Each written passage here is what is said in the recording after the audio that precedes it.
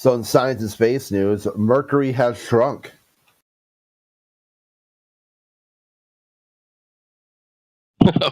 What? Yeah. Well, it's pretty cold there. Cold things do get smaller. That's a gif I paired it with when Elaine was talking to George in Seinfeld. Or I can't remember his character. Jerry. About like how it shrinks when it gets cold.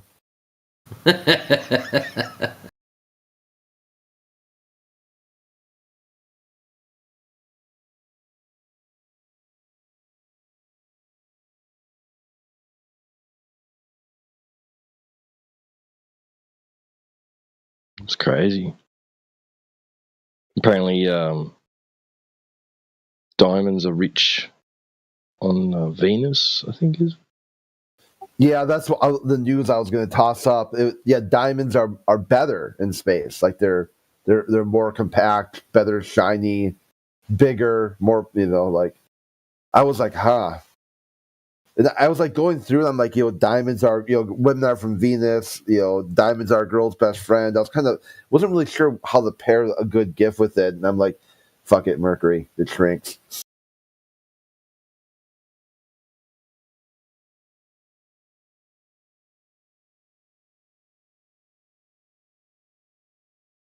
And the surface of Mars, apparently, a lot of it is covered in this. Well, it's crusted over like with a thin layer of like rock sediment, right? And then underneath, right, is this crystallized. I think it's crystallized sulfur or something like that. Yeah, I think it's sulfur, some sort of sulfide. There's all this crystalline sulfide substance. You don't know what it's supposed to do, so that you're under no obligation to go and convince anyone else. I don't need to talk about it. Yeah, you don't need to go and talk.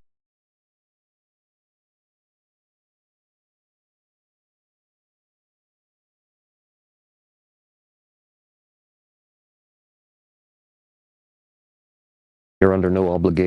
Because one of the wheels of one of the rovers ran over it and exposed it, and then they realised that it was just everywhere. It's just like right across this vast expanse of Mars's surface.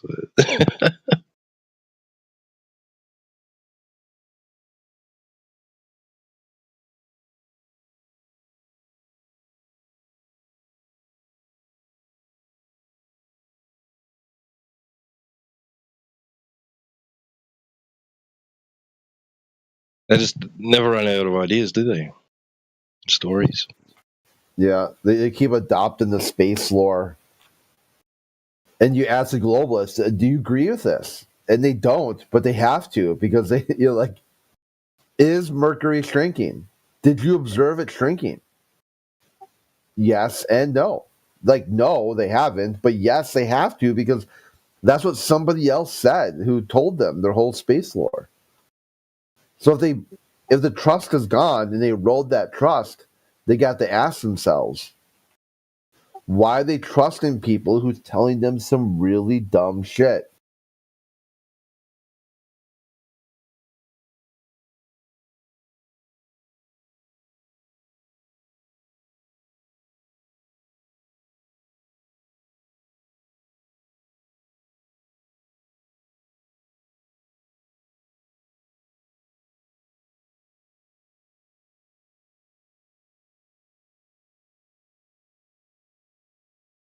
I was telling fellas earlier about space law. Did you know about space law? Oh yeah, they're trying to pass like laws that will be the governing body. How inclusive should it be? Well, there's already space lawyers. Like space law is actually a thing. You can become a space lawyer. Oh yeah. There's a lot of legalities involved apparently in making sure that everything's dinky die Spaced out. No one gets hurt, all that sort of shit. No one pollutes space, right? You gotta, yeah.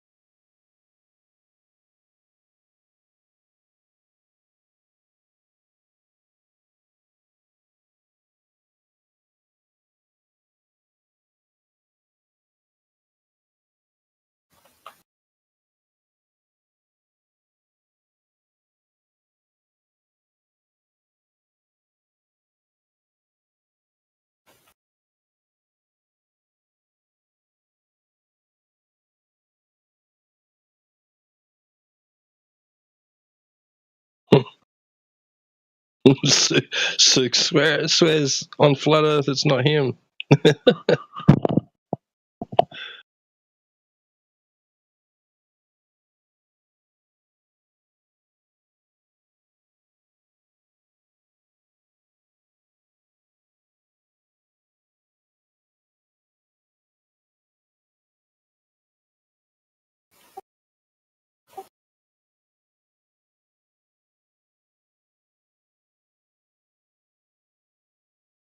Yeah, that guy. He was on. I'm 100% sure he was on English Hub yesterday. His voice doesn't sound identical, but he said the exact same sentences in the exact same word order. Was that the same clown, India? What was that? Was that the same clown? I think so. I mean, it would be pretty freaking weird to say. I'm gonna go back. I'm actually gonna pull because he said, I don't know. I'm not a scientist. He said that yesterday. Well, 2 days ago on English Hub. Maybe it was yesterday. Whatever day it was. But he said it in response to the exact same shit when I started asking about gravity. He pulled down not a scientist shit. Hey, dude, I followed Fallen into his room last night after he left from here. And I laid it into him. That, dude, what an ass muncher, bro. Yeah, dude, I had him mute that Junior Pinhead guy. Dude, I had a lot of fun. I looked in there and CB was muted. I was like, oh, shit. Yeah, CB went ham on him. It was funny. You should have heard it. He's like, I'm going to lay my nuts on your forehead or something like that. This other guy named Proxima Centauri or whatever, who just totally flipped out, bro. I mean, like a Donald T flip out. His mic and everything. It was crazy. Dude, they're already flipping out. Like, how many different people jumped in the chat and interjected? Yeah. I'm actually going to go back and count, dude, because it had to be at least 10 people. You have flat earthers trying to throw their balls. You're like, damn, I'm trying to work over here. Everybody was chomping at the bit, bro. I was trying to frickin' box them in, dude, and every time someone would give them a way out, it was pissing me off.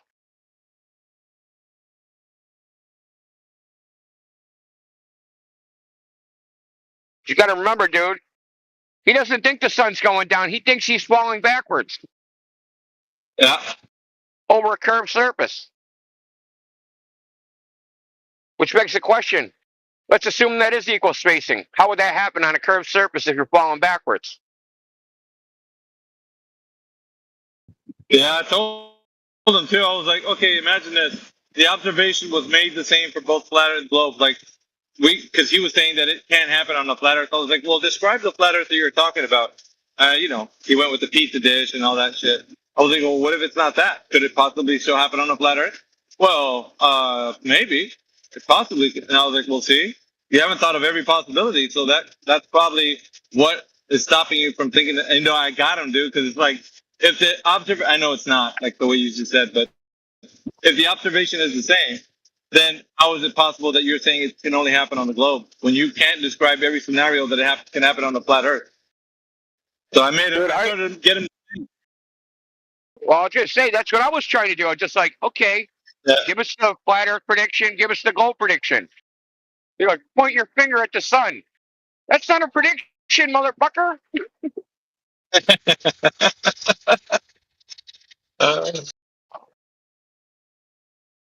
That was good shit, dude. But guys like him will trigger the whole room, bro. Like, yeah, I kept my cool as best I could. I tried to stay focused on the issue and not let all their nonsense like distract me. Yeah, you got to cook sometimes, bro. You got to cook.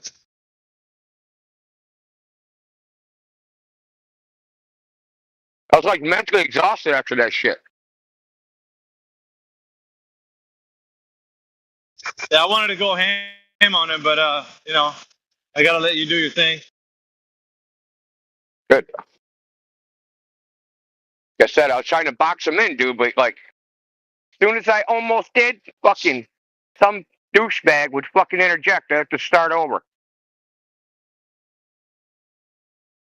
You gotta like, you know how I do it, dude. I'll take it step by step by step by step. So there ain't no way out. I guess they found a way out. Death by 1,000 cuts. Have a spurging fucking globetard interrupt. That's the way out. Don't worry, I will come tomorrow to tell you how you are affected by flat Earth. Everybody was running interference yesterday, man. All the Glovers came and throw their body in front of it. I was like, dude, you can't save this guy. Oh, he had a couple of simps, by the way. I don't know who he was, but there was a girl who was simping for him in the chat. Oh, boy.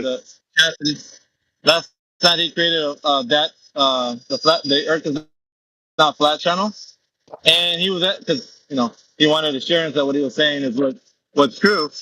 And I was like, well, you're incorrect. And he's like, well, let me ask Sarah. Sarah, what do you think? I totally agree with you. I'm like, you don't even know what his argument is, man. You just cheering for the guy. Yeah, Dude, you heard me. I did the same thing, bro. I did the same thing. They were like, you cut him off. You did this. Okay, what was his argument? You're a son of a bitch. Yes. If you were asking for them to put it, he didn't put his argument in the text channel. Dude, I went to that channel and he put the stupidest syllogism that you ever seen. I saved it on my computer. I could have posted in there. It's really stupid. Yeah, Dandelion saved it too. They put it backwards at first. They put their argument backwards.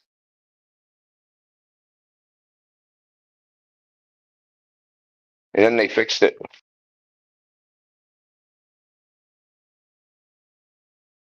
Yeah, I busted him up on the logic. And then I was just having a field day because Junior Pinhead was completely triggered. So he was over talking. I was like, I don't know if you guys conduct your room this way, but I can't talk to you guys if this guy's going to be interjecting. So my suggestion is probably just mute him. And they muted his dumb ass.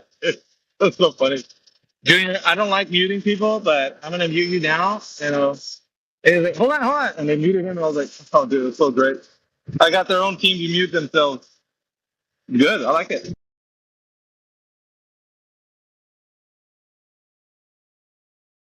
And then he started drawing on fucking because he was on camera. And he was drawing on signs. And then he called me out. He's like, I bet you won't get on camera. And then I turned my camera on.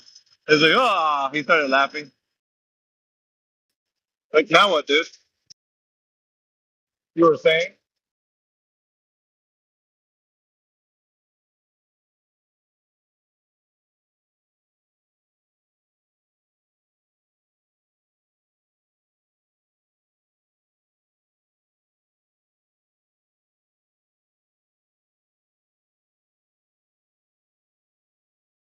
Yeah, you really had him busted up, bro. I'll tell you that much. When I went into his room, there's like really nothing left. I was really just grinding his bones to make my bread.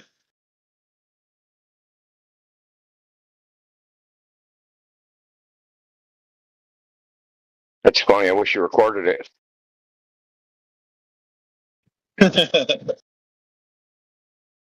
Yeah, that girl was simping for him, though. No, I think he's correct. He's absolutely saying the right things. I'm like, all right, what did he say?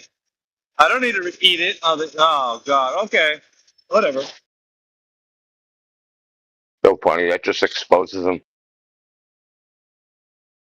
Anyway, I got to get off for a second. I'm at a spot I got to go into. All right, bro.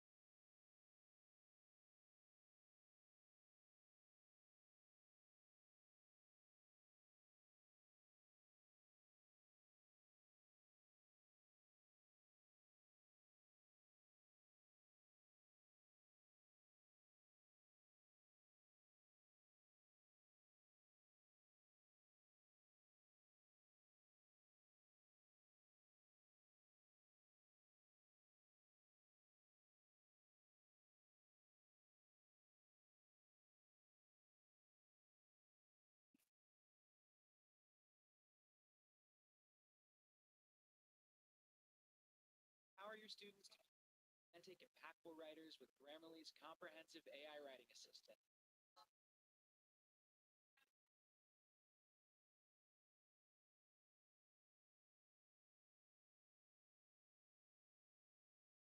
Within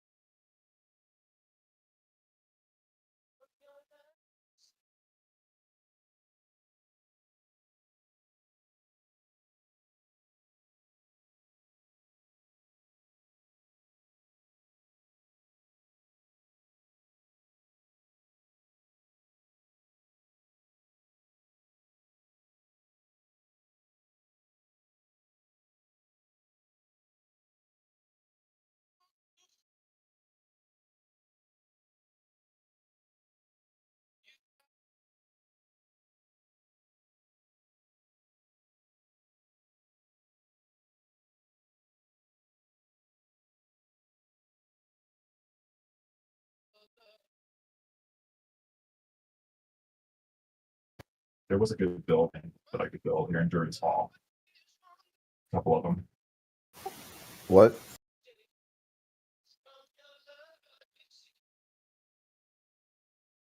Someone hot micing?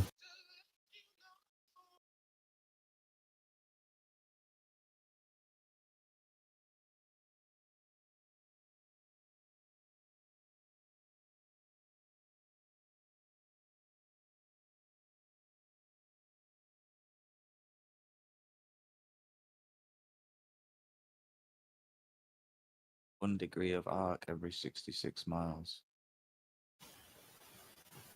What does that mean? I was just working that out. Mhm. How many degrees that is?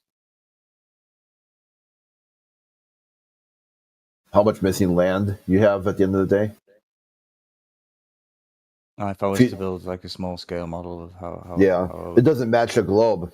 If you wrap that around the ball, you'd be missing land. There'd be missing land out there. So that would go into question: why would they lie to cover up, hide missing land? Is that maybe a reason they might lie? what's the circumference again? 4,000 and I'll just Google it. I need to ask.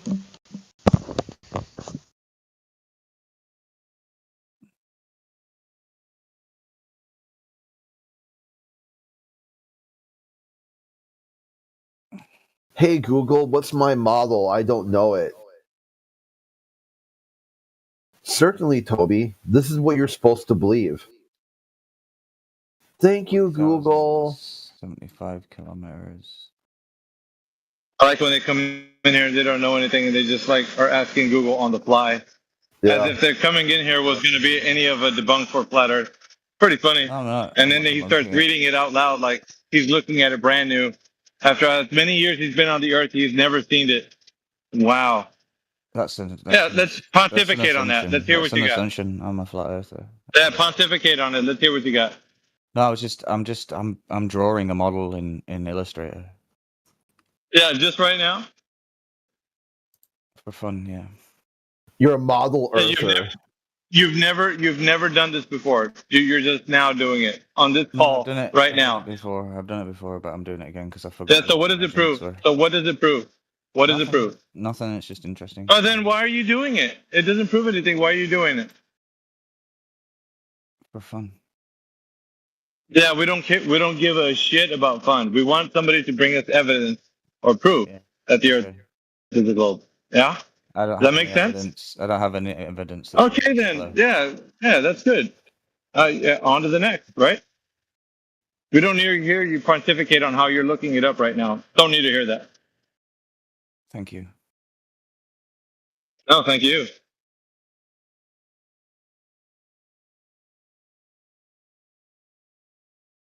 If you make a model, is that a model or is that reality?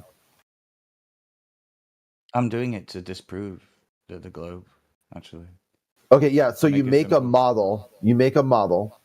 Is that a model or is that not a model? That's a model. It's not reality.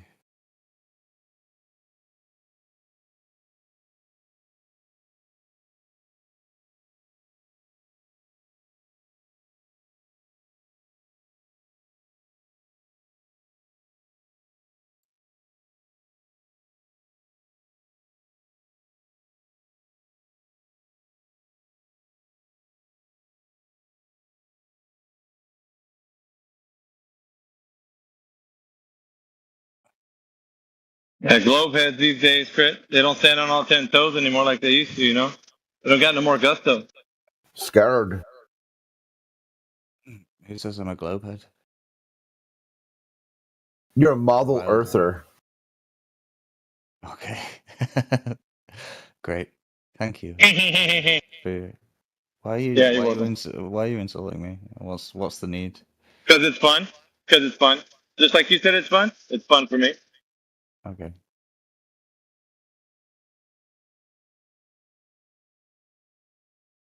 I've heard the guy I was speaking to last night. It was nice. Where was he? And nobody cares. You're in here with me.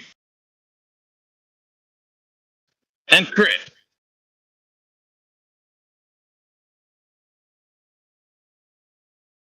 Where's the guy I was talking to last night? Huh? These guys aren't that much fun for me. You. Shut up, bitch. Okay.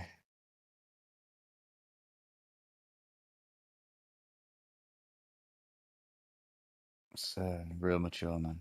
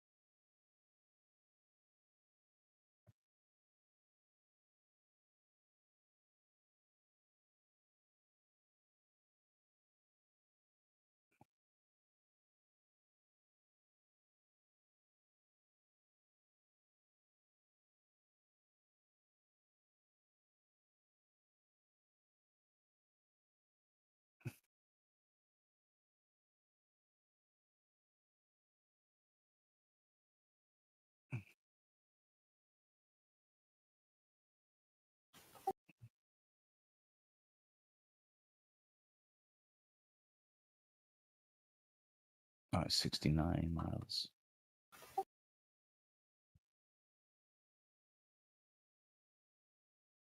Are you still working on it, huh?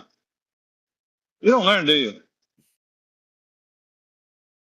No, it's not. Yeah, I'm working it out in degrees of arc rather than the fall in feet. So what, dude? Why don't you go to another channel and speak softly on the microphone somewhere else, bro? We don't need to hear it. It's not proof of anything. It's not evidence of anything. Okay. Bye. I like listening here. I just won't speak.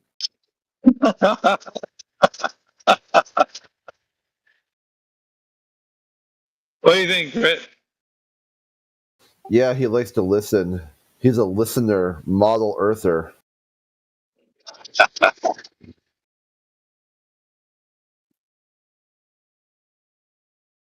You're gonna just hear us destroy the globe over and over again. I mean, that makes you happy. Then stay here. Yeah, it does. Cool. Yeah, the main thing is you're getting value out of this, where that is not something you can get from a globe model. There's no production value, there's no education value, there's no entertainment value. The globe is just this vacuous thing that people just kind of take for granted. Meanwhile, on the flat earth, you've got everything you're looking for. I'm trying. What if I'm building a model to show how erroneous it is? Then you're doing that. That's what you're doing.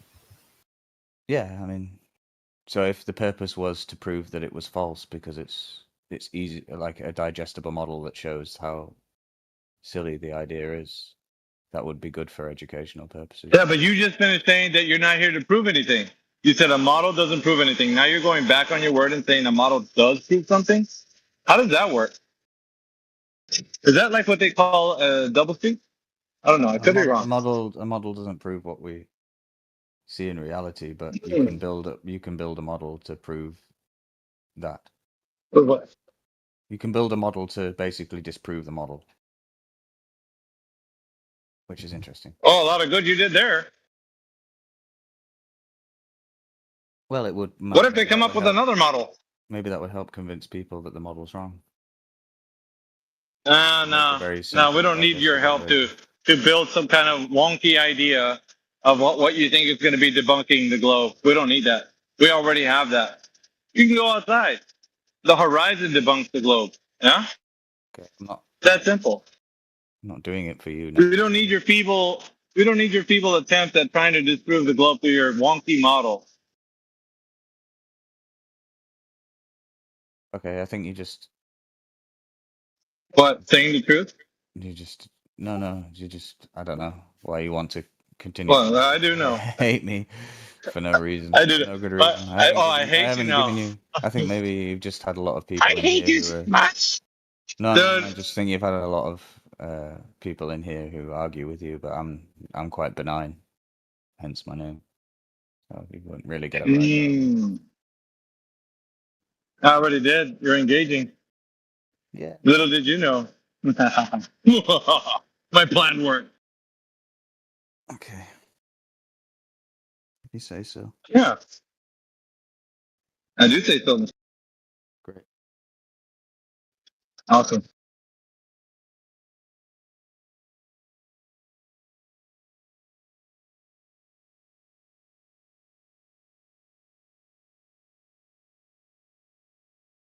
Kristen, atheist. What the?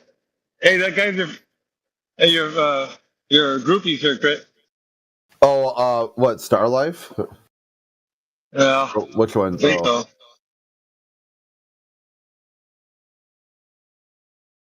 Who do I got? I'm gonna want your autograph pretty soon, man. Yeah, yeah, there he is. He's like, I'm banned. Well, I'm like, the fuck you is, dude. Like, you're just retarded. You're not banned. You just can't. You don't know how to click to join a channel. It's taken almost 2 weeks of me linking him. Direct shit showing you are not banned. Showing him the ban list. You're not on the ban list. This guy is like it. I mean, at some point you're like, dude, the problem is you. You've got major issues with your ability to comprehend and understand information. apparently, Yeah. we're all getting sued, right? Like, we should get a lawyer and, yeah, get ready to go to jail or something like that. Get sued by who? I can't be an atheist because my worldview isn't based on beliefs or lack of beliefs. My worldview is based on facts. Observable, repeatable, testable fact. Not belief. So that discredits me from being an atheist who just factors in. They'll see a fact and just not believe it. That's what makes them an atheist. How does he feel about that, though? Does he hate the fact that he can't make you what he wants? Yeah, he thinks he's muted. Like, maybe everyone, can you tell, is he muted? Like, he's got no red mic. They don't look muted. Yeah. They don't look muted. Yeah, he's just dumb. And that's a possibility. Unless he wants to open up his mouth and remove all doubt. Yeah, benevolent, you're hot micing.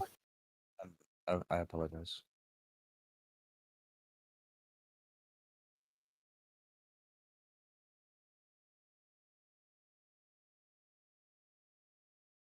Not so benevolent after all, huh?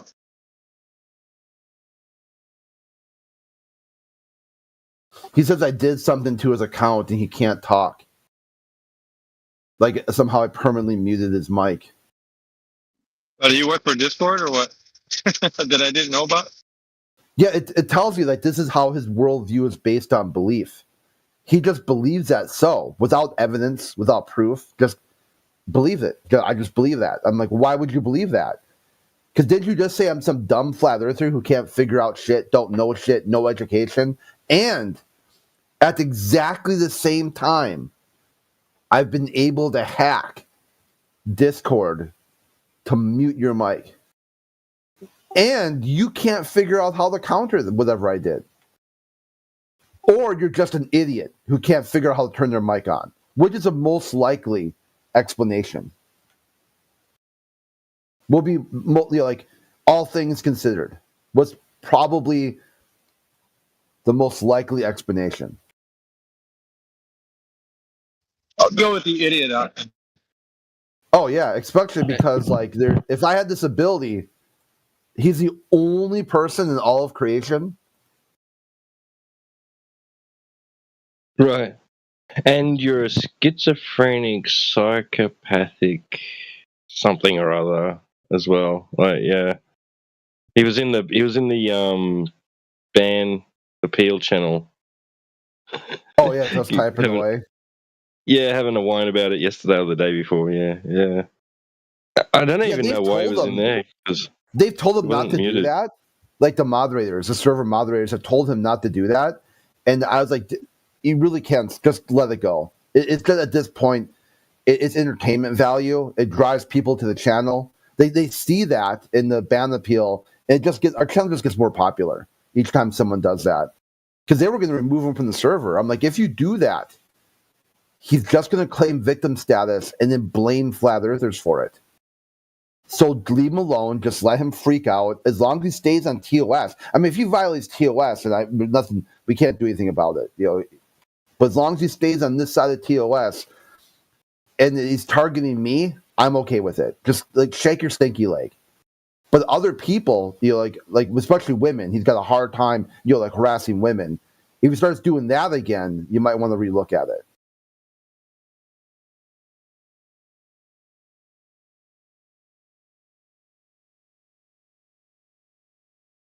It's like in the past, he's like, I got banned. I'm like, yeah, you've been DMing women until they have to block you. They told you you're creepy. You're weird.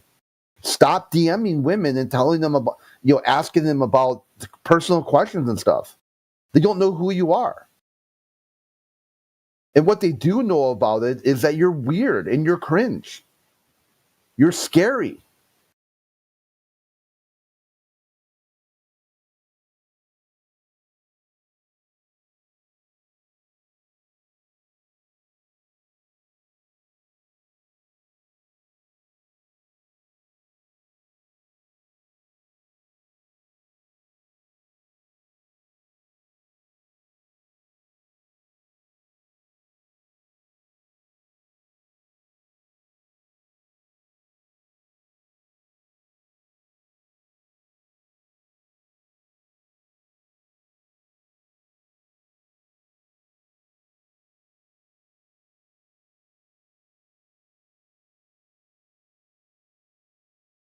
This guy's whole debate tactic has always been about Trump style.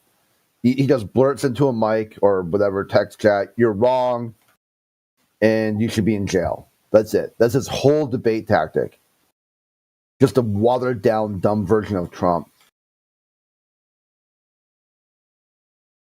I mean, it's really interesting how all these atheists all flock to Trump for some reason. You're like, don't you realize how much Bible thumping this guy does?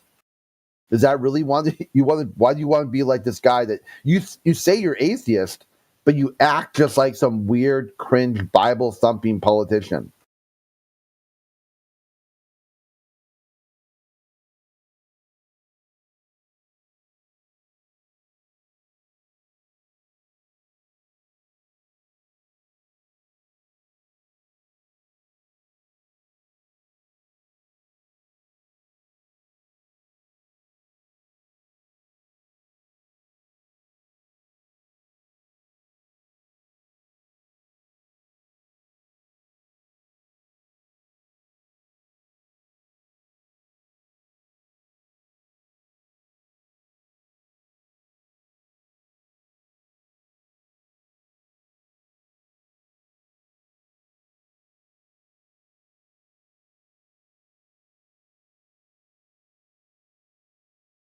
He probably accidentally clicked the channel by like, I'm banned. I'm like, you're not banned.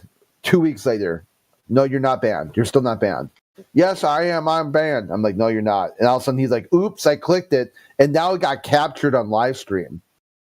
So now, now he's fucked because now he's like, damn. Well, I can't say if you're banned. Why are you on the channel? He's like, fuck. Now I got to play it off. I got to pretend somehow. You ain't fooling anyone. You're just a dumbass, dude. You're just dumb.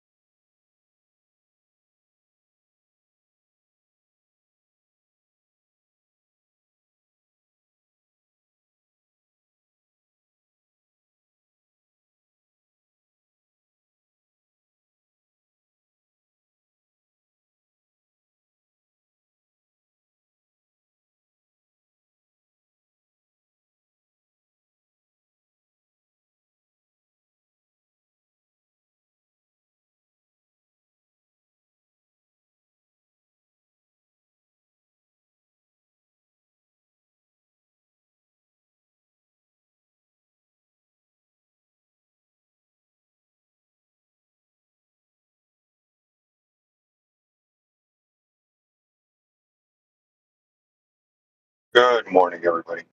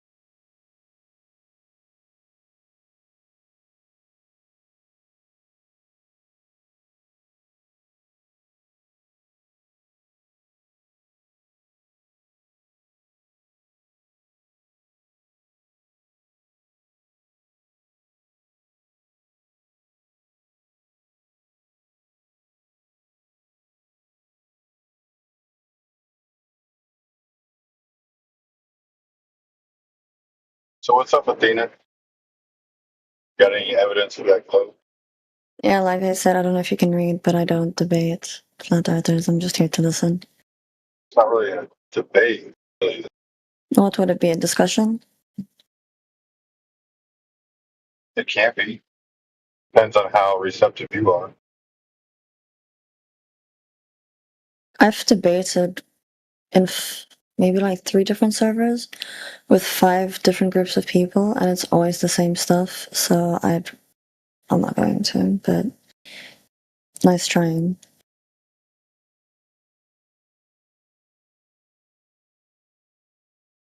It's like you're scared to present global evidence. You don't have it. No, I'm not scared. It's just that the whole bunch of you, well, not all of you, but a lot of you are very disrespectful in the way that you debate. So I'm not here to We debate. I'm are. here to listen. Let me ask you this: who's the stupid person, Glover or the flat earther? I don't think anyone's stupid. I think some people are just misguided. Like, would you say it would be the Glovers or the flat earther? Again, I'm not debating. I'm not debating either. I'm just trying to get a stance on where your head is and why you think the way you think. Because if I had to guess, I would say that you think that flat earthers don't understand the natural world around them. I think I kind of apply the same thing as flat earthers to conspiracy theorists, because to me, flat earthers are kind of conspiracy theories, and often they are the sort of people that do believe in a lot of conspiracy theories. I'm not saying that's the case to you, but I'm saying that's my general observations. You know, flat Earth isn't a belief. Right? Say again? You know, flat Earth is not a belief. Well, to you, it's a fact. It's knowledge, something that you can go out and test for yourself. Once you know something, you no longer have to believe it. Again, different opinions. So it's a debate. It's not really a debate. I'm explaining to you that if you know the sky is blue, it's not up for debate anymore, right? If you know So, grass is green, it's not up for debate anymore. sure, Went out but and observe it for yourself. yeah, but there's also Muslims that believe that they believe for a fact that their religion is true. There's Christians that believe for a fact their religion is true. There's Hindus Ask him that if believe grass is green. grass can be yellow. So The grass can be yellow. That is my opinion. this is why I Let don't me ask you debate with flat this. earthers. Let me ask you this, all right?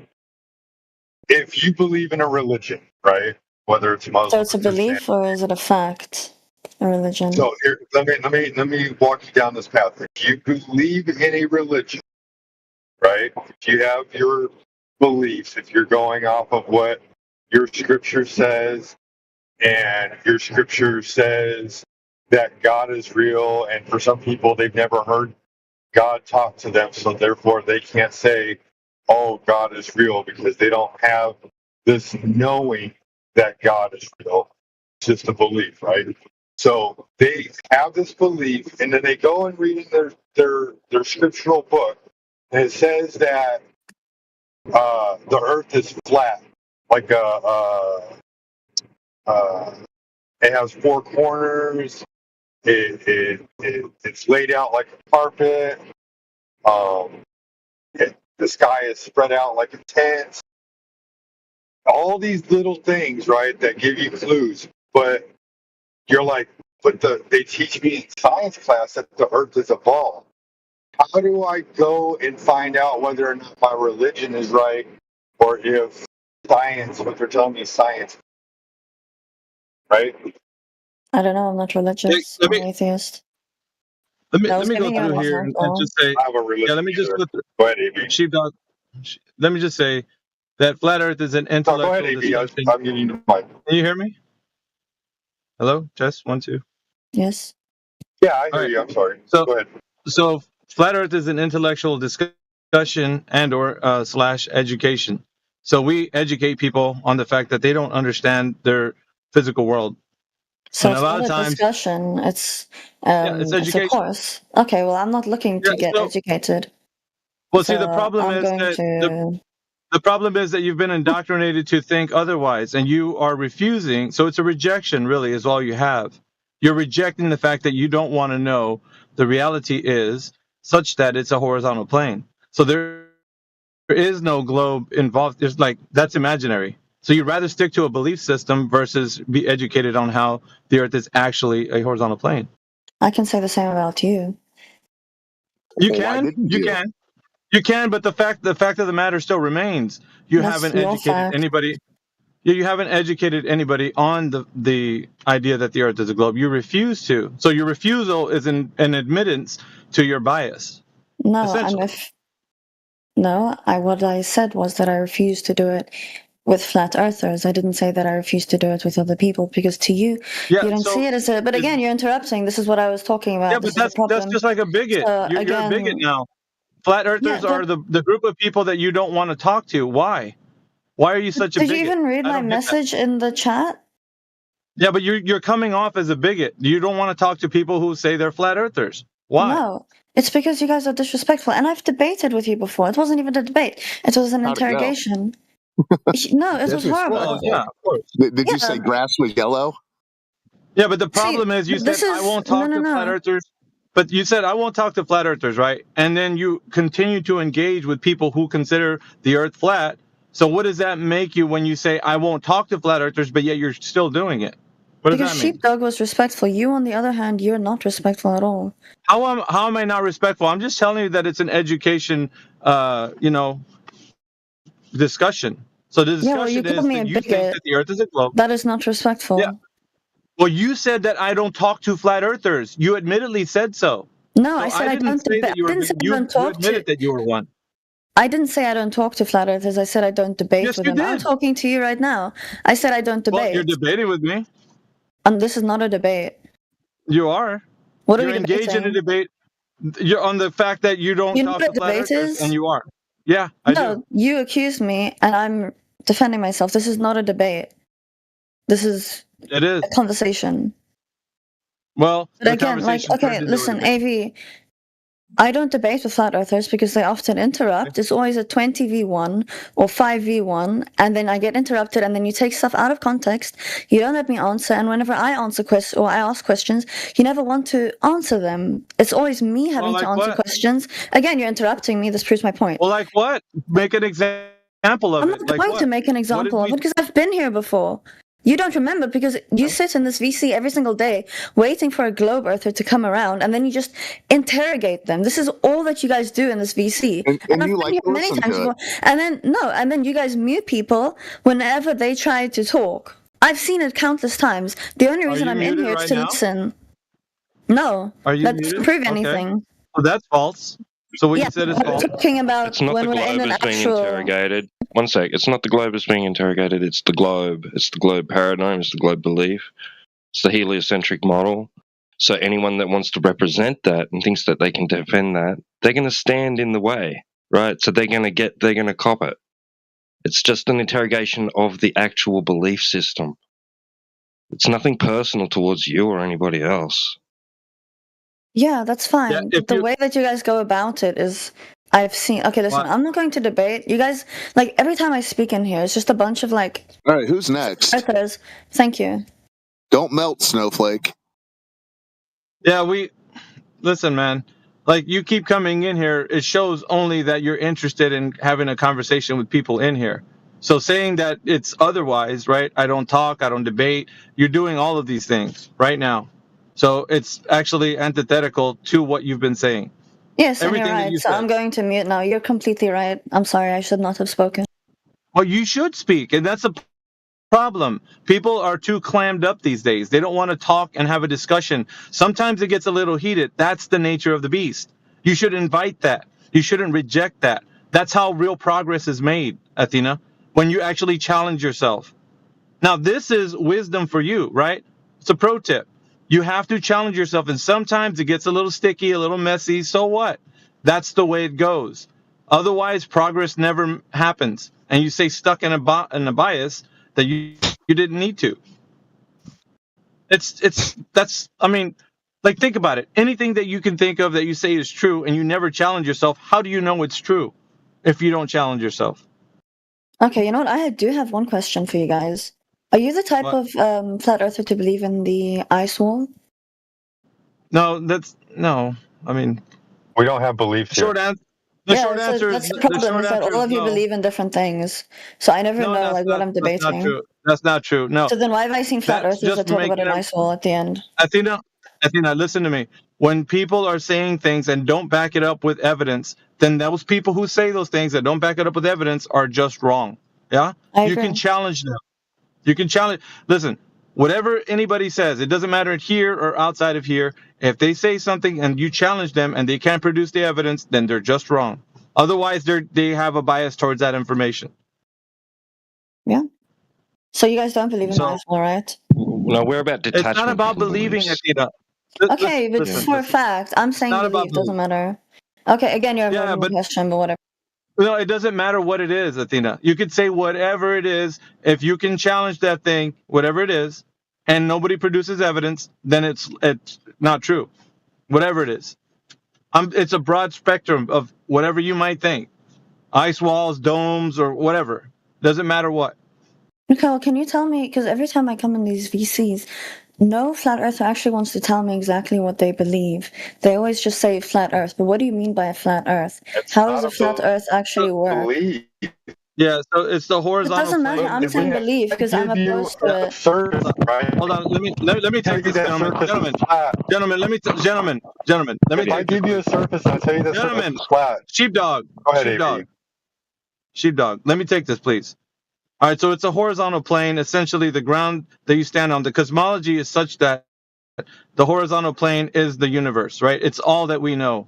The known territories that we explore is all the world that we know. There isn't anything outside of this place, like going to Mars or going to another planet or that kind of idea of cosmology.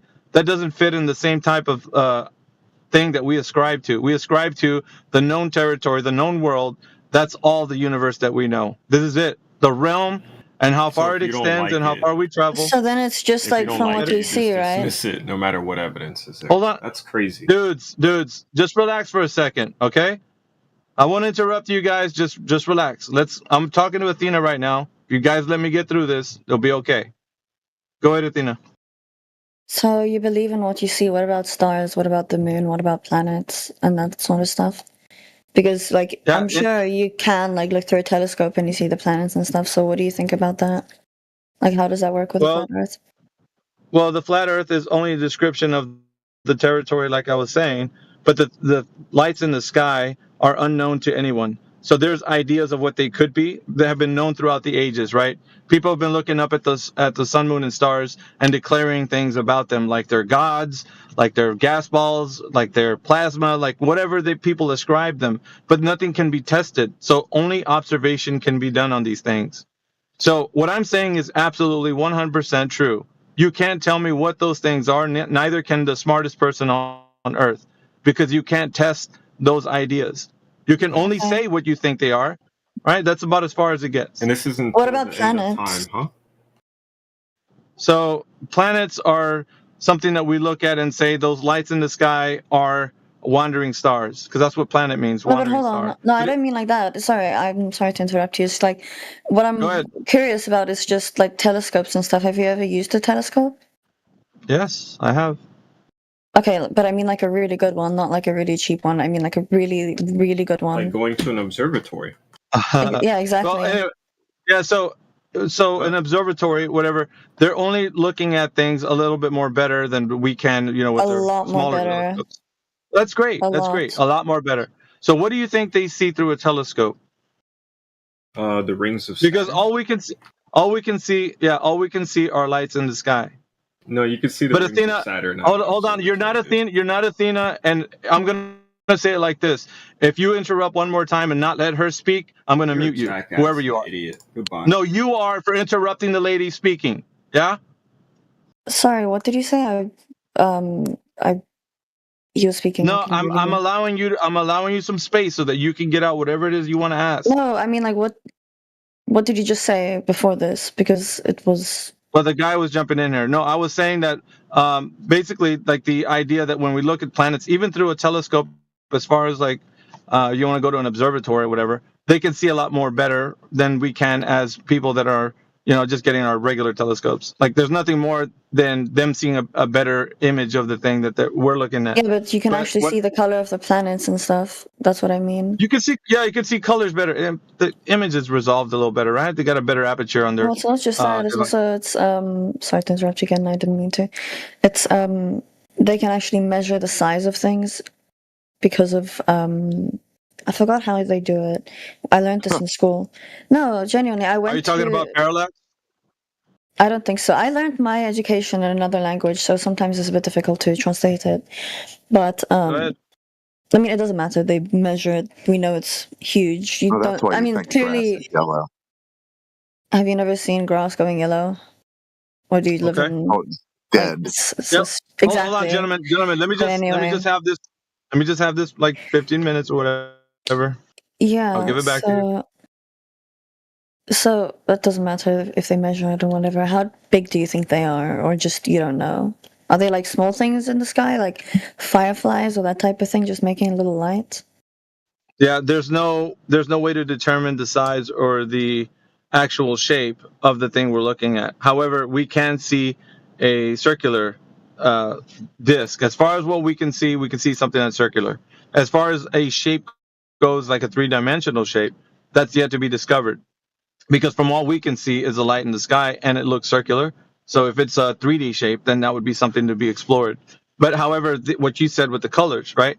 Even if they are colors. Wait, what do you mean it's not 3D? Sorry to interrupt, but what do you mean it's not 3D? No, there's no way for us to tell what the depth of the thing that we're looking at is. Like in a resolution from a telescope, you can only see one optic. So you know what I mean? You can't tell depth perception with one eye. Yeah, but the thing is if there's many people that see the same star in different countries all around the flat Earth, whatever, in different countries, and they see it's still a circle everywhere, then obviously it's a sphere, right? Because at some point, if it's 2D, then that means that you're going to see like a little. You're not going to see it, or you're going to see it. Yeah, let me just tell you why that doesn't follow. Because even if it looks circular, and you could say it might be a sphere, it's still not conclusive. So we're looking for something to be conclusive. If somebody says it is a sphere and they stand on that, then how do they know that it's one? Because they might be looking at only half of the thing. Maybe it's just half a sphere. Well, there's no way to tell the actual sphericity. Yeah, there's no way to tell the actual sphericity of something unless you can see all sides. So you need to be in a position where you can examine. That's what I'm saying, though. I don't mean one person sees all of the sides. I'm saying many different people make the same observation. I'm pretty sure there's flat earthers all around the flat Earth. I don't know. You don't even know if what you're looking at is in its pure state. When people are looking at these things that are called planets, there's no way to tell the actual three-dimensional shape of it.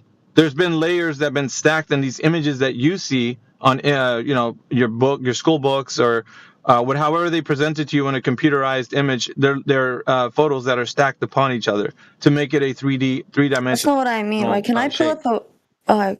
I can't. Can I pull up a whiteboard? Because I don't know how to explain this better. I can't. Well, okay.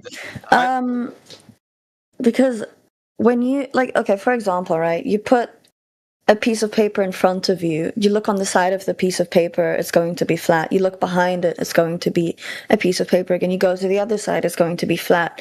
That's kind of the same thing I mean with stars. Like, if it's 2D, then at some point it's going to be razor thin because it's going to be a circle. Yeah, I know. But if it's a sphere, then what I'm saying is, I get it, Athena, but there's no way to give confirmation that it is that. That is that is literally with your eye. You can Confirmation would be observing it from all sides. Then that's what I mean. Like, why don't you just observe it from all sides? We can't do that because our vantage point is such that we're on the Earth and that thing is over there. So all of us will make our observation. Okay, I see. So you think that it's like I was understanding it incorrectly. That's fair. Like, if it's a circle and it's just kind of like a. I don't know how to explain it. I wish it was like a whiteboard so I could explain it, but I get what you mean. but also at the same time, like, okay, how does the sun work and like the moon and sunset and sunrise? How does that work? So the way it operates on a horizontal plane is such that perspective gives it the vision that we see every day from a horizon to horizon, that it arcs over our heads. So the arcing over our heads is a function of perspective. That means that the way we see things at a distance, everything's converging to our eye line. That is an obvious fact. That's something that we can. It's well established, by the way, how things that move away from us move away at what do you call it? To the vanishing point of at the distant horizon, but everything appears to get smaller. No, that's not what I mean. I mean, like, sorry, that's not what I mean. I mean, like, time zones and stuff like that. Like, when it's night in one area, it's daytime in the other. That's what I mean. Oh, yeah. Do you mean day and night cycle, or do you mean time zones? Yeah. Time zones are. I mean, time zones are kind of the same. Not really. Time It's zones were based on the night constructed for. cycle. They're for trade and commerce, right? So if you're talking about time zones, why they were invented, or the reason that we have them, are for a different purpose than day and night cycle. Day and night just happen to be that where the sun is and where it's not. Well, I'm talking about when it's daytime in America, it's gonna be nighttime in Europe, whatever, the same stuff. Like, that's what Asia. I mean. Okay, so And yeah, Europe. that has to be in the position of where the sun is in the sky. And that can be also known if you follow the sun in its path. It creates what's called a solar analemma. Now, this, you can look it up. Solar analemma, you can search it up. You can find out that it makes a pattern throughout the year in the sky. How And do you throughout spell the it? year, Analemma? analemma. Yeah, it's pretty like what's ANALEMMA. But you're Oh. mixing incorrect information with correct information, but yeah. Okay, I don't know can what that you means. say again? Like, Yeah, I don't know what that means. But like, I don't know, like, the thing that do you have like a GIF or like an image of like how the yeah, we do. night and We day do. cycle? Because I need to visualize this. Just explaining it is not enough. Yeah, we do, but like, there's many examples online that have this like GIF that shows like. But its I don't know pattern. which one, because there's different beliefs or different. I'm gonna say No, it's beliefs. not- Don't attack me over that. Yeah, I know what you mean. I listen, when you're saying it, I know what you mean, but it's not what you think. All right, so all it is basically an observation of the sun. I want to say month to month, like it's taken like I think they take a still of where it is in solar noon. So solar noon, they take an image of where the sun is, and every single month, I think it's a month or maybe a day, every day, it shows like a pattern that it makes Yeah, in the but can you sky show me throughout the year. image, please? Sun does Like the an GIF? annual analemma, and the month does a monthly analemma. Or the moon Monthly, right? does a monthly analemma. Well, the moon. Listen, the moon sun is monthly. the sun is Sun yearly, is annual. and yeah, the stars have rotational patterns. It gets a little bit complicated when we start talking about like the movements and such, but I think that it's a little off the beaten path. I don't know if you want to continue down this road. No, like, I want hold on, let me see what he sent. No, this is not what I mean. I mean like an image or a GIF showing like the representation of how it looks. That's what I mean. Okay, what do you mean how it looks? Like that's Of the day and nighttime cycle, like a map You just of the flat Earth. Oh yeah, then just go to timeanddate.com. That would be the best way to show you. Time and date? Timeanddate.com. Yeah. It has a day and night cycle. It's got No, like a that's not sine what I wave where it mean. shows. Can What do you you? I mean flat Earth, on flat Earth, not in Yeah, real life. yeah. That's fine. It works. No, it doesn't. I'm on here right now, timeanddate.com. What the Yeah, fuck it is does. It works. Yeah, but I don't know where it is. Like, Go to where there's a I think there's a tab where it shows you the sun's path. So it's one of the tabs. You got to look for it. It's up on top. I'm on mobile right now, so I'm not looking for it. It's there. I want to say yeah, it's there's called like sun- 1,000 things over here. So, day and night map, is that it? Maybe. Yeah, look, go check that out. But this doesn't explain the flat Earth at all. Well, that like what it's showing you is who's receiving daylight. Yeah, but I Right? mean like That's how what it it's works showing. on a flat Earth. I don't mean like time and Well, day look at the come. the map. Because- The map itself. The map itself, all it's doing is demonstrating day and night, right? So yeah, but I don't. That's not what I'm asking for. I'm asking for like a representation on flat Earth because you're saying, like, you're explaining it. You're explaining it with a flat Earth explanation, but the site that you gave me kind of is more of a globe Earth site, so like it's a bit complicated. Yeah, no, it's not. It's not a globe. It's not a, right there. What it's showing you is basically like the Mercator projection, but it's in a it's a like a rectangle form. So it's not. It's neither globe. It's neither globe either. So it doesn't advocate for globe. All it's showing you is the rest of the site. Sunlight. I mean, you're giving me a site that is very much with the space and shit that you guys don't agree with. So I'm looking Like what? for The sunlight. Have you gone All on we're this showing you is this.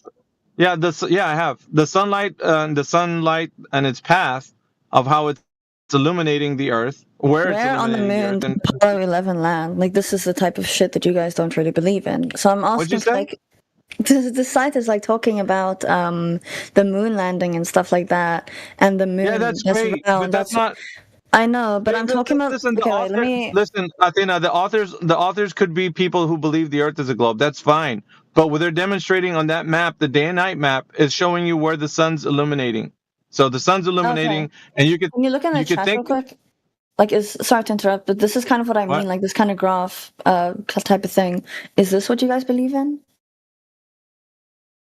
No. No. Oh yeah, wait. This No, is that's round. incorrect. So what? No, that's can you give me? Can you give me like a graph, or like not a graph, or like a GIF or something like this? Yeah. For example. Yes. I showed you timeanddate.com. It does it very well. This is a rectangle. I'm talking Yes, about a representation. Not a globe. GIF. Listen, it's not a globe, and you could think about it. You can think about it as a horizontal plane. Yeah, so but the I'm horizontal talking- plane. Okay. But the problem that I have with that is that you can't take a flat, round Earth and you can't compress it into a rectangle shape. It doesn't work like that. So, like, What do you what I'm mean? asking. I don't get what you Can meant you by give that. me- What did you mean by that? Okay, can you give me like a map of the flat Earth, please? Like, what do you guys believe in? No. Nobody. Listen. Okay, so I think that's where we're going wrong. You think there's a map that we have that we can say that that's what the Earth looks like, right? Is that what you would say, Athena? That we I have would a hope map so. right Like, now that. not maybe a scientifically accurate one, but like that's fine. a example. That's fine. That's one. fine. That's fine. That is fine. Now, which map do you think that is? Point to Hopefully a the map. world I want to know which map do you think is one we can say this is our foundation. We can work with this. I have no What idea. map That's is why that? I'm asking.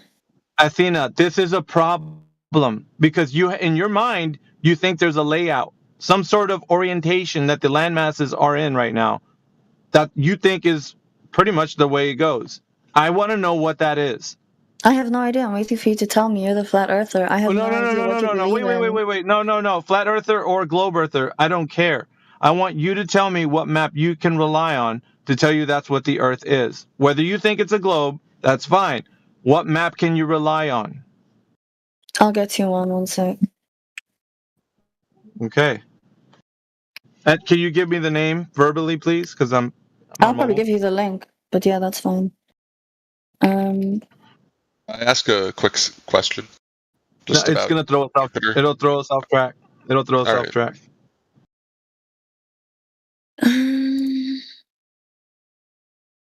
Okay, well, for the map that we have is not in. Oh, this is not the round one. Is it? Yeah, just post it in the text, yeah? Yeah, well, don't worry. Yeah, so this is pretty accurate. Actually, yeah, this is the most accurate one. Because this accounts for the size. I don't know if you guys know, but the rectangle Earth, it does not account for the size. It's kind of, some countries are made bigger to like equate for the difference. That's not the All map. right, so this map, whatever you posted, is that a map or something interactive? Because I'm reading the link there. It says interactive. Is that a map? Or is that a model or a map? Which one is it? Kind of both. What do you mean? Like, do you want a map, like a cartography map? Okay. Whatever map you think represents the continent's orientations. Okay, one second. So I'm looking for orientation, where the continents are in relation to one another. Now a map that actually produces that. I want you to see if you can do. Somebody's hot micing. Sure. Infection in my elbow. Just need to make sure if I do want Sheepdog, you're hot micing. I don't really hear what he's saying. He's hot micing. He's not saying anything. Oh, okay. Yeah, I got them. Yeah, thanks, Crit. Okay, so once do you again, want a site or like a picture? No, well, an image and then the name of the map, the projection. Yeah. Yeah. So the projection orthograph is probably the most accurate out of all of them.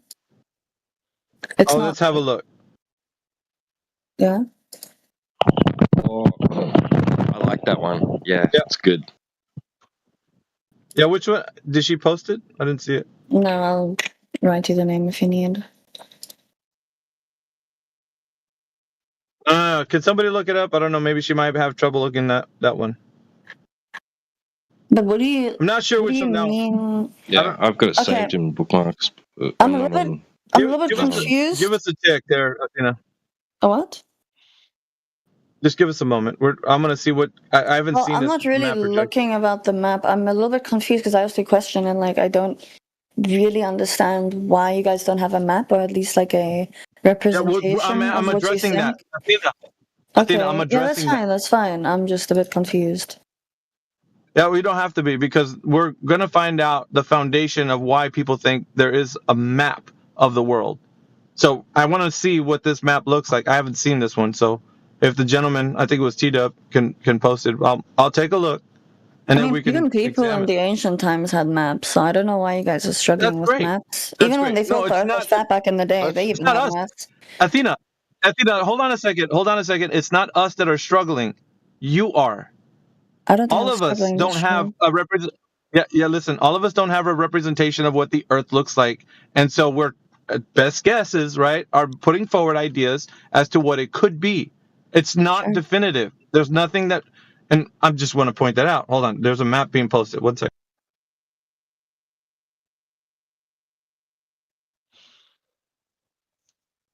Oh, I like that. I like that one. Who did you? Is this the one you ascribe to, Athena? This is the most accurate representation, like scientifically. What do you gentlemen think? I've never seen this map. Antarctica. Yeah. Let me. I don't see a sphere. I see flat. Yeah. But hold on. And you were not happy with it, so I don't really know what you want. Hold on, Athena. Hold on 1 second. I want to ask the group here, 24/7. What do you think about this map, guys? Yeah. Not you, Athena. It solves the problem of distortion to a large degree, and it can be like joined together have we looked at where it's like continuous, like where it's like you could keep going to the next part and it's like just repeats over and over again. Yeah. It's a pretty cool map. It's like, but I think it is it's a globe projection, but this attempts to solve the distortion problem, which all the other projections sort of run into trouble with. So are we talking about magnetic field lines being rectified in this particular map projection? Do you know anything about, like, does anybody, I want to know any confirmation? If you've adapted the magnetic field lines to this particular map projection and seeing how they lay out. Okay, let's just put it this way. I want to put a pin on this because it's a good discussion as far as, like, I didn't know this map even was something that was being contemplated. But This is like the most accurate one, but well, a lot of people know about it. Yeah, at this point, I'm not disagreeing with you. How about that? Isn't that something? All right, so That's fine, yeah. Let's just put it this way, though. It's not the consensus, right? It doesn't look to me like that would be the consensus. The Mercator, the web Mercator projection is what's been adopted on Google Earth. Yeah, no, So no. if, Like the thing is, right? Like you can't really. Yeah, no, I completely understand. This is not like the most normal map. This is a scientific map, which is the most accurate one. But obviously, us as humans, we can't look at this and look at all the countries and stuff. So this is, don't disagree. it's a scientific one, and then there's the ones for us normies that are not in the scientific community. So, and us normies. But what I'm saying though is, this is very interesting. All right, it's kind of a new thing for me. I haven't seen this, but from what I know, from the years that I've been talking about this, I don't think I've ever run into this. Well, how long have you been knowing about this map? I'll be honest. I think I heard about it maybe like a week ago. It's not something that a lot of people really know about because it's a What scientific started you thing. down this path? What started you down this path? I'm quite curious. Why this map and not another one? Well, this one's the scientific one. Mostly when you go on Google and you type world map, it's going to show you the rectangular one, which does not really. It's kind of the simplified version that makes it easy to understand and digest. But this is the most, I guess, scientific one. I don't know how to put it in another way, but it equates for a lot more stuff. It's just that it's not easily readable for us. Yeah, so we I don't use it. disagree. I don't disagree. But it's a foundation to actually have a conversation about how things operate in such things Yeah, as so can you explain like why you guys don't have like not even a map, like I'm not talking about like a map that's scientifically accurate with ratios and all that. I mean just like why don't you have an example of what you think or what you hypothesize that the map or that the Earth looks like? there's a lot of anomalies that are not accounted for, and mainly because of that. So let's say Which is what? Both sides. Let's see the sun's path for one. That would be one. Let's say where people are in relation to one another. And Wait, I'm a bit confused. Sorry, but like, what do you mean by the sun's projection? Like, can't you see the sun? Isn't it something that's trackable? And like, obviously we've got planes and we've got boats and stuff. Like, why haven't people tracked this? I'm confused. So think about it like this: wherever you are right now, geographically, that's your position on the Earth, right? Yeah, of course. So how do you establish orientation from your location? Like, how do you know what north, east, west, south? Like, how do you know where those are from where you are? Well, the sunrise and the sun setting, the compasses, all of that. Right. But are they following a specific orientation that you can count on over large distances? The sun rises in the same direction every day. It sets in the same direction. Yeah. But when you move, because it's okay. So I'll put it this way. I know you might think the sun's still or whatever, but when you move, the sun is also moving as well. So you're adding an extra layer of movement because you're moving and the sun's also moving. So now wherever you go, wherever you end up, like say there's a target destination, right? Wherever you land, that place right there, let's say you went from, I don't know, Asia to Italy or whatever, it doesn't matter. So you go from one place to another. The place where you land, the target destination, you'd have to find out the orientation from a point A to point B scenario. So let's say the sun's going to move in a specific path, every single path from your path. So yeah, no, I completely understand that. You make a very valid point, and the thing is, I'm not an ancient navigator, so I don't use the sun. I don't use the stars. People also use the stars. We don't use that anymore because we have GPS. We have Google Maps, we have Apple Maps and stuff, obviously, so we don't need it. But also the compass that was invented. We have the compass that works with the magnetic North Pole, the magnetic, I think it's the South Pole, if I'm not. Yeah, but it's the problem that brings up is that it's not as reliable as people think it is. But so it's still reliable enough for me to get to A to B. So that's not what really. I use. Athena, that's not true. That's not true because of the fact that when people travel from North America to Australia, there's going to be some type of variance, right? So you have to be able to account for that in the magnetic field lines traveling from one place to the other. Well, how do you think ancient people did it? Well, they used other navigational methods, but the modern ways, What do you mean? Like what? The sun, the stars? Yeah, that's what I said earlier. You know, let's put it this way. They are navigational methods that are outside of the normal ideas, right? They even used waves. You could use waves to travel. Like the ancient Polynesians were describing how they could read clouds. Like they had some Yeah, but the superior ancient knowledge to Polynesians what didn't really go that far away either, so it was a lot easier for they them. did actually. They went far. traveled thousands. They traveled thousands of miles that they know. These There's guys. new evidence that they went all the way to Easter Islands. Yes. Okay, I was wrong. Well, but the problem, what I'm saying though is like their methods of travel were outside of the normal ways that we would travel today. Well, because we don't use the stars in the sun anymore. Yeah, well, we've lost so much over time because we've relied on these technologies, right, to get us from point A to point B. But they work. So that's what. Well, I mean, not saying that they don't work, but what I'm saying is they're not as widely known as the way they used to travel in the past. They had those other methods that they had, which we don't.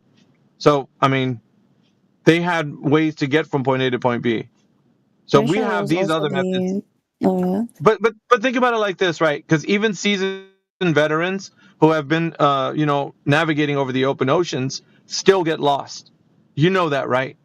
That's not just you don't get on a boat and, plot a course, and then once it's charted, you travel down that distance, you're going to get to point B. That's not going to be the case. It's a process. And throughout the process, the person who's navigating, they're using the best methods they can to get from point A to point B. Now, like you said, we have modern ways to travel. But if it's left up to the person, then there might be communication errors or whatever, and they won't get to their destination. So it's not always the case. I'm a little bit confused. Like, what do you get out of asking me this? What was the point? Because we kind of went off the road. It's not as reliable as you think it. Like you have a it doesn't matter. It is still reliable enough for ancient people to have. I mean, sure, they fucked up and they went to America, which amazing. You guys were founded, but it was reliable enough to get them from Europe all the way down to the Cape, and then up again to India and back and forth. Yeah, but you're talking about coastline. You're talking about coastline travels. They're not. Yeah, but there wasn't just coastline. How do you think Britain went and colonized half the world? How do you think France went and colonized half the world? How do you think China was doing it? How do you think Japan was doing it? This wasn't just something that. That's great though, but colonizing is not the same as colonizing takes travel. Look through their logbooks and see what kind of travels they had, and then. So you think that we didn't travel that far? No, what I'm saying is that the travel wasn't as straightforward as you might think it is, because those guys might have had some problems, right? Of course, yeah. I mean, it also counted on the boats as well. The boats were not as technologically advanced either, and their methods weren't as technologically advanced. But what I'm saying is they still succeeded, and obviously there was more problems, but just like medical stuff, of course they had more problems, they were less advanced. But I'm saying that even in those times, they could use navigational methods to get from point A to B, and it worked. Sure, sometimes there were some problems. Yeah, so but the greater question, everything.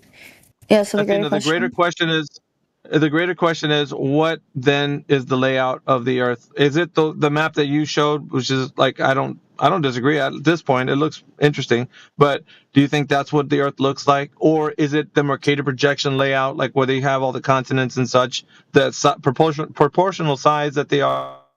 Or is it something else? Like the problem that we're having is that everybody's trying to lay. Yeah, no, I completely get you. I'm sorry for interrupting. I think I kind of understand what you mean. But like the interactive one that I sent is probably like the most easiest for you to understand. The 3D interactive map, because it's 3D. Obviously, putting something that's 3D onto a 2D piece of paper is very difficult. I'm pretty sure this would even be the same for a flat Earth, because a flat Earth. Well, that's what I've been trying to say. Yeah, but even we have methods of doing it. So why don't you guys have methods of doing it? We're putting a 3D object on a 2D piece of paper. You're elucidating, Athena. You're elucidating the problem that I'm saying that cartography hasn't solved yet. There's no way that we or anybody else today, even with modern technology, can give a layout to the whole entirety of the Earth. You're illuminating the problem right now. No, that's why I don't think you're asking us. But yeah, I do understand. You're asking us, why don't we produce something that can't be produced? Because no, that's not what I'm saying. I'm saying it can't be produced perfectly. I'm not saying it can't be produced. No, that's not even it. That's not even it. Okay. That's not even it. Because if So you there's say no that way there, for you to put a 3D object onto a 2D piece of paper, right? Like you can't draw well, something. You can't yeah, get a you 3D can. object and you can't. You okay, can, take but an how orange, for reliable? example, right? You peel it, it's going to be 2D. You stick it on the I floor, it's understand you. going to be I 2D. understand you. I It's not understand you, but you can't. impossible.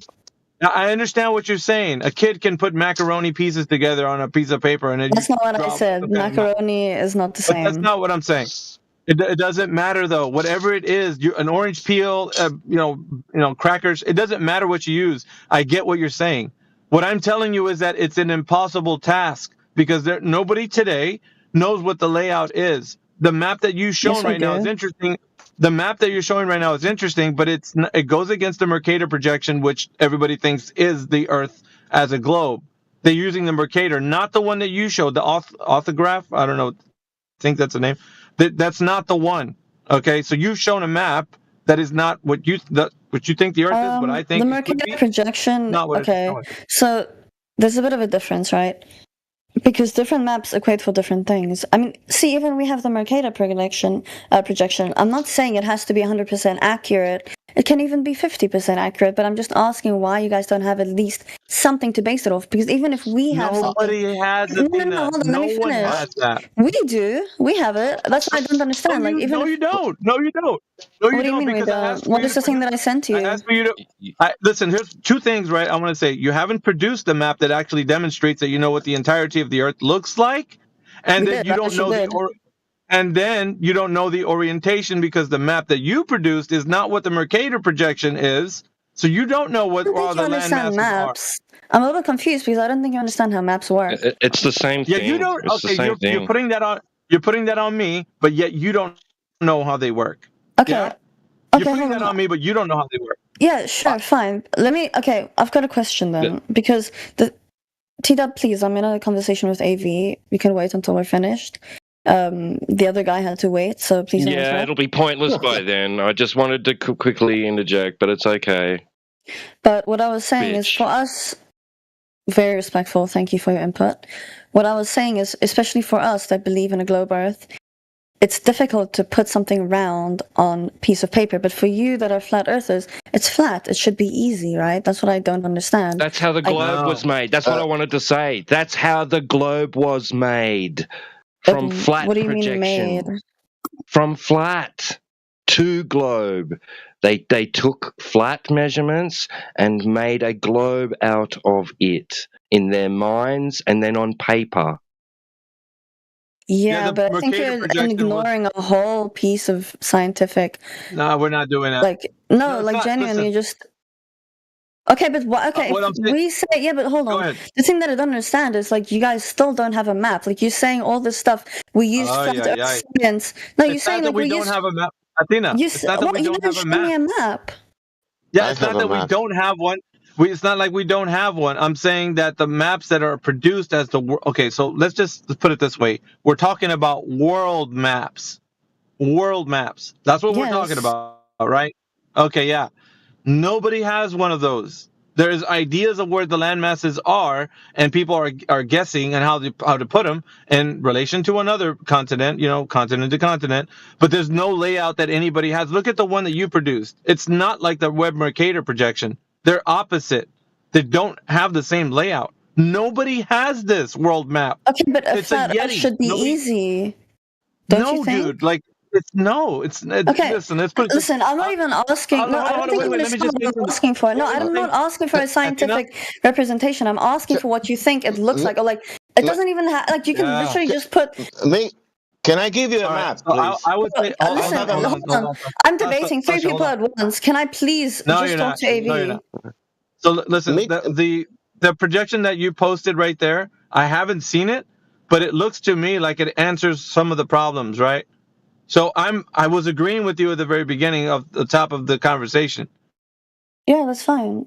And it's a weird thing, right? Because you don't ever find that. Like there's no, but I'm not going to get into that right now. I'll save it maybe for another time because I need to look into it. But the way the layout is there, it does kind of make sense, right? So I'm not, in a way, it's weird, but I'm not disagreeing with you on that layout. However, that doesn't mean that I can produce like where the continents are. If you ask me, well, why don't you have a map? I'm like, because I haven't looked into like it solves the problems of a lot of anomalies that we have with like travels and where people think that the continents are in relation to another, and also star charts, right, where the stars are. So there's a lot of things that need to be considered when you're looking at a map projection if you're going to say that there's a horizontal plane layout, which is what I'm trying to tell you right now, that it's new information. I understand what you mean.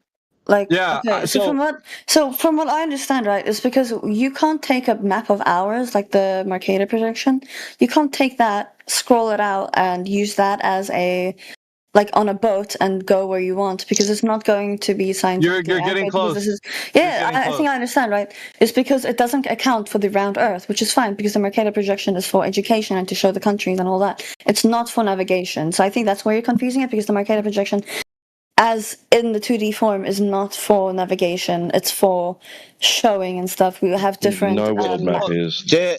Can I tell you something? no world map. No, I'm debating AV. It doesn't help that you butt in. I'm sorry. I can't. You're not debating. Discussing. It's still a conversation, right? A conversation between It's an two open people. forum. Yeah. I'm Okay, but you got the other. Yeah, but you got the other guy to shut up because he was interrupting, and now you guys are doing the same. Well, how come when Newt was piping in, you were cheerleading him? I wasn't cheerleading him. I said he made good I'll points. I'll screenshot your cheerleading. Sure, go ahead. I said he made good points. I will. At any rate, I would say to everybody, like, thank you for allowing me to have the discussion. I do have to get back to work, but that was a very interesting map. I don't know if you guys seen that map or not, but Also, I want to say, sorry to interrupt. Before you go, I do want to say thank you for being respectful, even though, like, most people on here aren't. I respect that. Thank you. And for not shouting and calling me names apart from bigot. I don't appreciate that, but at least it was productive. It was. I think it was. All right. Well, I got a dip, so you guys. But I do if you got some time, I do want to talk to you about that, man. It's like, I don't know, I've never seen that. So I posted a PDF file that you can download, and then you can muck It's around for with kids, it. You can fold it into tetrahedron and draw your lines on it, and it's pretty fun. I'm interested. I want to say only one thing. There are 3D relief maps, and they are accurate. They are not of all Earth, but they are of Europe. I can post you the video. There are people doing that and saying this is how we can measure the flat things because it's working. That means you have the elevation profile of the countries, and then you see how it's really in reality. It's not 2D, it's a 3D map. Can you post it? Yes. Thanks. Are you a flat earther or a globe earther? I'm Croatian, but Earth is not a globe. What's creation? What do you mean? A country from Europe. Croatia? Yeah. Croatian. No, I asked, like, if you're a flat earther or a round earther. I told you I don't identify myself with the shape of the Earth. I am from Croatia, but Earth is not a globe. It's a flat with a sea level and topography. So you're a flat earther? I'm not identify myself. Do you identify? Are you glober? Yes. Are you a glober? Yes. Oh wow! I don't think you know what it means. If you believe the Earth is flat, you're a flat earther. Are you identify yourself like a glober in real life? No, it's just a belief system that I hold. Same thing as you, flat earther. Thanks for sharing your belief system that you hold. I had the same belief system like you years ago. Yeah, everyone did because it's the same brainwashed. shit. No, Yeah, you're a flat earther as well, Athena. You spoke that you want a map. Can you use the map of UK, let's say? What? Can we use the map of United Kingdom? What do you mean use the map? Can you please speak in more than 2 words? Use it for what? You said, can you show me the map? I ask you, can we use the map of the country of the United Kingdom? Can we use that map? I'm very confused on what point you're trying to make, but sure. Okay. I'm so confused. What do you want to point out with that when you're asking for the flat Earth map? I want to ask you, can I use in my flat Earth map, let's say that I have flat Earth map, not entire, but I have UK on my map. Can I Well, use UK that is a map? country. I'm not asking for the UK. I'm asking for Okay, does representation of UK the is Earth, big? not of a country. Okay. I will ask you another question. Does UK it's big enough to curve or to be flat? To curve? Yeah, slightly, but very, very slightly. Okay, how much will curve the UK from the north to the south? I don't know. I'm not a scientist. You are not a scientist. I'm neither a scientist, but I find out that information. How much things curving in a distance, for example. I'm not a Okay, scientist. so but- Very slight. How slight? I'm not a slight- scientist. Okay, but neither of all of you guys. There's like what 10 people in here, and they can't give me a representation of what they think flat Earth looks like. So like again, Okay, Go okay. outside. Flat land. I don't have to go outside. Go outside. Outside, I can only see so far. I can't see the whole Earth. I'm asking for what you I think will it tell looks you. like. I will tell you how the sphere Earth look like. It look like Oh, this. hold on. I have something to say. Do you guys use Google Maps? Yes, I am using the Google Maps. So why do you use something that's a globe? It's based on global science. So how does that work? No, the Google Maps a flat Earth map. How? I Have will you show ever you now. zoomed out? Have you ever used Google Earth? I will show you. If you have a patient, I will show you now. Do you have a patient? Okay. Okay, just A a second. patient. Yeah, Brother, kidding. I what will post language it. do you speak? Okay, I will show you now if you have a patient. I said that You mean Google have a Map is second? flat. I said that Google Map is a flat Earth map. Did you hear me? Okay, yeah. Show me Google Earth. Okay. Show me Google okay, Earth. I will show you the Google Map. It's flat Earth map. Google I Earth. posted. The same company, Google Earth. Yeah, Google. Yeah, Google Map.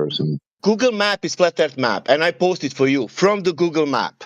Okay, but it's what I'm saying is that it's a globe Earth science. It's based on globe Earth science again. Okay, this I is the posted same. for you. Yeah, I posted no, that's for you completely fine. map. But look at this. This is the same What do company you that see? Can creates you tell Google me? Maps. So Okay, again, great. like, what's But this? that's the point. I posted the map. What do you see on the Google Map? I posted something. Okay, I've got a question for all of you here. I've done this many times in this VC before, but everyone gets so upset whenever I do it. You said that you No, want the flat Earth map. Sasha. I posted your Okay, flat Earth that's map. And you okay. don't So want to, no. you don't want to look into that. You know what? That's fine. That's perfect. Let's use your flat Earth map. Let's use Okay. it. I'm going to pull it up and I'm going to screen share, and we're going to use Google Earth. If the Earth is flat, why are my testicles round? It's a good question. Very good question. Athena, you need to stop trying to moderate the discussion. No, you but need to. I don't understand. You need to start.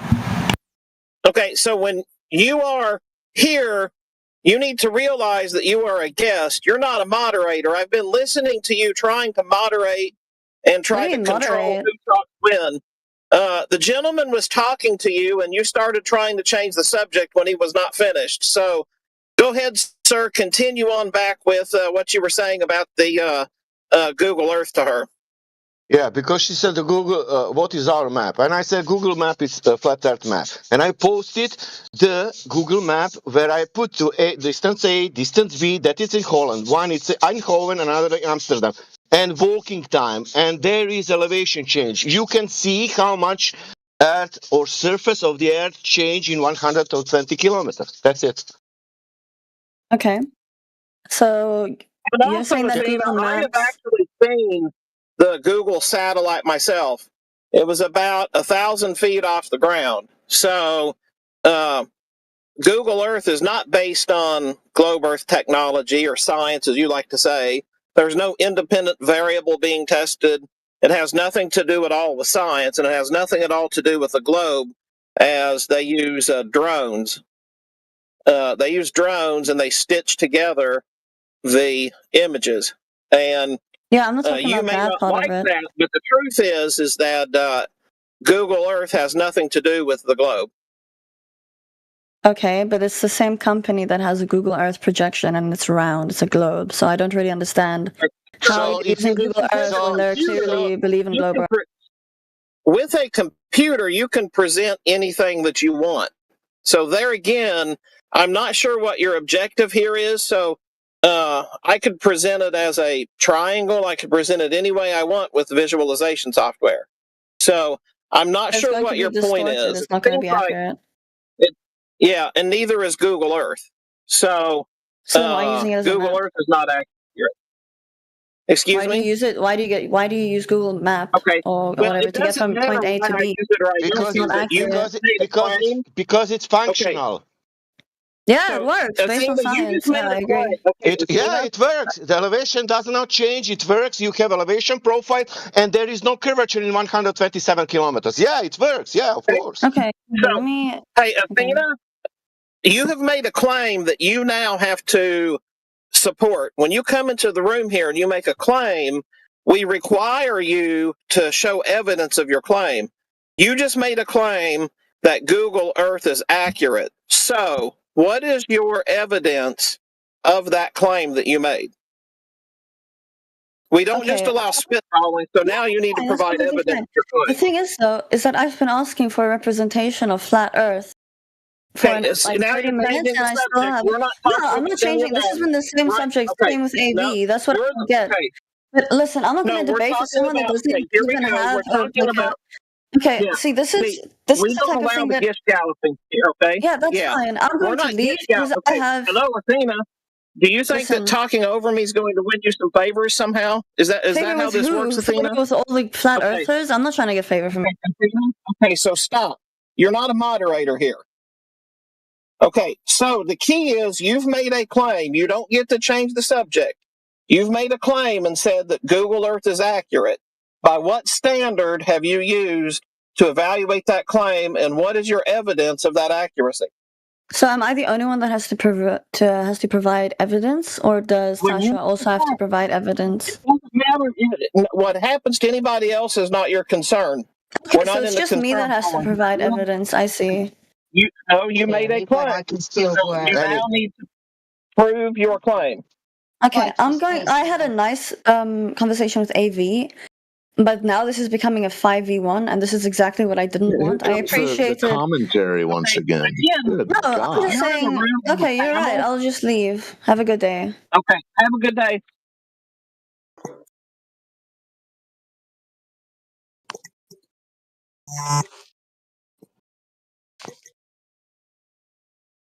Yeah, the gish galloping and the moderating from the guest, that was too unbearable to me. I don't know about you all, but that was definitely too unbearable.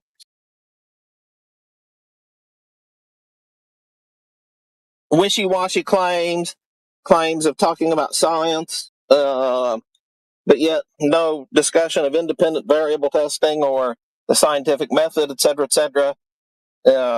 So, at some point, I guess we do need to draw it in. Yeah, it's the first time I've seen a scientific map.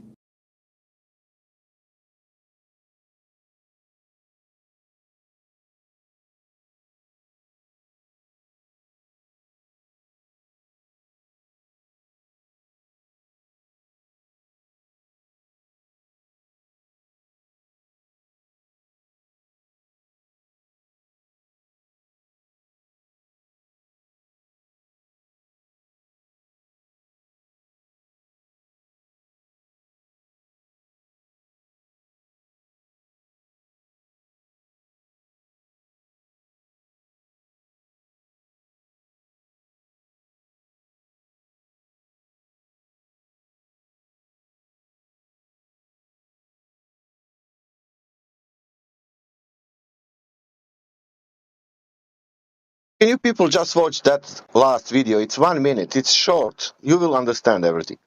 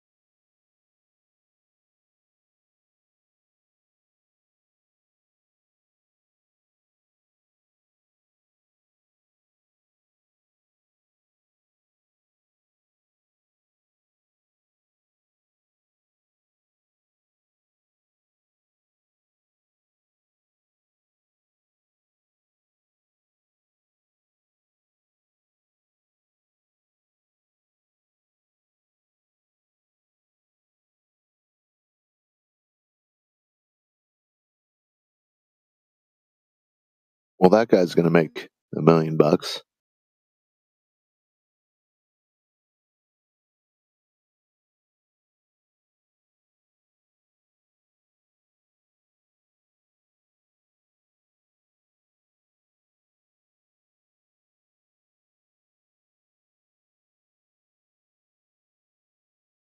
Hobo pseudo intellectual. Great name.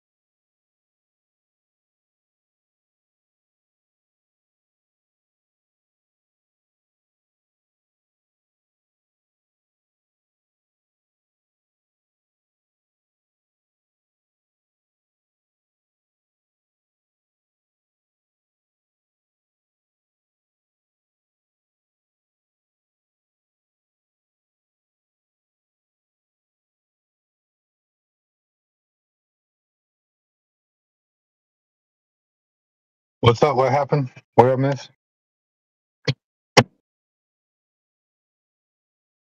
I know I was hot micing there for a minute. Apologize about that. Take my alarm, knock my microphone open.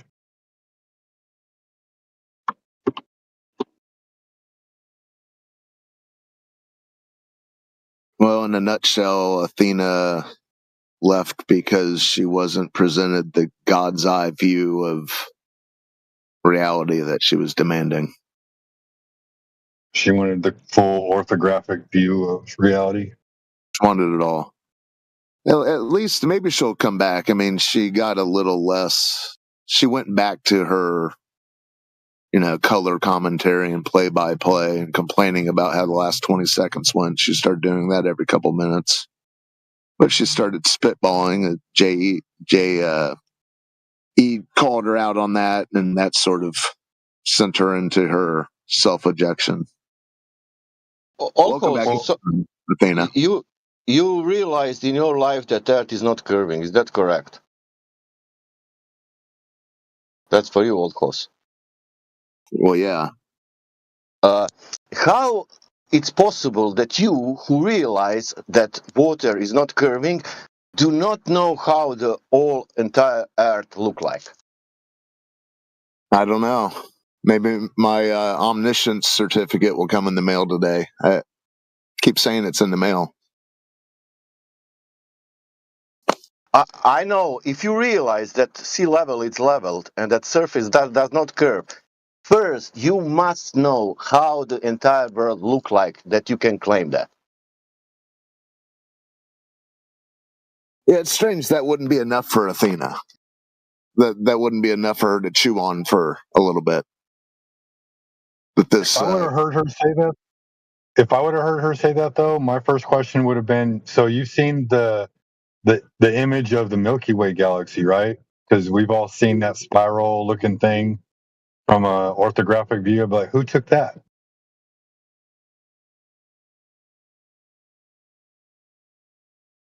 They're all the same. They all want an answer to everything and a model for everything, to know everything about everything, and everything has to be answered. And if it's not, then they're not happy. Well, their own model don't even work most of the time. If not, like when I say most of the time, like over 90% of the time. What? Wait, I've not even seen the model. What is it? Well, their little computer graphic thing, whatever. So Earth is 24,000 miles in circum. How you call it? Fucking I cannot pronounce. Circumference. Yeah, and 2,000 miles are slightly curved. Oh yeah, that's what happened. She said the Earth was slightly curved. And then you asked her, from the top of Europe to the bottom of Europe, how curved? She says, I'm not a scientist. Yeah, that was the beginning of the final spiral. Yeah, I said UK, not Europe, but doesn't matter. Yeah. Okay. UK, it's enough long, I think, for the measuring curvature. You take the land and you go.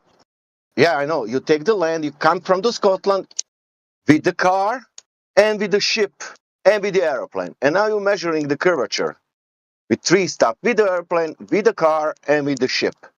And you see how much with the ship you're going down, and you see how much on the land you're going down, and you see how much on the air you're also going down. And then it's here. No, it can't be. Latitude's an elevation angle measurement.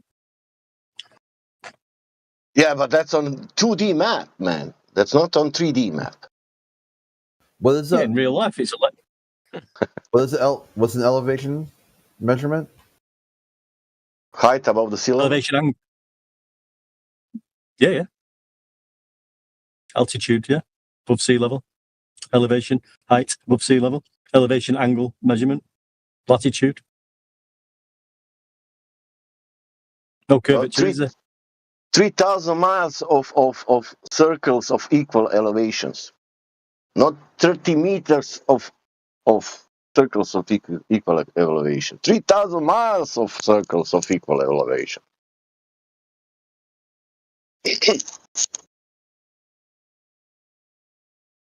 So when you think if I have an elevation angle from, say, like a howitzer or an artillery cannon, that's not measuring the angle off the deck of the tube. That's measuring off sea level.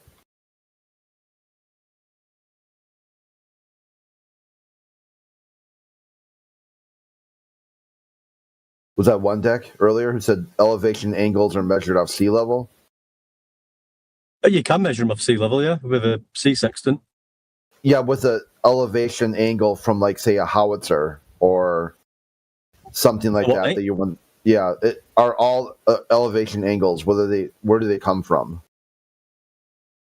A horizontal baseline. Okay. What is sea level?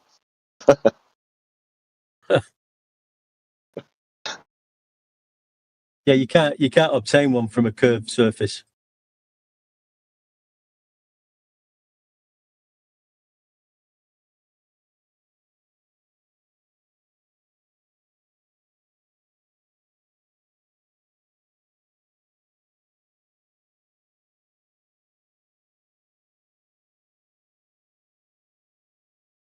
And look, you understood also that about the angles.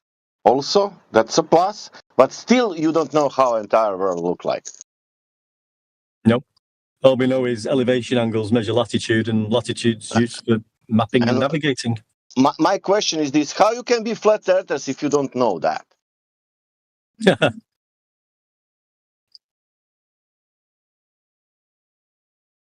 Because it's measured flat. But if we don't think about that,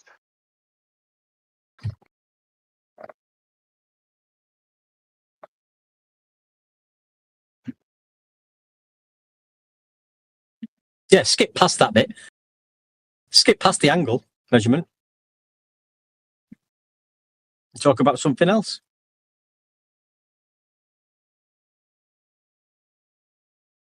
do not observe the surface in reality, and you will see that globe it's working.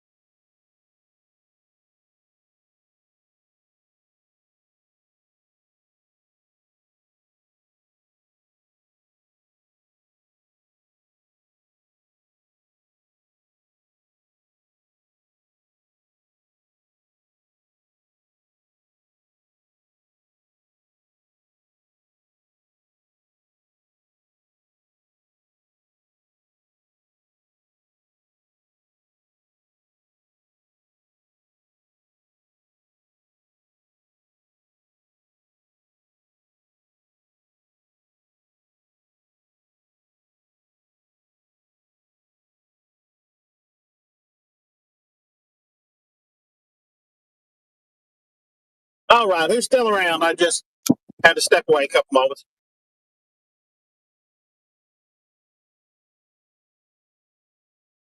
I'm still here, dude. What's the good word, good sir? The Earth is still flat. Nobody has proof of the globe. Yeah. Yeah. I thought that last girl was going to have something that she was telling us she has a scientific map. So I'm trying to figure out what manipulate the independent review.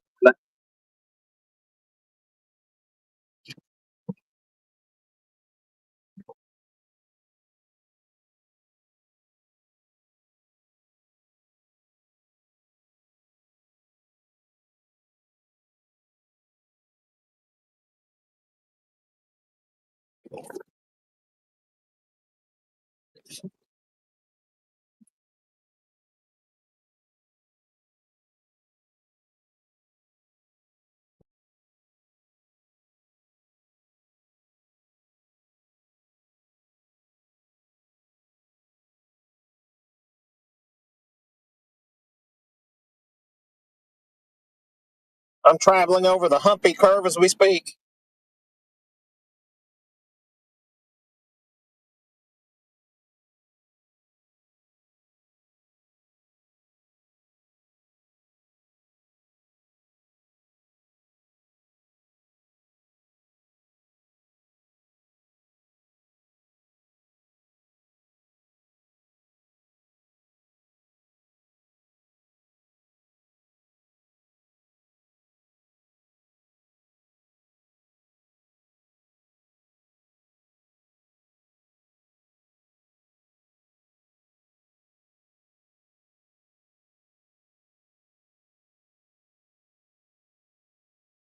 Yeah, me too.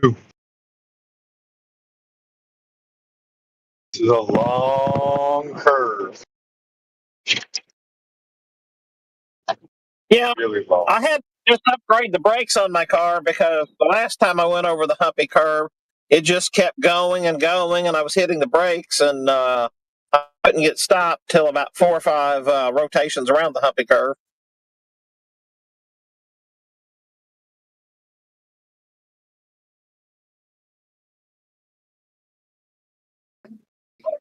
Oh, the curve's so big, just treat it as flat.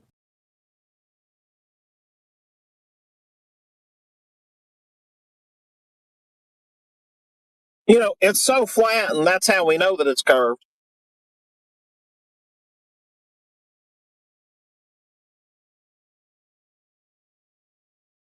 Here, I Well, I thought you still were stand by driving in the my. mountains. No, I still was just stand by realizing my. it was. Sorry.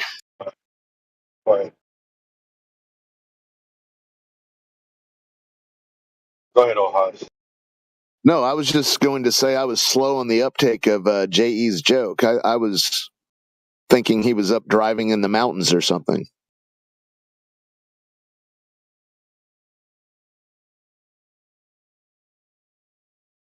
Yeah, no, I was going to say that the Earth is load bearing, and because there's so many people on it, it looks flat. But if everybody got off of Earth at the same time, it would turn into a ball.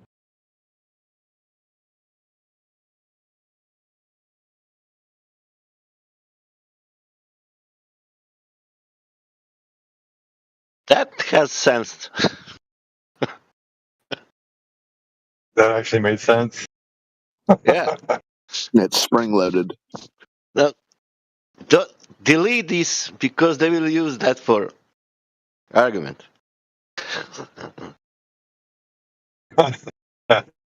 That's been my joke for over a year now. I love that joke.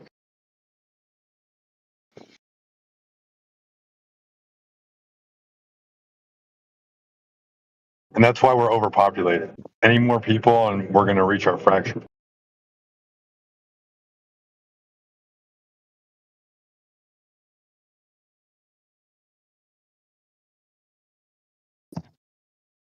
I always was thinking which religious in the world it's righteous one and what to choose, But With the years now, I realized which one is without mistake.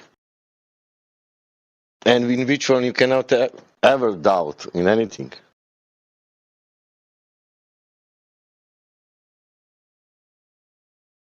And that religion has so many genesis to write,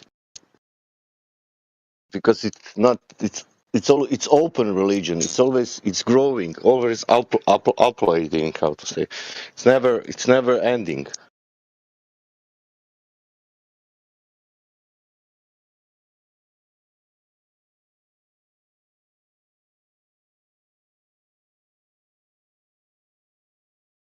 And it was created. Saying it was, and that religion was created from flat Earth elevation angle measurements. Yep.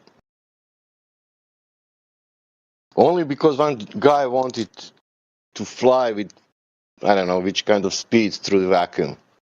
Not even through the air. He wanted that everything that is happening through the vacuum.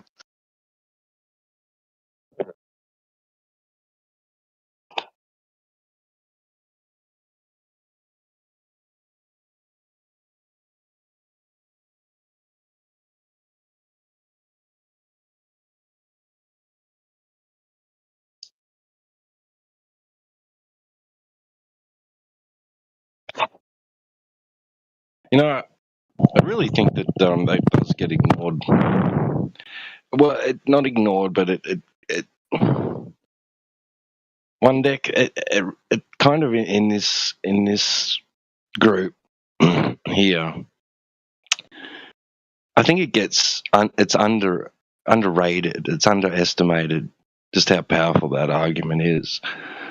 I mean, they essentially were just drawing a straight line across the surface of the Earth, like an imaginary one, sure, but and having that right angle triangle, basically, right, and then using that whatever values they get from that, to infer that the Earth's a ball, right, and then mathematically convert it into a ball.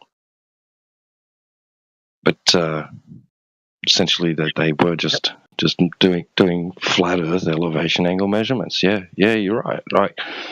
I mean, it can't be ignored. It's profound. It's simple, isn't it? Simple. Yeah, and I mean the principle's still in use today. It's still being used in all different fields, astronomy and surveying, navigation. It's all over the place. Engineering, construction, everywhere that principle is used. You've only got I was just looking at some surveying videos the other day, just little clips, just flicking through them, and every one about the tools that they use, the Adelites, how the tripod, how they level them, and what they're measuring, and different methods. And you can just listen to a little clip of each one, and it's all just to do with level, horizontal, and angles. That's all they're talking about. That's what they're showing you, what they're doing. So even just surveying, it's just flat Earth measurements, like you say. So, it's everywhere. Anything you look into, our level flights. Have a look into aeroplanes and maintaining level flight. Just have a look at that. Don't go into anti-flat earth. Just go to an aviation website, a decent one. Look at how to maintain level flight and lift of the aircraft, and it's you're maintaining a horizontal level flight above surface level. Absolutely. Yeah. Yeah. Even its pitch. I mean, its pitch is basically an elevation angle. Yeah. Well, you need the horizontal surface level for pitch, don't you? Well, you need a horizontal reference, not a curved reference. You can't get pitch from curved. Right. And at no point is anybody in any of these processes imagining that it's a tangent plane, right? Their baseline's a tangent plane. They're not. It's not described as one. It's No, not but I mean, thought as one. It's not used as one. But it makes me laugh. You could do so many. They argue for a tangent line, but you can go into that a few different ways. But they're still asking for a horizontal line, even though you can trip it up in other ways when you're talking about celestial navigation and at one point only contacting the sphere, and the elevation angle between GP and the observer will have 2 points on it, and there's a distance between them 2 points. But nevertheless, they need a tangent line because they can't use the curve that they've apparently got, and it's been measured.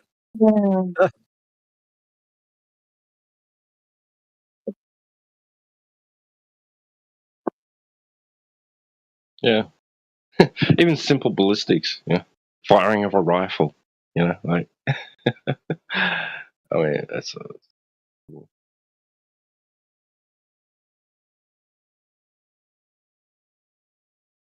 Yeah, that's military. No one accounted ever on anything, but that's only military.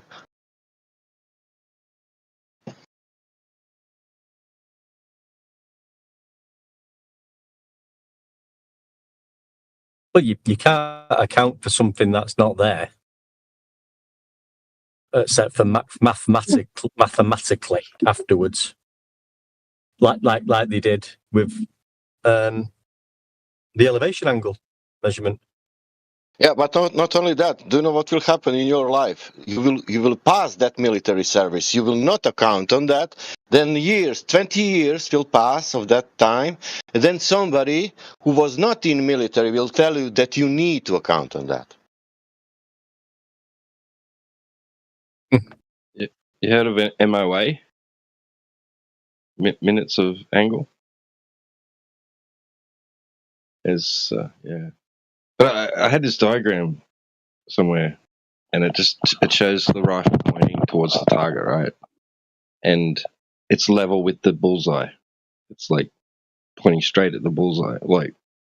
But then to get it to hit the bullseye, because it's at distance, they need to angle it up to a certain amount of degrees, right?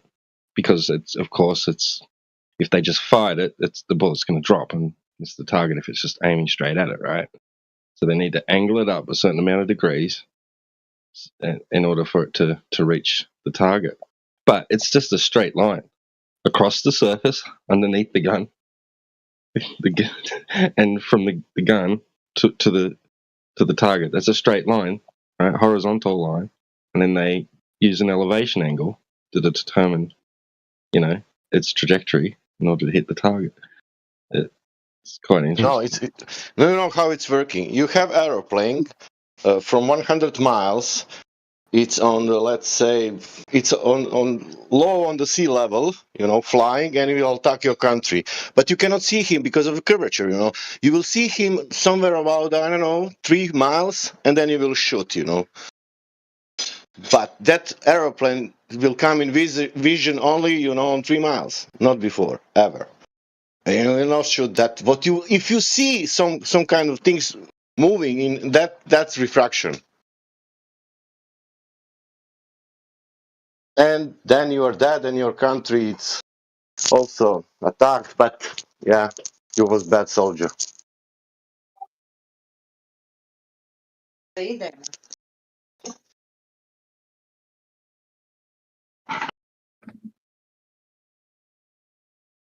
Imagine some ship behind the oil rigs, man. There is no danger.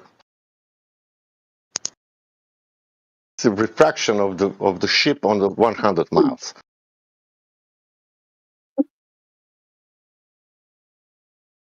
You still have a time for the defense.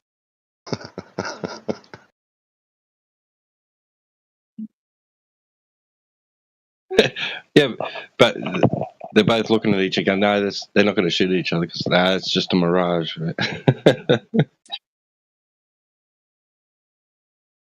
They're safe. They can see each other, right? But they know each other's not really there, right? Or even better situation. Listen, guys. Today's it's bad day for attack. It's clear day. We need to wait for the super refraction, extreme refraction. That will be tomorrow because tomorrow everything is saying humidity and temperature will be like this. That means we will see more tomorrow because tomorrow it's tomorrow we will attack.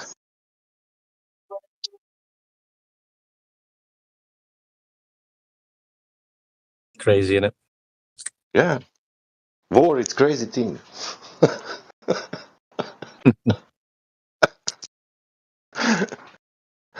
Especially when you give some people guns, you know.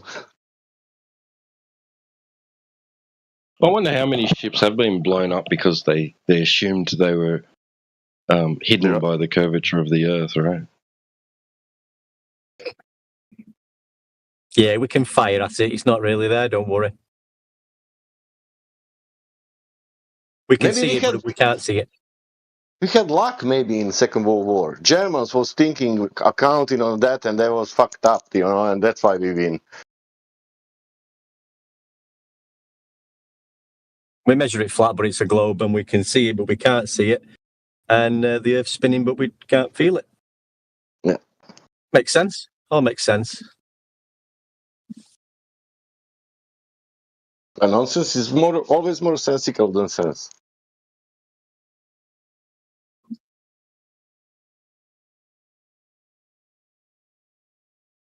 I saw this one presentation this guy did about the Titanic. Now, he has this whole theory about that it was all planned, right? An insurance job, basically, by J.P. Morgan. And that they had that, the ship that rescued them or was supposed to rescue them, right? It wasn't that far away, right? But they were far enough away that they couldn't. This is what the guy said in his presentation. They were far enough away that they couldn't see the flares, right, that were shot from the Titanic because of the curvature of the Earth. I thought that was funny when I heard that. Like, come on, bro, really?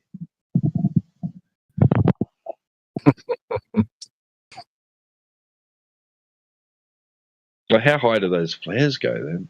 Yeah, fair way into the sky, don't they?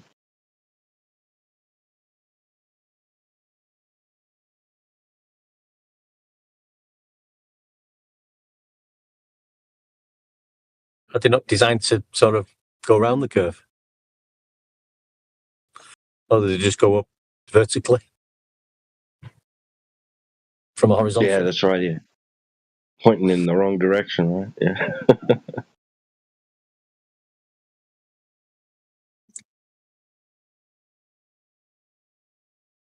Yeah. So this ship could have got there sooner if they'd seen the flares, but damn, that curvature of the Earth, they didn't see it. So.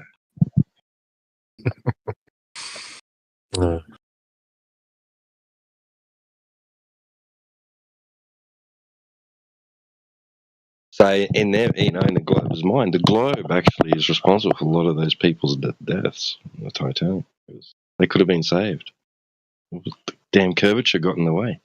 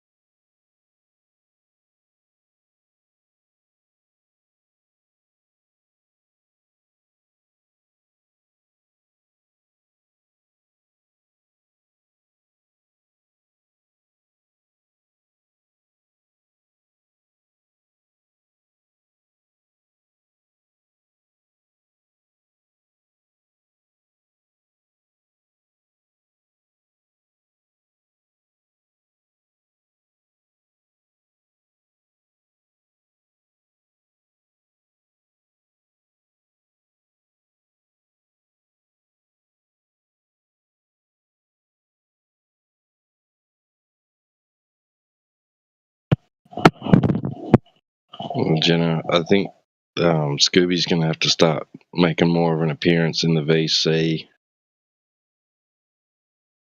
Been chat skanking a lot. He's Who's going to have to doing get what? hushed. Scooby Snacks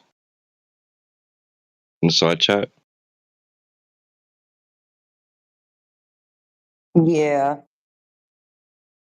I'm thinking he's going to Hey, have to put in Scooby more of a needs to VC come in effort. here. There's a way Scooby to Snacks need hush to come him. in here. We have to tell you. There's a way to hush him so that way he doesn't. He can't chat skank. He has to come. I know, but Scooby's not really a provocateur, or he's not really like a heavy troll or anything. So I kind of feel like a bit bad doing it, but I mean, he has been coming in a lot, and he's quite polite. He comes in and says, "Hey guys, how's it going?" So he's not your typical antagonistic sort of chat skank. So I sort of don't feel right sort of banning him or anything, but I do feel like he is going to have to put in more of a VC effort if he wants to keep using the side chat. But that's how it works, right? They start out, they come in, they get the floor completely wiped with them. So they're nice people, and then they start chat skanking. And while they're chat skanking, they start getting a little brave and a little bold. Then all of a sudden, they slowly turn into this anti-flat earther that no matter what, we're always wrong.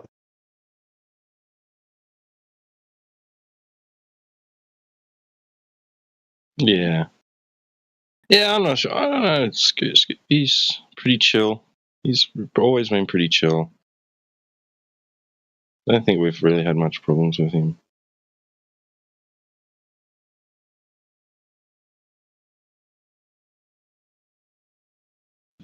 He's just like one of them exceptions, But, yeah, but like I said, I would like to see him in here a bit more.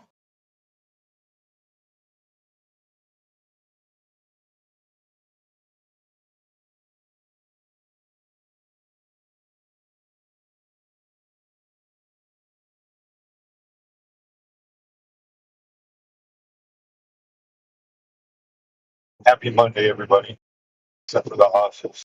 Happy Tuesday. I guess Yeah, just not long term Tuesday. Yeah.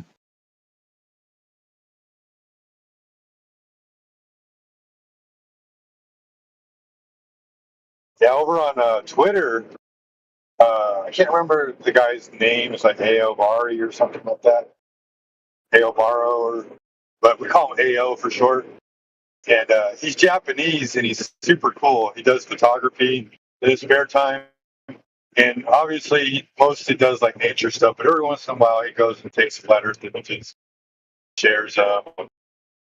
He's always apologizing for his English being bad, even though it's better than most. So. But every once in a while, you meet some cool people. It's not very often you meet somebody from Japan, China, who knows the Earth is flat.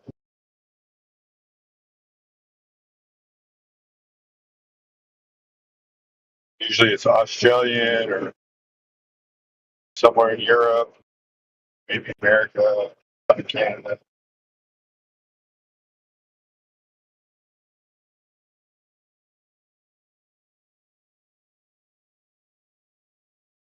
One of my favorite long distance observations is from Japan. It's Mount Fuji. I think it's 300 miles. Might not be that far. It's quite far though. Might be 300 kilometers. That might be it. Yeah.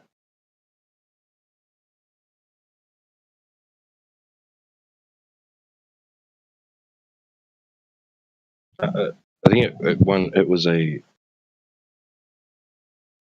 a competition for one of the furthest shots of Fuji.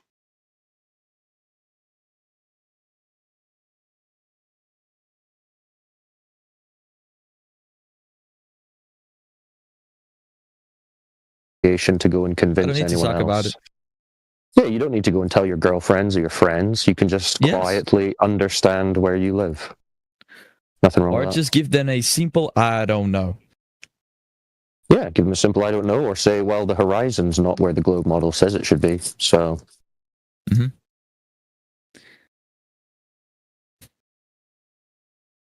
I would actually advise against going and telling all your friends and family right away. Yeah, I still don't know shit, but Yeah, you need to research. That's what you need to do. You need to think.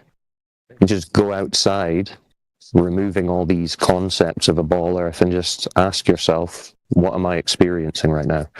Am I spinning at millions of Man, miles an not gonna hour lie, through an infinite vacuum? if the Earth is flat, God exists 100%. Simple as that. Why do you think they're trying to hide it? No kidding. Like instantly, God exists, and we are special. No kidding. Yeah, that's why they've worked for hundreds of years to come up with all these mad theories about Big Bangs and coming from fish and then monkeys and then man. It's So that Satan people don't right understand there. that. Don't leave out the rocks. Don't leave It's out the fucking rocks. Satan. Yeah, you started out as a rock. You're a complicated rock.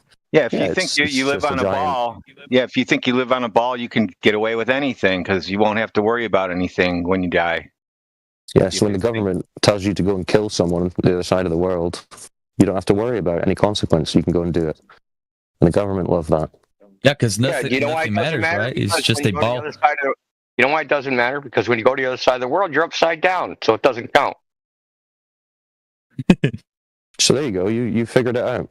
It's just one giant attempt to push society into atheism and statism, worship of the government, because they know human beings are going to worship something. If it's not a creator, it's going to be the government, celebrity, themselves, society, whatever the government and media steer them into. Ironically, he was doing it himself. He was doing the Magic Science Guy fallacy, and he was doing it, just out of reflex. Yeah, that's what 99% of people are doing. Just assuming that someone else is taking care of it, because how many people believe it? Someone would have called it out. Well, here we are. Also got rid of kings in many parts of the world, so you can't worship them either. So let me ask you this. If there is no God, who or what is the highest moral authority that you should listen to? Moral? Who? Oh, yeah. I've been thinking about this for the past No, I'm months, asking and you. I there's want to answer the nothing question. at all besides God. Okay, let me ask you. I want you to answer my question. If there is no God, who is the highest moral authority that you should listen to? That when they say Society? you should do this, Society. just generally or particular people? Yeah, your little group, like the society that you're in, and it must be different from Japan. Like moral is relative. No, I say without you a can follow God. what's on In TV. those societies, there's a hierarchy, right? Yeah, moral People doesn't at the exist top. with no God, actually. But no, well, I mean, it's not moral, right? It's like a utilitarian thing where, okay, as far as like what you should and shouldn't do, there's no God. So how do I decide what I should and shouldn't do? Well, I look to the hierarchy, and then I look up the hierarchy and like, who's the boss of the hierarchy? Oh, the president of the United States. He's the boss. He decides what I should and shouldn't do because there's no God, right? So some man is the highest moral authority. That's really true. Nothing has changed. Okay, so they used to teach you that the pharaohs, like nobody overthrew them because they said that they were descendants from God and the emperor of China and all these kings, right? The divine right of rule, right? So they told you this. They told their people the same things, except for they said, "God anointed me." They've abandoned God and they've said, "There is no God. I've anointed myself."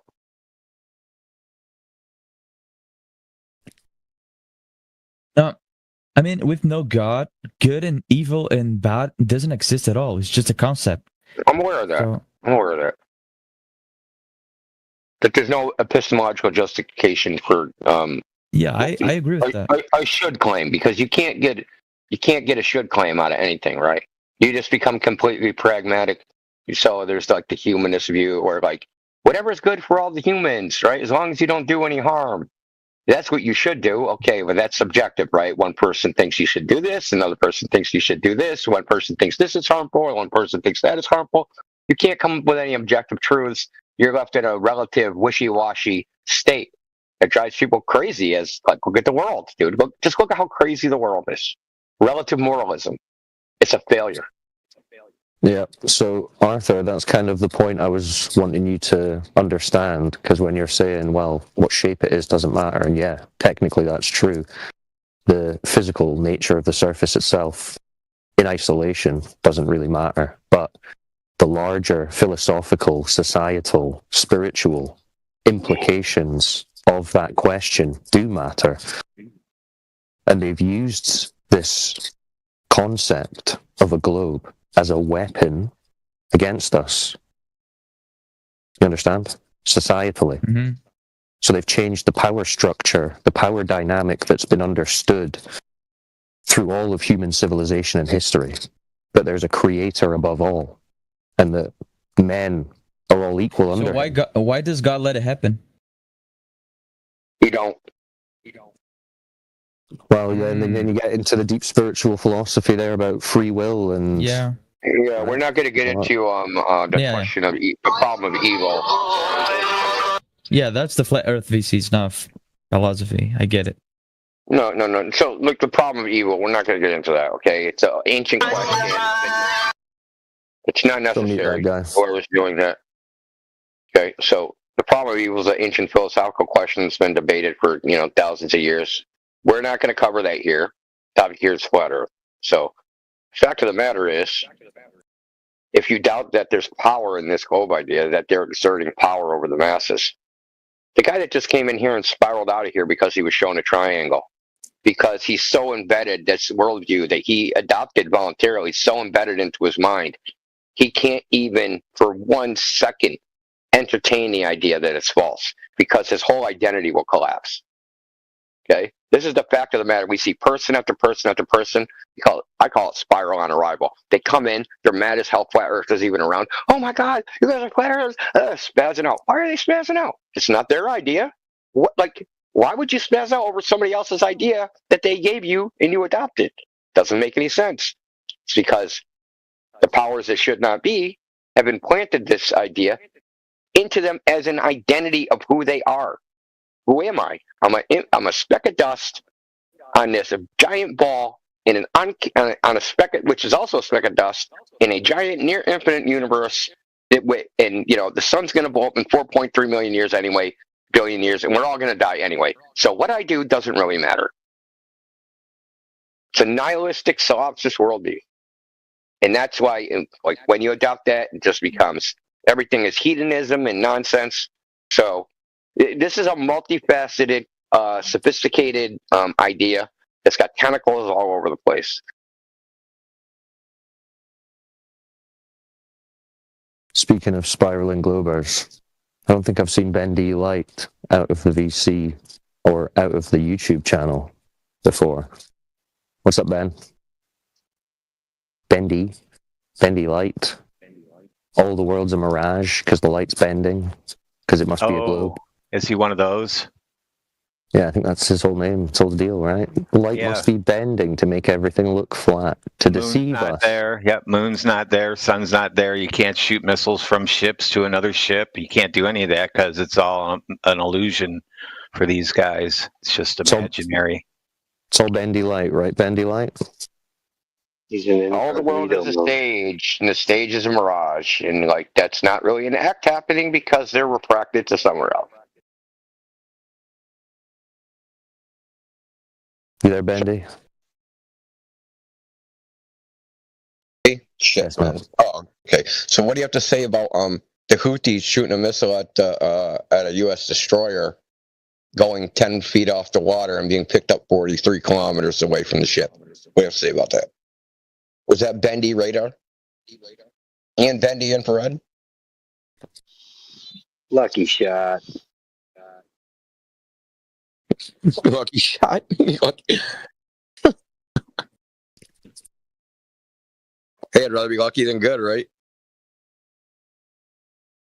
Good can only bring you so far. Luck can do anything.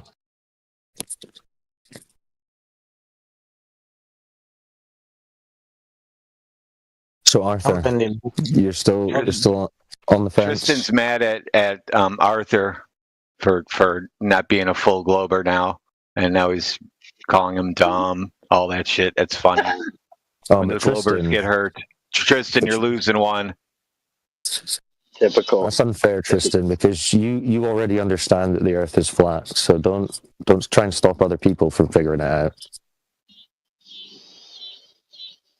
Don't join them.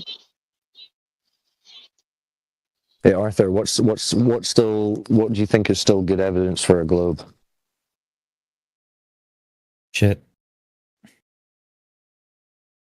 Anything?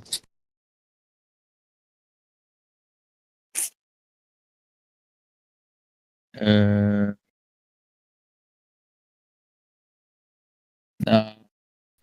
You guys have all the answers for my simple I questions. always unmute Meetings. Robert and ask him. He's at the bottom under his new alias. What's his new alias? Oh, his new alias is unmute. I'm not qualified enough to make more questions because I'm out of bullets, right? You don't have to be. It's not. I mean, if you're just asking questions, I mean, you don't have to be qualified. Just use your mind. Just be honest and critical in your thought. And remember, you can't have a triangle on the surface of a ball. And because of that, you can't do celestial navigation on a ball. Like right now, you should be frantically searching for globe evidence to try and hang on to this belief that you think is or should be true. Have you done that? Or are you going to do that? No. You're going to try and find some globe evidence? I'll try. Well, if you're curious about the truth, you would have to. Oh, your inbox is probably filling up right now. I wouldn't doubt it at all. Bendy Light's here. If you type Flat Earth in backwards in Google, you'll get the NASA website.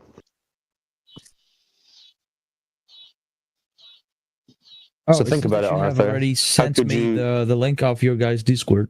I'll just join again and try to check more stuff. Yeah, do some research. Think to yourself, how could I prove if I live on a spinning water ball in a vacuum or not?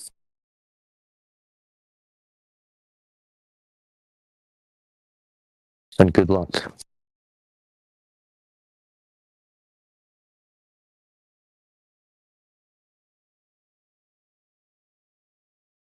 Let us know when you want your Flat Earth badge. I wish you guys are right, because no, we are right. You wish it was a globe still, is what it is. No, I promise you, I wish you guys are right, because... Well, you're in luck. You're in luck, because we are right, and there's no evidence to the opposite. Please.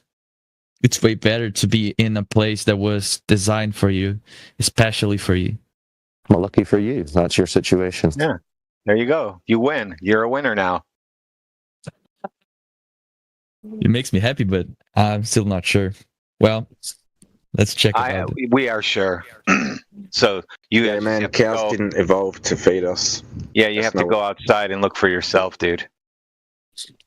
Yeah, you can go and test it yourself. That's the beautiful thing about this. You can go and figure it out. Just go to your local beach or lake. See how flat it is.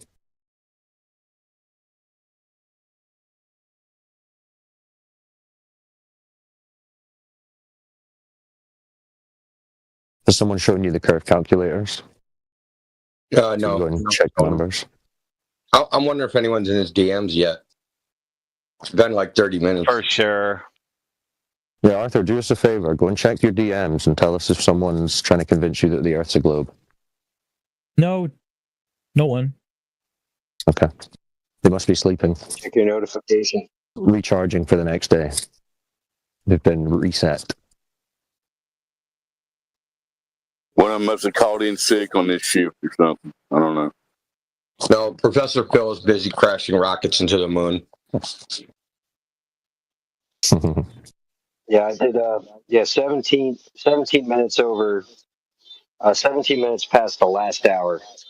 So 1 hour ago, 17 minutes past the last hour, I posted the Black Swan, the Twilight Black Swan, and you got the curvature calculator link there as well. Wouldn't it have Go been check that easier out. to just repost them instead of saying all that? No, I posted a lot of stuff. Hi guys. Hello. Hi. What you got questions? Got some evidence that the Earth's a spinning ball? No, I'm here to agree with everything you're saying because the Earth's flat. Okay. Do you guys believe in the ice walls? Ice No, we're not really talking about beliefs here. Just talking about reality. Besides, it's a military thing. The Yeah, but military calls it the ice What's wall, the not edge us. of the world? That's a good point. Where is the edge of the world? If you find one, let us know. Yeah, when you're out searching for when you're looking for that globe proof, look for an edge, I guess. I edge all But the it's time. a I don't know globe. about that. It doesn't need to be. It doesn't need to have a edge if it's a globe. But if it's a flat surface, it needs to. Nope. To have See, one. that's where you're wrong. That's where the ice walls come in, guys. Because you can't Yeah, really so like, I'll fall mute off you. with the ice walls. Yeah, I'll mute you then. How's that? Glober alert. Yeah, he's definitely a Glober alert. Wouldn't someone need to claim an edge for there to be an edge? So the edge of the globe has an edge. It has one edge going all the way around it. So if you hold it up in your hand and you look across the top, you'll see it's curved. That's your edge. So you should be able to do that across water. And there should be a definite edge everywhere 3 miles away when you're standing at the beach. And there's not. So there you go. No edge. So you guys don't have an edge, and neither do we. Who cares? I always edge. Sorry. Degenerate Glober, your interjections aren't required. We know you're a Glober, but you won't be able to tell us why you're a Glober. So you'll pretend not to be a Glober. I didn't get it. Because what if I go to the limit of the surface? Because if it's a globe, it has no limit. It's just circle. It's repeating itself. But if it's a flat surface, it needs to have a limit. All right, let's ruin your day. So how can you have gas pressure without a container? How can you have air and water around a ball in a vacuum? I mean, there's a lot of explanation for this. No, there's no explanation for it. Zero explanations for it. Yeah, we're not claiming an edge. We're not claiming an edge, and we're not claiming it's a disc in space that you could fall off. So if Elijah, you're hot curious, miking. all right. Yeah, we're not claiming to know the size or the limits of the system. We were that we're in. different because every single flat earther outside of here that I've seen, they are all claim there is a dome. I don't know how it's called, but there are walls of ice in order to stop the water to go. Not walls of ice. That's speculation as to what's far south. Arthur, were you listening when I said the ice walls? That's a military term. U.S. military. Okay. Did that. They found it, and then the government, named it the ice walls, not us. I don't know who keeps saying flat Earth with ice walls. It's nothing to do with us. But yeah, you were speaking to containment of some kind. Yes, we're in a contained system, a closed system, right? Not open to a vacuum on the surface of an object. You ever heard of a terrarium, Arthur?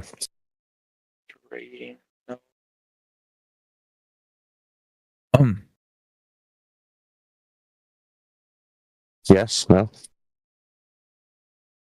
No. You should look up what a terrarium is. It's essentially an enclosed system with soil and water and seeds. I posted and life flourishes. I posted it at 20 after. Oh, right there. Yeah, that's basically what we've got going on here. That's why it's called a terrarium. The root word terra means earth. Okay. Terrar. Okay. I got it. So it's like a mini earth. Closed system. Yeah, So, it's closed. yeah, they don't open it. They don't open it to water it. He watered it once and closed it, and it's sealed for Yeah, and 70 it generates years its own now. gas. gas and water cycle will generate in the closed container. What if we put humans there once they need? I mean, what if they get close to the edge? The edge is a glass in this case. Then you go knock knock. Who's there? So knock. Where's the knock knock of Earth? That's what I'm asking. Good question. Good question. We don't know, and we're not claiming it. And you wouldn't be able to go there anyway because you wouldn't be able to follow any route. And if you guys are right, the military wouldn't let me get close as well. Well, maybe that's why there's an Antarctic Treaty, which is an international treaty that most of the countries are signed up to, which stops you. Yeah, it stops you from going there legally. A dude just got arrested to get because he got close to Antarctica. Yeah, they don't want you going south generally. It just got close or north.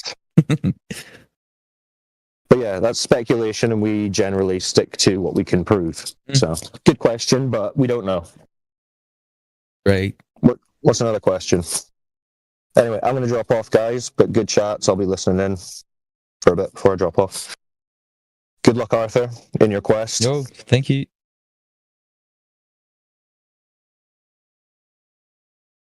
And I gotta go as well. I wish you guys are right. It's way better to live in a place that was made for us. And that's it. See you guys.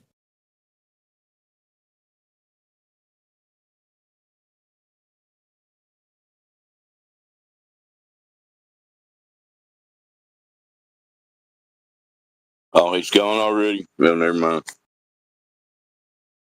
Sometimes don't worry about whether we're right or not. Just prove to yourself whether you live on a spinning ball or not.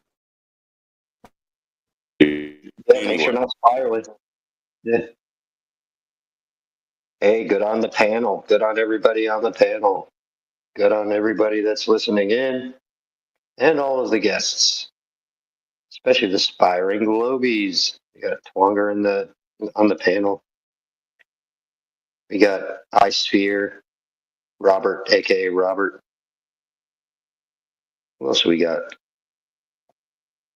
Vaxwax. We got Imrail. And yeah, I think that's everybody who's not part of the crew. Yeah, man. Good on you guys.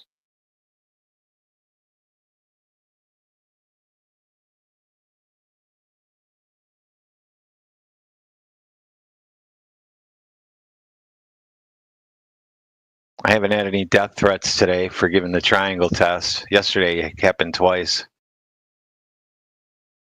Only 2. Come on, you're letting the team down. Day's not over. There's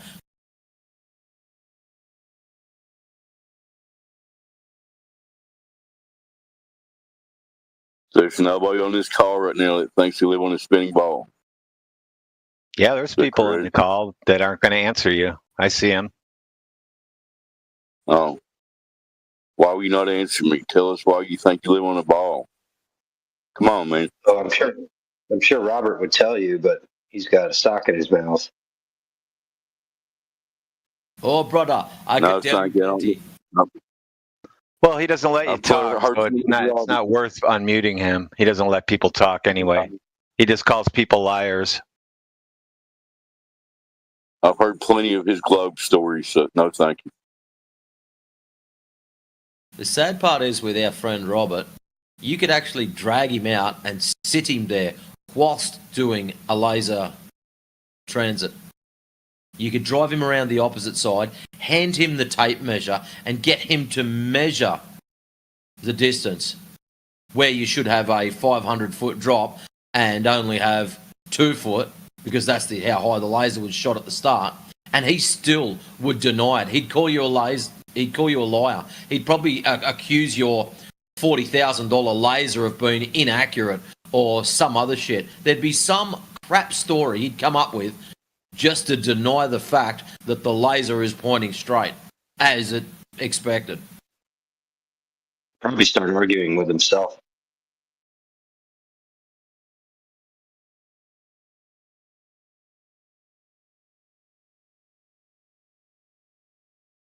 Mute buttons in here are a lot nicer than the ones in the real world.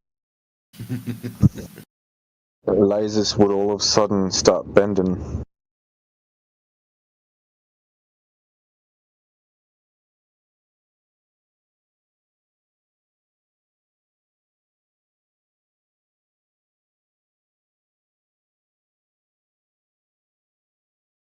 Yeah, he's just doesn't matter. Doesn't matter what you do.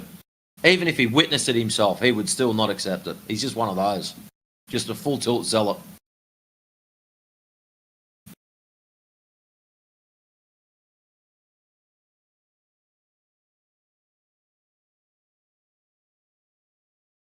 Yeah, mate, just seems like one of those guys that won't go below the surface on this subject and just refuses to accept anything we say. Sorry, Greg, go ahead. Well, he touched a rocket, so you guys know what that means. He went to NASA and touched a rocket. Katy Perry.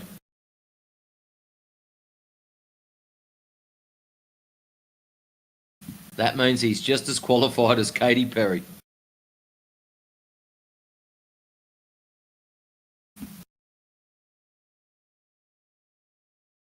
When he touched it, he knew it went into space.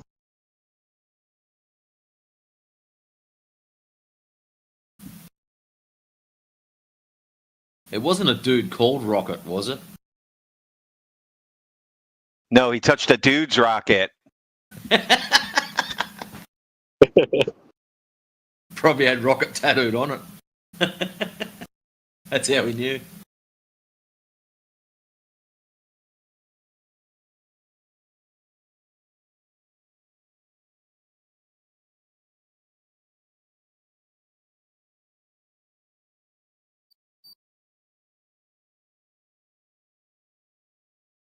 Something that someone pointed out to me the other day. Isn't it amazing the difference between amateur rocketry and these things that NASA puts up in the respect of how they launch? And yeah, one goes fast and one goes fast and one launches like you're on a hot air balloon ride. Like it's in slow motion or something, yeah. Like it's there to put on a show. You would never even feel it. You could just stand up and drink coffee inside of it. It's moving so slow. That's kind of the way gravity works.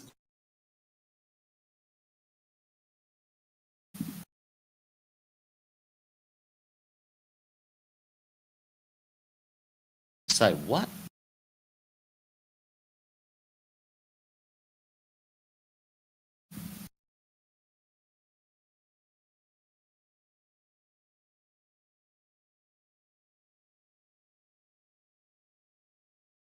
I think he's trying to say if we unmute him, we can make him dance. I dance time. Robert's new name.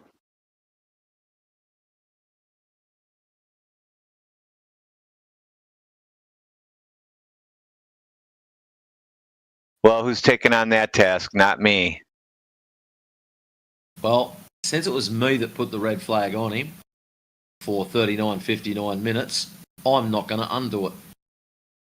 That was put there for a reason.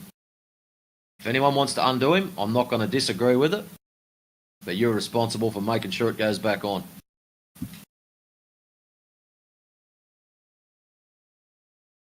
For what it's worth, I don't want to talk to him either. So. Well, I'm glad I can't.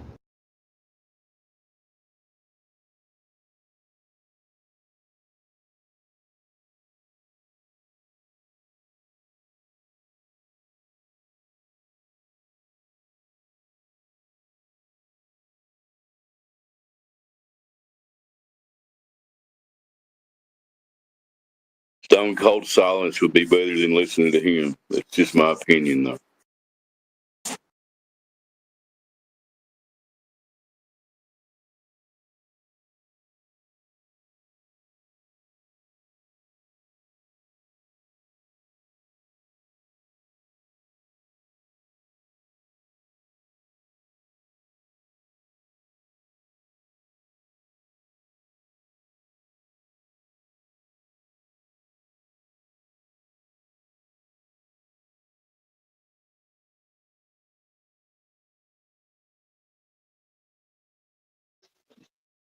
I mean, everybody has a kryptonite when it comes to this discussion. Maybe Robert's kryptonite is Flat Lloyd.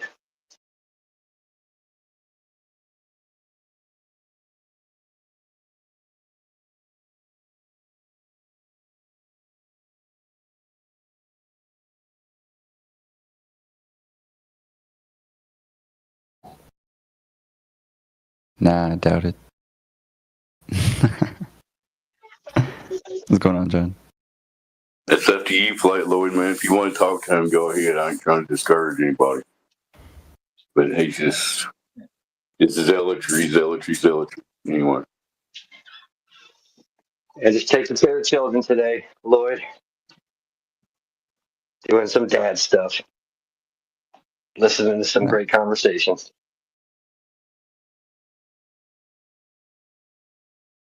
Very good.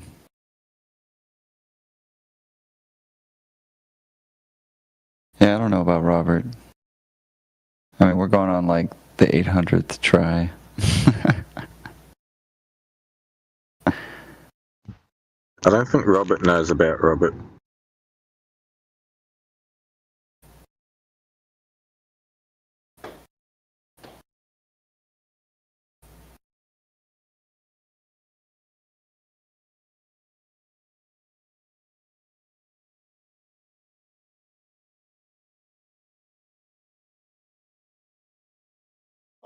Well, one thing's for sure, he could definitely break the silence. If you like Jamaican accents, anyway.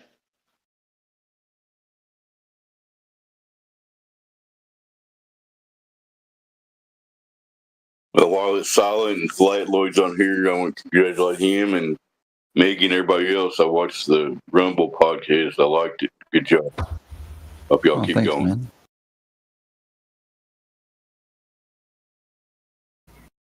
Yeah, it's been a lot of fun. Really just talking about anything and everything that's going on. Myself, I've been kind of thinking about doing my own kind of like architecture, kind of John Levy style, or Levi. But I don't know, it takes a lot of work. A lot of scanning through just looking at different pieces of architecture. And for myself, it's really more of a nothing burger. I don't really like to call it Tartaria because that's more of like this unified belief that maybe it was the Moors, maybe it was this or that. But for me, I just like pointing out objectively what we're looking at. And sometimes it's Griffin. Sometimes it's, from what I can tell, is actually the mathematics of, say, a chord progression in a piano. It's sometimes like the doorway, for instance, or the proportioning system is mathematically the same as, a Hungarian fifth minor chord, which is odd, objectively. It's really hard to say what that means, but Random argument. Sorry, I thought you was done. Go for it, Dave. Man, I could Google this, but what the hell is a gargoyle and why'd they ever start using those things? Right.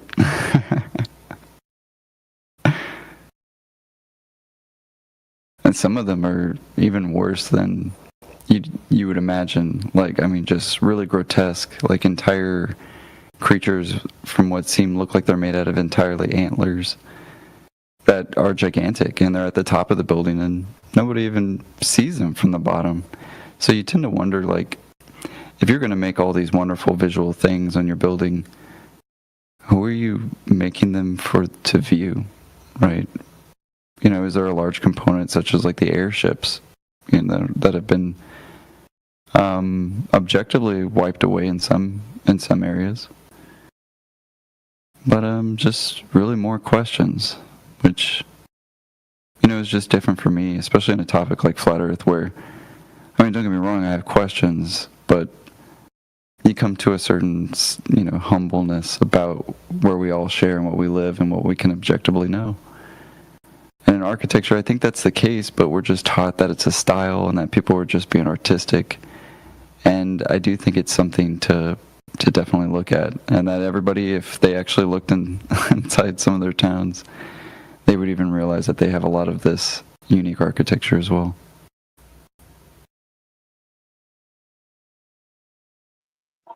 Especially Australia. Speaking to that point, Yeah, speaking to that point, Flat Lloyd, if you haven't watched it, My Lunch Break episode 3 had some of the craziest buildings I've seen.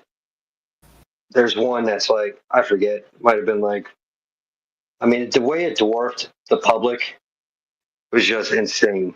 I forget where he even mentioned that one was, but that one piece of architecture, you'll know it because he has to actually Lunch like break is pan them great, for man. a while.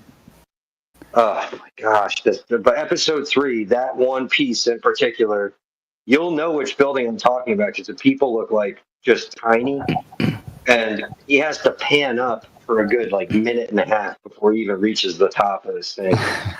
And yeah, it's pretty crazy. Yeah. It's crazy tall. It's crazy tall, and you're talking massive columns on the top. And yeah, again, the narrative of no cranes just begging some questions there. What? But yeah, it looks like we have Barrett. What's going on, Barrett? Is that how you say it? I don't know. Well, how do you say your name? John? Okay, John. Yeah, what's up, How's it guys? It's going well. I was just playing some League with my friends. Nice. Are you under the impression that you live on a spinning space ball? I am under the impression that I am living and I don't care about the Earth. What a particularly odd thing to say. No, it's not. Do you want us to call like SAMHSA, like the mental health hotline? Do you need to talk to somebody? What? No? Why? Because it's a very nihilistic solipsist worldview right there. Do you guys really care so much about the shape of the Earth? Okay, if you're going to ask yourself, what's the meaning of life? Wouldn't knowing where you live help you answer that?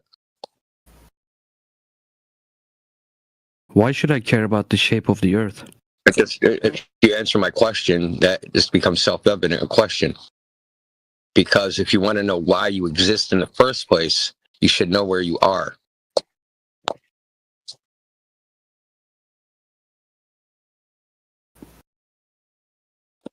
Okay. Yeah, if you're walking on top of a cloud, right, you might think you're in a Jack and the Beanstalk book and there's a freaking goose that lays golden eggs somewhere around you, right? That might be your meaning. If you live on a spinning ball, you might think that you've descended from apes and that there is no meaning because the sun's just going to blow up in 4.3 billion years anyway. So that could be your meaning, right? If you live on a flat earth, you'd know that the whole world is created and that it's unique. It's not like anything else. And you're not like anything else. And that will give you a whole different meaning. So it does matter where you are. It tells you, defines your existence in a way.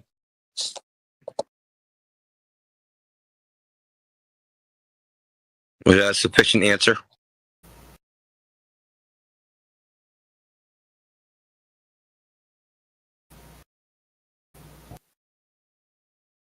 So if you really don't care, why'd you even click into this channel? I'm just curious.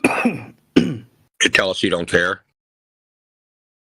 Yeah, basically, I was just wondering what you guys are thinking. Like, why do you care so much about the shape of the Earth? Just live your life. You know what I mean?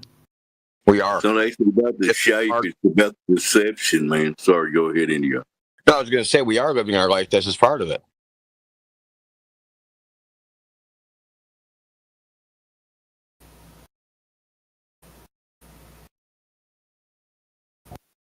Why do I have Deadpool like going through my head with Negasonic Teenage, whatever the last part was.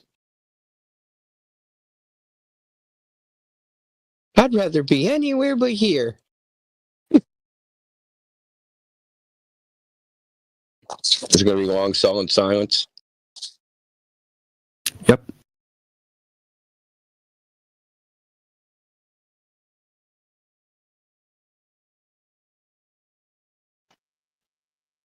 You've got a tornado of sound locked in a tiny box. You could always open that up.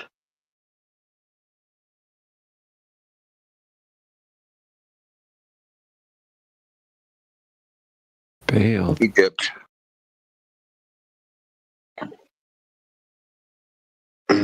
Okay, so guys, Earth is flat or not?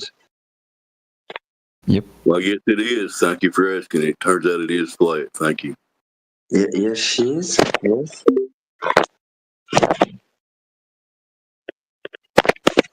Yes, we exhaustively looked for measurements of the curvature for the ball that they claimed, and it's not there, sir. Why do you think Earth is flat? For real? Okay, Somebody else go ahead. Question. Sorry, I'm just joining, but so the Earth is flat. Yep. Did you say why do we think it's flat? Well, why do you think it's flat? Well, I would say that it's more of a realization, right? It's not a belief. It's not like a new. Are you for real, guys? For real? Why do you think that? I'm He's trying to answer your question and you're interrupting him. Why? Maybe if you let him I mean, the short answer, we think it's flat because it is. No, it's not. It's ridiculous, bro. It's ridiculous. I was taught a globe too. You were taught a globe also, right? Yeah. Okay, I'm okay. Yeah, I was too. Okay, so let me ask you a question. Okay, so you think it's ridiculous? Okay. Mm-hmm. If no one told you the Earth was a globe, would you have figured it out all by yourself? Nobody told you. No, but you have an image from Flat Earth space. but then flat Earth can't be ridiculous if the globe is not self-evident. But it is, bro. It's like You just said it wasn't. You said you wouldn't have figured it out. Can't figure out things that are self-evident? That doesn't even make sense. Why do you think that? For real? I think he's broken. Dude, your record skipping. Are you able to take in any information, or are you an automated bot or something? I'm sorry. I don't speak very well English, so if you can send me like simple words, I can understand. But Do you understand the word water? can you repeat, please? Water. Do you know what water is? Waters. Water. W-A-T-E-R. Water. The water. Yes. Okay. Speaking of water around the world, bodies of water. Yeah, listen, bodies of water do not curve in reality. And they tell us that the Earth is like 70% water, so it cannot be a ball. Do you understand? Yeah, I understand. Okay. But what is the problem with? What do you need? Why do you think? I can't understand that. I can't. Why do you think the world is like flat? 5 times now. You asked the same question 5 times. Yep. What are you doing, man? We think the Earth is flat because how flat it is. Why flat? Okay, ocean flat, water flat. Is water flat? Is the surface of water flat? No, but bro, you know. It's a yes or no. Yes flat? Or no? Yes or no? Yes or no? No. No, the surface of water is not flat. How come we use water to make a flat floor then? If you build a floor and you want it flat, you use water inside of a level to make the floor flat. Why did we do that then? Bro, are you serious for real? Do you really think You're just trolling. Yeah. Oh yeah, he's trolling. It's Stray Cat. Yeah, he's been in here before. I'm sorry, I didn't notice who it was talking. No, bro, please. You're obviously not taking the Don't blame subject me serious. again. I'm so sorry. Yesterday I was there and I got mute. Please. Don't mute again. But we'll give you another chance. Okay? Okay. We'll give you another chance. But you're gonna interact like a normal human being, or like we don't need your grief, brother. Impossible. I'm so sorry for yesterday, okay? I'm sorry guys. If I speak very bad yesterday, I'm so sorry. Yeah, well, let's move forward and see if we can have a productive conversation. Right? I'm trying, we're not but going to get very far. We're not going to get very far if you can't comprehend what we're saying. That's kind of the issue too. So we got two problems here: cognitive dissonance and a language barrier. We got like two separate issues going on. Yeah, no, but it's not a point for banning me and mute me from every server because yesterday I was mute on every server, so it was very annoying. No, and our intention is not to mute you. It's just when you're being disruptive and cussing people out. And yeah. Oh, okay. I'm sorry. I don't want to disturb Mute you. I'm yourself? sorry. No, it's okay. We're not trying to mute you, brother. It's mainly like Indio just told you to try to act like a normal human being and discuss the subject seriously. Can you do that? I'm trying to be a nice human being, and I listening your point, but I can understand that. Why do you think I can understand? I'm so sorry. I can understand that. Why do you think the earth is flat? It's not sense for me. That's like the 10th time you've asked the same question. That's the point. Somebody else go ahead. Yeah, no, I'm sorry. I'm sorry if asking the same question like 10 times. Sorry. For me, it's why? Just why? Just why?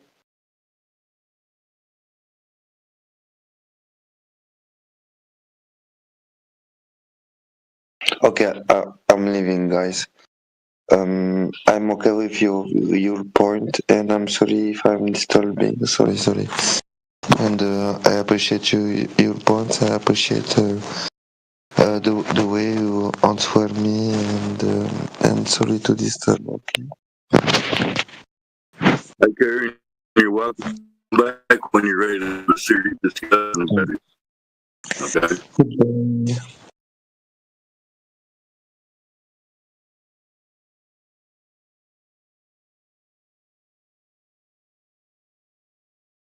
Next, who's next? Anybody?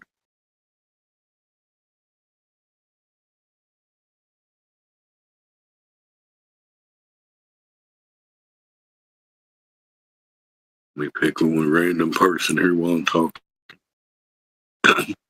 Apocryphon thinks he lives on a spinning ball in literally nothing, don't you? Let's see if he's at his mic. What's up? You do not accept that theory of our cosmology, sir, do you? No, I don't. In literally nothing.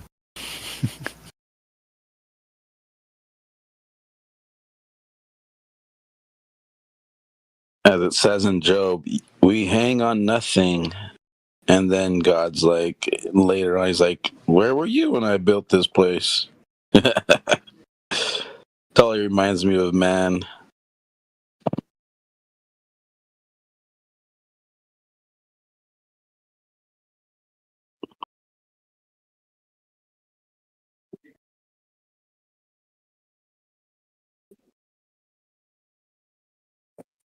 Well, thanks for speaking up, Apocryphon. I just randomly picked somebody to pick on. It was you.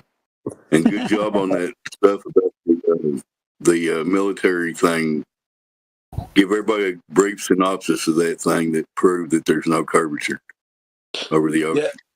Yeah, you know what's messed up about that though? I even is Kimbo Beats in here? He even said that he's like, what? He's like, I saved that because I had posted it, and he said he saved the article, but it's gone. It's like not to be found anymore. They scrubbed it, and I'm like, what? I just like, what the heck, man? I just posted that just recently. But yeah, it's. Did you have it download on your computer, right? No, I luckily I just had the like a video of it. There was a video that was made. This guy put it together. Like he's not a flat earther. Really? Yeah, he's just like a guy that's like he's just kind of like he was into it, you know, like the whole like, and then the drones that were 10 feet off the water, but the USS Carney, like they saw it, you know, using the Aegis A1 spy radar. Like he's just really excited that, you know, like what happened, how it went down. He doesn't have, you know, any skin in the game. So when this guy made this video, like I'm like, cool. So then I looked up for the article. I'm like, I want to see where he got this information from, you know, doing my due diligence, right? And then lo and behold, I found it. I'm like, cool, awesome. So I got that article. I posted it in the other server.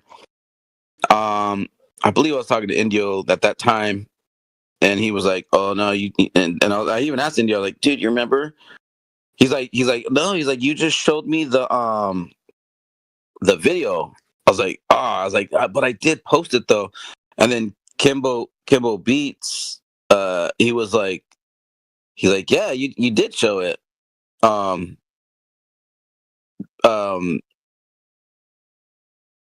sorry.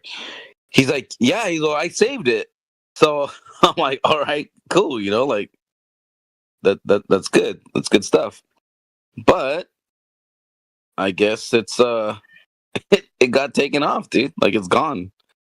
So that sucks. Well, scrub from the internet. Imagine that. They would never do anything with that. Right? It's like that's all they do. Supercharged.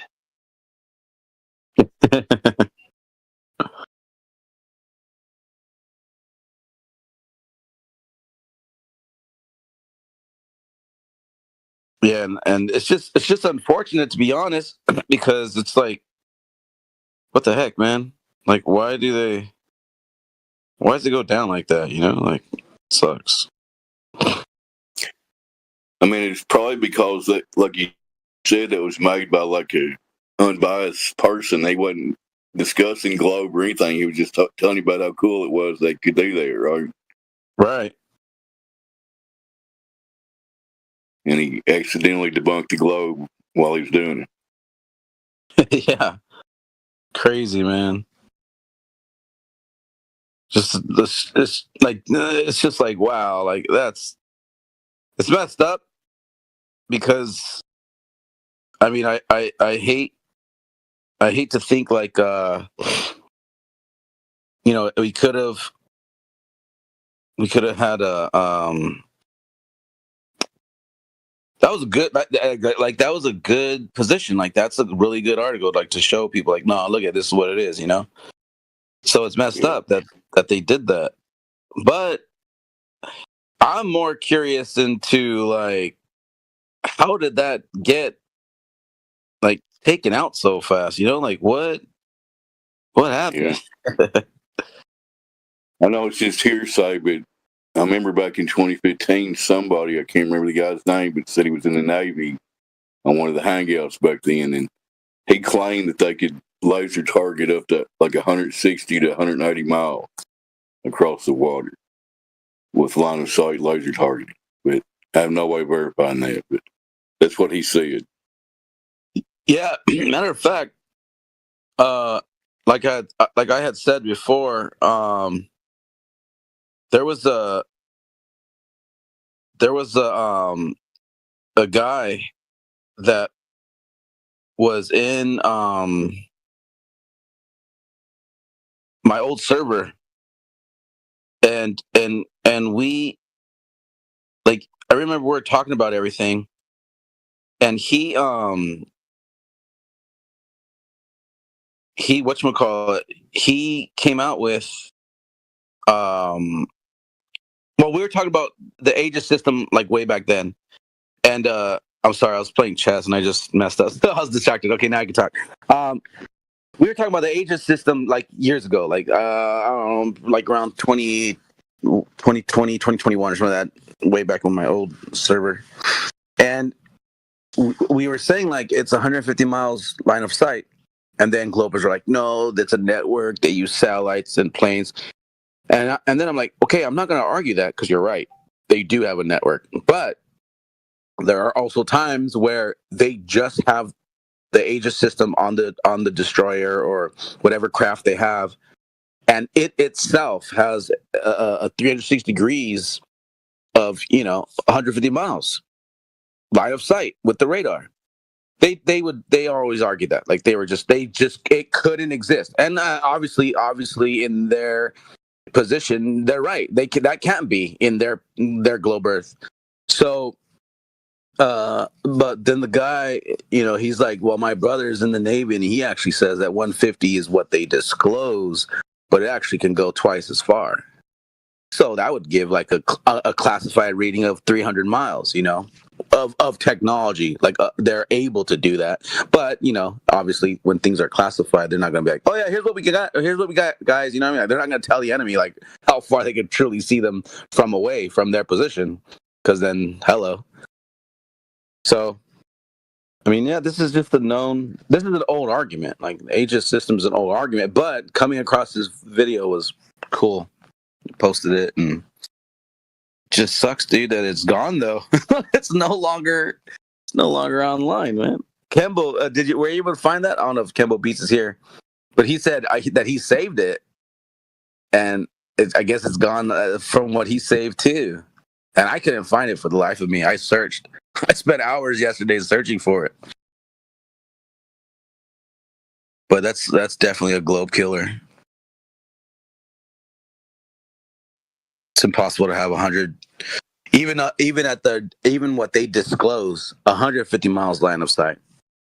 And that's not incorporating high altitude of anything, any assistance. That's just the destroyer, just the instrument, the radar itself on the vessel.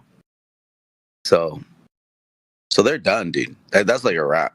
Like that's not a globe.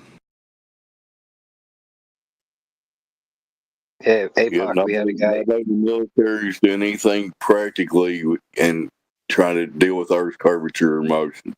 Go ahead, John. Yeah, we had a guy come in last night that was talking to Matrix, Paul 77. He had his own Black Swan from, what was it, Matrix? Are you around? You remember exactly what the calculation? Radio gear.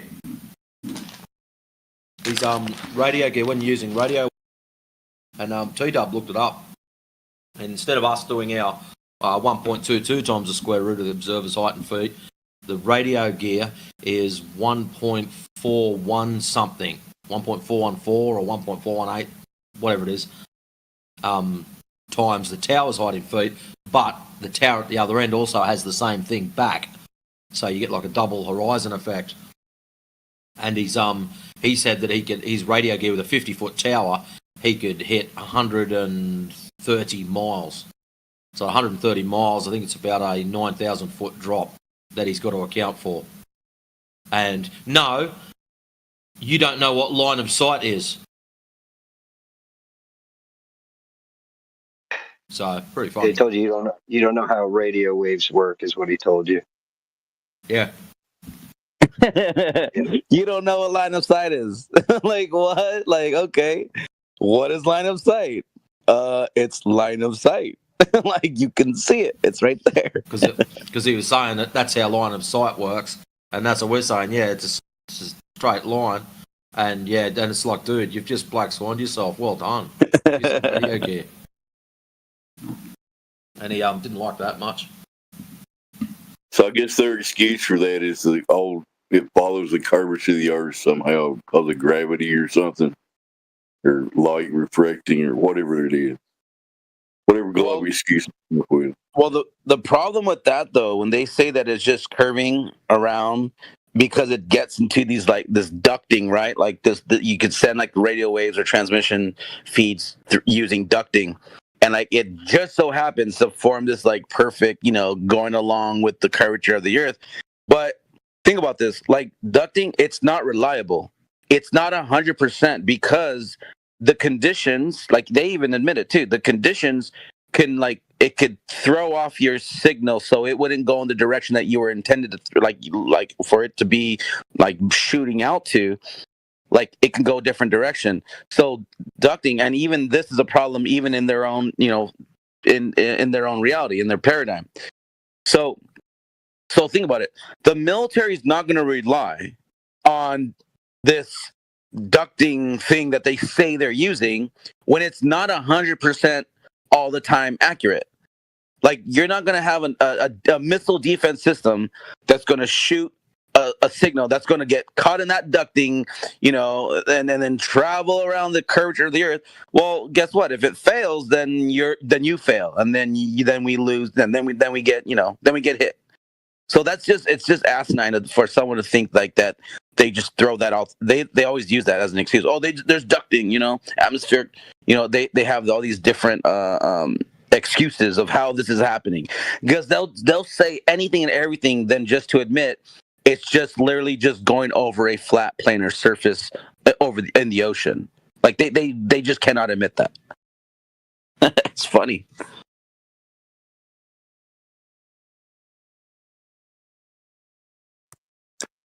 Yeah, it's obvious when lives are on the line, the military's doing anything, they're not going to play a percentage with ducting or whatever they're trying to say. Exactly. It's known to be unpredictable. Like you cannot predict it.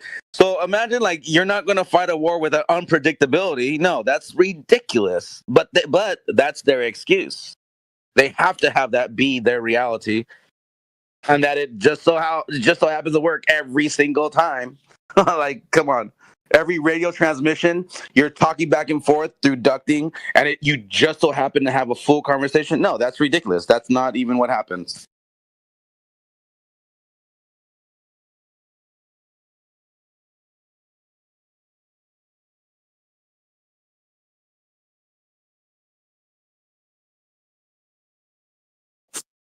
Let's check, see if any news joined. I heard a couple of noises. Anybody on here want to tell us about your globe beliefs and why you think that?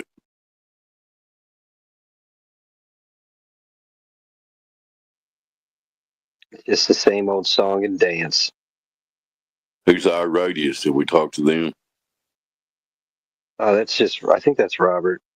Just morphing. It's morphin' time. It's his latest sock account. See the Pink Ranger?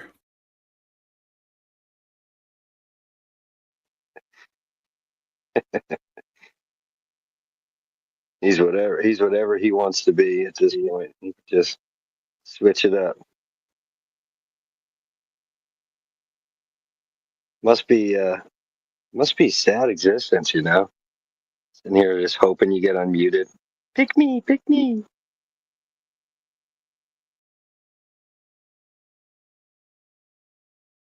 I don't think there's any part of the globe lore that he hasn't told us already. So, what's the point?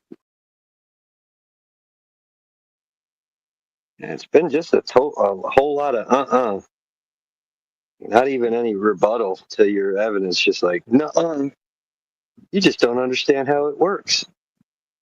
Well, explain to us how we're wrong. Well, I can't do that. I'm just going to say some more. So, You just don't understand the story they made up, man. What's wrong with you? Oh, but brother, there's rocket going into space.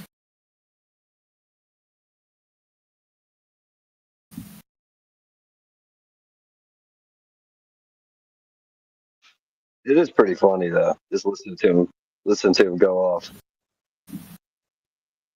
It's like lighting off fireworks. Like once the fuse is lit, and he's got to wait, and it's just like. I would almost say Mike does a better Jamaican guy than Robert does. It's close. Oh yeah, it was pretty. Yeah, man, it was good. You really did. You nailed it. Great impersonation there.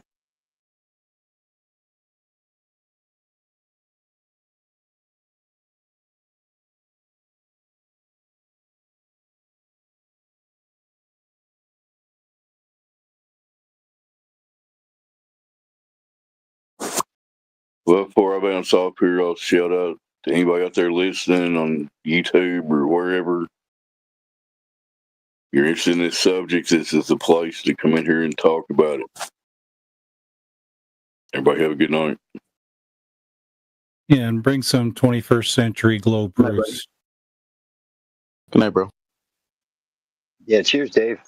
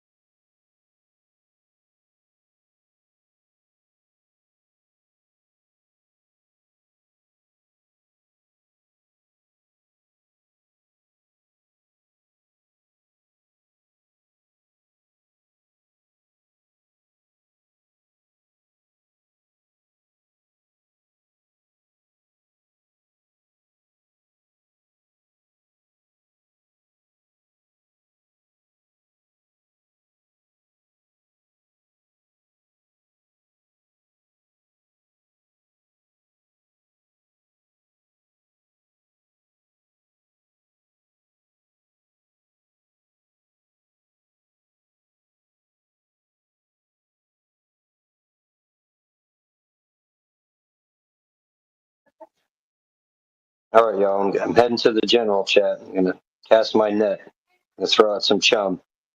Get some globers. Get him. Have fun.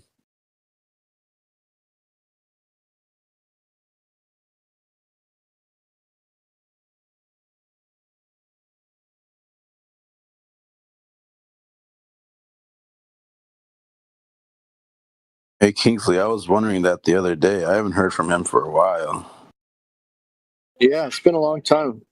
And I don't know if he goes into Earth Awakenings, but I'm not even a part of that anymore, so I don't even know. I haven't seen him.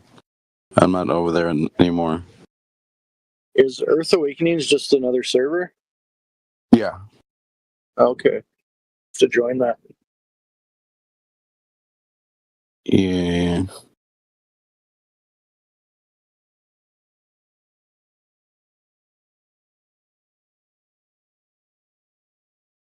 I mean, but he used to go there. I haven't seen him anywhere else.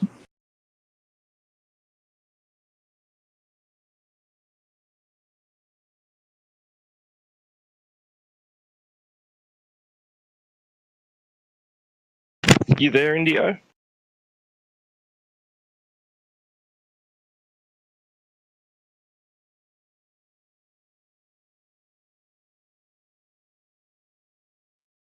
Same with Quantum Eraser. I haven't seen that guy around either. Yeah.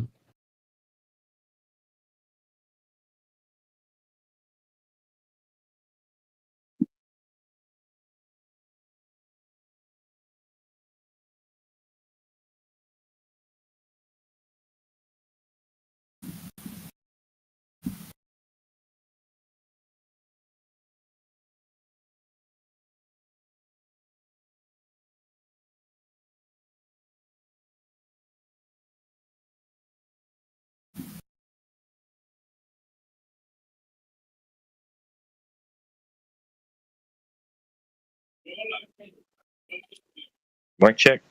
Mic comes through. Cash Yeah, one. good. So Indio's AFK probably. Damn it.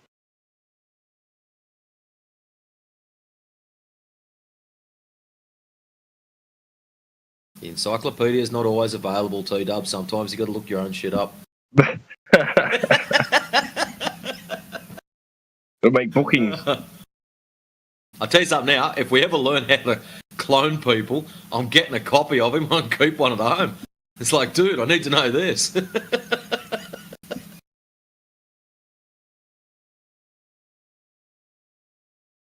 would just be easier to upload his consciousness to the net.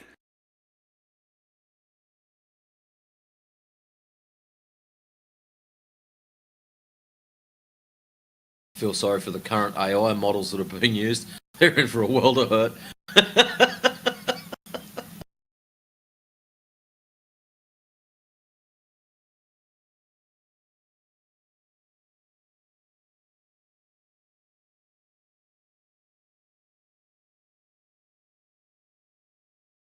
Yeah, Earth Awakenings is holding a live stream about the Celestial Theodolite update number 7. We got a fair number of people in there.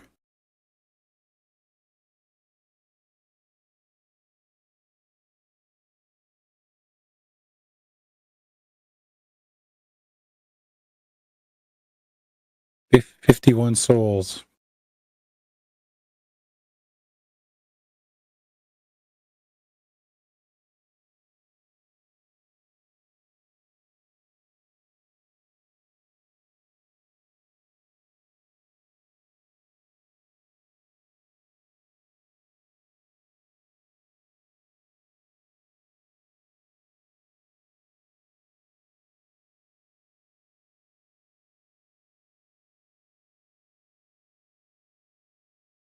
All right, I casted a wide net. Let's see what happens. If there's that many people over there, then there's it's probably like Shane and Alan. They usually draw a lot of people in from X. Yeah, they're doing a lot like a live event there. Oh yeah. So then, yeah, if they're doing the celestial navigation with the mountain and the angle and all that stuff. Apparently, that guy that did it did some really good work. Proved quite a Shane's doing the live thing going on there. Mm.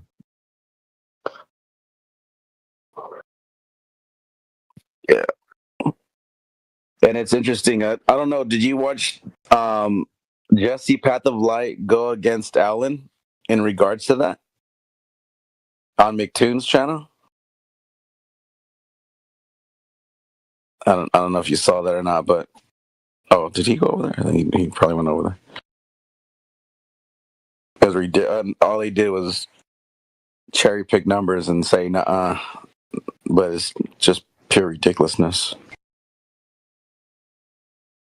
Do you have to have an invite to join that Earth Awakenings? They might have it like as a link that you could just click on the link. Okay, cool. I think there's a if you go into our Discord, there's a link in the partner section. I mean, we could just ban you from our server and you're automatically probably invited. Wow.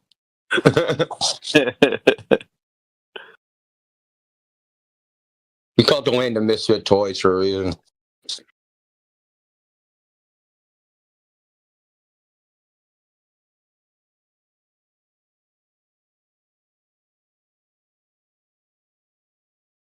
I mean, it's all right. I mean, I've only been there a couple times.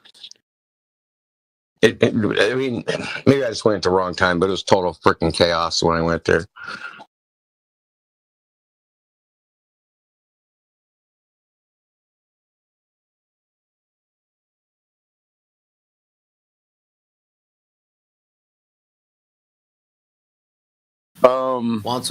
Once was enough for me. The time I went there is when FED went across, and Neil, within about 10 seconds of opening his mind, where are we today? In the land of misfit toys? And that was it. Instant blow-ups. Oh, shit. Instant blow-ups. This one dude piped up, had a massive cry. How can you say that? Whinge. And I was like, yep, that's enough for me. I got me dose. That's the only time I've ever been there, and I was there for that episode. Fantabulous.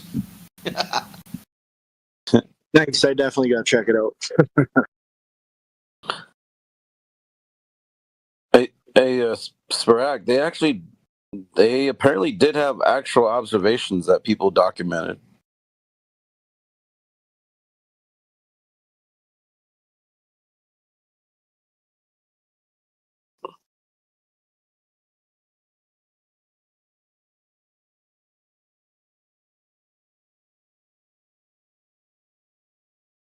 I forgot the guy's name that said he went out and did them.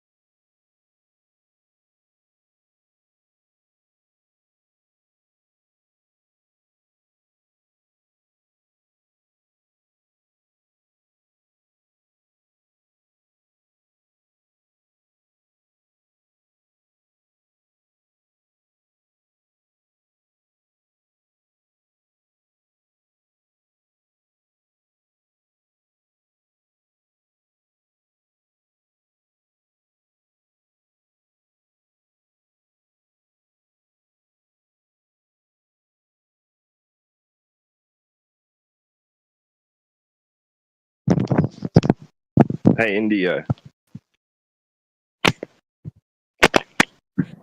You there? Yeah, I'm here. All right, so I've just been in the back chats discussing with Amish about Perplexity AI's review of the 3 Beacon 19 combat Hawaii trial, right? The what trial? The trials, the Becker trials from Hawaii, from the observatories. You know, the one, the 150K one? The 3 laser one? That one? Yeah. Cool. Yep. Yeah. So it's trying to tell me that that the divergence or the separation was greater than predicted. What does that mean? Well, you know, so that because I was under the impression that they predicted a certain amount of separation between bandwidths, right? No. That's not what happened. So they did the experiment. They did the experiment. Yeah. And then a guy, for his master's thesis, decided he was going to analyze the experiment. That's part of his master's thesis. He was, he participated in it as intern student, whatever, right? Just like you're a PhD student, you participate in experiments or whatever, and then you use some of the data for your PhD. So he was doing this for a master's, right? And actually, another person at the same university also did their master's thesis on this same experiment, but they did. I can't remember what they did. They did some. I can show it to you.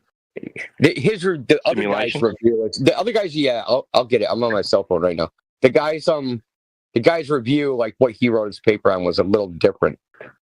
So this guy Bricker, David Bricker, part of his master's thesis. So what he was trying to do was model. So he was trying to create a kinematic model post-diction, right? Basically a post-diction, getting a model to fit what was observed, right? And so in the course of that, right, he models refraction, he runs some ray trace simulations, and he runs the U.S. standard atmosphere prediction of what the path of light would be. So that's like the first thing he does, right? Because they're like, the question was turbulence, right? But before you even get to the turbulence, how do you know how the beam shifts around if you don't know what it's supposed to do? So he models what it's supposed to do, right? Quote unquote, the globe refraction, U.S. standard atmosphere, and he calculated it for 3 beam wavelengths. That prediction showed that the beam should have been separated by 20 meters, but the telescope is 3.4 meters wide. So obviously, according to the globe, they couldn't have picked up the beams. So they had already done the experiment, right? They had already done it, the test or whatever, not the experiment. So the test, they'd already done it, and obviously it worked, right? So obviously, if it worked, and the model says the beam should be 20 meters apart, the model's wrong. Got it? So it was post-modeling, right? Post-modeling. Yeah. Okay. Yeah. Because they probably would have did something different if they did it first, right? They didn't do any, like, they just, listen, it describes it in the actual test. Like, we just aimed the laser at the spotlights on the other island. That's all they did. They just freaking pointed it. So to get the direction they pointed at, right? They just, like, they had spotlights, like searchlights. You know what I mean? Like on a boat. You know, and they just aimed at that. So, and they, like I said, they picked up and measured what's called a speckle pattern of all 3 lasers in the telescope simultaneously. Okay, they did this. It's a simultaneous test. The lasers were all attached to a gimbal, right? It almost looked like, kind of looks like, I don't know if they have them in Australia. So if you go to the top of a mountain and they have those binoculars you can stick a quarter in, it kind of looked like that. Yeah. Yep. It kind of looked like that. And they just looked through the eyepiece and like basically centered it on the searchlight. The searchlight was at where the telescope was, and they just aimed at that and picked up all the lasers in the telescope. They weren't like, oh, we are only getting 2 wavelengths and not the other one, or we're getting 1, not the other 2. They got all 3 because once they captured it, they split it. Each wavelength was split through a different fiber optic cable and analyzed individually. Okay, so they get it through the telescope. They have, because they use a filter, so it filters out everything but that wavelength that they want to analyze. So they had 3 successive filters, right? So they filtered it 3 different ways. So basically, they take the original input, they split that into 3 paths, right, and then filter each of those paths for the wavelength they want. And then they analyze the speckle pattern to try and predict turbulence, like what turbulence is, right? They tried to use a model to see if it matched the model. So this guy in his thesis, he tried a ray optic model, he tried a wave model, and a mixed wave.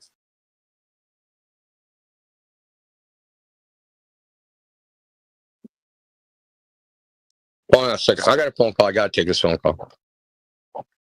Yeah, no problem. I got to dip anyway, but yeah, so I'll catch up with you later. But I think I know where the confusion is. Yeah, I mean, I don't know. Cheers, man. All right, bye.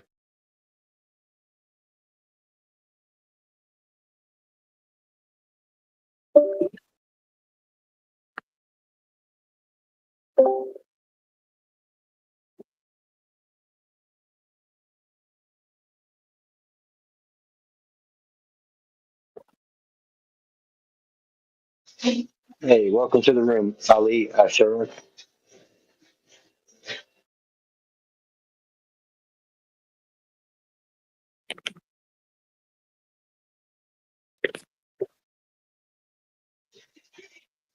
Yeah, welcome to the room, Daniel and Ali.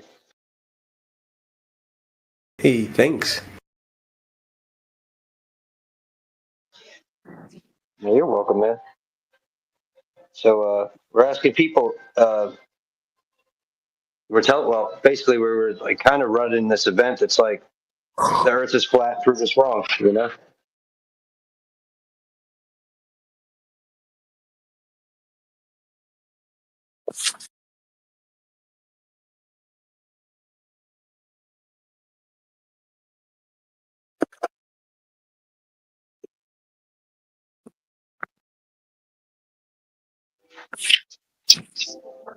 What do you think, APOC? You think they could prove you wrong? What was that? Said if I told somebody the Earth is flat, prove you wrong, would they be able to prove you wrong? No. No. There's no way that they can prove a globe. You can't prove something that like are they going to prove that there's Yes, there is. leprechauns at There the is end of only rainbows? one way. There's one way and one very simple way. All they've got to do is show verifiable, repeatable proof of measured drop over distance. That is it. It's a very simple call. Yeah, that's why I said they can't, because that doesn't exist.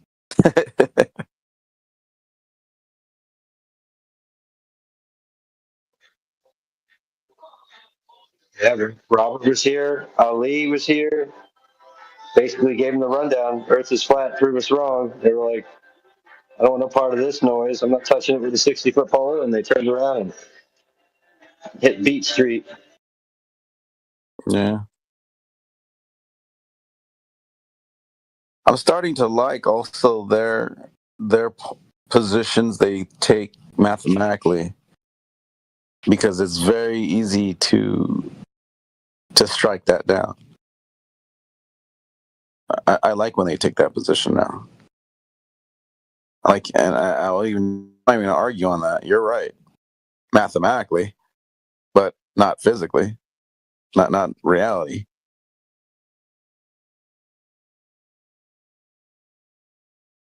And then they really don't have anywhere to go from there. It's about getting them to the point of realization that it is a mathematical conclusion, because they don't even know that's like the reason why it's proving, quote unquote, itself. You have to like share the truth with them. It's just math.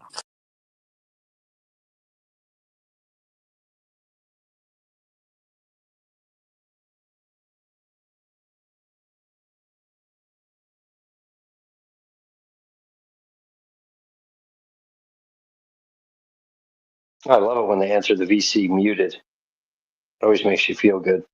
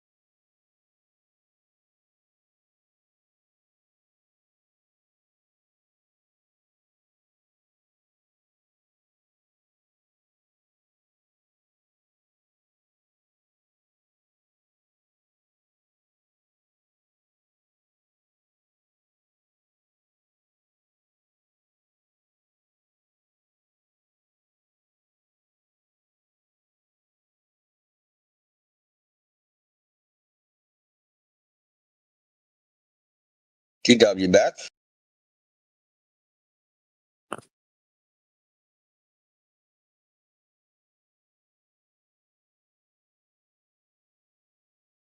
Test, mic check.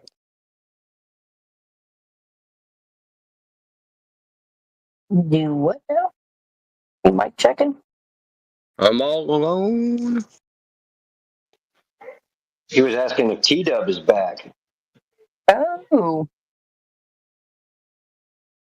T-Dub! Now you might be AFK.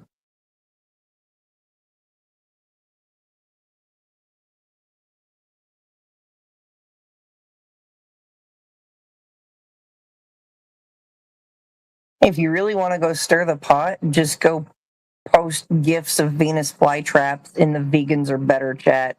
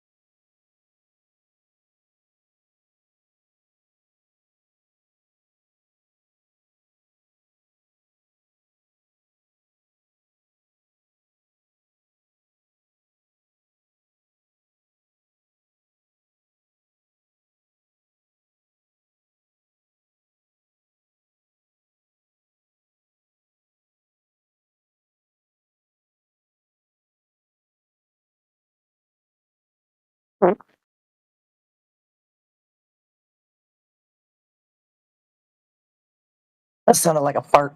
Who farted?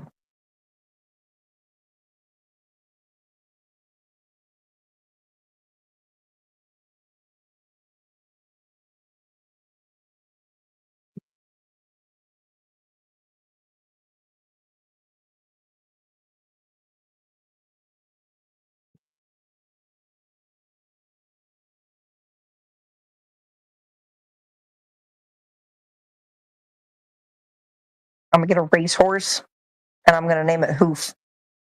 Hoof Hearted. And it's gonna be hilarious.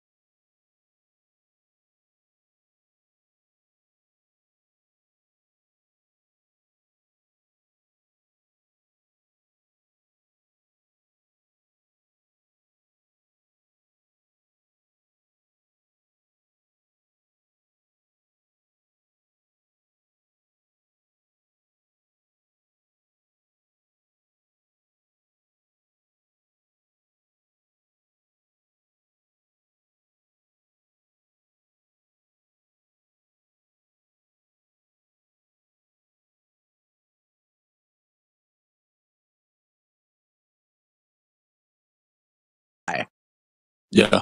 Okay, well, we're kind of going away from the main point of flat Earth, right? Now we're talking about why would they lie, right? So it's kind of irrelevant, I would say, in my opinion. Okay.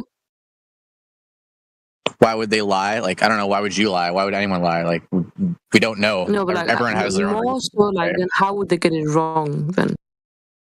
Like, with the technology we have today, if the most common consensus is that the Earth is round, why is it flat? Basically, that's what I'm saying. Okay, well, why is it flat? That would be a better question that I could let's go with more readily answer. For me, why is it flat? Sea level and water, essentially. That's where I go with it. What? Okay. Meaning? Meaning that water takes the shape of its container, right? And at surface, water is always level. Yeah, that's really smart. You're smart. You're trolling. Did you guys know that whenever you look around, you see straight forward? All right, thanks for that. So I'll repeat myself again. So water takes the shape of its container, correct, sea level, and the surface of all water remains horizontal with no curve whatsoever. Now, would you agree with that? Are you looking at, like, if you're standing on the beach and looking at the horizon? Yeah, perfect. Would you agree with that? No, I mean, from your what we can perspective, see, yeah, but our eyes are not that great, so we wouldn't be able to see. Okay, so I'll make it I'll make it more simple. So you got a bathtub, right? Is the water curving? No. All right, now we have a swimming pool. Is the water curving? but that's got nothing to do with anything, though, because from your perspective, yes, you're absolutely right, but that's involving gravity, right? Like, if I was to ask you, do you believe in gravity? Does it exist? The heck was that? Does gravity exist? Do you believe in it or not? Yeah, mute. Okay. Yeah, Well, do you believe in gravity or not? It's kind of a non sequitur, because right now all we're trying to do is get the surface of water, right? And according to the globe religion, water curves over a ball. Is that correct? The gravity down. No. Does water curve physically over your ball? I guess so, yeah. Okay, so then in reality, in real life,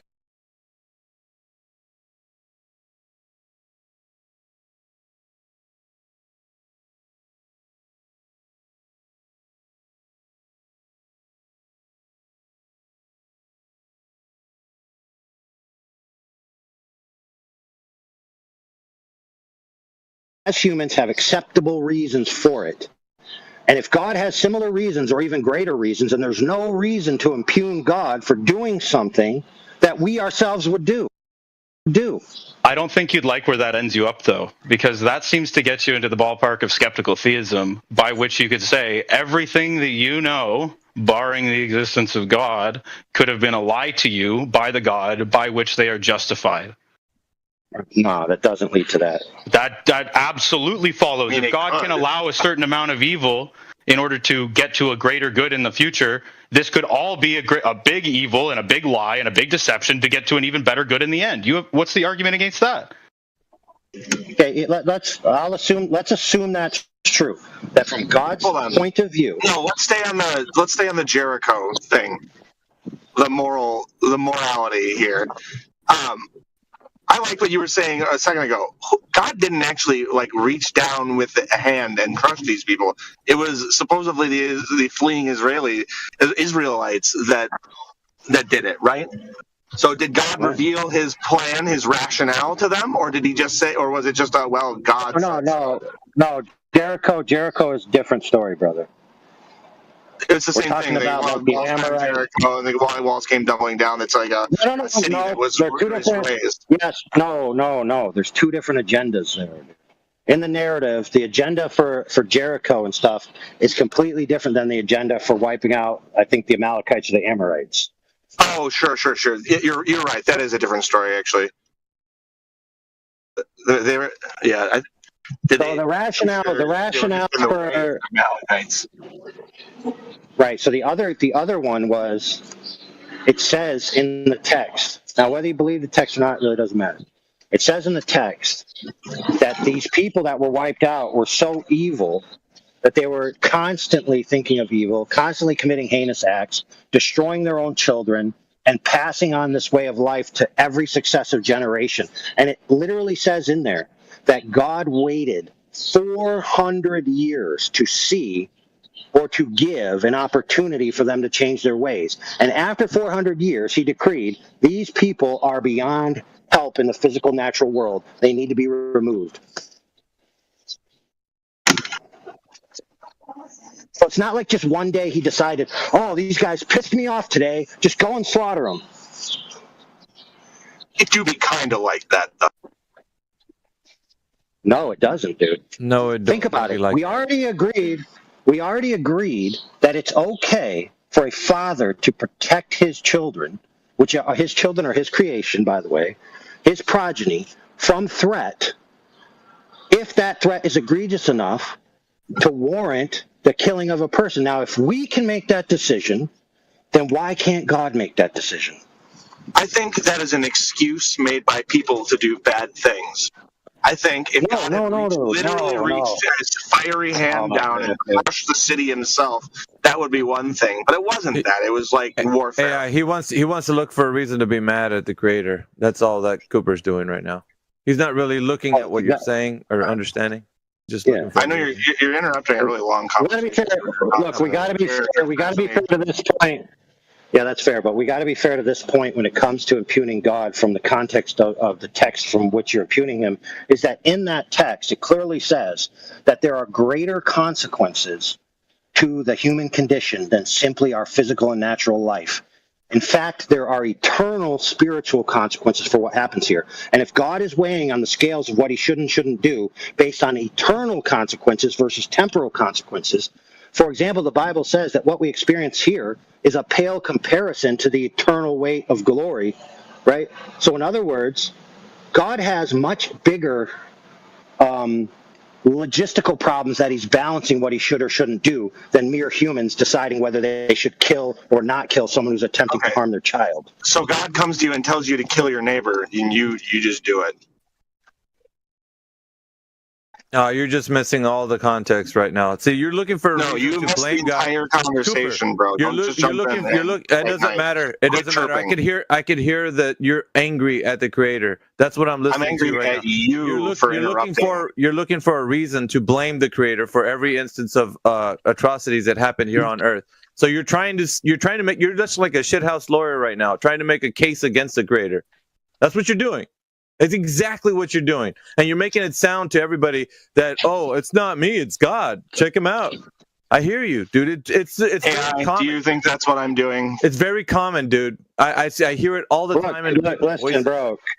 Cooper, Mr. Chef here, is a self-proclaimed Christian, right? So he's at least adhering to some form of specific theism, in which, if you're a Christian, you would tend to believe, and Cooper can correct me if I'm wrong, that a specific agent created the creation, and therefore it's his authorship of it and his rules, and it goes by his standards, right? Unless you have a different view of Christianity. So, Cooper, correct me if I'm wrong. I have like the humanistic Christianity bullshit. I don't actually believe in any of the magic stuff. I just adhere to Christian values and go to church. So I don't actually believe in like the the stuff you're referring to. So Okay, so then you're adopting the Christian ethos without adopting basically, I grew up a Christian for all my life, and like my wife is a Christian, so we take the kids to church. So like it's a good. I like church. It's yeah. I don't know. I got you. Kind of like Richard Dawkins and all the other, Four Horsemen of the Apocalypse and all those other dudes who, wanted to preach atheism. Then they saw the culture change and they're like, oh crap, atheism sucks. Yep. Can I run a hypothetical by you, Cooper? So there's something about people that are attending church and the way they live their lives. Absolutely. Too. So I want to drop a thing that changes the argument completely. If it's the case that we're only limited to the physical and natural world, then that does limit certain moral is's and oughts. But if it's the case that there's actually supernatural consequences for what occurs here, and there is an agent that is aware of those consequences and is acting in our best interest despite our wills that go against his interests, he is in the only position to make the decisions of what should and shouldn't happen, because he is thinking about eternal consequences when he's making his decision, not simply whether or not you get to have a car. Yeah. Cooper, can I run a hypothetical by you? Sure. So do you have a dog by any chance? I do. I have 2 dogs. Okay, so let's say your dog, for some reason, just was able to talk to you, and he was like, bark, bark, bark. I don't think it's fair that you don't let me poop inside, and you force me to eat what I don't want to eat, and you make me follow these rules and stuff. Would you say, oh, the dog has a valid point of view, or would you think, oh, the dog doesn't, understand a higher perspective? I would say the dog has a valid point of view. He's basically a slave. Okay. Told you. If they were able to articulate all of that, that would encompass a state of mind that was probably should not be treated like a pet. So it's very common for people to think this way. It's humanistic morality. You're only regulating everything through the lens of people. You don't see it through the lens of a creator. You couldn't possibly. Because for you right now, if something is wrong in your immediate vicinity, then why isn't God doing something about it? Here's a better analogy. If I build a Lego tower, it makes your point better. Here, if I build a Lego tower, is it wrong of me to knock it down? No. Is it wrong of me to knock somebody else's Lego tower over? Yeah.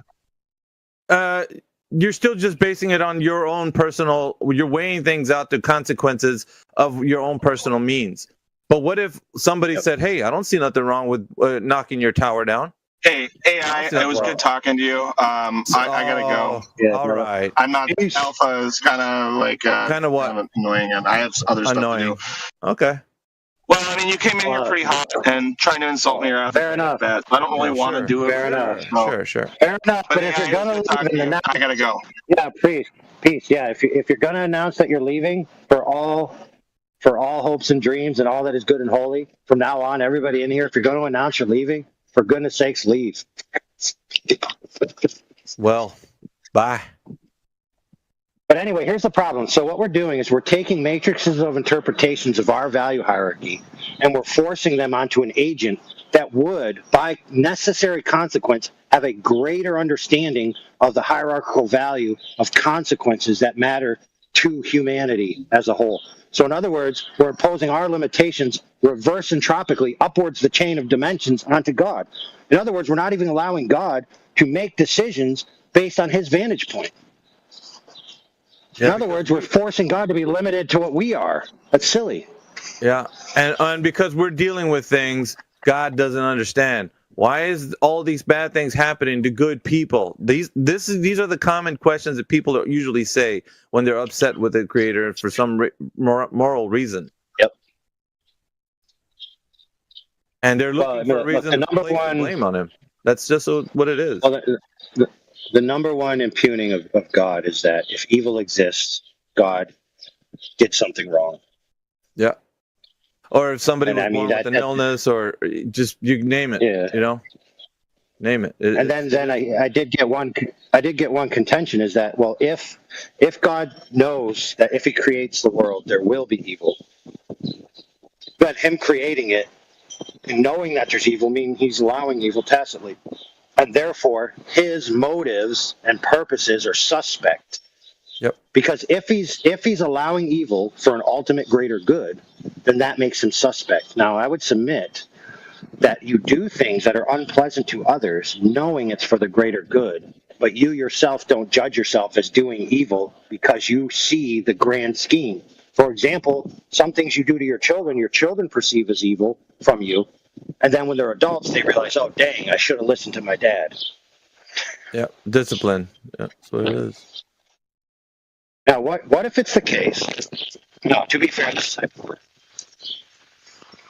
What if it's the case that the allowance of the exercise of imperfect will, which is ours, creates a contextual framework in which we can understand certain truths that if we didn't have access to that, we would never understand. And the quality of understanding these truths makes life, and I don't just mean life here, I mean life in general, eternal life, makes it infinitely more valuable, having understood evil and good and the differences, and then being able to transition into good. So for example, some people might say, well, God should have just created a perfect world from the beginning, and if he didn't create a perfect world, he can't be God. Well, what if creating a perfect world ontologically requires that the people in it understand perfection? Because if you're born perfect and you don't know anything but perfection, how can you truly understand what perfect is? In other words, the exercise of evil is necessary for the context for you to understand what you're actually enjoying. Otherwise, it'd have no real weight or value to you.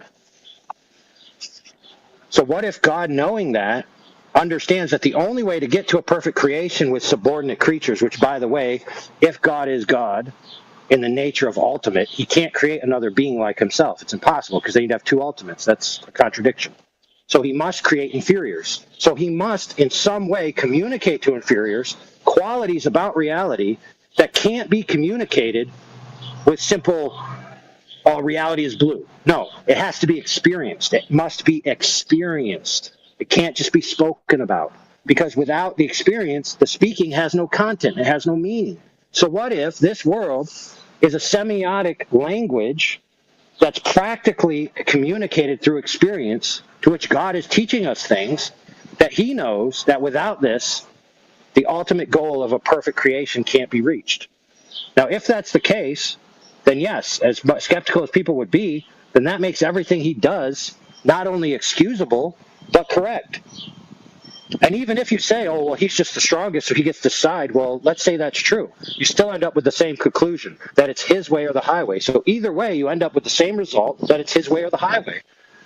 And if you already believe that it's okay to give people consequences based on your own subjectively created objective framework, and God is the greatest being that cannot be thwarted because no lower dimensional energy or weapon can hurt him in any way, shape, or form or thwart his purposes, then you end up with this. You either do it God's way or you're screwed. There's no other solution. Now, you could shake your fist till eternity come. I didn't want to do it God's way, but it isn't going to change the fact that it's going to be God's way or the highway. You may not like that, and I get that. Most people don't, because they want to be God. They want to be the one who decides what's right and wrong. They want to be the one who decides what they want and what they don't want. That's right. Usually people towards the end of their life, when they're taking their last breath, they start realizing something's wrong. Those who are in opposition to the Creator. Once those flames start reaching their toes, they start realizing, wait a minute. Hey, wasn't there a famous atheist? Yep. Or something who was dying, and as he was starting to die, he said, something's wrong. Yep. That's correct.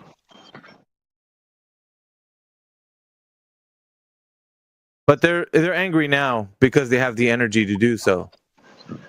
Yeah. Once all that's taken away, they're going to realize they were wrong. Now, why is this relevant to flat Earth, globe Earth?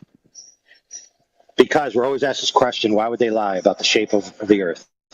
But they're not just lying about the shape of the Earth. They're lying about reality itself, the fundamental underpinnings of how reality functions, metaphysical versus physical causation, supernatural versus natural causation, the hierarchy of entropy, whether mind over matter or mind is an emergent property of matter. These are all completely different metaphysical lenses to view reality. And if you have a particular metaphysical lens about reality, it's going to change the things you believe about reality and about cause and effect and about consequences. So if you can divorce yourself through a materialistic paradigm, like this other guy said, where he's a Christian, but he doesn't believe in the supernatural stuff of it, right? He's founding that, what it appears from our conversation, on the quote-unquote scientific paradigm that he believes in. So if it's the case that there are metaphysical, supernatural, eternal consequences for what we do, say, think, believe, right, then if there were people who wanted to change that, then they would be in their best interest to lie to you about reality, wouldn't it?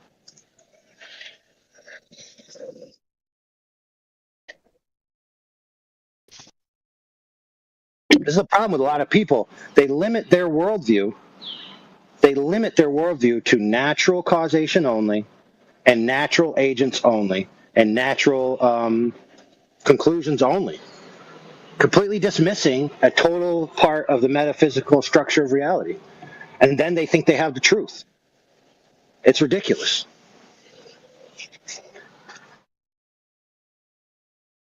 Yeah, we got a lot of people in here right now, AI. I don't know, that other gentleman left. Does anybody in here want to talk about, if you think that the Earth is a globe, any evidence that you have to put forward?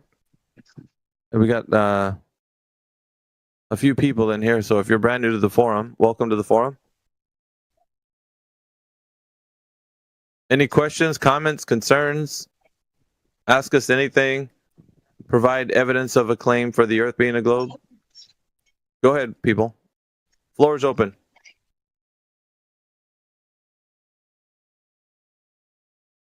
Yes, no?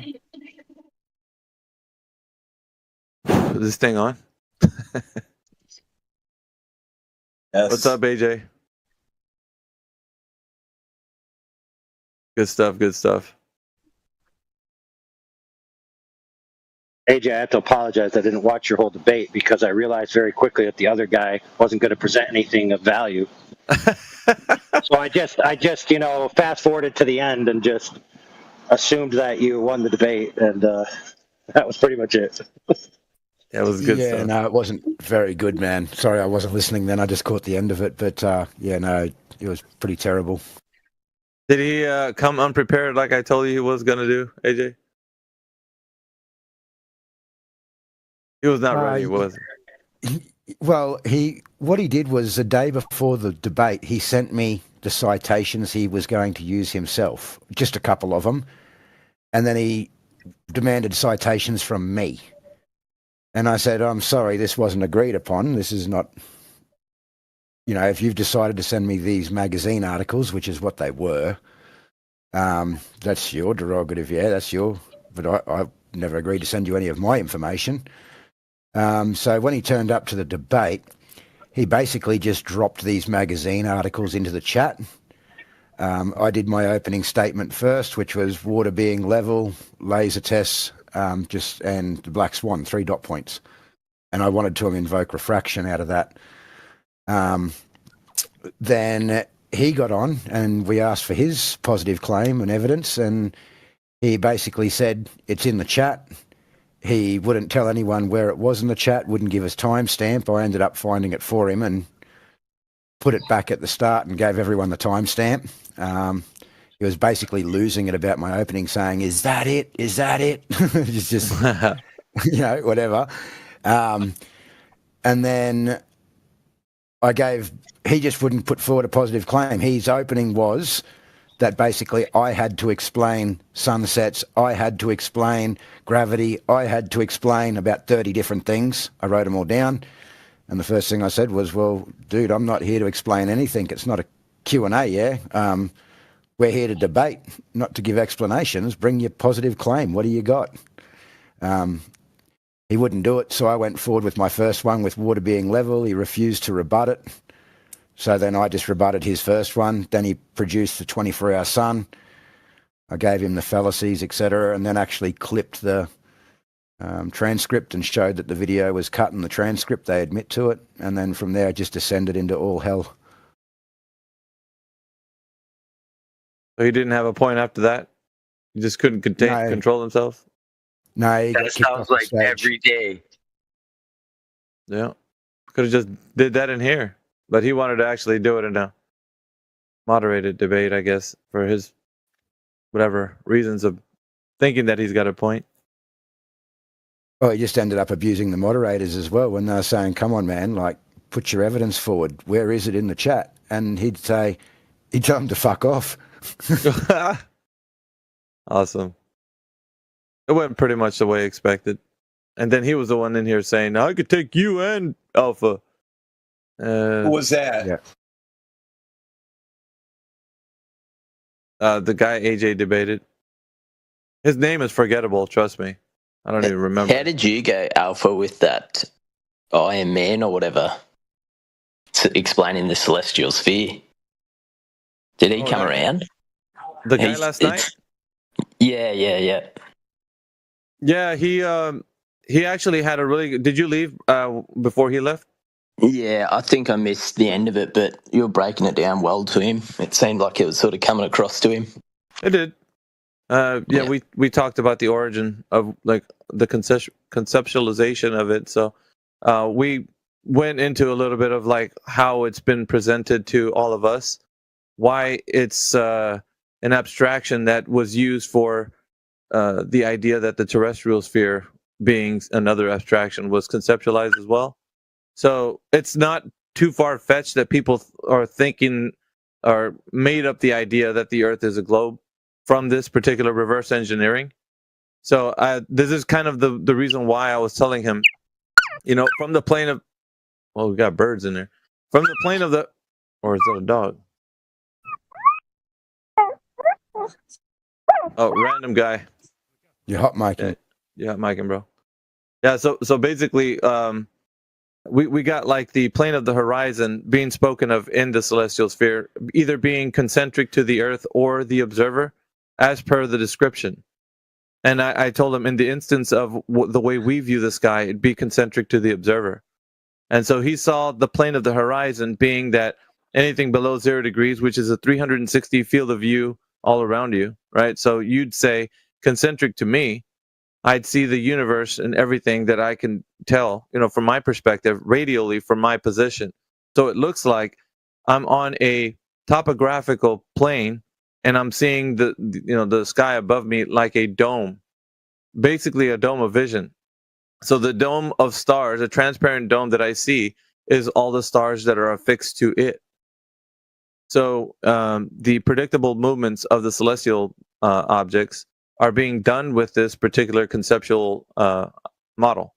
So the model of the celestial sphere has been already projected onto the way we think about the predictable movements of the heavens.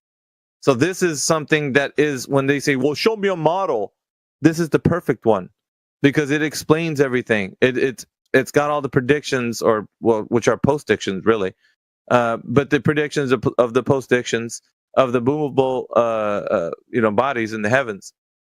It's already been discovered. All these things have been known. They've been cataloged, they've been analyzed, and so there's nothing more outside of that which has already been witnessed to then talk about, like how the only difference is people are then using the abstraction of the Earth being a terrestrial sphere. And I even said what's been garnered from the celestial sphere, or actually conflated from that, is the idea that northern hemisphere, southern hemisphere is regarding a terrestrial sphere, and it's not. It never has been. The people that are saying that they're talking about the northern or southern hemisphere or the equator are having to deal with a terrestrial sphere is fallacious, because they're basically getting this all from the celestial sphere with the radius value that's infinite. Doesn't have one. So this is the problem that they're using that to then reverse engineer for the terrestrial sphere, right? So it's an abstraction that's garnered from that, and so most of the terminology is used from that. A lot of people don't know that. When coming into this, they're like, well, I didn't know like that the Earth could be reverse engineered from the celestial sphere, but that's what's been done, because they're saying celestial navigation and astronomy are garnered from that celestial sphere, not from a terrestrial one. So people, well, that come in here basically are putting all their eggs in one basket with celestial navigation, saying that proves that the Earth is a globe. No, it doesn't. It proves that the celestial sphere conceptualization is what we're using, and that's all it is. An angle of view to a star in the sky. I put a model in there last night to kind of exemplify what I was talking about, and it really helped him along. So he basically had a really good conversation and thanked all of us, and he was like, yeah, I appreciate it, man. Thank you very much. And I was like, yeah, no worries, man. But that we have, in this arena, a lot of people with different ideas of how the Earth became a globe. And they try to view it through a lens of saying that they have a standard, right? Which is celestial navigation. That's a great way to talk about how the Earth is abstracted as a globe, but they don't have the direct measurements of it. So they're trying to use a conceptualization of what they think the Earth is as a globe to then say that this is how reality is. But they can never point to a place where they're primarily experiencing it as such. They're only telling you how it can be conceptualized as such. Does that make sense? Yeah, absolutely. It's a great point. Obviously, and then, but most people don't really think about it in that way, so they argue to the cows come home when it concerns to like their idea of how celestial navigation and such. Go ahead, Heretic. Oh shit! I'm off mute. Oh yeah, I thought you were going to say something. Damn it! No, my phone is doing that thing again where it randomly unmutes. That does it to me at work. Still saying I'm muted. What the fuck? All right, I'm gonna fix that. Go ahead. All right. Yeah, we go ahead, AJ. I was going to say I normally get that going on when I got a bit of a lag with my internet. Yeah, for those who don't know about this, just look up the celestial sphere. It's one of the things that I think is really.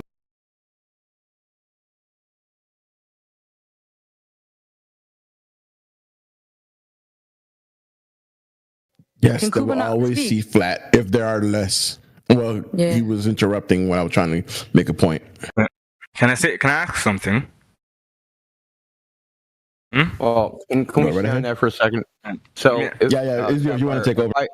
If I show you a picture from the Chinese space station that shows a flat Earth, would you be a flat earther? The Chinese space station. Yeah, so there's a Chinese space station. It's 23 kilometers lower than the ISS, and it shows a flat Earth. Oh, okay, no problem. All right, I would like to see that picture too. But not that it proves like too much. Even like if I have a ball and I'm looking directly at an angle. No, that's way convenient, isn't it? Convenient. Now the pictures don't prove anything. See, this is the funny Let me actually look at is that when you have a double standard, brother, you have no standard. Okay, pictures Indio, from space. I have a question. Here you go. Look in the chat, brother. This is what it shows 24 hours a day, 7 days a week of flat Earth. Indio. So is the Earth flat now? Oh my days. Okay. I can also post an astronaut that claims he's on the ISS say the Earth is flat and beautiful. So do you want to post that too? The quote. Set it on ABC. Put it in if you want to. I'll type NASA images of Earth, and then we can see if it's flat or not. Okay, guys. There's a mathematician. Can you tell him about the planetarium director? Albert, I have a question. If you guys believe the Earth is flat, why is there time zones between the? No, we don't believe. Yeah, I asked that earlier, and then they took it back to the curvature and the math, but they never answered why there was seasons and why we have night and day. Yeah. Why can I not put pictures? If you believe it or if you know it, why is it There's time zones when the Earth is flat. If the Earth was flat, why doesn't everyone not have like the same time zones and stuff like that? Because I didn't get an answer. your Are you gonna let me answer? Go ahead. Are you gonna let me answer? I'll answer. Time zones are man-made. They're political constructs. For instance, China has one time zone. Okay, so check this out. There's 19 time zones in the north, 24 in the middle, and 32 in the south. Why is that? Can we talk about something more? If that no, fair enough. I didn't no, we're not gish galloping. No, I believe you. Listen, we're not gish galloping. You know what? This is called No. gish gallop. You're right. Listen, you're absolutely right. Time zones are. You're muted. Shut up. Okay. You're not the one who asked. This guy is. So answer why there's this variation of time zones. Why there is? Because the Earth is. Yeah, there's 19 in the north, 24 in the middle, and 32 in the south. I cannot give you the scientific reasons. The reason. The scientific reason? Yeah. Whatever it is. Oh, this would be funny. Man. Yeah, it would be funny because you said time zones are man-made, bro. Okay? They are. So if you've never left America, let me explain for you, okay? Because there's one time zone in China. The Earth is circle. Let me explain. The Earth spins. He's confusing time zones with day and night. Jamesy, just let him finish. Let him finish. Go ahead. Oh, no. Earth spins. I'm not confusing time zones, okay? So 32. So there's 32 hours in a day, because there's 32 in the south. 32 hours in a day. When? There's 32 hours in a day. Okay, you're muted, dude. You're just trolling. Fucking dude said 32 hours in a day. Okay, Sapphire, go ahead. I think he just repeated what you. Thank you so much. Okay. You know what? Time zones, man-made. Fair enough. I don't really care about that. Tell me about seasons. How you just said, hold on. You just say. No, it's so funny that they ask a question and then answer their own question. I'm going to answer it. Right? Ask a question, I'll answer it. If you answer it yourself, dude, I'm going to mute you, dude. How did I answer? I don't know how I answered myself, but I said. Because after you asked me the question, what are seasons, right? You kept talking. No, I said, I also elaborate. I said, how do we have summer one place and then Australia, they have winter, for example? Because day length varies depending on the position of the sun. Okay, so when the sun is in the sky longer, when the sun is in the sky longer, it's summer. When it's in the sky shorter, it's winter. Pretty simple. So there's something called. Let me explain to you because I don't think you even know your own paradigm. So there's meteorological and astronomical seasons. They're two different things. So the astronomical seasons are like June 22nd and December 22nd and the equinoxes, right?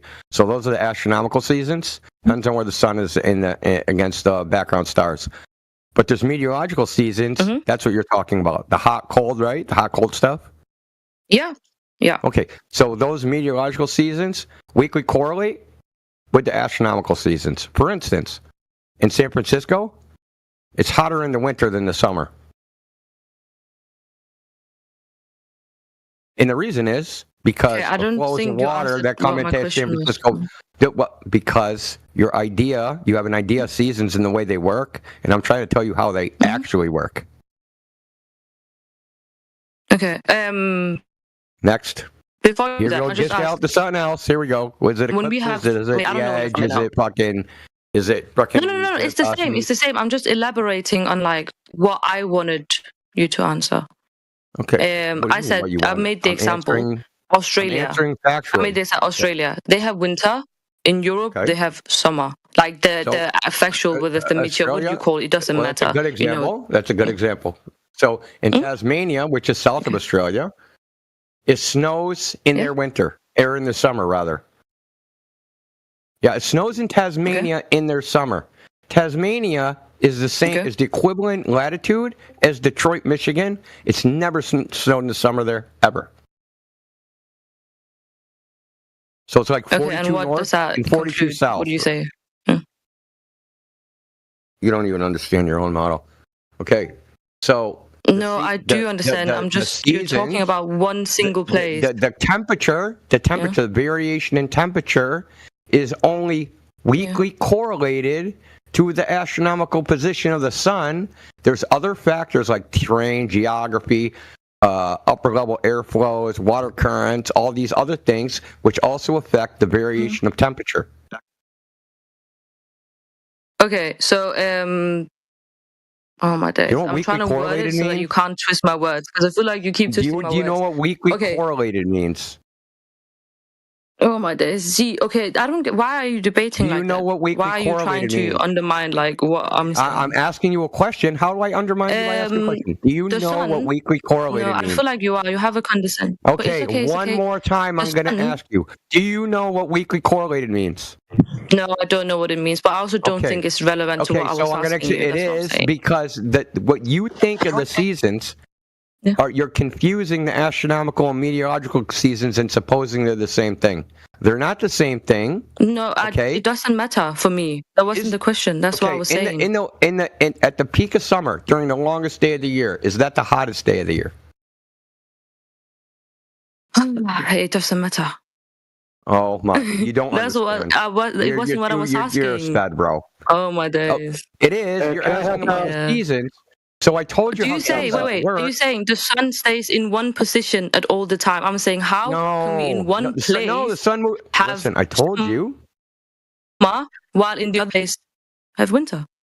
What causes summer? Okay, you're saying the sun moves around the flat Earth. Yes, moves above the surface of the Earth. That's what we see. Oh, okay. You know what? This makes so much sense because if you think the sun moves around the Earth, see, that's when we have a fundamentally problem. That's why we're never gonna agree on this. Okay.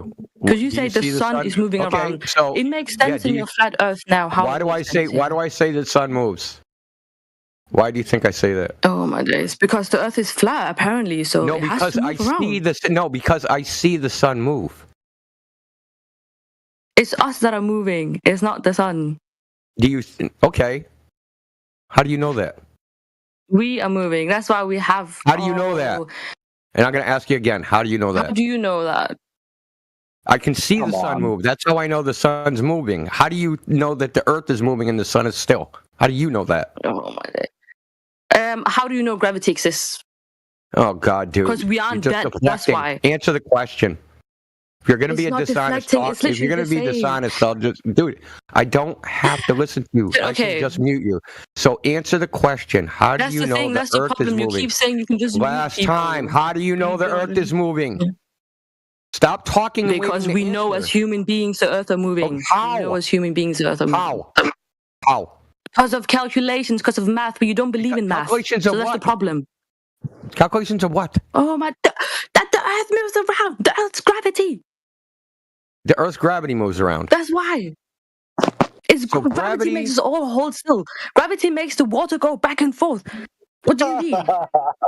Dude, this is getting worse and worse. Can you, by the way, can you unmute Cooper first? You hit rock bottom and you started digging, brother. Yeah? Well, hold on, Sapphire. Before we unmute Kuiper. Hold on, before we unmute him, I just have to point out. You said, we know. Then when asked, you gave no sufficient explanation, so you don't actually know. I cannot put pictures in the chat. I tried to do it earlier. Pictures. But the thing is, I think even if They'd have to measure the motion of Sapphire. They'd have to measure the motion. I was answering Indy, with all due respect. He asked me a question. I was just answering his question. Okay, and you said pictures. Yeah. You got a picture of the Earth spinning. No, I had a picture of like the Earth from above to show that it looked round as well. Because you said it looked, square. How do you know? Listen, how do you know that's a picture of the Earth? What do you mean? Because it's taken from the same. You took one from. How do you know any of that? I'm asking you how you know any of that. How do you know the picture you sent in was real? I never claimed it was real. Okay, so you don't even know that you're claiming it's real. Like you can't even back it up. No, you just listen. You missed the point of the exercise. The point of the exercise was that pictures don't prove anything. Because if I show you a picture of a flat Earth, you'll reject it. What can prove? No. You made a really good point. What can prove? Measurements. Yeah, math. Measurements of math, and we said everything. Not measurements of math. Measurements of objects with devices. Okay, I can ask you something. Okay, you said, how can I know that like the Earth is moving? Because you can see with your own eyes, you know? You can, from where? How does a blind person know that they're moving in a car? They can't feel it. From where? But then it's still moving. From where do I go to see the Wait, what did you ask from where? Okay, I'm going to ask you again. You have a real problem answering questions. From where can I see the Earth moving? No, from where? So you just interrupt me again for like the 15th fucking time, bro. You're going to stop. I'm going to stop you because when you interrupt me, you're muting me. And I'm not going to be muted. I'm going to mute you. Okay? So I'm going to ask you. You said we can see the Earth moving. From where? Where do I go to see this? Endo, you're having an ego. No. You earlier said we can't see the Earth move, but you said you can see the sun move with your eyes. That was like your argument. You said I can see the sun move. You cannot see it. Yeah, that's the evidence. How does a blind person know that they're moving in a car? They can't see it. Well, they have a vestibular system in their ears. It's still moving. They have a vestibular system in their ears? Oh my days. They're saying they're moving. A blind deaf person, how do they know they're moving? They are still moving. Okay, the hearing is not the vestibular system. The thing. You can be deaf I know and what you the still have balance, bro. In your ears, you still have balance, a gyroscope called the vestibular system. There's a fluid, and when it moves around, it moves it. Listen to him fucking flap, dude. You're muted, dude. I know what it is. Listen, you need to get control of yourself. Get control of yourself. Go find the evidence that the Earth is moving, and then come back after you get control of your mic and your emotions. Okay, moving on. Okay, Wham song. You unmuted me. Yeah. Okay. Let's go back to the seasons and the time zones thingy. Okay.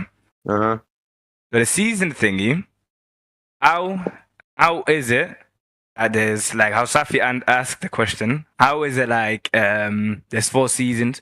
Yeah, Australia. There's winter right now. There's summer for us here in Europe and stuff like that. How is it like that for them? And the Earth is flat. Okay. What does it mean to be winter? When you say it's winter, what does that mean? Yeah, the sun is far away from us.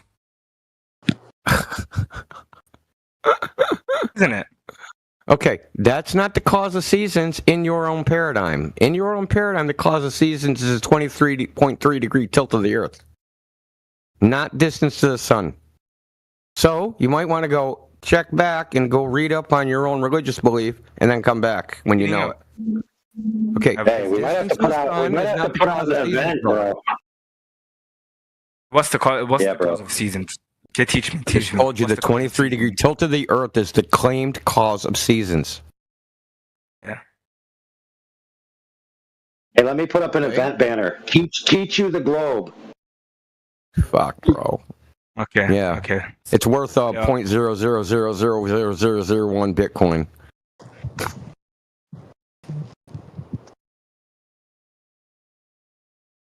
Okay, I don't know if you're listening when I was talking to the kid, right? I told you that there's 2 types of seasons: astronomical, which is the position of the sun and day length, and the meteorological seasons, what everybody, the laymen think is the seasons, right? Gets hot, gets cold, all that stuff. But that is not uniform throughout the Earth. In some places, it's reversed. Okay. Because the local geography, topography, and flows of air and flows of water and different factors somehow invert what you would think would be the seasons. Okay? The astronomical seasons never change. Okay? It's the longest day of the year in the summer in the north, and it's the longest day of the year in the winter in the south, and it's supposed to be, half and half on the equinox, even though it actually isn't. So that's astronomical seasons. They're weakly correlated, so there's like a time delay, right? And sometimes there's an inversion with the meteorological seasons. So how do seasons happen on a flat Earth? Well, what causes the seasons, period? And how could anyone ever know that? All we know is that the sun is in the sky for more or less periods of time. And when it's in the sky for a longer period of time, then it gets to be summer. When it's in a shorter period of time and lower on the horizon, then it's winter.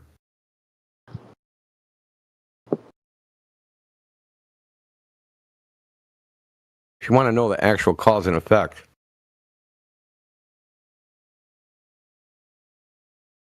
You reading your DMs, Wom Song? Is it Professor Phil? Or is it who's the other one? Oh yeah. Who's the crazy dude from the other server? John Hawkins. Oh, Cooper, I'll unmute you. I should have unmuted you before Warburg. Sorry about that. I only muted you because it was getting to be a shit show when we record this, and we don't want like 5 people talking at once. That's okay. Okay. Am I talking to you, or like it's just you that I'm talking to? I mean, whoever, anybody you. I want to talk to you. Talk to you. Someone special? Okay. No, I want to talk. Yeah. Is that okay? That's fine. Yeah. Okay. So, are you a flat earther or no? Yeah. Okay. I'm the last boss. I'm the final boss, bro. You're the final boss. Amazing. Okay, cool. So there needs to be like a fundamental understanding first, yeah? We need to have some sort of groundwork before we start talking about stuff, yeah? Okay. So I asked this guy earlier before. Okay, I'm off. Let's just ask this, yeah? If you're in a car or whatever, you carry on going down, just down, straight, yeah? Mm-hmm. A slope? Going down a hill? No, just down. No, like, you're going straight, you're just going north. You're just going north, and that's it. You're not moving, you're just going north, yeah? Okay. If you reach in the exact same position, okay, that you did, like, let's say, I don't know, like 5 days ago, 5 days straight, you're driving, like, theoretically, and you reach the same spot, would you still be a flat earther or not? Obviously not, but no one's ever done that, now have they? Okay, cool. That's good. How long? That's only because you specified north. If you specified east or west, it would have been different. Listen, to do a proper circumnavigation to prove the globe, you have to do a north-south circumnavigation on a single meridian. No, I mean I can just answer your question. North-south circumnavigation on a single meridian. Okay, that's the only way to do it. What? Okay. To prove the globe. You wouldn't even prove it because it could be wrapped around. I'm not trying to prove the global stuff. Okay. How long is the Earth? Did you know, or you don't know? No, indeterminate. You don't know. Maybe even indeterminable. Okay. We don't think the Earth is a disc in space, brother. If that's what you think, you think it's infinite? You think it's infinite? No. Okay, so okay, is it infinite or not? When you think of the universe, right? Do you think is it infinite? No, the universe is not infinite. And let me ask you: is the Earth infinite? So neither is the flat Earth. And what's outside the universe? Any idea? I don't know. Does that question have any meaning? I think it's irrelevant to what I'm asking you. No, it's the same thing because the flat Earth is not inside of a universe. The flat Earth is the universe, and everything is within it, right? So this is called an embedding space versus something that's embedded in an embedding space. The Earth is not embedded in an embedding space. It is the embedding space, right? Okay. So if you have a piece of paper and you have a circle in it, right? The paper is the embedding space. The circle is the embedded object. The Earth is the paper. It's not the circle. Okay, but bro, all I asked you is the Earth in terms of distance infinite or not? I don't know why you're talking about this. Nothing is infinite. I covered that. Nothing is infinite. Nothing is infinite. Okay, cool. So it's not infinite. Infinity is a concept that means that there's a number I can keep counting after. So in this reference, right, in this context, it means if I can always add some other distance, right? I can always go a little bit further if the Earth was infinite. Okay, I agree. That's what an infinite Earth would be. That idea is idiotic. Yeah, I agree. Okay, cool. I was speaking to the other guy. He said it could be, but okay. I mean, it could be, but I don't believe in infinities. I just think they're trash. That's not what he said. Look, brother. That's not what he said.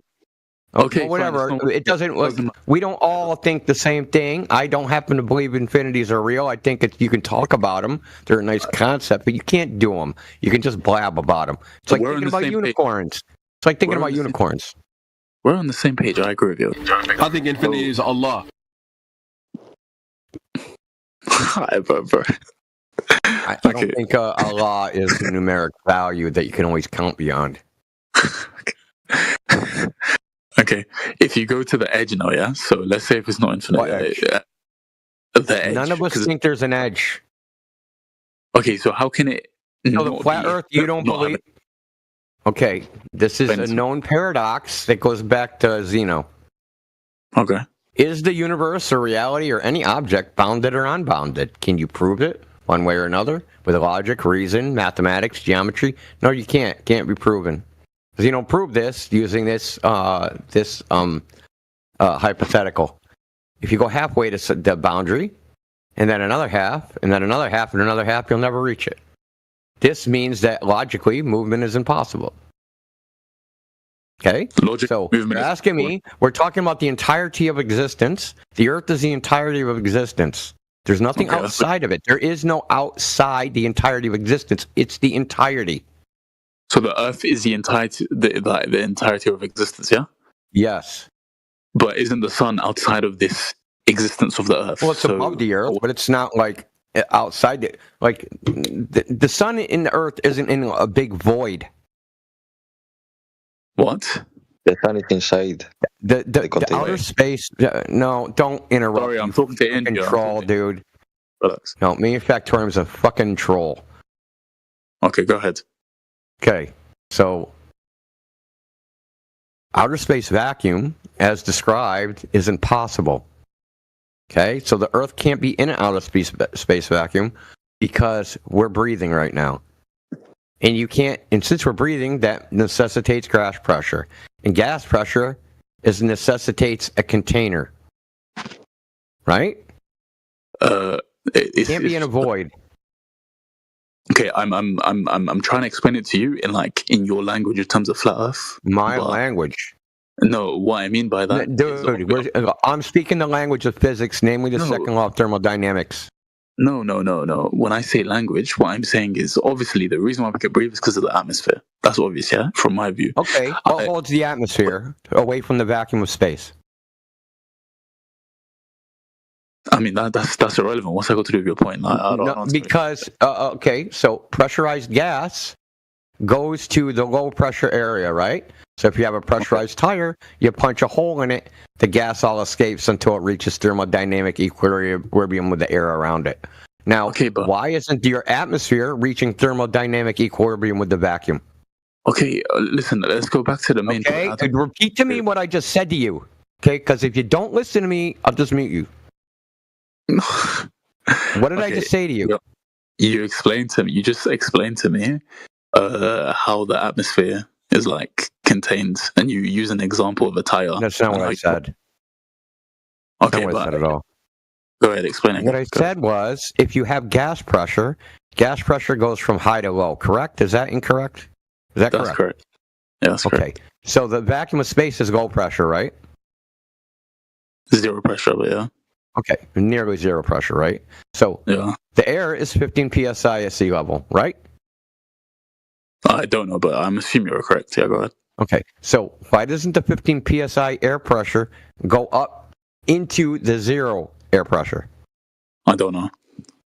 Okay, well, because the only way you can have air pressure is with a container, because the pressure is defined by the force exerted on the walls of a container. Okay, so outer space vacuum, as you've been told, can't exist. It violates the second law of thermodynamics. That shit that you've seen with spaceships and all, just like Star Wars, it's all Star Wars. It's all TV show. Okay. No one's going to space in rockets. None of that shit is actually happening. It's a TV show. Okay. So it's hard to believe. But whatever. No. Look, you have a choice, okay? Just let me say one more thing. You have a choice. Believe that the second law of thermodynamics can't be violated, or the television is telling the truth. That's your choice. Okay. Where is the sun exactly? Is it outside? I don't know. It's indeterminable. It's indeterminable because it can't be triangulated because there's no parallax to the sun, no matter how far apart you are on Earth.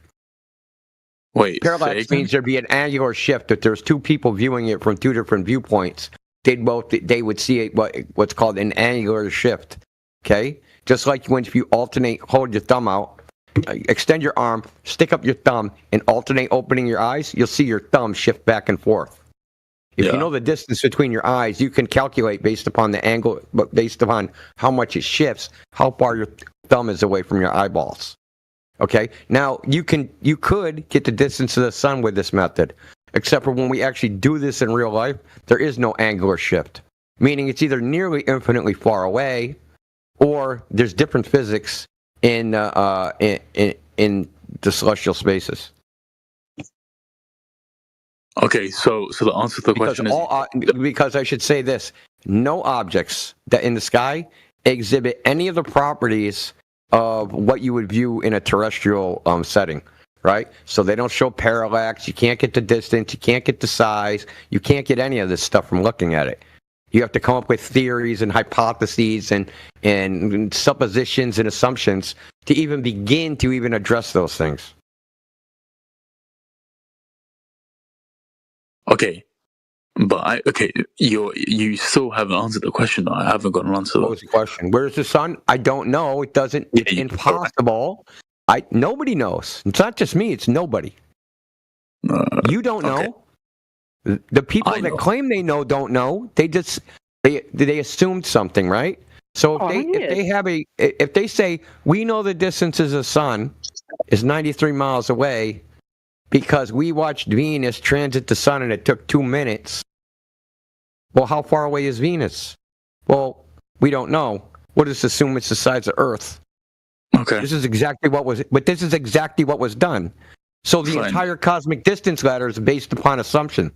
Okay. Fine. Okay. The first assumption is that. But stop talking. So the first assumption is that Venus is the same size as Earth. Christian Huygens in the 16th century basically used numerology to get this. This is where the distance of the sun comes from. Ain't that kind of strange? It's not me that says it, right? You can go on a website, a guy named Phil Platt. He's a NASA astronomer. He tells the history of the distance of the sun. This was the beginning of the quote-unquote distance measurements of the sun, was numerology. You would think these things are figured out by science. There's a lot of not science in this shit. Okay, that's fine, but again, bro, like as I told you, you're doing a lot of derailing. Okay, I understand what you're saying. Okay, a lot of the stuff that you're saying, I haven't looked into with regards to like the size or like the distance of Venus. That's irrelevant. I'm not asking that. But if you want to talk about it, is because that's where they got the distance of the sun from. It's my turn, right? So just one second. Yeah, but you said it's irrelevant, but that's not true because that's where they got the distance of the sun from. I said nobody knows. You said somebody knows, and I said okay. This is how they calculated the distance of the sun using Venus. No, forget about the distance, bro. What I'm telling you. Okay, now we don't care anymore. Okay. No, I never asked that. Know. I never asked that though. The distance of the sun, you said, where is it? Yeah, not the distance. When I say where is it, I mean, how would I tell you where it is if I didn't know its distance? No, you're saying the Earth has its own has its own existence. Yeah. So in terms of this existence that you're talking about, I want to know where the sun is. You're saying you don't know. That's fine. No problem. So is it the same? Go outside when it's daytime tomorrow and see where the sun is. That's where it is. Okay. Is it the same with Venus? Is it the same with the other planets that you're saying? No, we can see all these celestial objects. That's where they are. If you want to know how far away they are from you, it's indeterminable because there's no parallax. No. You can make up a bunch of theories and hypotheses about why that is and come up with some ideas and some, like I said, if you had some assumptions, there's no starting point. You do understand this, that you can't look at something and know how far away it is, right? Or how big it is, right? By just looking at it. Yeah. Okay. I assume so. It's called the size-distance problem. You can't know the distance without knowing the size, and you can't know the size without knowing the distance, right? So since this has always been the problem with looking in the sky, they can't solve that, right? So, but if they come up with an assumption and guess the distance to one of the objects, From that, they can derive all the other ones. Okay. By calculation. Okay, look, okay. When I say where it is exactly, I don't mean the distance. I mean if it is in this existence of the Earth or if it's outside.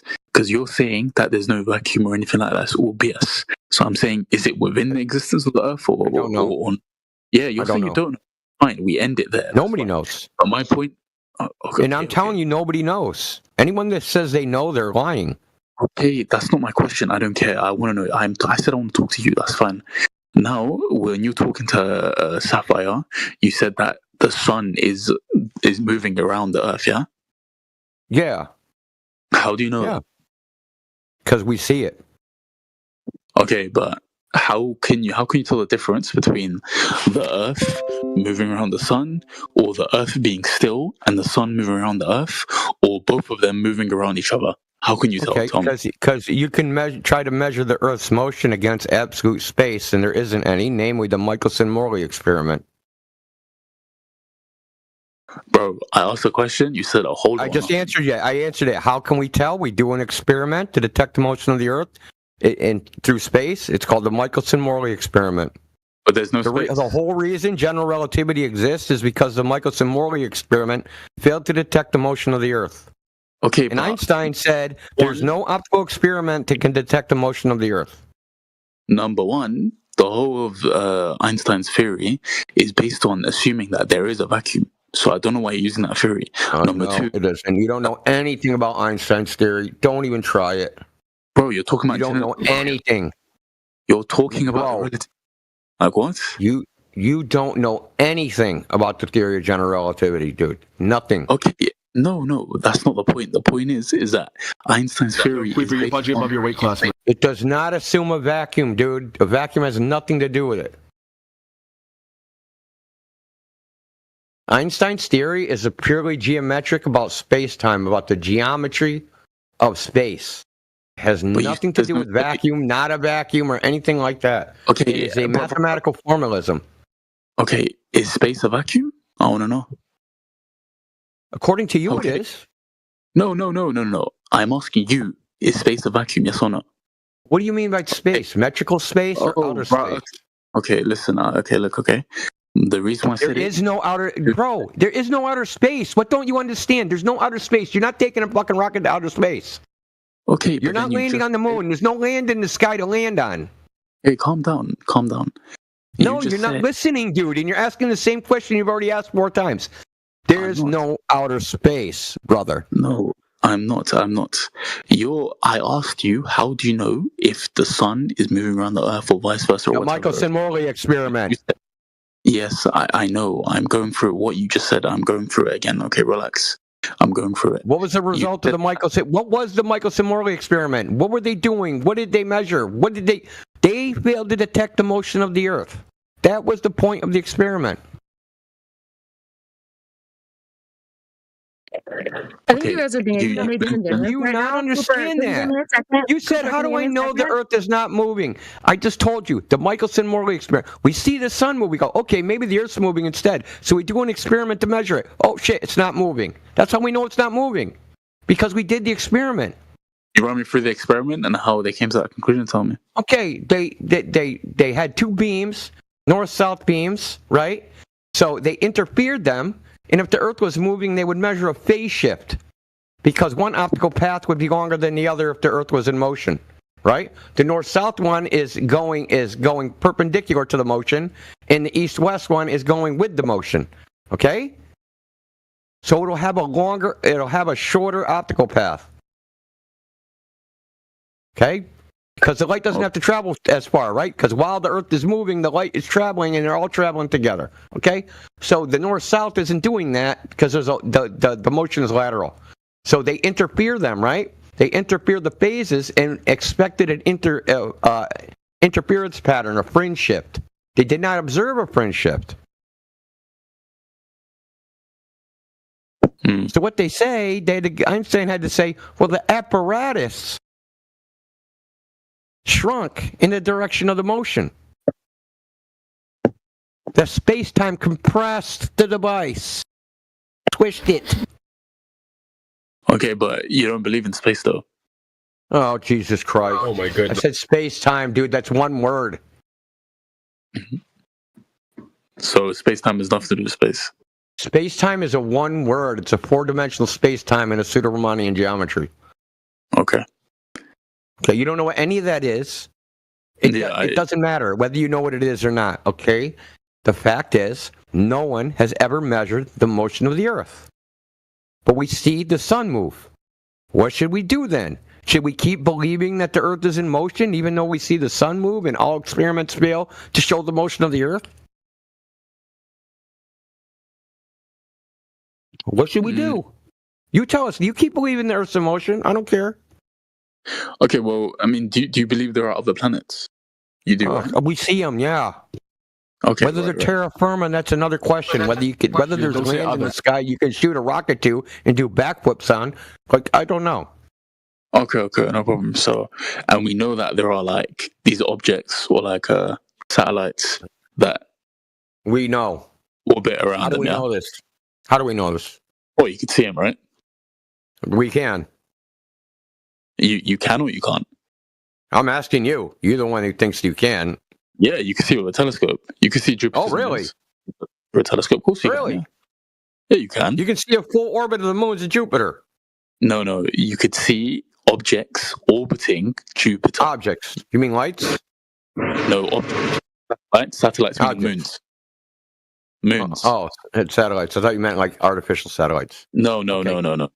So how do you know they're orbiting? How do you know they're orbiting Jupiter when all you see is them go across the face of Jupiter? Because let's say, for example, day by day, if you see the position of let's call it a moon, for example. What about the other side? What about the other side? How come we never see them on the other side? Because, I mean, that doesn't make any sense. Like, if I'm standing in front of you and there is Annabella standing behind you and I don't see her, well, I'm yeah, see but right before it goes behind Jupiter, right? We never see it there. Like when it's about to go behind Jupiter, we never see it. We only see it go across, left to right. But we don't see it turn around and spin in the other direction and go behind Jupiter and disappear and then come out the other side. We don't see that. No, that's what I'm saying though. Like per day, like per night, for example, wherever when we see it, like during the time of the day, let's say 12 p.m., for example, every single day, we see Jupiter and its moon. If we see the moon, no, that's what I'm saying. If we see the moon, if we see that position of the moon move per day, like moving. So say again? And? Yeah, so does that not mean that the moon is going around Jupiter? No. Why? Because we don't see the moon going around Jupiter. You're seeing the moon go around it. You're seeing the moon transit Jupiter from left to right. So what does that mean? You don't see it go back in the other direction. Okay, so your point is it's going left and right, it's not going behind? What's your point? I don't understand what you're trying to say. That we don't observe in orbit. That's my point. Okay, so to observe... Okay, do you know that no human being has ever observed a full orbit of anything ever? Do you know that? In what way? Yeah, because it takes a long time. It takes a long time. That makes sense. Okay, but science is empirical, and you don't get to just make shit up. Yeah, they it's don't based make upon shit up, empirical.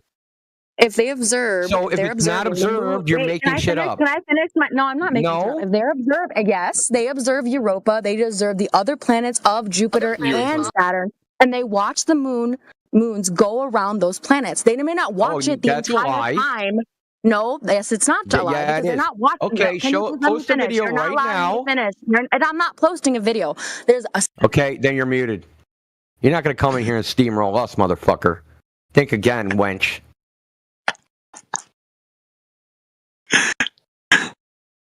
Oh, is that your girlfriend? No, that's why she got muted last time. Oh, the same thing? So she's a repeat offender. No, she's not. She's not. Listen. No, brother, that's an excellent pun. She's a repeat offender. She just keeps saying the same thing incessantly. No, she's not. It's just when you guys say you want a respectful conversation, and then if she's talking and then you cut her off, she's gonna carry on talking. Shut the fuck up. Okay, I'm warning you. No. She came in here and she interrupted our conversation, and you're talking about respectful conversation. Yeah, a little bit. He's concerned only for Miley Cyrus. She came in like a wrecking ball. No, you're a fat bastard, bro. Like, Bye. you're sitting here down the mic. Bye. You shut the fuck up, man. Like, you talk about respectfulness. You're not respectful at all, bro. Like, you don't let people talk, and you derail so much. Bye. No, like, you're an idiot, bro. No, bye. Don't preach respectfulness and then not do the same thing. Bye. I think you might have accidentally banned the wrong guy. No, I banned the right person. I banned the girl. Well, Mark got it too. No, you didn't. No, you didn't ban percentage. Oh shit! Mayday. No. Fucking white knight simp. Anyway, moving on to the next white knight simp. Hey, Sapphire. Hi again. Hey, Sapphire. How's it going? What the heck? Was that your girlfriend that came in here? She's awfully mad. Why did you give her a kiss. Who's my girlfriend? Anyways, you talked a lot about Michelson's thingy and the experiment. Okay, let me touch it up. And the first thing I found out, you search up this Michelson's thingy, and in correlation to Earth's motion, is what I wrote in the chat right there. So I think maybe we should look out. I don't need to look it up. I can look up what Michelson. What Michelson wrote himself is that they should have to conclude that the Earth is not in motion. He wrote that himself. Yeah, and when did he write that? The experimenter. No, yeah, I know. But like, what year did he write that? Who cares? No, I'm saying he wrote it in the 19th century. And do you think that we have... Who cares? I'm only saying. Okay, so you're not going to believe in gravity because fucking Newton was in the 1600s? Or the Archimedes principle because fucking Archimedes was in 300 BC? Stop it, dude. Make real arguments. Show the subsequent experiment that makes Michelson wrong. I'm saying... It was a long time ago, so it's wrong. I'm trying to say it, but if you keep cutting me off, there's no reason. But I said there's no matter that he wrote in 1900. I'm saying that he was smartest. Gravity was found way before the math has proven it, and it's still the same it is right now. I'm saying with this guy here, his theory, his experiment was real, and you make it the same, so like get the same result. But it's been found that the result he got does not mean that the Earth is not in motion. Brother, you need to fix your inner. You've been roboting the entire time. Compared to the light of speed. Okay, compared to the light of speed, he said then. But this is not just a light of speed. Getting better in general, and literally says right there. Dude, you need better than a 50. Yo, your dummy internet is failing. The only thing I wanted.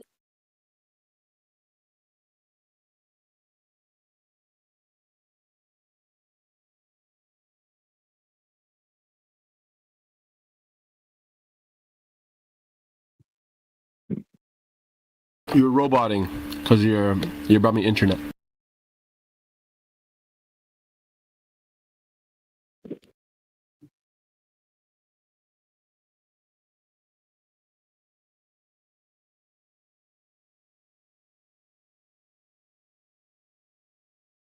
That might explain why he just keeps yapping while you're talking and he talks over.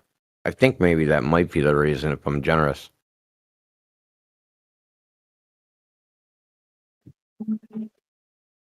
I give another chance. I'll give you another chance if you can freaking control your emotions. If you can't, I'll just mute you again. You can control your emotions. Harry, whatever your name is. Oh, you're speaking to me. Oh, fuck, I'm back again. Wait, no, I'm not emotional. You just keep interrupting me and you don't let people speak. So, like, I don't know what else to tell you, bro. If I can't finish my point and you have to keep speaking over me, like, I don't know how we're going to get anywhere in a conversation. So, we want to talk about... I just counted 11 sentences. Because I speak a lot. I speak fast, though, so get over it. You'll be fine. I thought you couldn't... I thought you weren't being allowed to speak, though. You just fucking unmuted me. You're not talking. I just thought you weren't allowed to speak. Mute me again. Mute me again, bitch. Do whatever you I've want. said now you want to have a conversation or not? And you've said 15. Who cares? What does that matter? Why? Because you're claiming that you're being. Do you want to have a conversation or not? You're claiming that you're being fucking muted and you're not being allowed to speak when you're speaking more than everybody else. Are you serious right now? Yeah, I am serious right now. Your bullshit ain't gonna fly in here. Go to one of the other fucking VCs that don't know better. Okay? Nobody lets me speak while they're fucking saying 20 to 1 word count. Shut the fuck up. I bet she's so mad right now.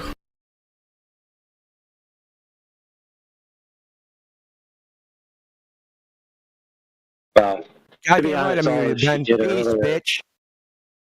all she did earlier was just chant like the status quo. Like, we know it's a globe, we know it's a globe, we know it's curved, we know it's curved, we know the distance to the sun, we know the distance to the sun. It's like if you wanted to know her opinion, just Google any mainstream opinion and you'd have it.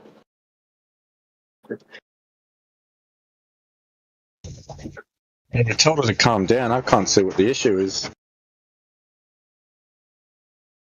Well, she came in freaking hot, dude. She interrupted a conversation that I was having, and that caused that simp to fucking spiral out of here because he has to white knight for some freaking wench.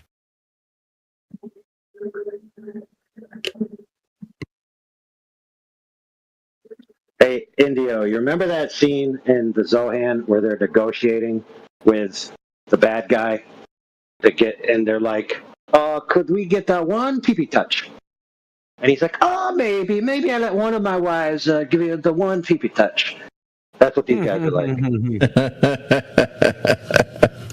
Okay, so Sapphire, we're gonna try this again. Hopefully your internet's better. Okay, Act 3, take 1. Yup. Is it bad? Okay. Or is it okay? Okay. Is it all right? So Einstein is mine said, okay? I'm asking you guys. Yeah, so Einstein said it in a conference in Kyoto, Japan in 1947 that there's no optical experiment that can detect the motion of the Earth. Okay? That's how I know the Earth is not moving, because there's no experiment that can detect the Earth moving. And the burden of proof isn't on us. We see the sun move. That's the default position. If someone say the sun's actually not doing that and that is some sort of optical illusion, they need the evidence to prove it. Namely, measurements that the Earth is moving or something from outside the Earth showing it moving. That doesn't exist. You're saying satellite images and satellite videos of the Earth rotating and moving is not proof? No, they do not exist. But it's okay. Indio. Yeah. I only wanted to say, like, before my internet cut out and stuff. Before my internet cut out and stuff, it was just you kept mentioning the Michelson-Morris experiment as being. Yes, you kept saying Morris guy. He is the real shit. He proved it. Boom, that's the done deal. And I just put it in chat that he did not with one Google search. I just want to say, guys, get a freaking life, okay? Bro. Run away. You're just parroting something you don't understand. Okay? There was another guy that repeated Michelson. His name was Dayton. He did the same experiment 100,000 trials. 100,000 times. Okay? You don't know what you're talking about, Sapphire. What's the name of that guy? He bounced anyway. What's the name of the experiment that they did 100,000? Dayton? I can't remember. Dayton Miller, I think. Dayton Miller. We have a winner. I'm not senile yet. Hooray! I like how the one guy said, I know about relativity. And then you're like, space time. And he's like, what the heck? That's weird. I never heard of that. Oh my God. And you called him out. He's like, you don't know a single thing about general relativity. No, he don't, man. Bro, like, I would never say that usually, but him, he don't know nothing, dude. He hasn't even watched a documentary on general relativity. He knows there's some Einstein and there's a word out there and that's called general relativity. That's the extent of his knowledge right there. There's a guy, there's a word, that's it.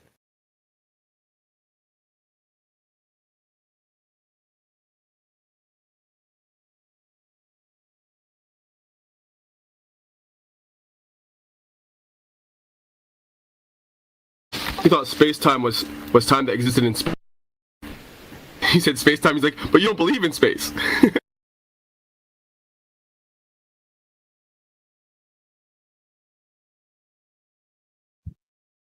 Is that relativity speaking?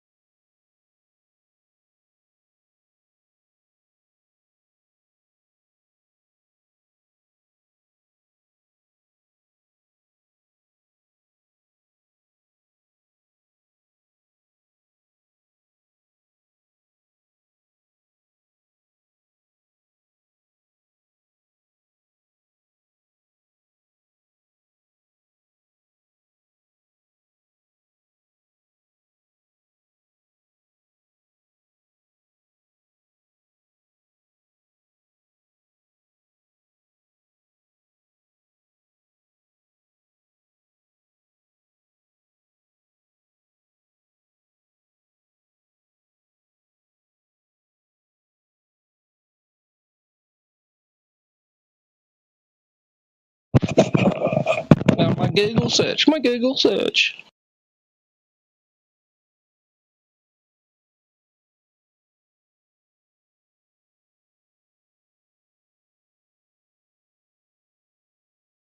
It's that instantaneous Google expert syndrome.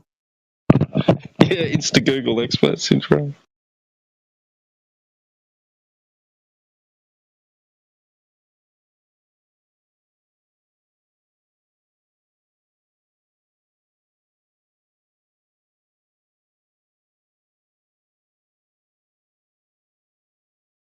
Oh, the first result, Google proves you wrong. I read the headline.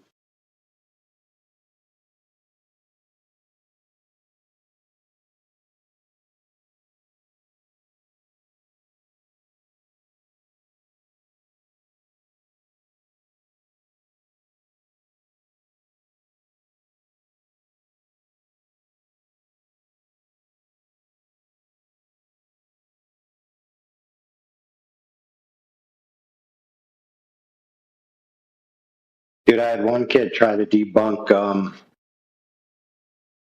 Coriolis and snipers or whatever, or prove it.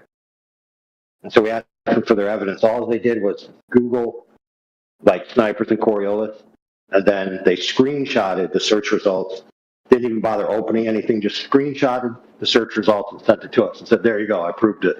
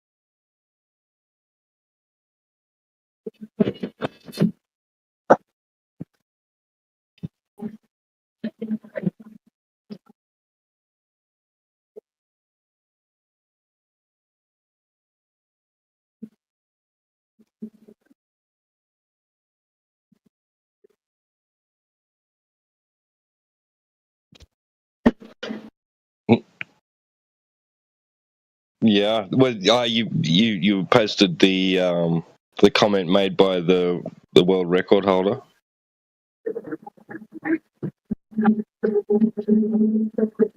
When? Is that what you mean? Sorry, I missed. You were talking about someone trying to prove you wrong on Coriolis, or trying to prove Coriolis. Yeah. Sniper. But yeah, but it wasn't necessarily about that. I don't remember what initiated it. Just when they were trying to prove their point, they just Googled a phrase, and then whatever came up on their screen, they just screenshotted it and then sent it. Right. Yeah. So they didn't even, it was just the search results. It wasn't even like opening the links, sending us a link to a video. It was just a scrolling page, like whatever shows up on your screen. That's it. Right. They just sent it like they done something. Could have been a link to a novel or something. For all they knew. Yeah.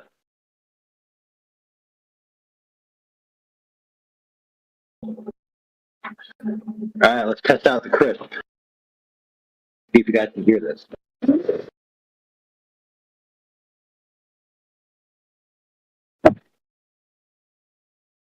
Dude, did you hear that? No. Oh yeah. Ah, that was the aim. Cool. That was my circular saw. Now I'm attaching the 600-pound DeWalt clamps to hold up this cross. Then I'm going to cut the two ends off, and theoretically it's not going to fall to the ground.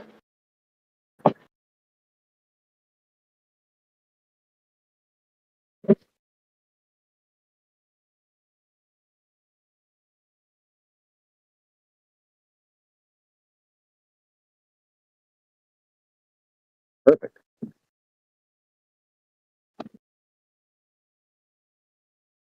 Perfecto.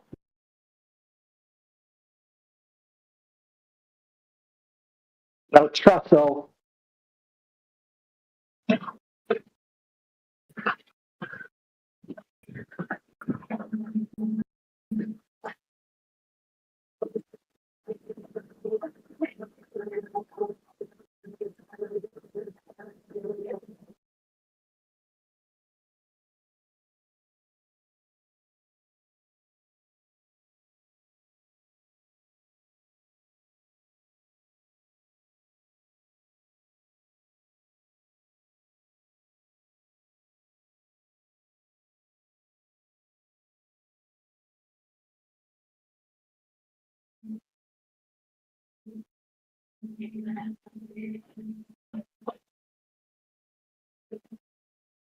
Yeah. It worked.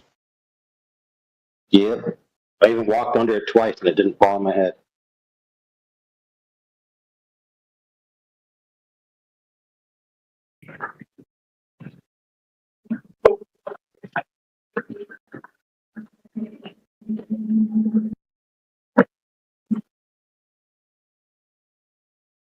We got to tear all these trusses out, dude, because the original contractor didn't account for the curve of the earth.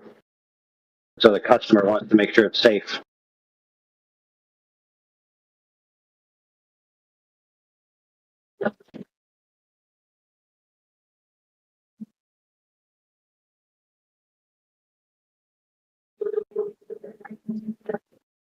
Actually, what we're doing is we're raising them up.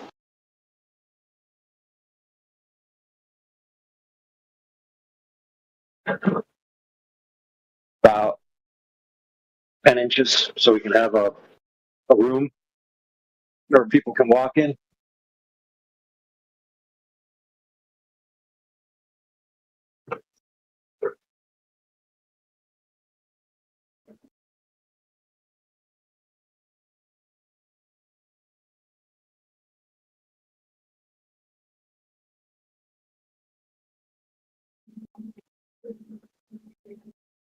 It looks like you're using one of those flat spirit levels, I'll say.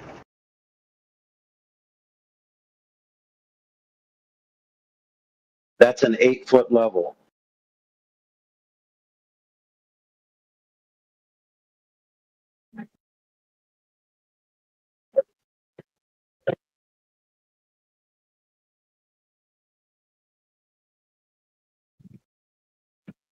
All right, I got to go on mute because I'm going to do some pounding.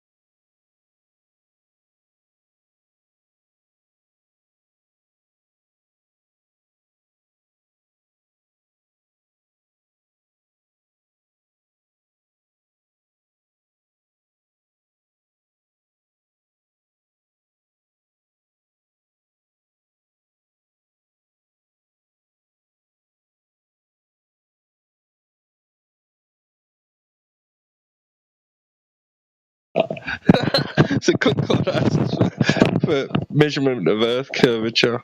Sapphire comes back with formula. The most basic formula for Earth's curvature is h equals d squared divided by 2 times r.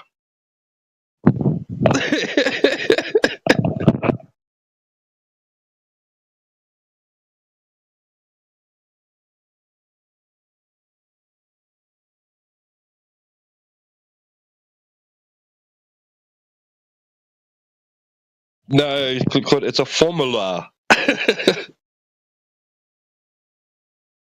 T-dub.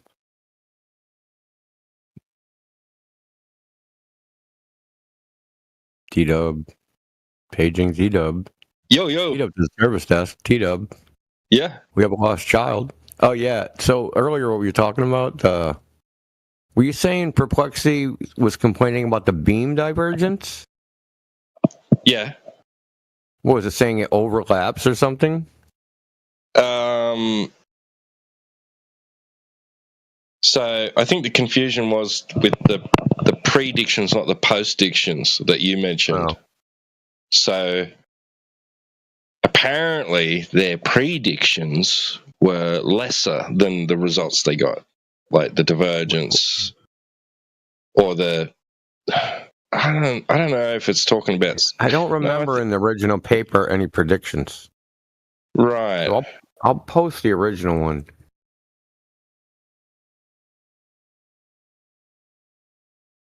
They didn't even do anything like that. They just did the experiment. They never even talked about what they thought it would do. Right.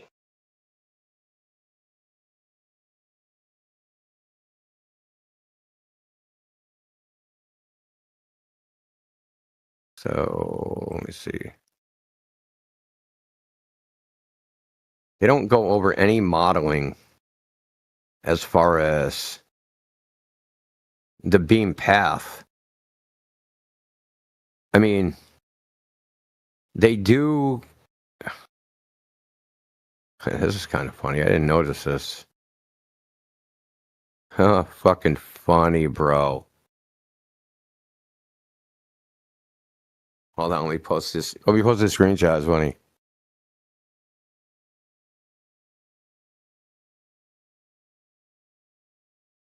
This is from the paper, the screenshot. Apparently, the laser's going straight, man. What the fuck?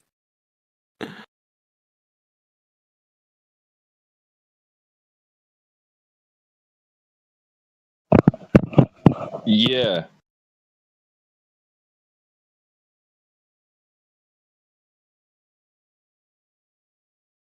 But they didn't really predict. They didn't actually model the ray and what it would do. They just did the elevation profile, right?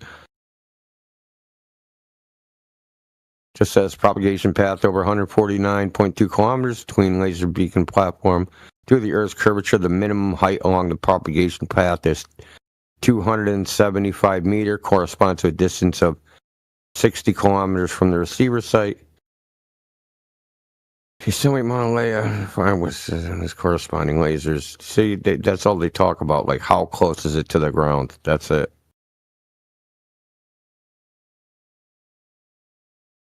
Basically saying we have a line of sight because, we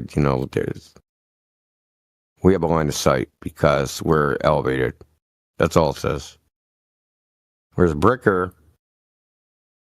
let me pull up Bricker's.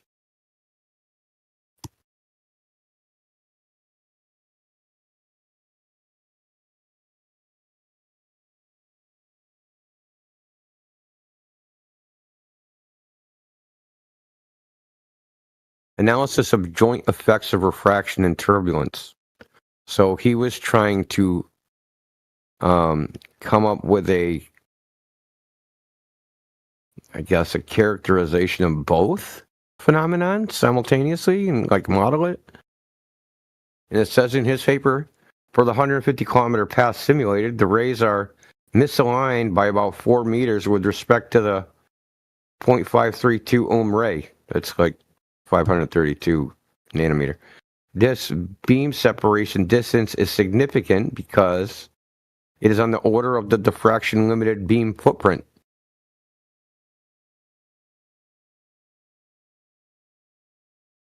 In other words, unaffected by assumed variables.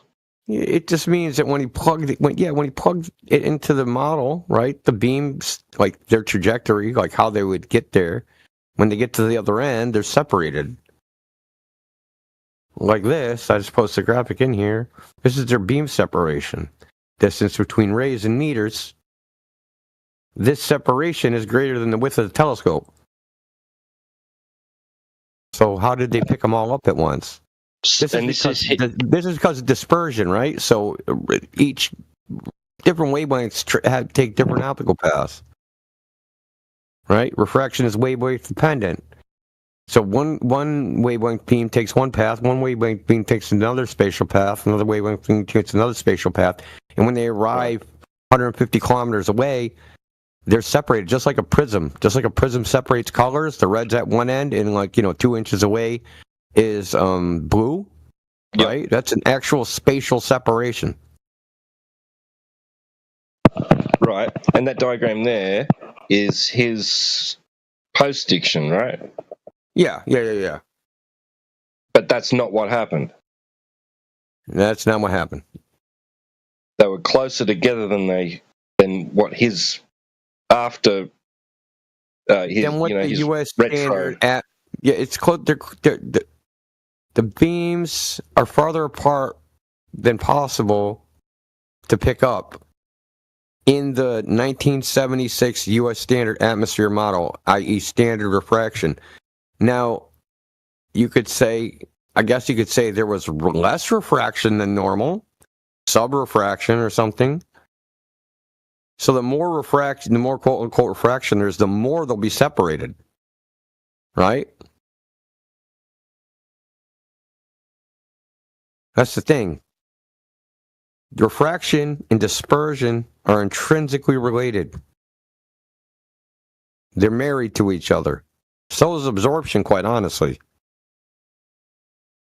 Refraction, this is why I get so irritated with the Globers, because what they say is so simplistic and simplified from the way light actually behaves that it's silly. So let me show you. Let me see.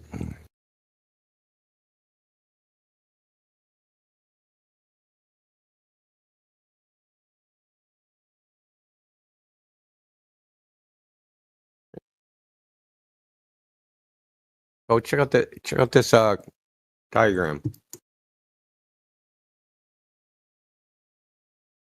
So this is known to happen. Okay, it's a known phenomenon, and they make something called a dispersion corrector to fix it. Okay. So this is called this is a chromatic aberration. See how you see blue on top, right on the bottom? The more refraction there is, the greater this hazing thing. So there's actually like a blue image here and a red image here. So what they do is with a dispersion corrector, there's a little mirror that combines the images. So it takes two images and you kind of like turn this thing and it'll merge them together to make them clear. So I got an example of that too. Yeah, hold on.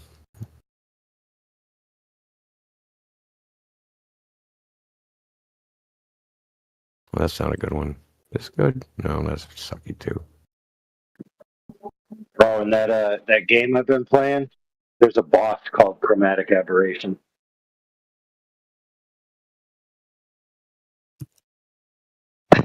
See what happened? Sapphire says, "I love Jupiter. Wow!" And over the fences is like, "That's Saturn."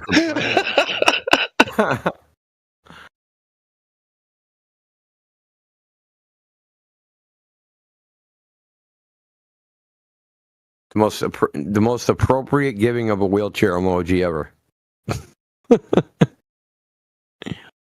So look at Sirius, man, like totally like crazy dispersion, right? So I've asked Clovers, why don't we see this terrestrially? If there's this crazy refraction going on that's making horizons appear 30 miles farther and lifting, mountains up miles, Why don't we ever see this effect, this blue-red effect, this dispersion? They have no answer. So this, what should have been happening at the telescope, you take notice, right, is that when they merge the image, Sirius is a dot. But when there's dispersion, the image of the stars looks bigger because you're basically getting a rainbow. You're turning the dot into a rainbow, and so it's spatially separated. Literally, the blue light is taking an optical path that's different from the red light, and it's arriving at the camera. The blue is higher than the red, and the green's like in the middle. So this should be observed. Anytime they say refraction, we should be seeing this. Especially when they say strong refraction. If they say strong refraction, you should be seeing this. But we don't see this ever. So here's a great one. Even if they saw this, right, they could say, well, it was the lens, because you do have chromatic aberration that can be caused by a lens, depending on the lens thickness. And it actually is observed in lenses normally. But you know what they make? They make apochromatic lenses. So inside the camera, it's dispersion corrected. So anything, whatever the colors are outside the camera accurately represents whatever way it's hitting the camera. The camera isn't doing it, okay? So one of the long-distance Canigou photos was taken with an apochromatic telescope, right? So there's no way there can ever be any chromatic aberration from the camera itself. If there is any, it has to be out there in the scene, right? Whatever mountains are 275 miles away, has to be happening there.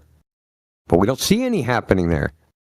Okay, so there's no strong refraction, or whatever they want to characterize it as. There's none of it happening out there in the world, because you would see this chromatic aberration.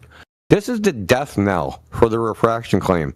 And I've talked about this before, but you know how we got to teach the goal where's the globe? This is like a nuance that to teach like a normie, it's actually not even that complicated, because it's when you first learn about light in school, they use a prism. And they teach you about a prism, how a prism makes a rainbow, and all that crap. But then when you show them this, they're suddenly they go brain dead, and they don't understand how a rainbow works anymore. Who was it that accidentally discovered the different temperatures of the refracted light sitting on his desk? I don't know his name. What a lucky guy, though. Yeah. He just happened to put the prism next to a thermometer. Fucking crazy, dude.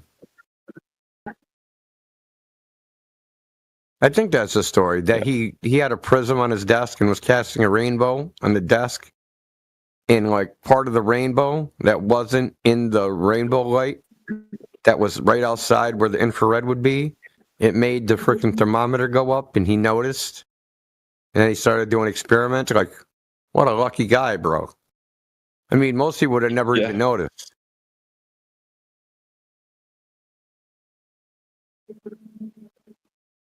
So basically, with the combat test, they shouldn't have seen the three lights at all. Yeah, the aperture shouldn't have been able to pick it up. Well, they could not all three at the same time. You should have maybe able to see two at the same time. Right.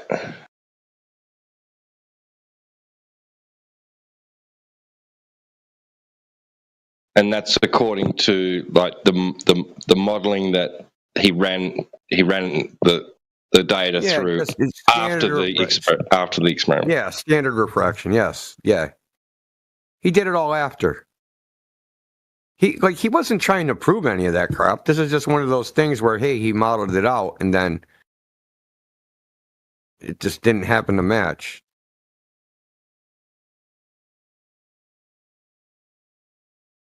I doubt they ever noticed.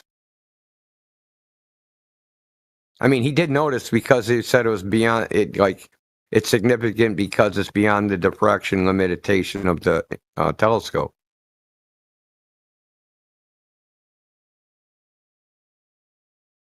So he did notice something, but he never concluded, well, that refraction model, that's wrong. He never concluded that.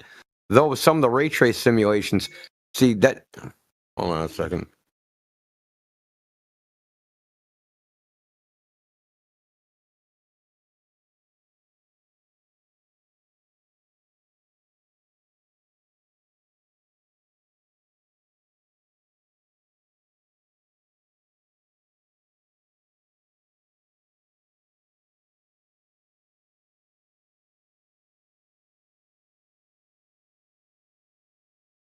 Yeah, some of the ray trace simulations in that paper are pretty.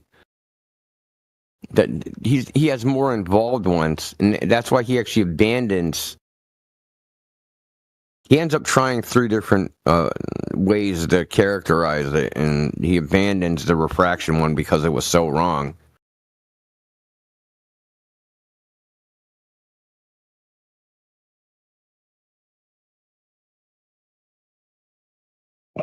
Right. He couldn't justify altering it to the degree he needed to explain it. Yeah. It was nowhere close. So he was like, okay, I'll try this other thing. I'll try I'm actually looking at it right now. He does go into mirages a little bit. Let me see.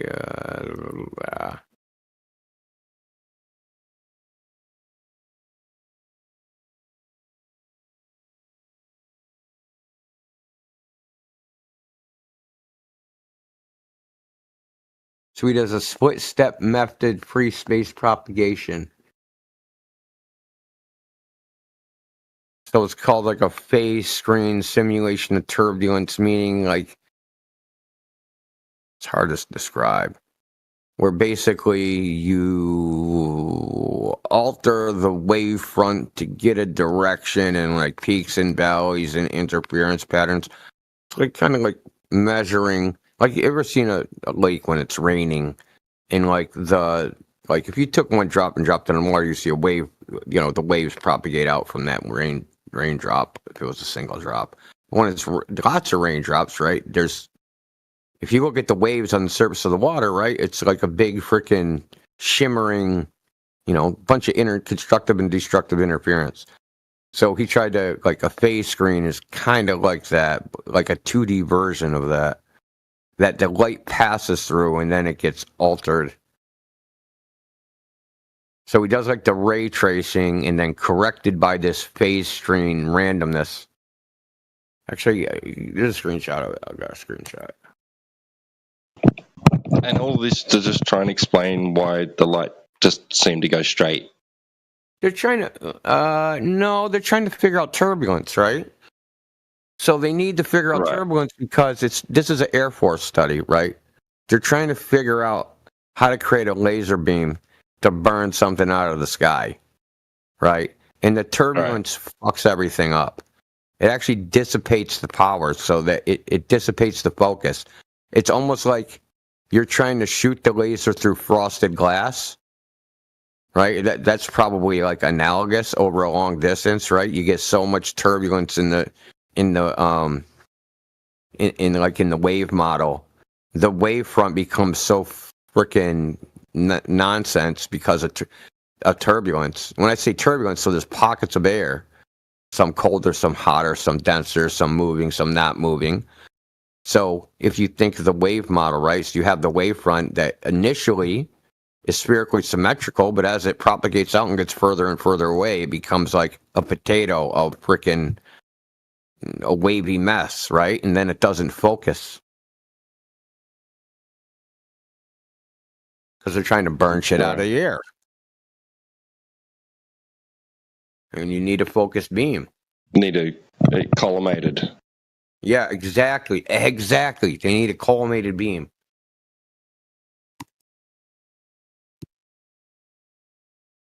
So if you look at this one, this kind of shows it, right? So if you look at so you have the wavefront, right? And that little green thing, that center line, that's the centroid of the beam. That's where like most of the power is. It's focused in that center. And as you move along through the turbulence, right, that centroid gets distorted and wider and wider and wider. And now you have the power spread over a larger area. So now it's not intense. Now it's not as intense. It's all spread out, right? And they're trying to solve this problem that maybe they could use some adaptive optics or shoot a control beam to measure what the turbulence is, and then shoot the actual energy beam after it, right? Adjusted with adaptive optics. Right, sort of like to clear the way. Yeah, well, no. So the first beam is to measure what the turbulence is. Right? So you shoot the beam, and then it bounces off the object, and then it reflects back, and you go, okay, there's that much turbulence in the optical path. We're going to shape the beam using what's called a spatial light modulator, and we're going to create a wavefront that, as it goes to the turbulence itself shapes the beam into a focused beam. Right.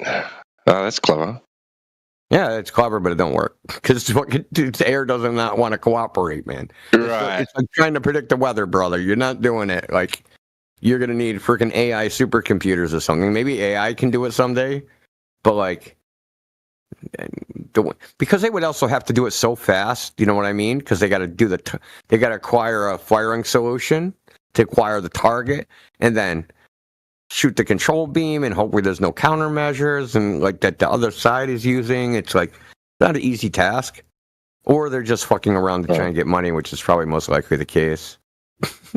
So they probably figured out that they can blow shit up like that, or damage material over shorter distances, and they've like thought, oh, what if we could do this over longer distances?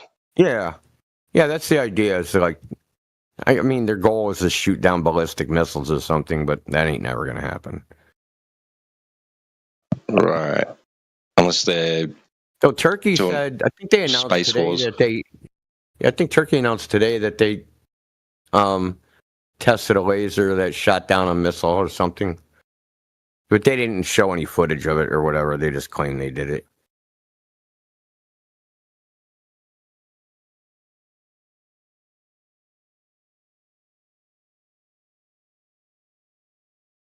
So this was his secondary model, this one right here, and then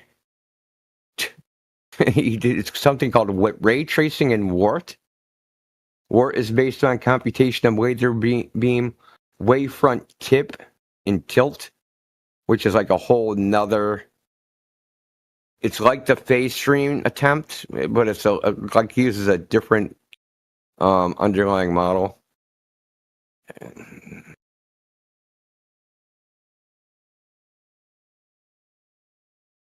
Like you have there's all sorts of freaking problems with that. So, this is his master's thesis or whatever. Right. So he's basically like experimenting on.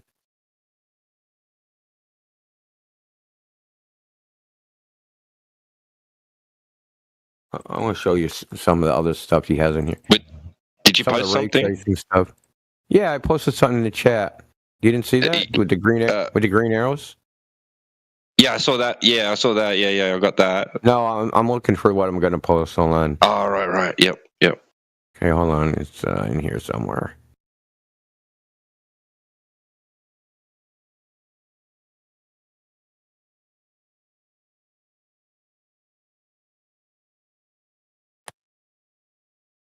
Dude, he ought to do the Mysterio trick. Pretends he has a laser that works, but really it's just a drone deployment system, and the drone is taking out the aircraft. But you sell the laser for $1 bajillion. Ooh.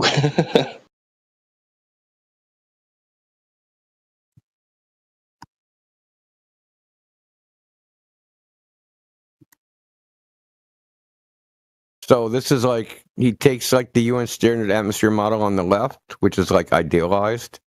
And then he does a ray trace with a, the US standard atmosphere model and adds like a, let me see, where is this?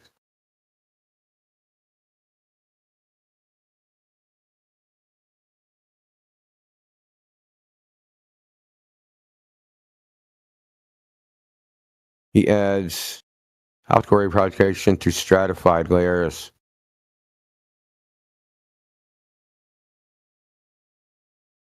It's like how I vertically layered trajectories.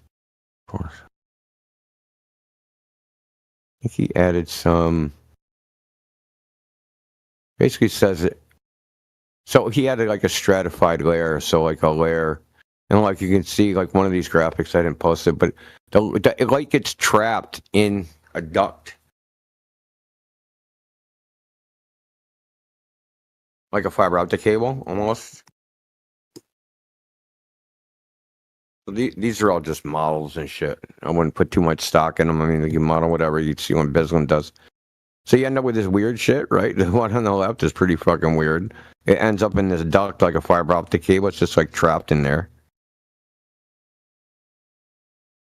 And then it says the rays launch from beneath the waveguide layer.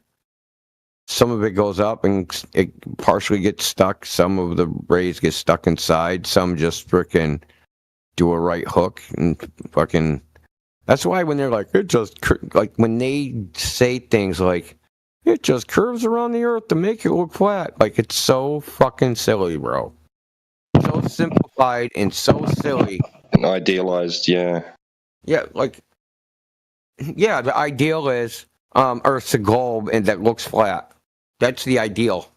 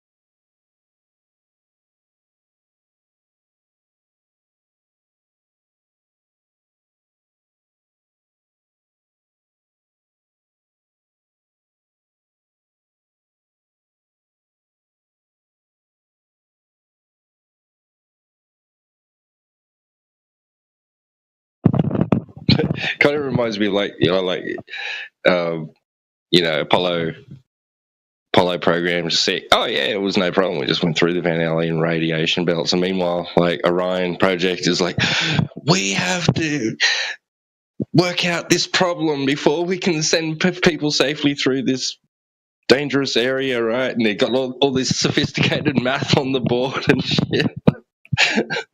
It's very complicated.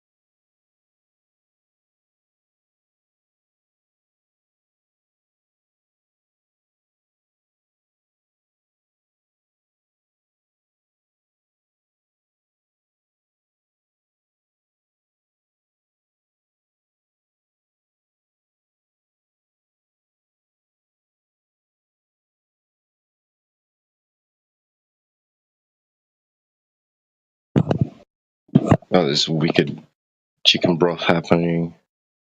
I was going to make soup out of it. Now I'm thinking I might have to use it for jambalaya.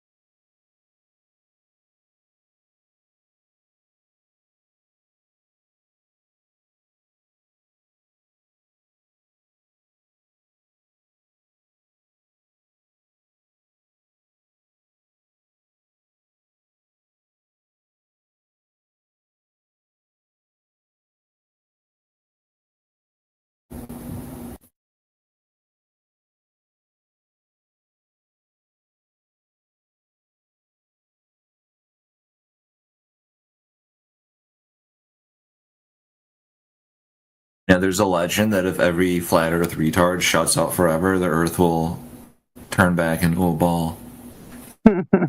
You were waiting for. What makes you think that the Earth's a ball? What makes you think it's not? Besides your stupid fucking nearsighted vision, that this seems to be the only thing you rely on. Really? I mean, Judging the state of things. Besides the fact that water rests flat and level, I mean, besides the fact that liquids require a container and take whatever shape their container is, besides the fact that gas pressure requires a container, besides the fact that you can see well beyond an illusion. where your ballpark horizon Saturn's an illusion. The flat and motionless Earth you experience is an illusion. Yeah. If water always lays flat, how do you explain water droplets? You fucking idiot. Yeah, you go ahead and put like 1 million of those water droplets in a big basin and see what happens. Okay, now put 1 million of those basins in a giant planet and see what happens. Yeah, water doesn't do that, but make the basin as big as you think the ball-tart Earth is. You just said it was flat. Still not gonna curve. You just said it was flat. Water doesn't curve. Large bodies of water do not curve. It literally curves. Oh no, on your scale. No, so you see, on the scale that large bodies of water. Look, here you go. Here's a large body of water. There you go. Look at that. Check that out. Salt flats, about 3 inches of water. Mirror flat, bud. Hey, why aren't rocks flat? Shouldn't rocks be discs by your logic? What the fuck? Huh? Why are rocks? That's a retarded question. That's a retarded question. You think meteors hit the Earth? Question. Hey, what shape is a rock, bro? What shape is a rock? What shape is a rock? What shape is a rock? What shape is a rock? Yeah, exactly. Like every other flat Earth retard. There you go. What shape is a rock, dummy? I don't know. They're all types of shapes, right? Okay, there you go. All right, good, cool, awesome. Then that was, like I said, you had a retarded question. Right. Yeah, but planets aren't all types of shapes, though, right? Like they tend to. So you're looking up at the sky and you see what look like balls in the sky, and you assume you're standing on a ball. That's no different than looking up in the sky and seeing birds in the sky and assuming you're standing on a bird.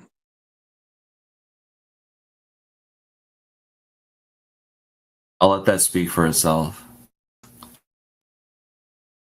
You don't have a response. The logic follows. How do you respond to that? Your logic is retarded, right? That's why flat earthers are so mercilessly ridiculed. Because if you actually get down to it, you can't. Who measured the curvature?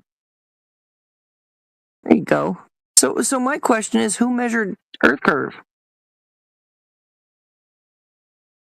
Right. So there's no flat Earth scientists, right?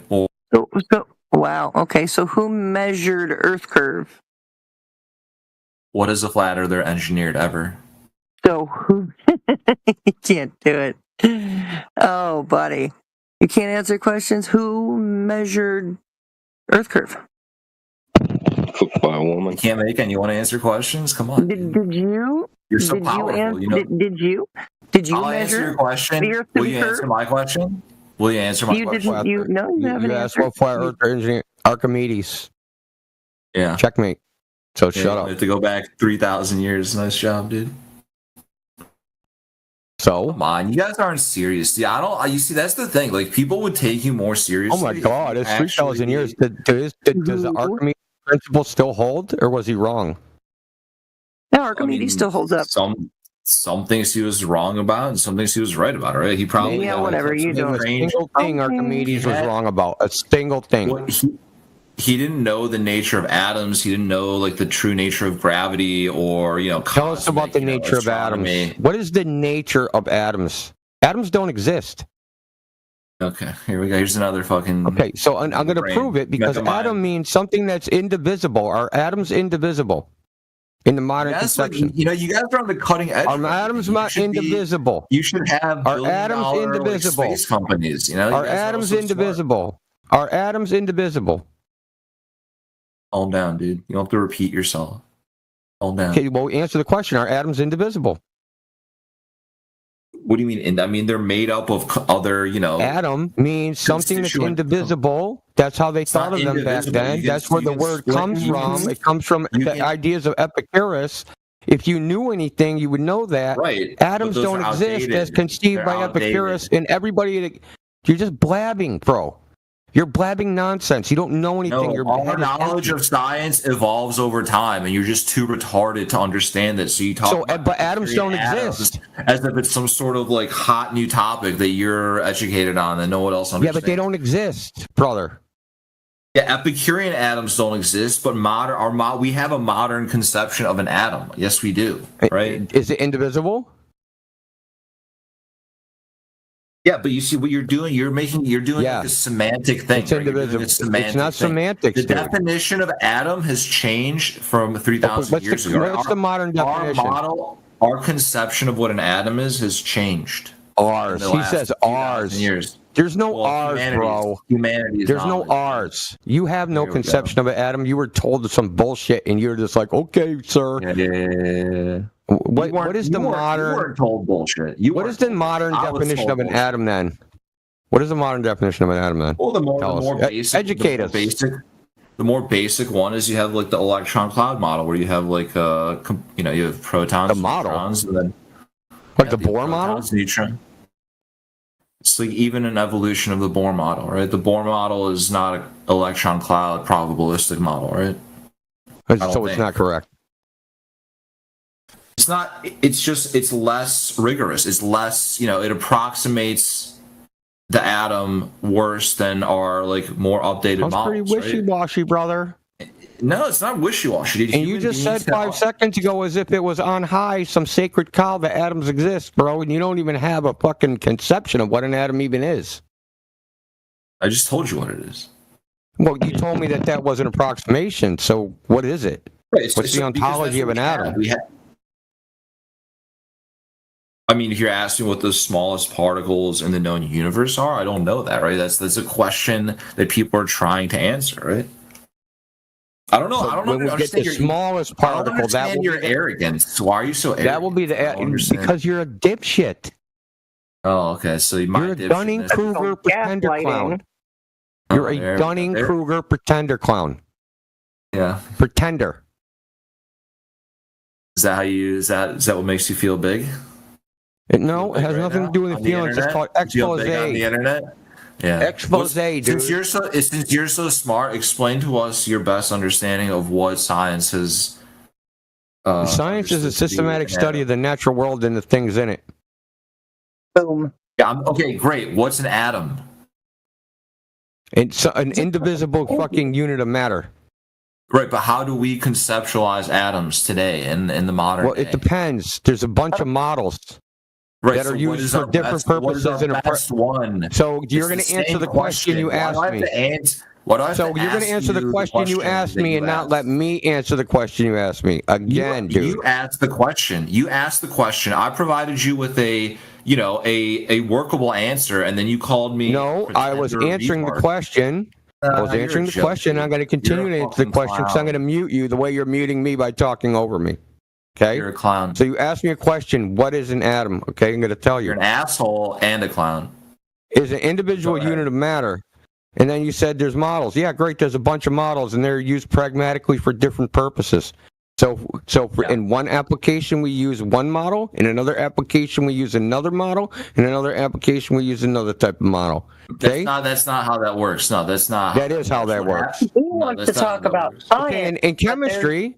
In chemistry, we use a model of the atom that's different than physics, right? Yeah, there's no science needed. And then we also use a different that would be general physics, right? So like fundamental those are not physics. Different models. Those are different. Yes, they are. There's no crossover.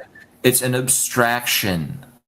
There's no. It's an abstraction. It's an abstraction. So it exists. Do abstractions exist then? Yes, conceptually. You destroyed yourself, dude. This is why I say you're a Dunning-Kruger pretender clown. You started this with atoms as if they are some fucking fundamental thing that everyone knows about, and now you're saying they're abstractions. No. I'm saying our understanding of them, right? Our model. It's not our modeling. It's that our. Dude, you see, this is what it's like talking. You see, what nuance? This is an obfuscation from the ground anyway. People go through the actual effort of education. This is why, you're doing meta because you have nothing. Yeah, this is an obfuscation from the ground. Now there's no science needed. Hold on, Dan. Now you're going to meta the meta. Courtroom. There is now you're metaing the meta. That's hilarious. Yeah, y'all are clowns, man. You try to come in here and shit on us, dude. Flat earthers this and flat earthers that. You're the dumbest person in this chat. Yeah. That's why, I like that it's like only like two of you, right? Like the rest of these people are just muted, right? They're probably, who knows where they are. Well, do you want 30 people to talk at once? It's just funny that you're so rude, right? I didn't insult you until Why you gotta be so came in rude? saying You made it retard flat personal. earthers, so yeah, you kind of like came in being insulting, so don't even play that shit. And the whole thing about it is you want to try and lean over water. Hold on, He said that water always lies flat. Yeah, listen. And I You want showed him to water talk about drops science. You want to talk about science. You want to talk about science. You want to talk about science. That's but a red you herring. We're not are talking not about water drop. understanding. You're not understanding that there's no science required for measuring to see if something is a shape. Of course there is. You no, know there's not. You're doing geometry. is. You're making a category error if you want to say that a globe Earth is proven by science. Yeah, but how do you figure out the shape of something that's too far away for you to see with your naked eye? You mean you can't measure? You can't measure the surface. You can't do tests to measure the surface. I don't know. Can you? I mean, you're telling you're the one who's denying you're the one who's denying the. No. We can and we do. Meta. Back to the fucking We can and we do measure. No, you can't respond. I can't respond. You're right. You're damn right. You're not responding with that. Okay, you're not going to respond about you do this and you do that. You're going to address what she said. He said, "I don't know. Can you measure it?" And I said, "Yes, we can, and we do all the time." And then he started talking about you. It's not measuring to be curved. Oh, he's and then gone. he started talking about you. You guys say everything is fake. Yeah, super meta. If it starts with you guys, like it's already a flop. It's already lost. Or you flat earthers or anything like that. Yeah, he came in saying something about you retard flat earthers, and then wanted to be like, "I never insulted you." Okay. It was like the guy earlier saying I was rude to that girl that came in and freaking interrupted a conversation and fucking spazzed out. But I was rude. You actually were pretty rude, but yeah. She interrupted the conversation and spazzed out. Yeah, but it's because you kept interrupting her before that. Sapphire. It doesn't matter. What do you mean I was interrupting her? She interrupted our conversation. I can't interrupt her. No, but the thing is, she was supplying to me like she was interrupting me. She's not gonna fuck you, dude. No matter how much you white knight for her. See, I was being nice. I've always been nice to you guys because I don't see any reason in like being completely rude for no reason. But yeah, all I want to say is like she literally said something in compliance to what I said, and then your favorite thing to say is just from you. Hi, Jenna. Please. Hi, can we please move on from that? It was like an hour ago. We're trying. But he just put it up again. That's why. It's okay. It's fine. Forgive it. Let it go. Let it go. Yeah, but I'm over it. He brought it up, so I had to say something. Okay, then be over it. Be over it. All right, great. Now, Sapphire, hold on, Jenna. Now, Sapphire, you can apologize for insinuating that we don't have lives on your way out, Mr. I've never been rude. Oh, no, I won't do that. Because you literally were so rude to my friends. I heard what you said about her. You said this slag and stuff like that. So that was really rude. So that's why I said something about the lives thing. Yeah, I'm pretty sure Indio said something. I don't think I was here or something, but you started talking about her, said something about that's the lag of a girl. So that's why I said something rude back. All right, can we move on from it? Are we over it yet? Have we gotten over our feelings? Okay. So, who measured Earth curve? I saw you said Eratosthenes in the chat, but actually he didn't measure anything. He took an elevation angle to the sun, and in order to get an angle, you need a flat baseline, period. He assumed that the light from the sun was parallel, hitting the Earth, and from that he then assumed that Earth is a globe. And then from his shadow lengths, right? That's where it all came apart. So it's all assumptions. That's all it comes down to. But in reality, light spreads out in all directions, which would mean that his elevation angles, his shadow lengths, would work just fine on a flat Earth. So yeah, the more you know. Also, I can't really trust it, right? Like, did this guy even exist? Was he made up? I don't know. There's like 3 different stories. There's something about like there was a building here in Alexandria and a building here in Syene, and then it's sticks and shadows, and then it's shadows in a well. So when the story changes that many times, I have a tendency to reject it. That's fair. Fair enough. Like the Earth curvature already. What's it called?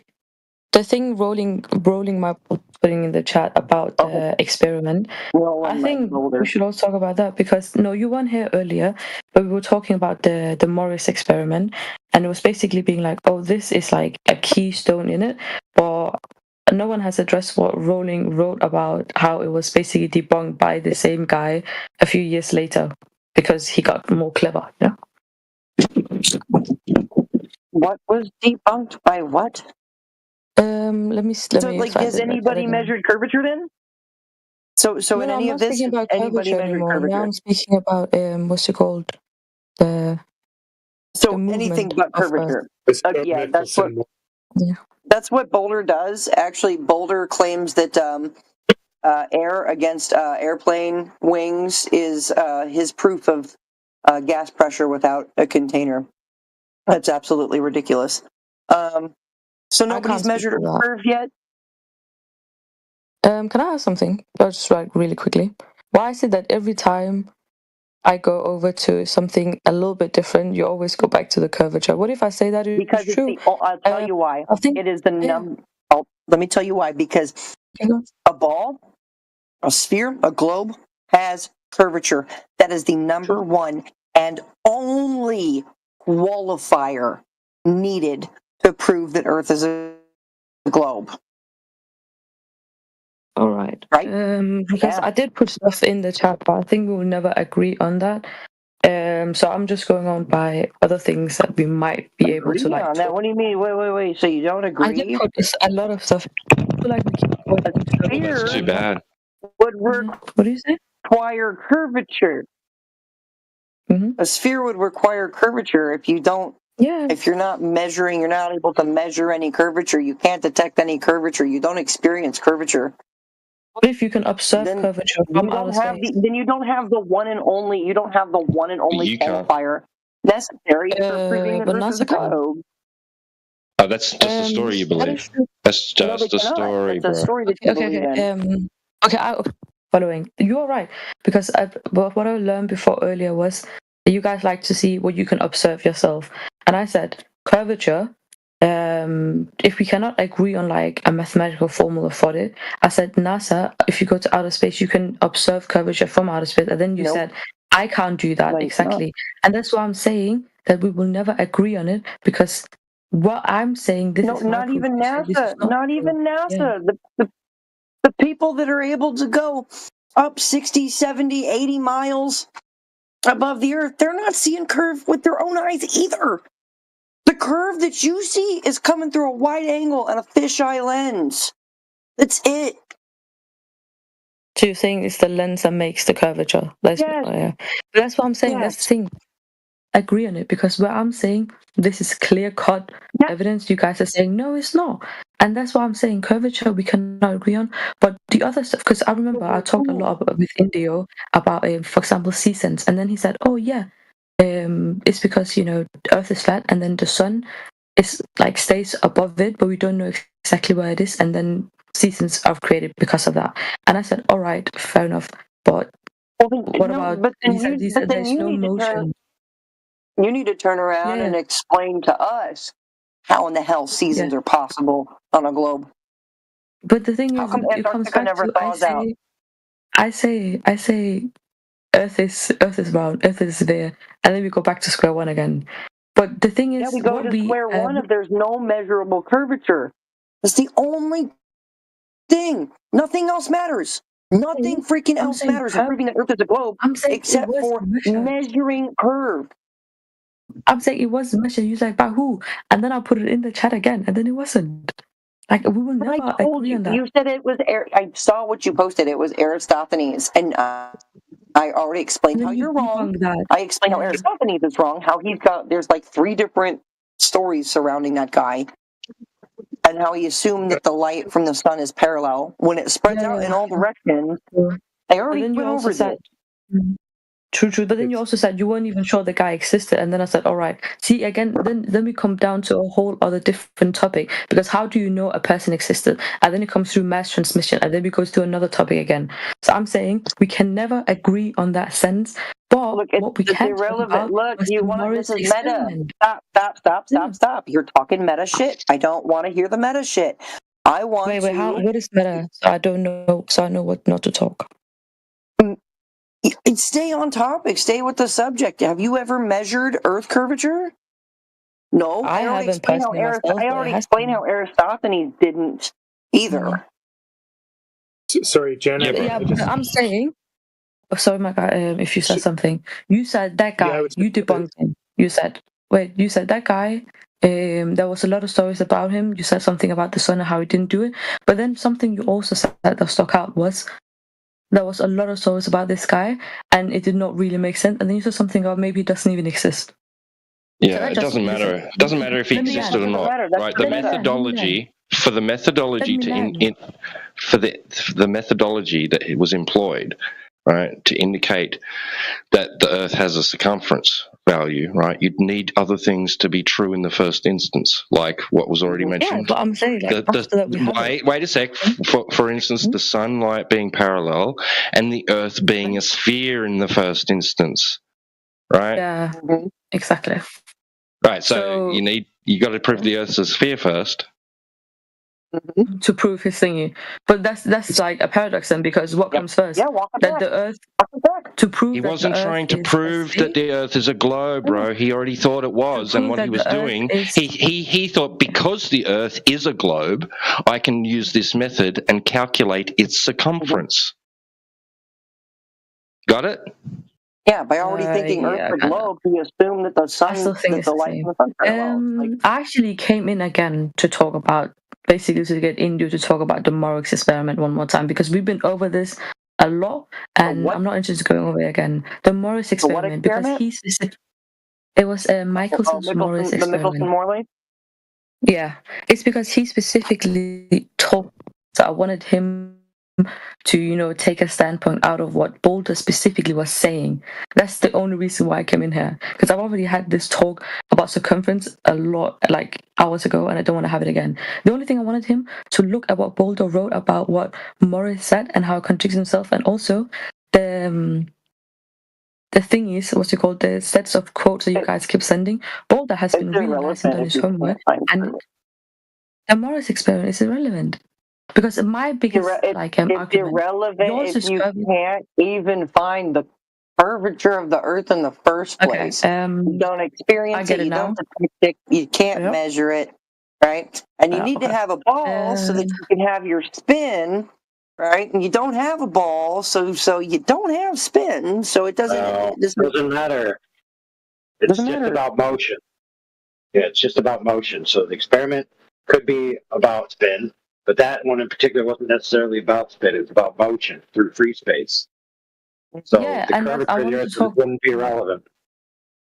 Yeah. Hey, I wanted to talk about yeah, we got you. Do me a favor. Try not to interrupt people, okay? Gets old. But the thing is, you weren't even in the conversation to begin with. That's all I wanted to say. I was having a conversation with Jenna. I agree. You know what the difference? You know what the problem is, kid? I'm the boss. Okay. Thanks. I didn't hear what you said there. All I said was, how can I interrupt the conversation? Oh my goodness. Listen, Sapphire. Why don't you do us a favor and read the conversation that was written so everybody listening will know what context you're talking about. That way we can progress. So read Boulder's, find Boulder's thing and read it for us. Thanks. It's fine. I'll go up and chat. Okay. Yeah. But the thing is, Indio is not even here, and he was the one that talked about it the most.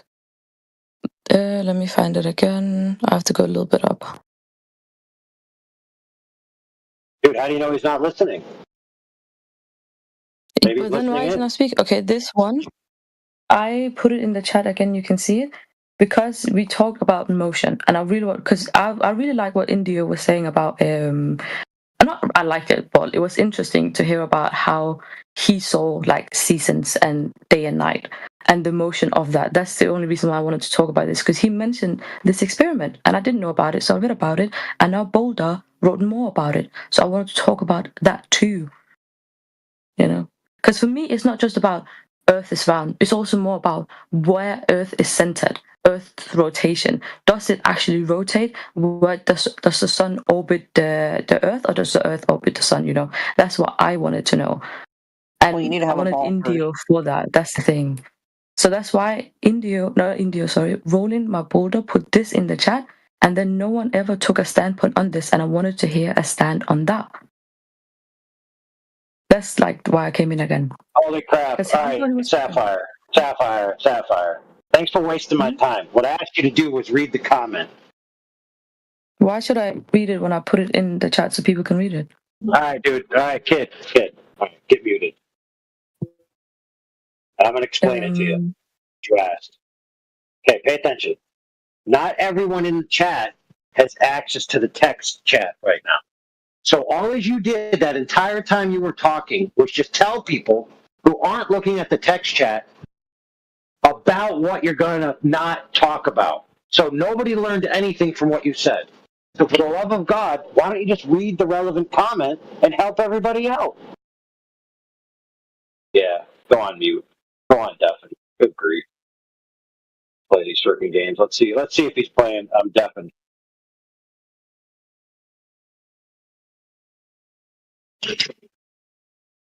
Sorry, my bad.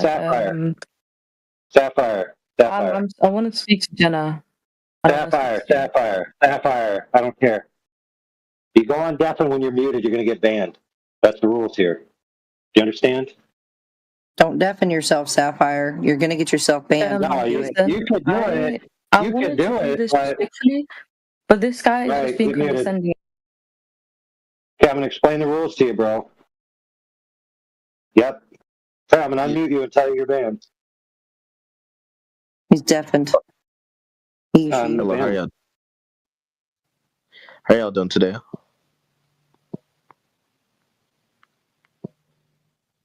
We're trying to teach a petulant child how to be relevant instead of wasting everybody's time. That's my bad. Explain the rules. Go on.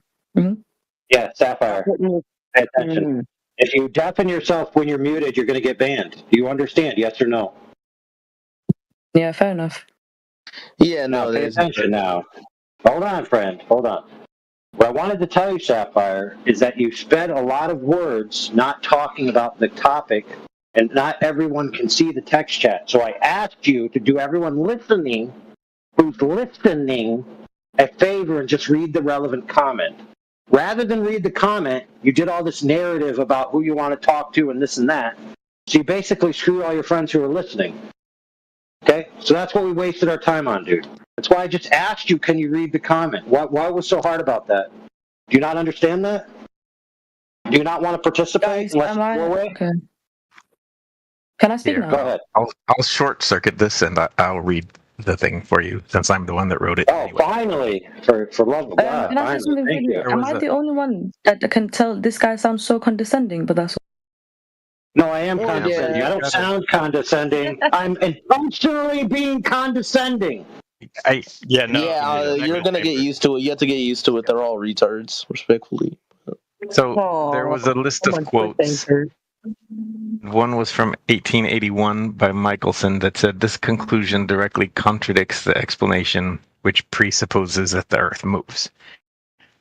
And so I dug into that, and like I said, it was from 1881, and so then I wrote, it turns out that Michelson didn't stop with your cherry-picked quote. About 20 years later, he did another experiment trying to detect the rotation of the Earth, this time succeeding. In 1925, he writes, displacement of the fringes due to Earth's rotation was measured on many different days. So by 1925, he certainly knew terrestrial measurements could detect Earth's rotation regardless of what he thought in 1887. What is the reason that you want the Earth to be flat? Why does that matter? What does anybody gain by the Earth being flat? Anybody? Well, the Earth isn't flat. Yeah, So Sapphire and AI and Jenna were talking, and they got a little bit into meta. Yeah, a little bit heated. So, yeah, can you let them respond now that the quote has been read and see what they're talking about? Yeah, I would love for AI to justify his stupid belief. Oh wait, don't go there because then we have to do the curvature over again. I wanted this one. He read it out loud, and all that was to say was one was the quotes that was just a lot of them were just false, and he claimed that. Yeah. So I don't know. Yeah, I also have a clip of Indio saying, what's it called? Equations, don't matter when proving, the Earth's curvature, even though most. We had a discussion about math and why, math is so important to this. Yeah, that also went for Indio, right? An active supporter of the flat Earth theory, right? Said that equations don't matter at all on clip. I have the clip. Do you want to see it? Yeah, but why would you listen to that? That sounds like dumb bullshit. Well, but he's one of the main people in here that advocate for the flat Earth movement. So let me show you the clip. He's the leader. He's correct.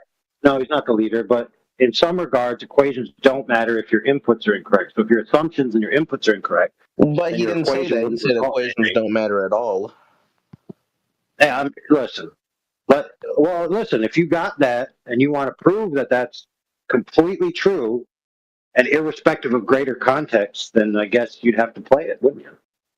Okay, but AI, look at the clip and hear him say equations do not matter in any context, right? So, meaning that 90% of your evidence for the flat Earth theory is gone, sir.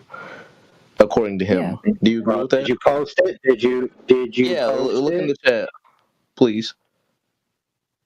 Okay, so it's actually a clip, so that's good. Hey, listen, good job getting an actual clip. That way you can immediately go and see the greater context. I approve. All right, I'm going to go on mute now. Yeah, okay, please. So, Boulder, I want to say thank you for finding the obvious wrongs in what they were writing. Because one thing I realized also, this is just fact for everyone, is that especially Indio, he likes to reference a lot of big experience, a lot of big words that he knows people would not necessarily know unless they search it up themselves. So in the heat of the moment, in the argument, you would not have an answer because I've never heard of the Morris experiment. But as soon as you actually search it up, you found so many debunks of it. And now that we have found debunks of this experiment and that he actually did say that it's motion, no one is going to say anything about not motion. And if there so is motion, then that would mean that a lot of the things you said about seasons and stuff like that wouldn't even make sense anymore because it was based on Earth is still and the sun is also moving above it. I don't even know what you guys believe anymore.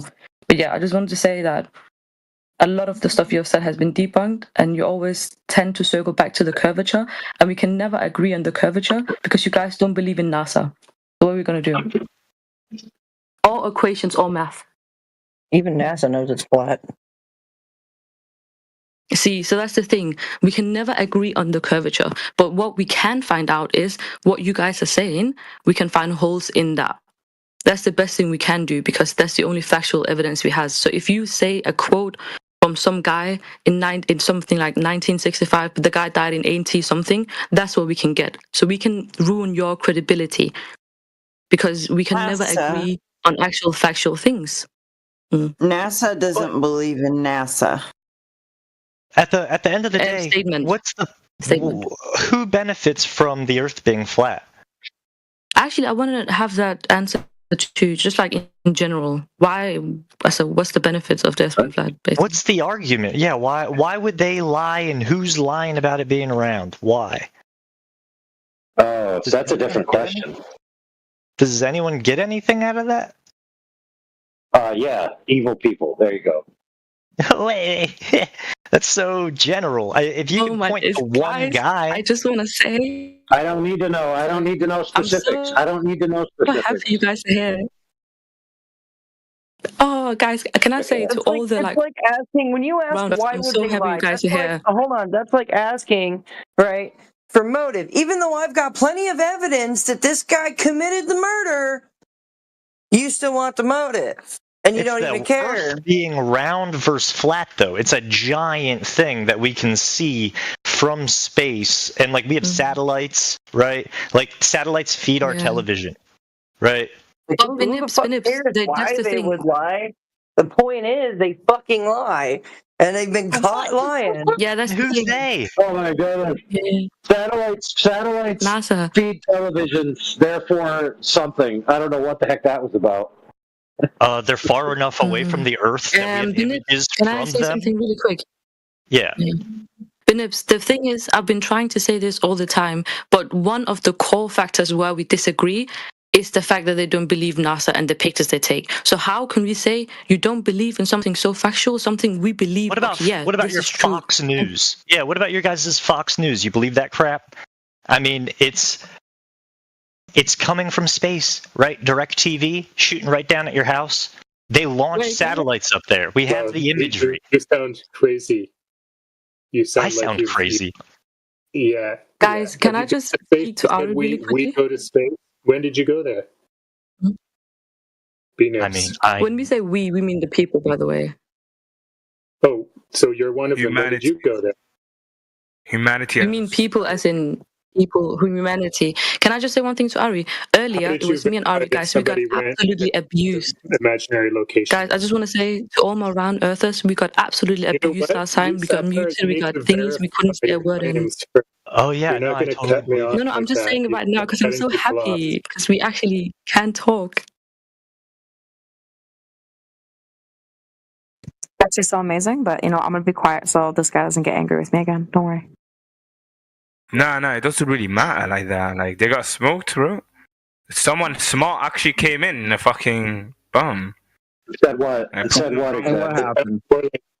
Nobody proved anything, dude. I mean, you just don't have any. Somebody said, why would anybody benefit about telling people the Earth is a globe? That's not proving anything. That's a question. Hey, broski, you seem very. That was the question, yeah. But did you answer the question though, AI? Why I did answer it. Evil people. Evil people. But why? Yeah, evil people. There you go. Who cares? But like, Specifics are irrelevant. But why would evil people want to? I don't listen. It doesn't matter. I'll tell you why. It does matter. It does matter. There should be some kind of reason evil behind it. People. Yeah. See, here's the problem.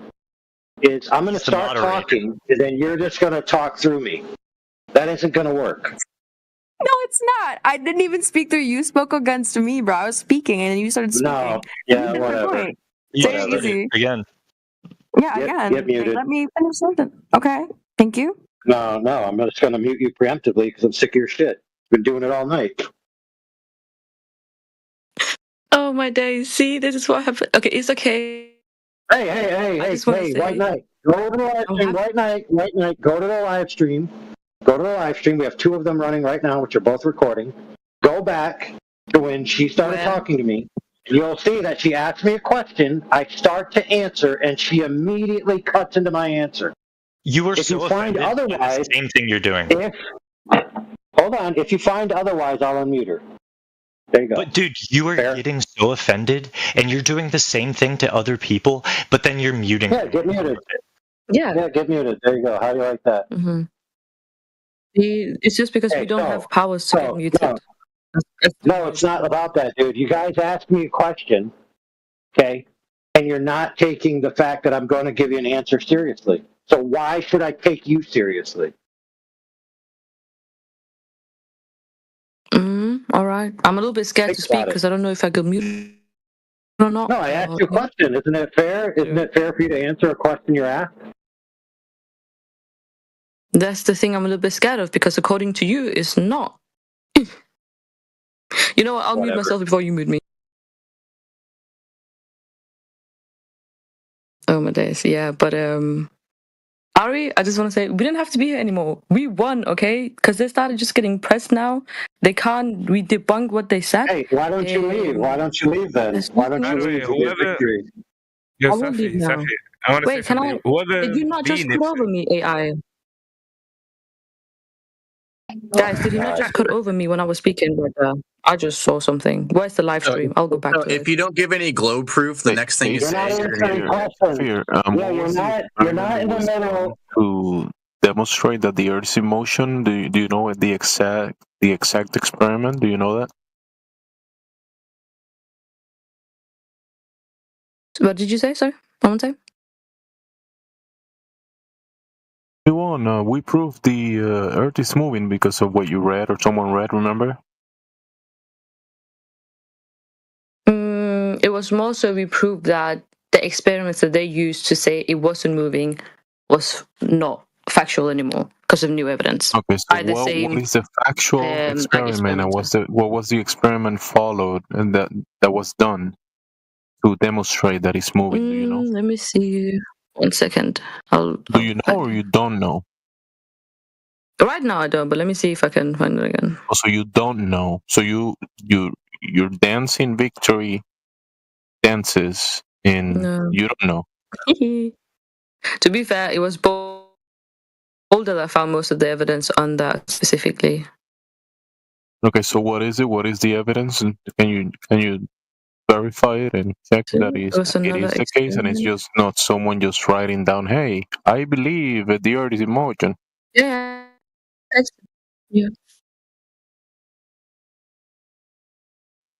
Give me a second. Please send evidence over. I'll just look at it to see if I can send it over. Nigga, Ben. Yo, Ben Nips. Yo, for you, little bro. For you. Why do you get muted? Why are you not muted, Joe? Do you remember me, little bro? Oh wait, you're a newbie. Never mind. He's like a newbie. No, for months and months, master debater way back. you shouldn't even be there. It's I'm gonna send it in the chat. I'm sending it in the chat right now. Boulder sent it as well. This was the part 2 of the experiment that Morris did that basically found out that it wasn't what it was to be like. 1 second, guys. Did you read it, and do you know why he said those phrases? Because why he said it and his conclusions is actually more important than just a quote that he said it. What do you think? The thing is, I'm not a physicist, so I don't completely understand the thingy, but it is the factual document, so.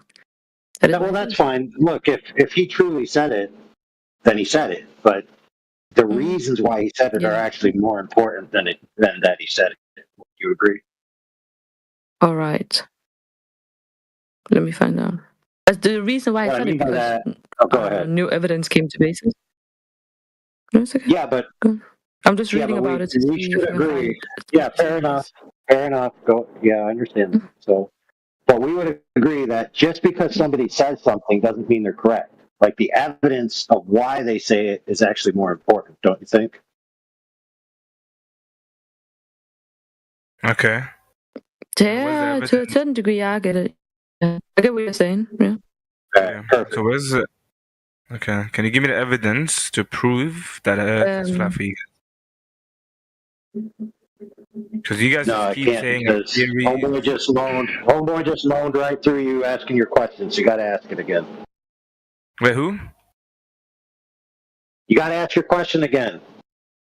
Oh, the question is can you guys prove with evidence that can back up your theories? Because you guys have been saying some theories that I've never heard about. Can you guys back that shit up?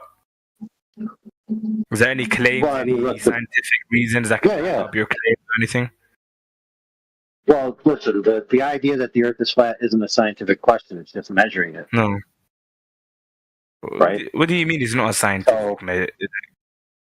Well, for example, I do building and carpentry and stuff like that by trade and for my work.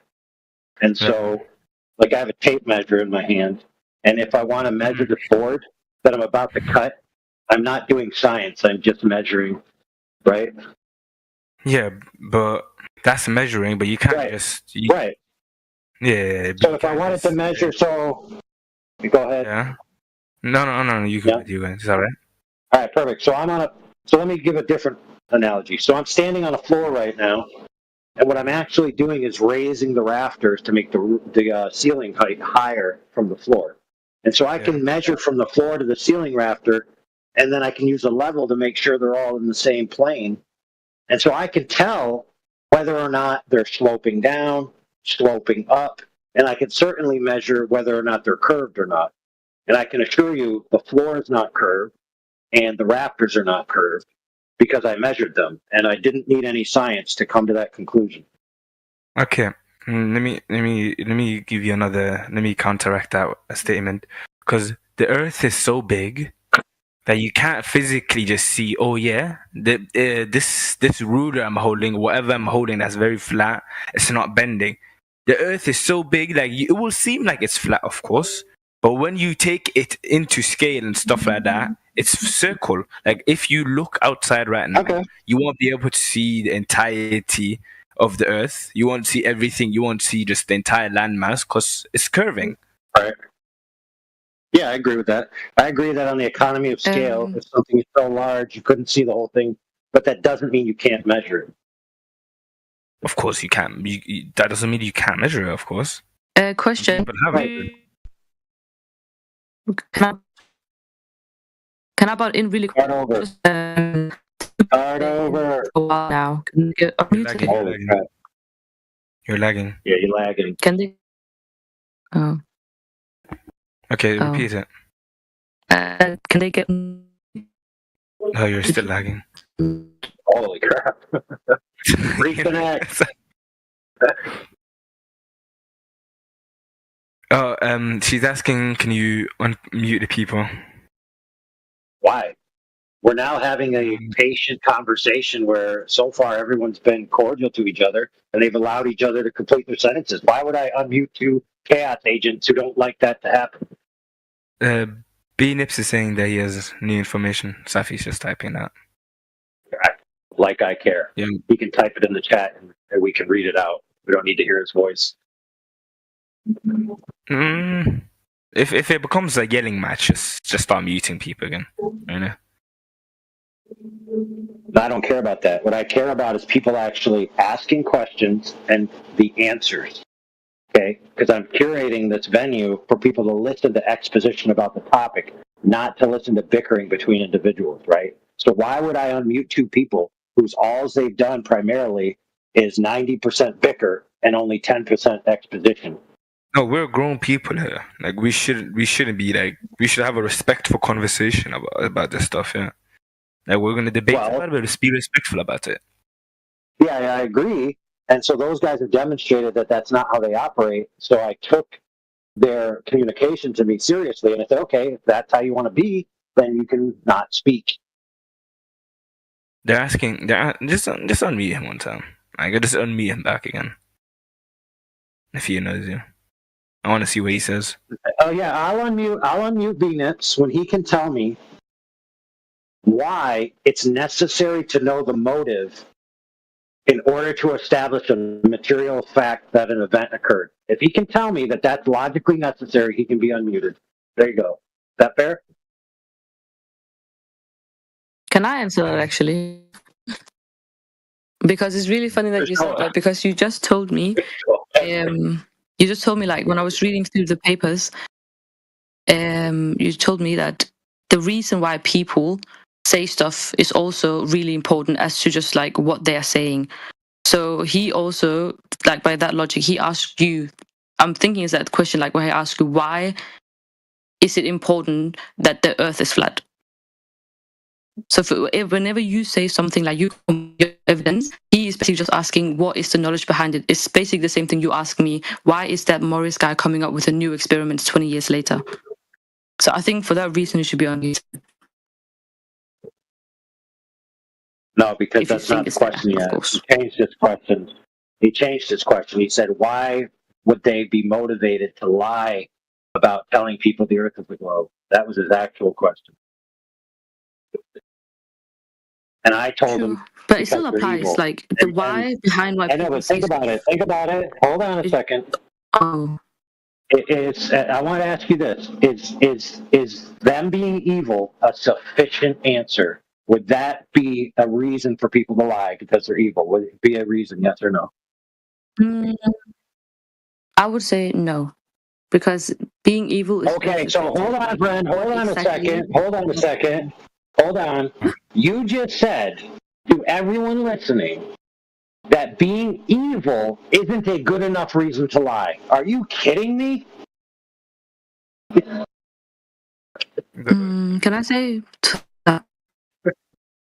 I said it's different, but an entire organization like this is not against. If you ask me, Hitler, all right, he was evil. It was one person that was like condemned, but this is an entire space station, international. It's everything. But Benips is saying he will explain it. So if you're like unmute him. Yeah. Oh, he's gonna answer the question himself? Let's find out. Yeah. Sure, I'd love to hear this answer. Go ahead. So, yeah, I can't fathom how through generations to the next generation, like these evil people were able to. I'm just trying to figure out why you believe this stuff, man. I was never trying to like disparage you or yell at you or anything. I've said like 3 things in here.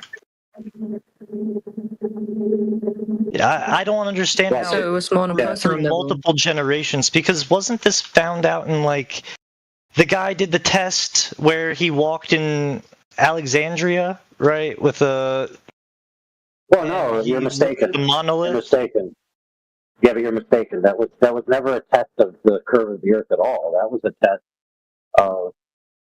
Well, sorry, it wasn't even a test. It was an attempt to measure an assumed radius and circumference of a globe that he already assumed existed. It wasn't an attempt to prove that a globe existed at all. I thought before that time it was pretty thought that the Earth was flat. And then he did that experiment, and they were like, "Oh shit! Look, there's a shadow." No, that's not. Yeah, but no, that's not what happened. That's what people think happened. But it actually was the case that contemporaneously, at the same time he was supposedly doing that, the Chinese government actually did a similar test, and they came to the conclusion the Earth was flat. So it was actually what was really going on is some people in the world thought the Earth was a globe, and some people in the world thought the Earth was flat, and some people think they proved the Earth was a globe, and the other people said, no, you didn't. But then how have so many generations been able to keep it locked down and like the secret? That's my thing. Is I don't know. It hasn't been. Dude, people, check this out, bro. You might not know this, but people were doing tours in colleges just in the last century, doing flat Earth lectures, had flat Earth books, had all kinds of experiments. So all the way from antiquity till modern day, people still thought the Earth was flat and still didn't believe certain heliocentric claims. It's been a continuation. It hasn't died down. But that doesn't necessarily mean it's true. No, it doesn't. It just means that it's not. Hold on, real quick.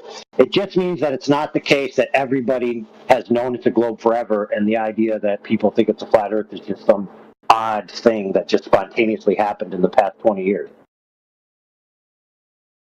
I think that it's with improved science and technology that we've come to agree that the Earth is round.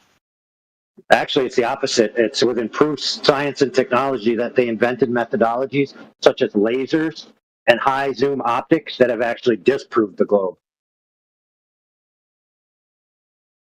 Oh. Guys, well, when I die and I find out the Earth's flat. Well, I hate to break this to you, kid, but it's actually possible. So say you believe in a creator God. It's actually possible that the creator God never tells you the true nature of the Earth. Never. That when you die, you just go to a different realm, and he never tells you the secrets of the past realm. That could be a possibility. So don't cash your chips on when I die, I'm going to find out the true nature of reality. But then again, I could be wrong. Oh, go ahead. I think you just disappear into the ether, like where you came from before. But well, then you definitely wouldn't be finding out any answers. Well, honestly, why do we even discuss that kind of stuff? Why do we even argue about this? Like, who cares if it's circle, flat? square, triangle. Okay, I'm with you. I agree with you. Yeah, I agree with you. I agree with you. So do an experiment. Let's do an experiment. We all agree on something. Here's an experiment. But hold on, here's an experiment. Next time you're at dinner with your family, tell them that you've been doing your research and you've come to the conclusion that the Earth is most certainly flat, and then find out how they treat you from that moment forward, and then tell me it doesn't matter. Really? I'll be honest. I make too many jokes to my family saying, "Oh yeah, the Earth is flat." Oh, they'd wolf cry and they'd be like, "Hey, you're just joking us." So nah, they don't look at me different. So I just want to ask. I believe them because I actually don't believe in the moon landing. So. Yeah, that makes answer the question. Yeah. So I was gonna pose a side here. So planes can go pretty far these days. So if I took a direct flight from, let's say, do this kind of route, we're gonna fly from Alaska to, let's say, Finland. Apparently, on a flat Earth model, that'd be flying over Antarctica.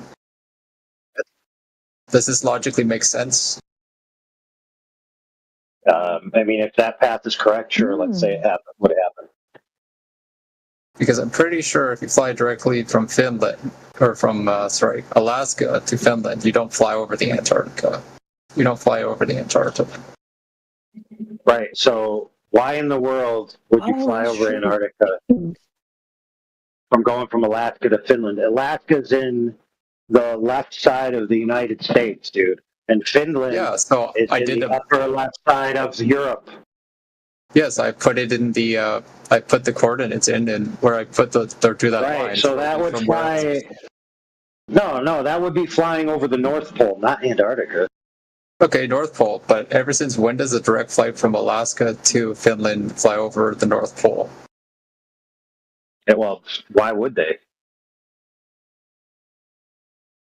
I mean, this is flat Earth, so can you tell me why that flat?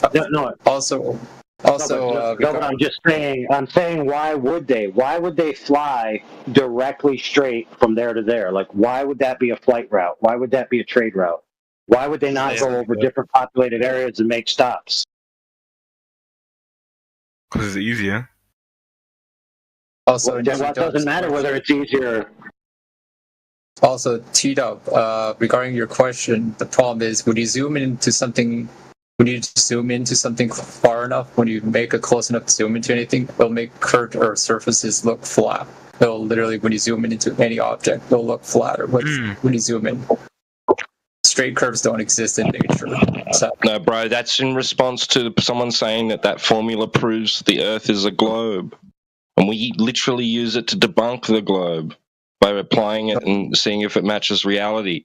So people get down to like 3 inches above the surface of a lake and zoom in like beyond 13 miles, where there should be a horizon blocking your view at in excess of before that, man. Like, a mile. So when you can tell on lakes, like, the height of buildings, and you can see like the top of skyscrapers on the horizon across bodies of water, and they're not as tall as they should be. They're obviously on some sort of curve, or they're lower, right? How would your brain do that? We'll point out also, how do situations like this occur, like the Thornton Bank wind farm? Why is this happening? Who cares? Why are you asking a question right after B-Nips? Do you want B-Nips to not get an answer to his question? I liked his question. It's okay, man. You don't have to. It's fine. Can you fly? No, that's fine. It's fine that it's fine, but it's just rude to just be asking 3 questions right in a row. I mean, it's like, for God's sake, one question. Okay. The one question is, can you guys answer the question regarding the Thornton Bank wind farm? Because they look like, this picture that was taken, it looks like they were built underwater. Yeah, they were. Some of them. So you're telling some of them were built on some wind farms are built on water, some are built on land, some are built in like wide valleys that are flat, and then some are built on mountaintops. Yes, so we agree that they build wind farms, but now what's your next point? I mean, I don't hear a question is what I'm trying to say. I don't hear a question. You said there's a question, but I'm not getting a question. Well, I asked the question, like, can you explain the phenomena of the Thornton wind bank? What's the phenomena? Can buildings be built underwater? Were these buildings built underwater at first? Okay, so one more time. I'm going to ask you a question. What's the phenomenon? Do you know what the wind bank is? I don't know what the wind bank is, so... Like, were these buildings built underwater? Oh my goodness. Let me help you. So we don't have to do this forever. Maybe you're trying to say, I'm looking out at some windmills, and it looks like I can't see the bottoms of them. Is that what you're trying to ask? Yes. Were they built underwater, or were they built on land?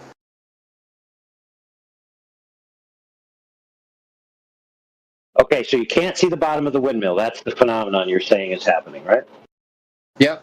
I can see that there. And so you're right. And so then why would you be asking whether they're built on water or land? What is that? How is that? Well, I'm just wondering, like, were these structures built on land first, or were they built underwater? Dude, what you're asking is making no sense. Are you trying to say that they were built on land and then this big flood came and filled up the water to the tips? No, I'm just wondering what your take on it is. Were they built underwater, or were they built on land? Because there's such thing as underwater welding. I'm just wondering what your thoughts are on it. So. Oh, you mean were they pre-built and then installed underwater? Yeah, like, were they built underwater? They might. I mean, look, if something's submerged under the water, yes, it is possible to build it under the water. So I couldn't tell you whether they were built on land and then installed in the water or not. They were actually built on land, by the way, and then placed into water. Okay, so then what happened? So where's the question?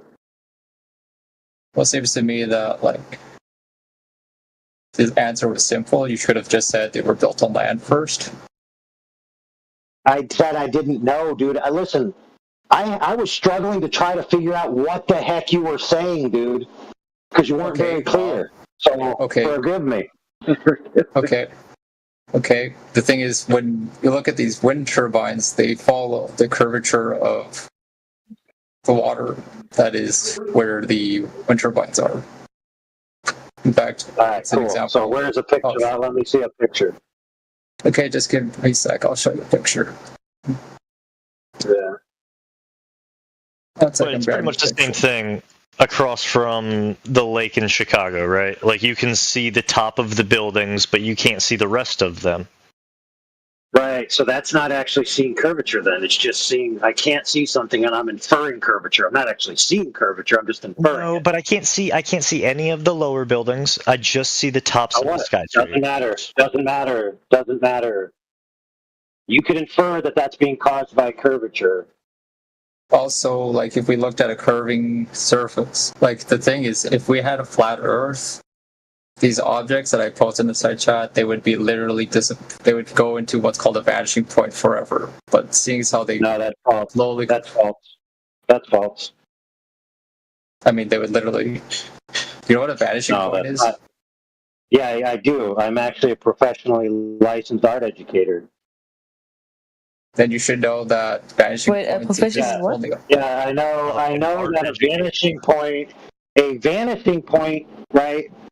It's something you use an artist's perspective, like linear perspective or 1 point or 2 point perspective. It's not actually how the physics of light manifests optics and creates images in reality, dude. They're two different things.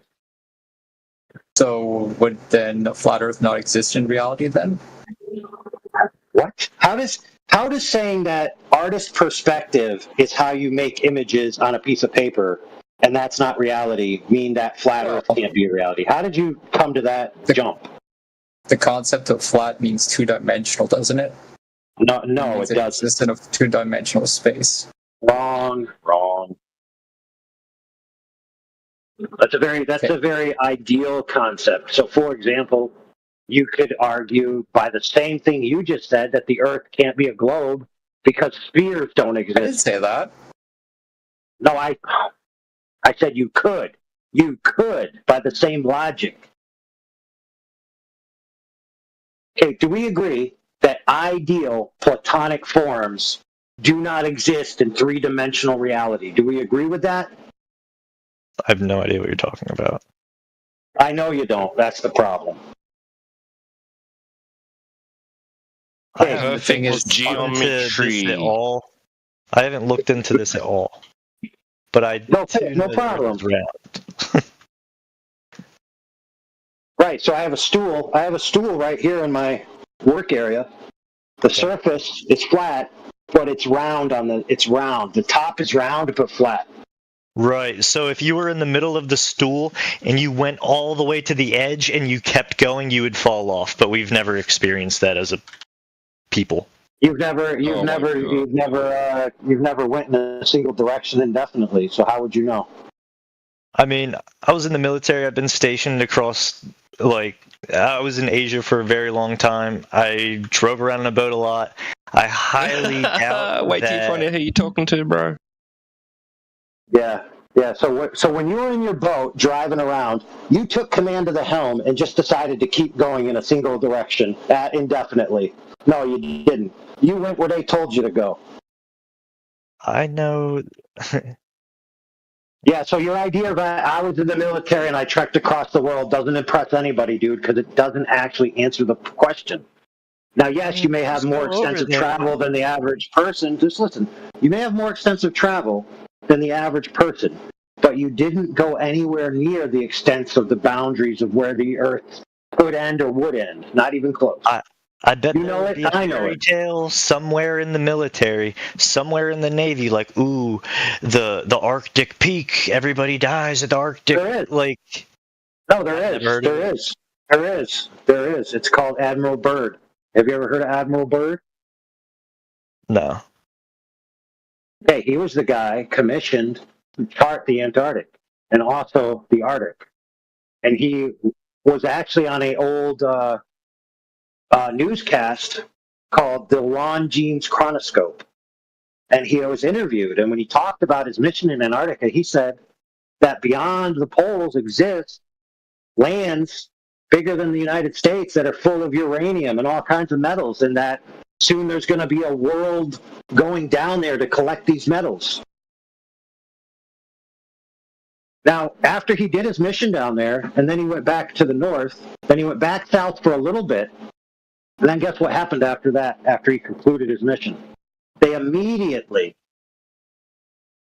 shut down travel outside a certain boundary in the south, and then they immediately shut down the ability to go high up in the sky. So they put a ceiling of how high you could go and a gate of how far you could go.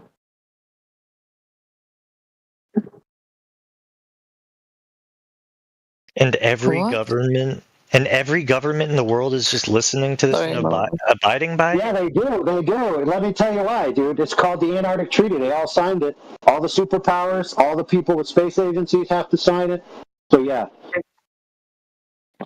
Don't forget, he died not long after that either. Attitudes about. Oh, yeah. So, yeah. He had to be off, baby. Hold on, friend. Wait, so what are you saying the Antarctic Treaty? Am I still lagging? Yeah. Just a question. So you're saying the Antarctic Treaty was made because of to protect the flat Earth, or what exactly? Listen, so what happened was during his time and around that time, nobody had really explored it. He charted it all. And then they did some military missions like Operation High Jump, which was the incursion into Antarctica, Operation Fistful, and Operation Dominic, which was shooting low-yield weapons, nuclear and some others, into the stratosphere, supposedly to chart the sky. And then he went up north, and then he went back south for a short period of time. And then after that mission was concluded, could I ask a question for They made a treaty that limited how high you could go and how far you could go on the Earth. Very interesting. All right, ask your question. Does the sun rotate around Earth in this flat Earth theory? Well, the sun clearly moves across the sky, and it's not in the same place all the time. So I would describe the sun as moving around above the Earth. Sure. Well, the thing is, though, if that was true, that means that the Earth would be heavier than the sun. It would be what? And if that, well, it would mean that the Earth would be technically heavier than the sun if the sun is rotating around the. No, dude. No, dude. I think you're mistaken. I think what you meant to say was orbit. Well, yeah, if the sun orbits around, if on a flat Earth, if the sun orbits around a flat Earth, that would mean the Earth is heavier. You're mistaken. You're mistaken. You're imagining the Earth as an object in a solar system that's operating among a heliocentric model, only this time it's now geocentric. No, that's not what the flat Earth is. The flat Earth is not a planet or an object that's orbiting around other objects in a giant void of space. No, not at all. Didn't that guy, you're like one of the flat Earth gurus, go up to Antarctica recently and put his camera down and do the 360 view, and he saw the sun and what? Didn't that just happen like 2 years ago? No. Yes, it did. No, it was months ago. It was last winter. And what? Like he said, and what? He proved to himself that it was round. How? He wasn't satisfied with the findings that he had, even though he did everything right, he said. Give the proof. There's a video, bro. Where? Here. I'll stream it. Dude, he doesn't doubt. He doesn't doubt that the guy went there. He said, give the proof of the guy's conclusion, why his conclusion is a proof. Can I ask something? It's just about the... Go on, sorry. It's okay, but... no, but it's just about the Antarctic Treaty. Sorry. Something about... My bad. I think I have a slight delay. It's just about the Antarctic Treaty. You said there is height restrictions as well. I just switch it up to place as there's no altitude restrictions, but there are restrictions on certain areas you can go, and that the treaty itself. No, I didn't say. Hold on, friend. I didn't say. Yeah, I know, dude. I know what you're told in the mainstream. It's irrelevant. I didn't say that the Antarctic Treaty has a height restriction. I said that after that, they put a restriction on how high you could go and how far you could go. And they made the Antarctic Treaty. True. Yeah, but it's also, we're moving slight into conspiracy theories, because Antarctic Treaty, what's official is that it's made to preserve certain areas and to do scientific experiments there. So some areas are off limit to a lot of people, and it also to preserve the. So I was just saying that. I thought you said altitude, but it might not be altitude. But yeah. No. I said after Mr. Homeboy completed his mission, they put a height ceiling and a perimeter, a boundary on free exploration. Okay, that's what happened. Yeah, but it makes sense to restrict free exploration on a place like Antarctica, because it has a lot of stuff that it's just everyone could go in and ruin. It should. Oh yeah. What did Homeboy, who actually was commissioned by the United States government to do the survey, what did he say he was down there? No, you tell me. Yeah, he said uranium, metals, precious valuables that the whole world should be down there collecting. Yeah. And then shortly thereafter, they shut down free exploration. Right. So yeah, that's kind of weird, don't you think? And he said what he said was that the governments of the world and the societies of the world are going to be going down there, getting this riches and getting these minerals and getting these valuables, but that never seemed to happen. Kind of weird. Okay. They're not trying to keep the average Joe Schmo out of there. Yeah. It's not you they're worried about. That's probably true, 100%. And I believe there are some stuff going on there, but it's just, I don't think how that correlates to flat Earth in any way, and how Antarctica is a crazy point there. Yeah. Because there are 100% places of the Earth where leaders have exploited and lied about. I don't see why Antarctica is not one of them. But I'll tell you why it correlates, dude. I'll tell you why it correlates. Since you were here in the room when the discussion happened, but you seem to have missed it. Yeah. Okay. The other homeboy was saying that if the Earth was flat, surely somebody would have reached the boundary of the Earth and like fell off or come back and told us this fanciful tale about how the end of the Earth is like. And he appealed to his military excursions around the Earth. And I was just pointing out to him, you didn't go anywhere near where the boundary of the Earth would even begin to be. Not only that, but the only homeboy who did was Admiral Byrd.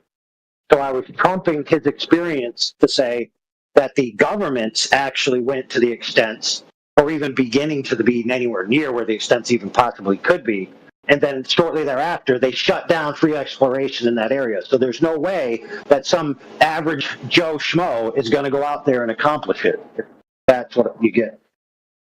All right. So from like your standpoint, Antarctica could be close to where the end of the world is? No, I'm just saying that it's the beginning of where you would even begin to think. The Antarctic perimeter, or beyond a certain parallel, I think it's the 80th parallel, or whatever, like that, you'd have to be going way out there to even begin to even think about my travels help me understand that the Earth isn't flat because I haven't found an edge, which, by the way, is a logical fallacy anyway. All right. And, Okay, and in addition to all this, right, apparently we're told, right, the environment protects itself from any sort of freelance individual exploration. You know, some wannabe explorer, I'm going to tackle Antarctica. Yeah, sure, bro. Good luck with that. The ozone does protect from radiation, doesn't it? Does it not? I'm saying that the environment there is supposedly so hostile that it. Oh man, you got nuked. I think they just nuked. Yeah, apparently the environment's very hostile there, not very suitable for human habitation. It's even hard for machines to do vast exploring, and you got to do piggyback supply runs. So even the military, when Byrd was down there, they had to do extensive logistics to be able to sustain his plane trips. They had to like piggyback jumps and make fuel depots and landing strips and all kinds of stuff. Like it took, multi-millions of dollars, maybe even billions by today's standard. Yeah. There are stuff about Antarctica is that we don't know, and there are still stuff. All right. I don't have anything more to say, to be honest. I think we've talked a lot about a whole lot of stuff. Yeah, GG's, I guess. This was fun. AI, you said you're recording this and then you're going to use this for something? What are you going to use it for? No, I'm saying it's being recorded. It's actually being live broadcast right now to multiple streams. It's on 2 different YouTube channels. Sometimes it's on Rumble, Twitch. I'll send you a link. Yeah, please send it in the chat, man. So for example, in the if you look at who's in the call right now, there's 2 accounts that have YouTube written on them, and if you click those accounts, it'll take you right to the streams. Oh, all right. See that? Thank you. Part of the reason why we record and stream this is because people are interested in the conversation, but another reason is as a record. So, for example, we've been doing this for almost 10 years now, and we have thousands upon thousands upon thousands of hours, and we have tons of evidence of claims and arguments and rebuttals and evidences and the history of the arguments evolving over time. Go ahead. And the events of you muting people, right? Right? That's pretty much all recorded. Plus, including all the times you muted people, right? Plus the times you crying. Yeah. Why don't you just go cry somewhere else where people care? Who's crying? What just happened? MX does. They just wanted to complain that, in our long history of recording our episodes, that there's going to be instances of us committing war crimes against humanity by muting a bunch of suckers. I mean, I'll be honest, like, as the moderator, your handling of this is pretty poor to constantly get mad at people and stuff, and then you're displaying it to a bunch of people. It's kind of crazy. Who's being the whiny little bitch? I'm sorry, but... B-Nips? Yeah, whatever. Are you gonna ban me now, bro? Sorry, Kingsley. Oh, I just want to know who the whiny little bitch is. Oh, no, it's B-Nips, you. my role... B-Nips, my role in this venue is a curator, not a moderator. My intention is to have what I want to get across on the broadcast happen, not what you want. You're a guest here. Well, that explains it. GG's. You guys have any arguments, or just here to whine? Nah. Don't have any arguments? Is that what happened? The arguments is over. GG's, bro. Good job. Well, there you didn't go. even speak, so why are you talking now? All right, so it's just, it's all over but the crying. I get it. I'm not crying. Yeah, but there's no one else. This is a fun conversation. You guys are all sitting here quietly. Be good boys. Thank you. Well, we had a couple of criers chime in. I get it now. It's okay.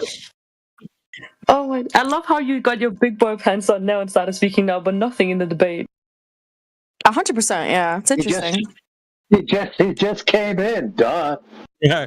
It's like I love how you weren't here until you actually arrived. That's funny. Holy crap, man.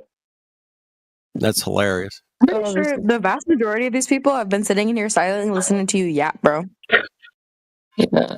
Hey, people pay money to listen to me. I know they pay money to listen to me. Money to listen to you is hilarious. No way. That's crazy. If anybody's an evil person out there, it's actually you guys. It's actually crazy. They pay you for this nonsense. It's crazy. But you know what? Good W scam, bro. I'm just kidding, actually. I'm just kidding. I don't get paid. Yeah, I believe that. That makes I was more about to sense, say, but, I would believe if you got paid too. None of us get paid. None of us in this venue get paid. Well, good job. On the whole 24/7 platform. Now we do have members. We do have members that have their own channels. Some of them have venues where they have Patreons and stuff. That's what they do. Sure. But by the way, there's nothing immoral about getting remunerated for your efforts in an adventure that somebody's interested in. That's not immoral at all. I never said it was. I said that's a W scam. Yeah, that's it. That's it. No, you said you here. Let me quote what you said. Oh, I think you guys are evil. Well, like, I didn't mean it like actually evil. Like, I mean it like a playful evil. Like, you guys are stupid. Dumb. Oh shit! I don't know. Yeah, not like evil. Just like silly people that don't understand what they're talking about. Oh, you mean like we don't understand that if something has no demonstrable surface curvature, then it's not a curved surface? Something stupid like because that? Because you can't. It's really sad that you think because you can't see something that it doesn't exist. Hey, nobody said see. See, this is the problem with people like you. We use the word measure. We say the sentence and we use the word measure, and you say, well, you wouldn't be able to see it. You demonstrated multiple times that we can measure the curvature of the Earth to some extent. Yeah, we can. We know that. We know the circumference. We know it. It's all good, bro. It's called math. Wait, show me how. Yeah, show me how you put math on a surface. I don't have to show it to you again if it's already been demonstrated multiple times. It's ridiculous. If you keep defying the evidence that you're showing, I can't show you anything else. You're going to keep denying the evidence. That's fine. You can keep denying all you'd like. No. Filibustering because you don't have the answer. I'm not filibustering. I'm just going back on the evidence that was already proven. The evidence. I'm sorry, not proven. The evidence was already shown. Okay, you guys keep denying it, and you can tell us then. Listen, I saw it in the chat. It was in the chat like an hour ago. All that stuff was in there. I was helping Safi collect it. I don't even have it anymore.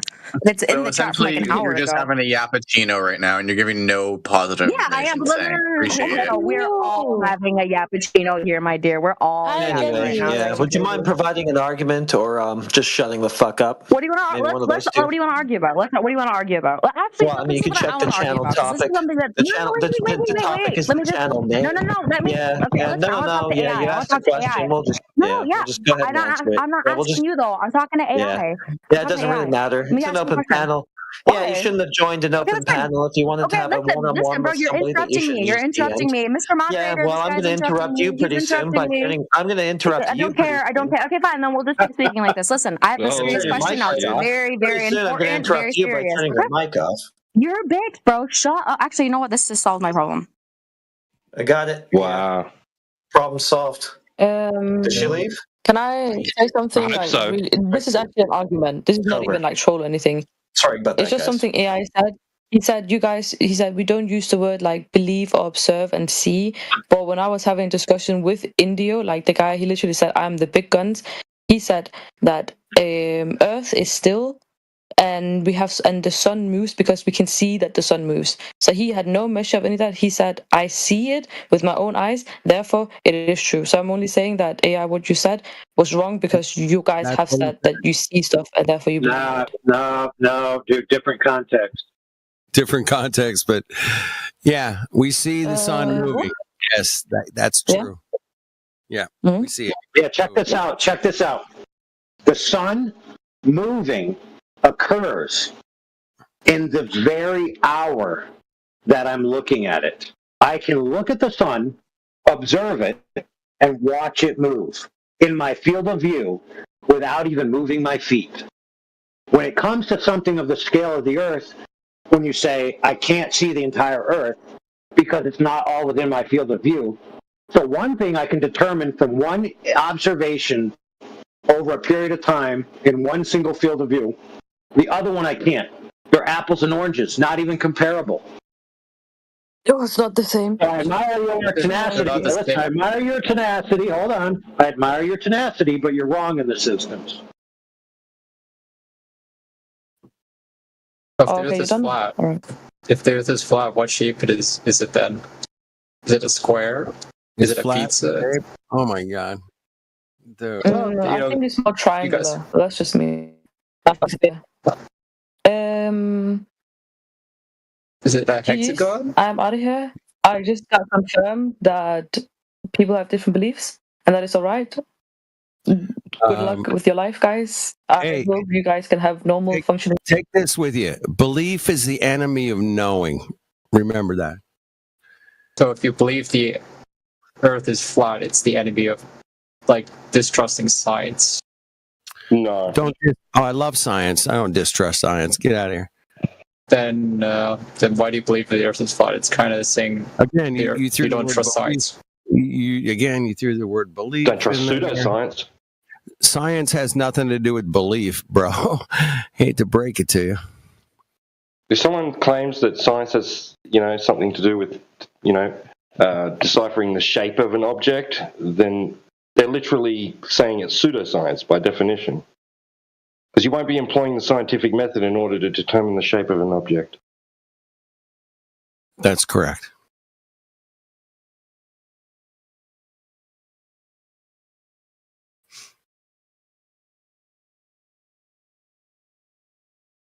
So does any of these you guys in the flat Earth, you guys have actually any model of what your flat Earth looks like?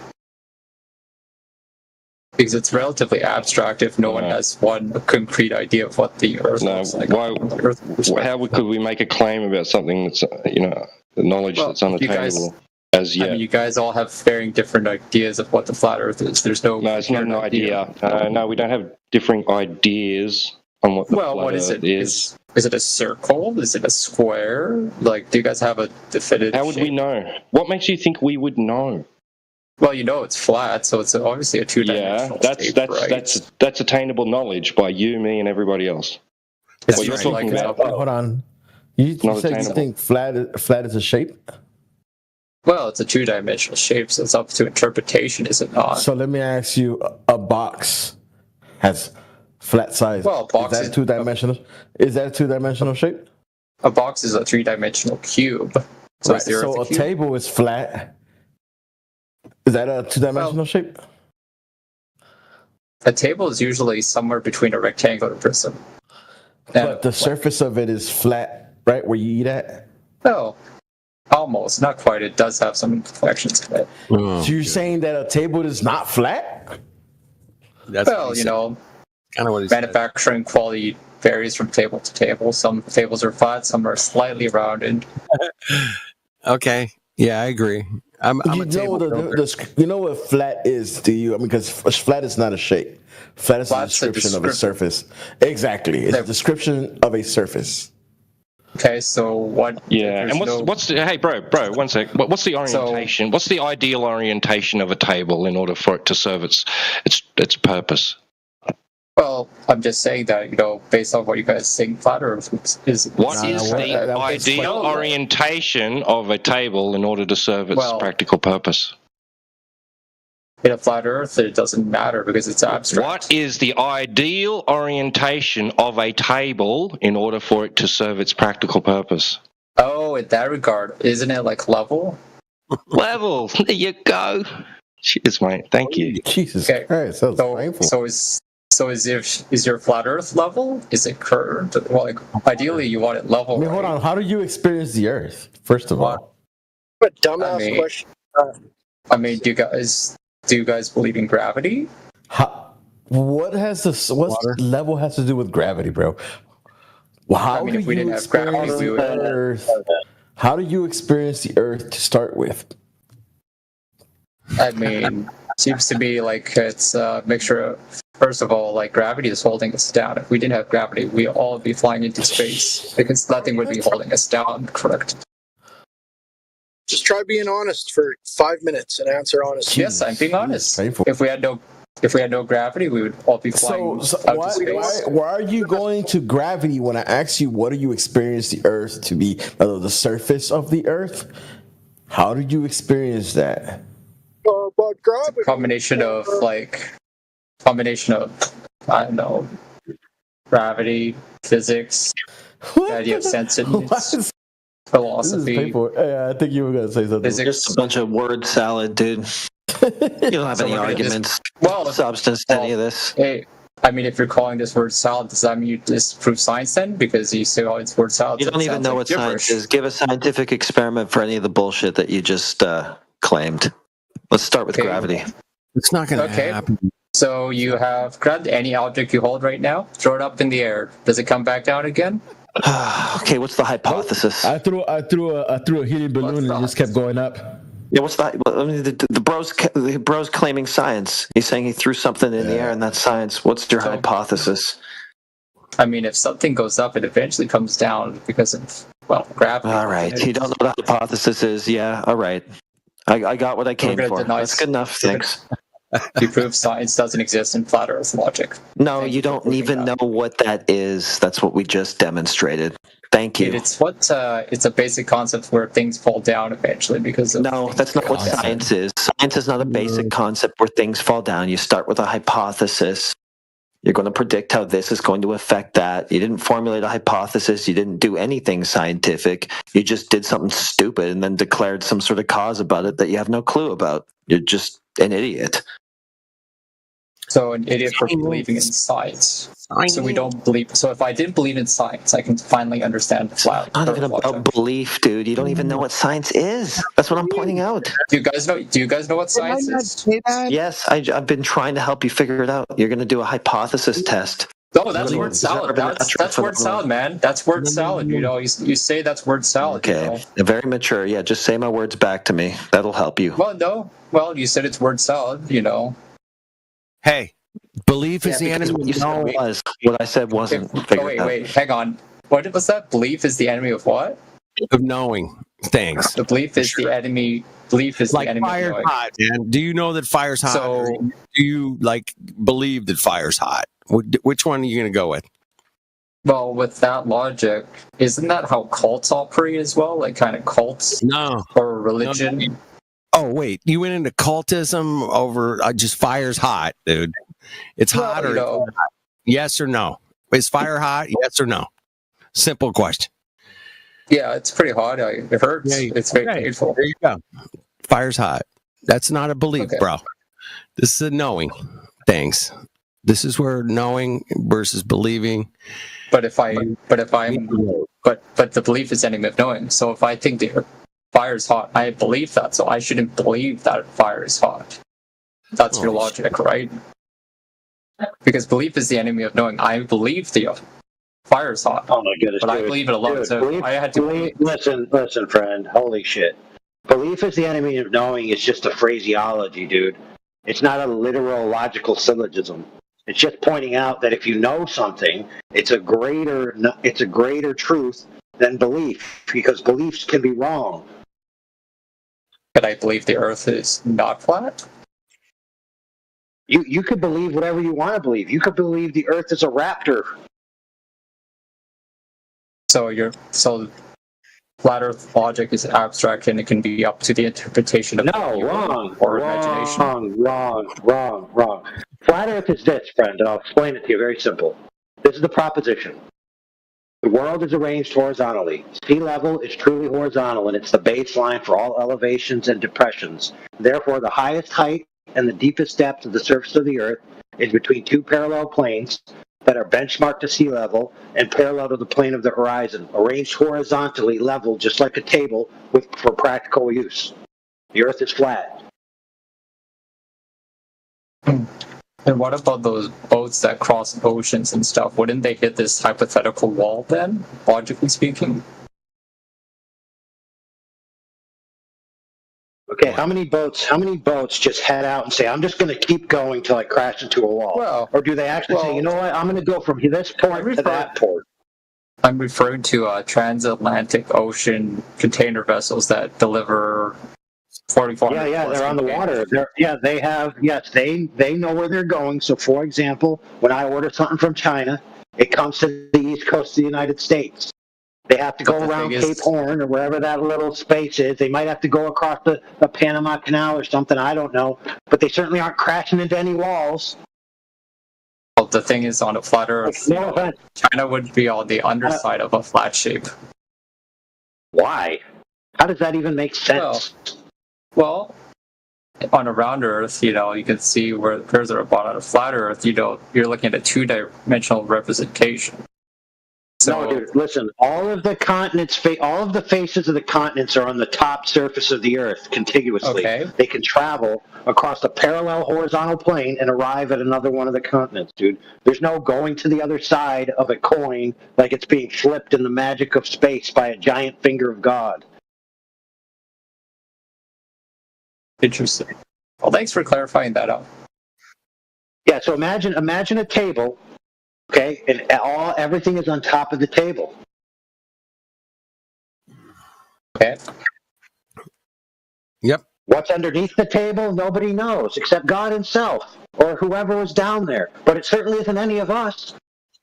So how do volcanoes exist then? Wait. Yeah, perfect. I'm glad you asked. Check this out. Check it out. So there's a thing called the science fair. And the kids, they make volcanoes to bring to the science fair. And when they bring them to the science fair, they bring the volcanoes on a flat tray. Oh, yeah, that's just a representation of a volcano. But what is it? I mean, it's just a presentation of a volcano. Right. So what I mean by that is that volcanoes have nothing to do with the shape of the Earth, dude. I mean, they do change the terrain of Earth, don't they? On a local scale, they don't change the entire form of the entire Earth. I mean, it changes it in pockets, doesn't it? So like when a volcano's sand dunes. So what? What are you on about? You're talking about topography. Listen, I think we got to take a different track with this guy because he's getting a little defensive. And rightly so, because some people heckled him in the background when he was first asking a sincere question. So let's reset and let's just answer his question sincerely, like he's really a novice at asking these types of questions. As he clearly What's up? Okay. What's going on? So also, here's another thing. Because we use, the world currently uses a round Earth model for poles. On a flat Earth, north and south would be on the same plane. Yeah. Would it not? Yeah, all the land is on the same plane, yeah. Agreed. Then why did you think China would be under it earlier? It doesn't matter. Doesn't matter. Okay. Don't go backwards. Okay, how do seasons work on a flat Earth exactly? The same way they work on a globe Earth. Exact same way. Well, that would require revolving around an object. No. I'll explain. So the way that the seasons happen in the globe model is that throughout the year, the Earth and the Sun are in different spots relative to each other. So the relative position of the Earth and the Sun throughout the year. On a flat Earth, we know the Sun isn't over our heads all the time, and sometimes it's more day, and sometimes it's less day. So more times the Sun is in the sky over my head, or less times the Sun is in the sky over my head. So it's the same answer. Throughout the year, the Sun has a different relative position to the Earth. So the answer in both paradigms is this: the relative position of the Sun and the Earth throughout the year. So it rotates above the Earth, flat Earth, right? Is that how you think it works? Dude, the sun clearly is above our heads, and it clearly moves around. Its exact circuits are unknown. Its exact circuits are unknown. Yeah, we only have our impression of what we see on the user end, right? So from our local, we could say the Sun is here, the Sun is there, from my point of view, and just point at it. But nobody's ever been to the Sun, and the Sun can't be triangulated. So, you believe the Earth's flat? No, the Earth is flat, friend. Okay. How does the horizon exist then? Could you explain what do you mean? How does what do you mean by horizon? Well, there's a saying historically from a long time ago that the sun rises in the east and sets in the west. How does that work exactly on a flat Earth? Oh, you mean like how do you not see the sun, and then all of a sudden you're seeing the sun? Because on a flat Earth, though, you would see it, and then at some point there would be it'll be completely black outside because you can't see the sun at all because there's literally this flat edge, as it were, blocks all that sun for however indeterminate amount of time. Well, no flat earthers thinking that the flat world has a sun going underneath it, like in the ancient Egyptian Anubis carrying a chariot across the sky with the sun dragging it, and then he goes to the underworld. Nobody believes that.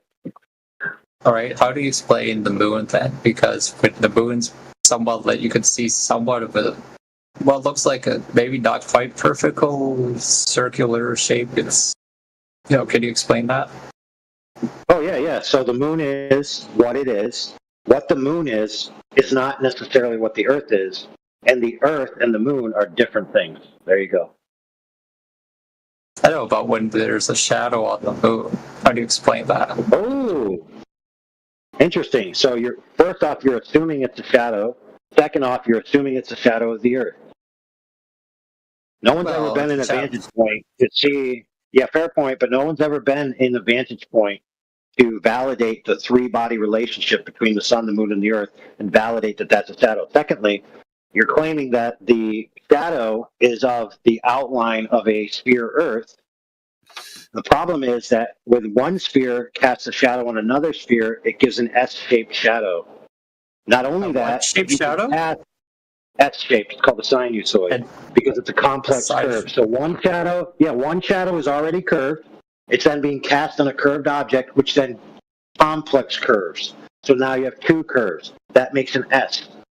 Now that can be modeled and demonstrated in reality. Secondly, you can take a straight object and shine a light and cast a shadow from a straight object onto a ball, and that shadow will curve because the straight curve is adopting the curve of the form of it's shadowing onto. So you can actually create a curved shadow from a flat object, and a curved object like a ball casting a shadow on another ball would result in a complex curve. We never witness a complex curve on the moon. So to assume that it's the Earth's shadow isn't necessarily a good assumption. It's certainly not proof of anything. I mean, how do you explain eclipses then? Okay, again, you're assuming the three-body relationship. Nobody's validated this three-body relationship. What is this three-body relationship exactly? Well, you have the only types of eclipses there are lunar and solar, and it also involves the Earth. You have three bodies: the Earth, the Sun, and the Moon. Well, isn't there other planets though? Yeah, none of those are involved in any of the eclipses that we see on a local level.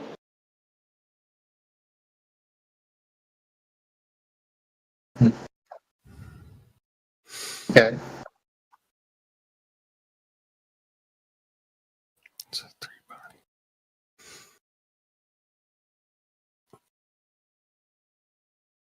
Yeah, so all of those are assumptions, and they're models in people's minds, and they do make graphics and stuff about it. But no one's ever observed the three bodies. However, we do know that we're standing on the Earth, and that the Earth has no demonstrable curvature, and therefore it's flat and not a ball. Go ahead. So it's that flat, you know, they would be able to see every single continent, every single country. No, that's false. Every single road. False. No, nope, not true. Hey man, it's raining today and it's cloudy and it's foggy. How far can I see? Anybody? Yeah, like 500 yards. Oh. Yeah. It's like the light is bouncing because of droplets in the water through a process called refraction, which kind of distorts how light gets perceived, right? Well, let's say that's the case. So you've just agreed that if the Earth was flat, it wouldn't be possible to see everything on the Earth. Now, we already know, according to the Rayleigh extinction atmospheric coefficient, that the dithering of light will result in an opaque atmosphere at approximately 250 to 300 miles, depending on the conditions. That means after 300 miles, you ain't seeing nothing. Then how is it the space station able to see the Earth then? The space station is not greater than 300 miles. Not only that, we're talking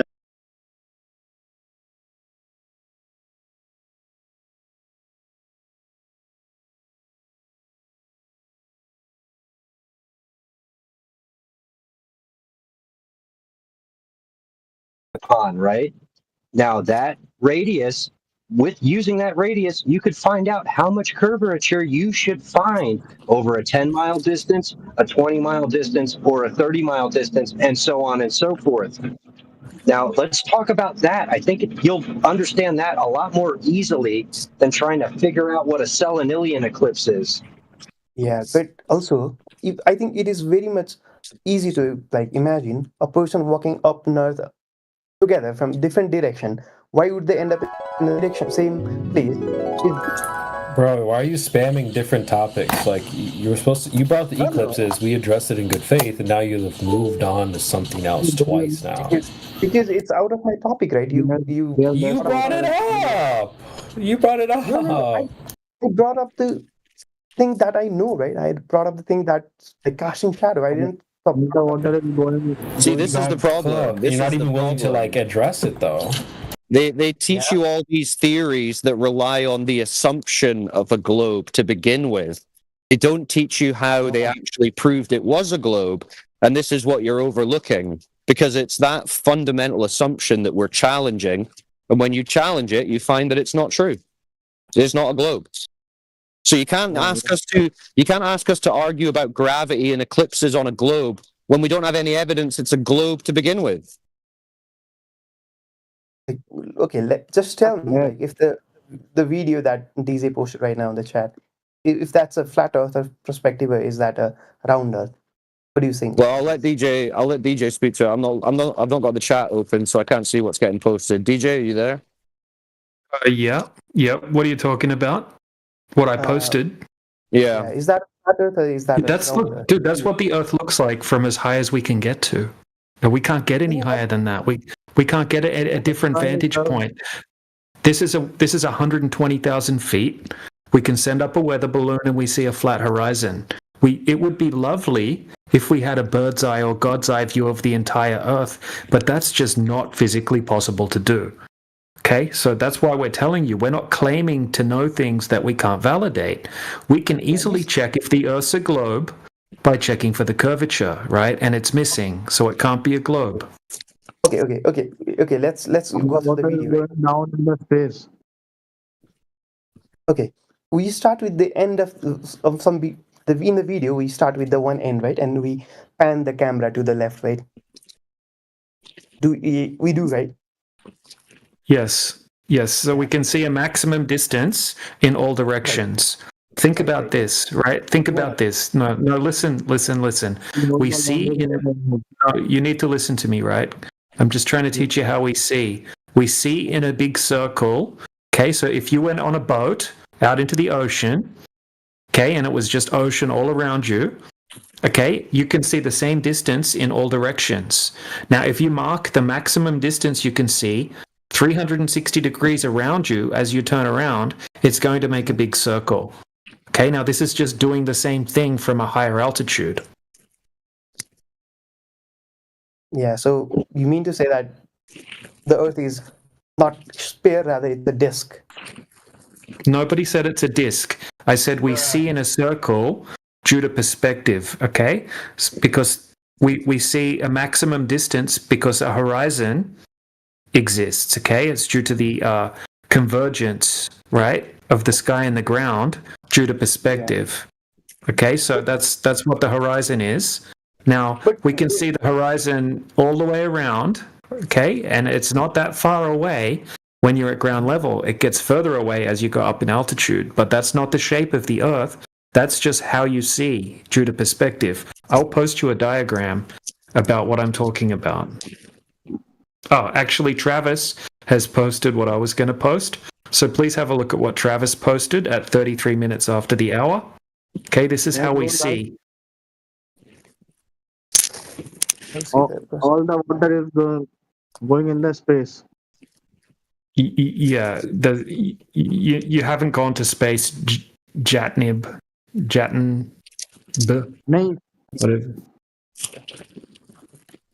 I don't think we ever be able to visit this space, right? So that claim. Yeah, because space doesn't exist, remember? Right. So you just also cannot. It's because you haven't experienced it doesn't mean it's not real, right? No, it's because it defies natural law. Remember, gas pressure requires a container. Yeah, but when I say atmosphere is a container, you don't agree with it. No, the atmo is the gas pressure that needs to be pressing against the container. But you do agree the fact that like whenever we climb up in the elevations, there is a fine, like thin air instead. Yeah, there's a pressure gradient, which again can only be achieved with a container. Yes, but still, that also can explain. So not no container like the globe is claiming, a container. No. If the container, if there was it's like a terrarium. You heard of a terrarium? No, there should be unified pressure, right? If there was a container that. No. Dude, listen, you keep defending things tooth and nail that you can't verify. I can't understand why. Why are you fighting so hard to defend? Why are you fighting so hard to defend something that you can't verify if it's true or not in the first place? I don't know. That's what I'm trying to figure out. He's defending his worldview. Just tell me, in a container, the air pressure is consistent, or is there somewhere high or somewhere low? It depends. There's a gradient. Is it a dynamic system, or is it a static system? Do you guys have any cylinder in a home that's filled with LPG? Bro, I just asked you, is it a dynamic system, or is it a static system? What is it? What's the difference? Okay, one of them has a constant fluctuation of energy into it. The other one does not. Okay, and how does it affect the air pressure if it's not? Because you will have gradients of pressure within dynamic systems. The Earth is a dynamic system. Were you not aware? How is it dynamic? Is it because of the sun that, like? Yeah, constantly hot and cold. Sun out, not out. Sun out, then not out. It's constantly changing. It's in constant flux. So you're not going to have a static pressurized system in all four corners or six corners of this space. You're going to have gradients of pressure within that space. That's volume. It's a volume. And then how does it explain that the atmosphere air is thinner than what we have on the bottom of the Earth? Because it's a dynamic system. It's constantly in flux. Yeah, right. I get it. There is a difference in the air pressure because of dynamic, but how does it explain that it's thinner in the top at the denser at the bottom? Well, typically the gases that we breathe, those ones tend to hang out closer to the surface. That's where all their cycles and the production of those gases is being done. So there's just going to be more air at the surface than there is going to be at the top. However, since there is air at the top, then you certainly know, since you have pressure up there, that you are within a contained environment, because just like Cyclone said, you will not have pressure if you do not have containment. Whether or not it's more in one place or less in the other is besides the point. You have a pressurized system that you live in, and that requires containment. Gravity does act as a container. I'm not disagreeing to the fact there is a container. Okay, so I want you to demonstrate that. I want you to demonstrate gas containing gas. Gas containing gas. You mean like, okay. That's your claim. Yes. Because like, okay. Yeah, okay, let me... Demonstrate gas containing gas. Okay. You do agree that there is an ozone layer on the top? In a vacuum as well, remember. Yeah, gas containing gas within a vacuum, that would be what you need. But for that, we wouldn't be too difficult. Oh yeah, you don't have that either. That's a bummer. So you don't have anything that you're hoping for. Is the gas the container, or is the gravity the container? No. Asking question is always easy, right?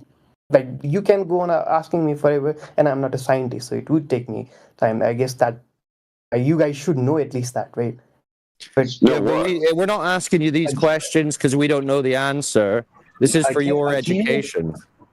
Yeah, again, man, you should really just get back to the lack of curvature on the surface of the Earth. It would really prove it a lot faster for you, man. You keep jumping around, and if you just stick to the surface of the waters, right? There's a lot of oceans on this map that we call the Earth, right? So this place, this realm, it's mostly water. Now, you would have to have some drop over distance. It would be much simpler if you realized, hey, there's no curvature. There's no drop over distance anywhere. That would make it real simple. Then you would know you're not on a ball. Hey, Cyclone, will you run through the curvature across distance questions with him? You're good at that.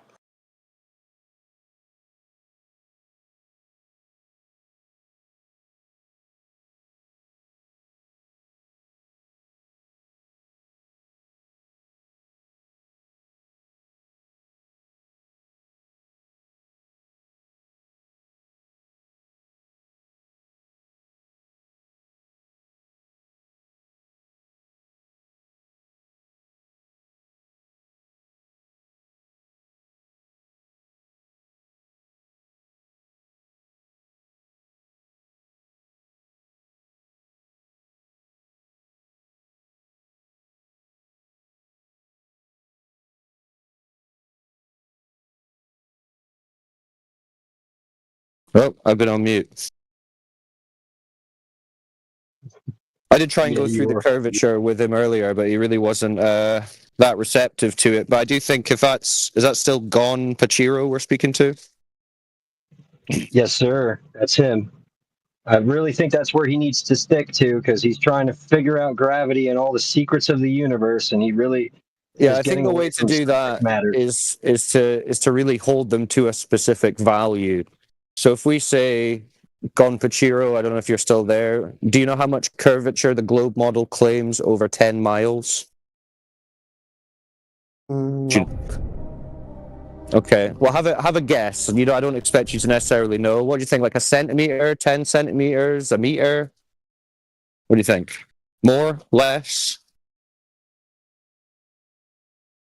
Could you explain it again, sir? I was reading through. Right, over 10 miles, how much drop over distance due to curvature? Because the surface has to be curving down and away from us over the surface. Yeah? So how much drop do you think there would be over 10 miles from point A to point B? What is 10 miles be in a kilometer? Let's say 15, 16 kilometers? So I guess too less to be even a degree, right? It will be again less than a degree. Well, what would that be in feet or inches or centimeters or meters? But the drop in the curvature. The drop from a horizontal, let's say, from point A to point B. I don't know. Maybe, I don't know about in the centimeters, but in the degrees, it should be less than 0.1, I guess. Okay, well, in feet, they claim that it's over 66 feet. Like a 5-story building. Okay, 6-story building. you were looking up from like where from the. Well, just type in Earth curvature calculator. Mm-hmm. And then you can put in the distance at 10 miles. And then you can see how much curvature there should be. People speaking. Doesn't it show the degree? So that's what we're going to focus on right now. That's 66 feet of claimed drop over distance. We need that to be measured, detected in reality for this story of a globe to even be possible. Okay, so if I were to be looking up, like far away, 100 kilometers, the thing should be up here down by 784 meters, right? That's what it says. Well, whatever the curvature calculator is saying, I didn't catch all of what you just said, but the curvature calculator is telling me. Okay, so 10 miles, 16 kilometers, 66 feet. Yes? 66, yes, 6.69, yeah. Now, do you agree? So if you went to a lake one day and you brought a friend to stand at the other side, and the lake is 10 miles wide, 16 kilometers, then would you be able to see your friend across that lake? So if there's 66 feet of drop between you, or a 66 feet hump of Earth curve between you? I guess I shouldn't be. There should be, because I guess that's right. You shouldn't be able to see him because he should be blocked by the Earth curve. But the thing is, when people go out and do this, they can see their friend. There is no curvature blocking him. Okay, is there a scientific thing that says like that proves this? Because you there's loads of observations, laser tests. People can post them in the chat. Because there is obviously a lot more. If you disagree, then feel free. Show me who's measured this 66 feet of drop over 10 miles. Mythbuster did something. Okay, let me.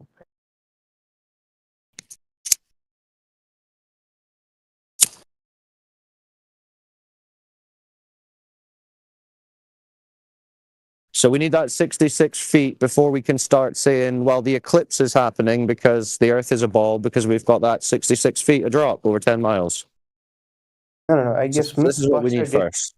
Yes, I forgot if they did something, but yeah.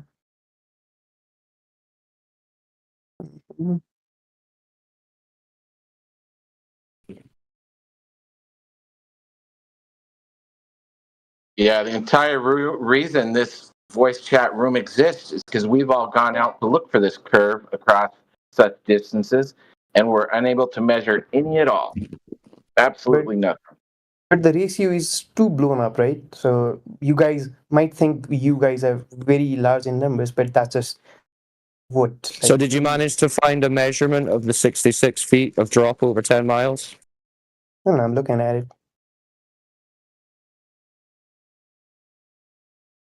Did you find one, or you haven't found one? I think researching takes some time, right? Okay. Well, let us know when you have that, because if we don't have that, we don't have any globe.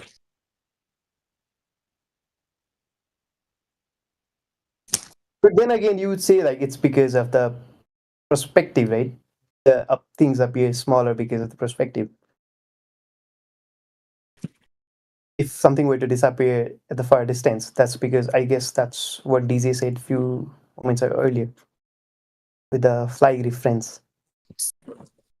Well, it's certainly not curvature of the Earth. Yeah, but that's just, I guess, ignorance, right? Because maybe it's because of the curvature. That's geometry. There is no curvature of a body of water. So you mean like if I had a very powerful telescope that could like see millions of... No, you don't have to see millions of miles away. I just told you, you only have to see 10 miles away across the lake and see your friend. No. That's what I mean. Yeah, because you need the 66 feet. If there is a proof that you cannot see... There is no 66 feet. I can see my friend across the lake. There's no curvature blocking him. I don't think you have been. You have. Yeah. Have Yeah, there's plenty of places with lakes that are longer than 10 miles, shorelines that are longer than 10 miles. This has been tested all across the earth. This is why flat earth is being figured out. 10 kilometers of a lake is too big to be a lake in the first place. Like, I don't think there is a lake that's... No. There's giant lakes, dude. Giant lakes. That's what you called earlier ignorance. Yeah, could you tell me? Could you link? You've never heard of the Great Lakes, bro? The Great Lakes. You ever heard of those? Okay, then have anyone tried to look? Like, have you tried to look? 10 Yes. Yes. Yeah, this is what we're explaining to you. This is what people have been doing for a decade now. No. Proving that the Earth is flat. No. You guys. You're just hearing about it for the first time, but this has been going on for over a decade now. No, I have been hearing about that. I can present quickly the Great Salt Lake 21-mile observation. Okay, yeah, sure. Yeah. But like, but again, right, I'll be quick. Let DJ do a presentation for you because DJ's really good at explaining this. So pay attention to DJ. Wait till he's finished and then ask your questions. Okay. But that should be a verified video. Shouldn't be any. This is verified. This is verified. Okay, anyone can go on. Well, NASA verified it. The U.S. government verified it. Don't worry. These are all government-approved videos you're being shown. Yeah, that should be inside. So it's verified. You can verify it on Google Earth, on Google Maps, and if you really want to, you could go there yourself and do it yourself. Okay, so have a look in the side chat at what I'm going to post. Okay, let me present it quickly. I'll be very quick.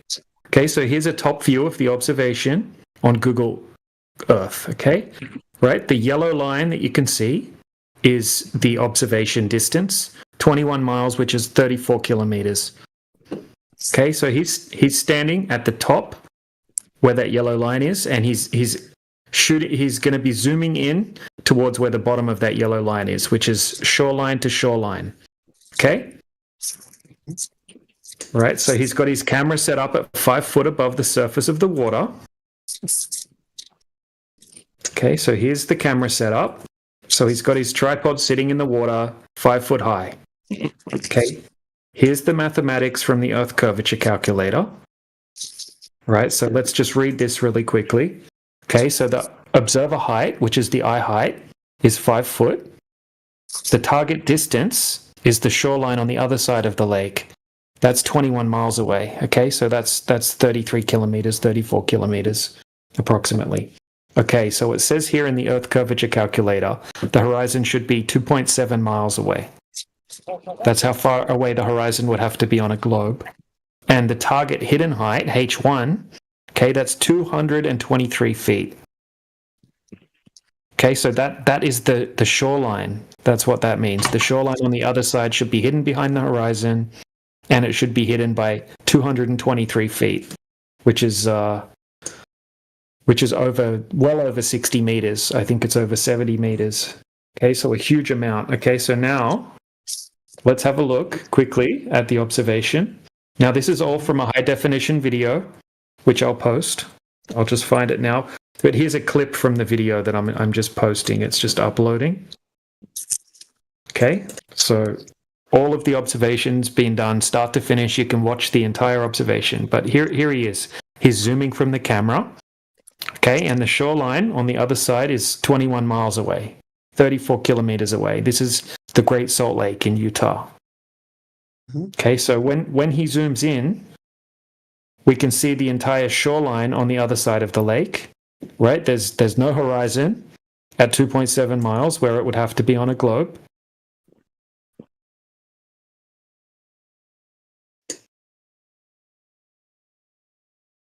Okay. Okay, so this is what it looks like where he's zooming over to, by the way. This is a close-up. Okay, take note of the shoreline. Take note of the big white tower. Yeah. Okay, so here's the tower, close-up, and the shoreline even closer. Okay, so there's the big tower. There's the shoreline. This is close-up.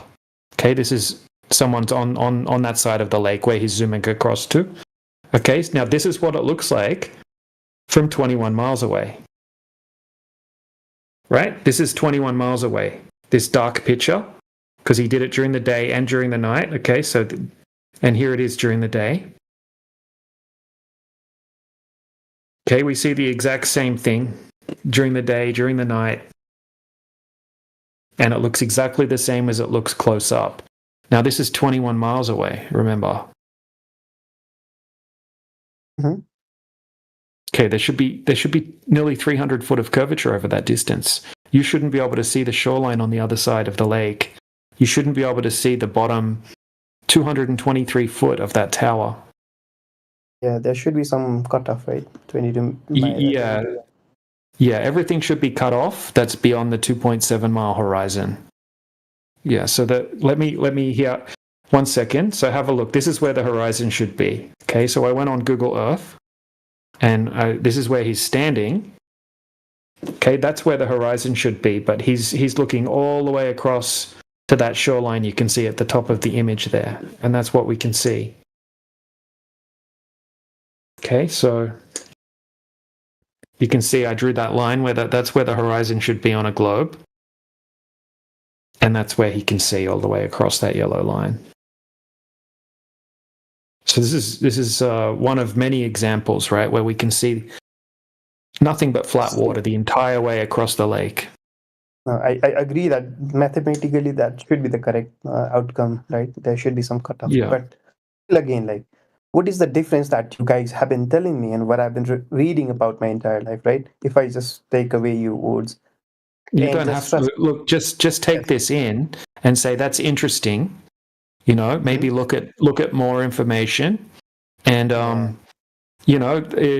just look. If you choose to look into the topic, maybe this is a reason to start looking into it a little bit deeper and taking it a little bit more seriously. That's all.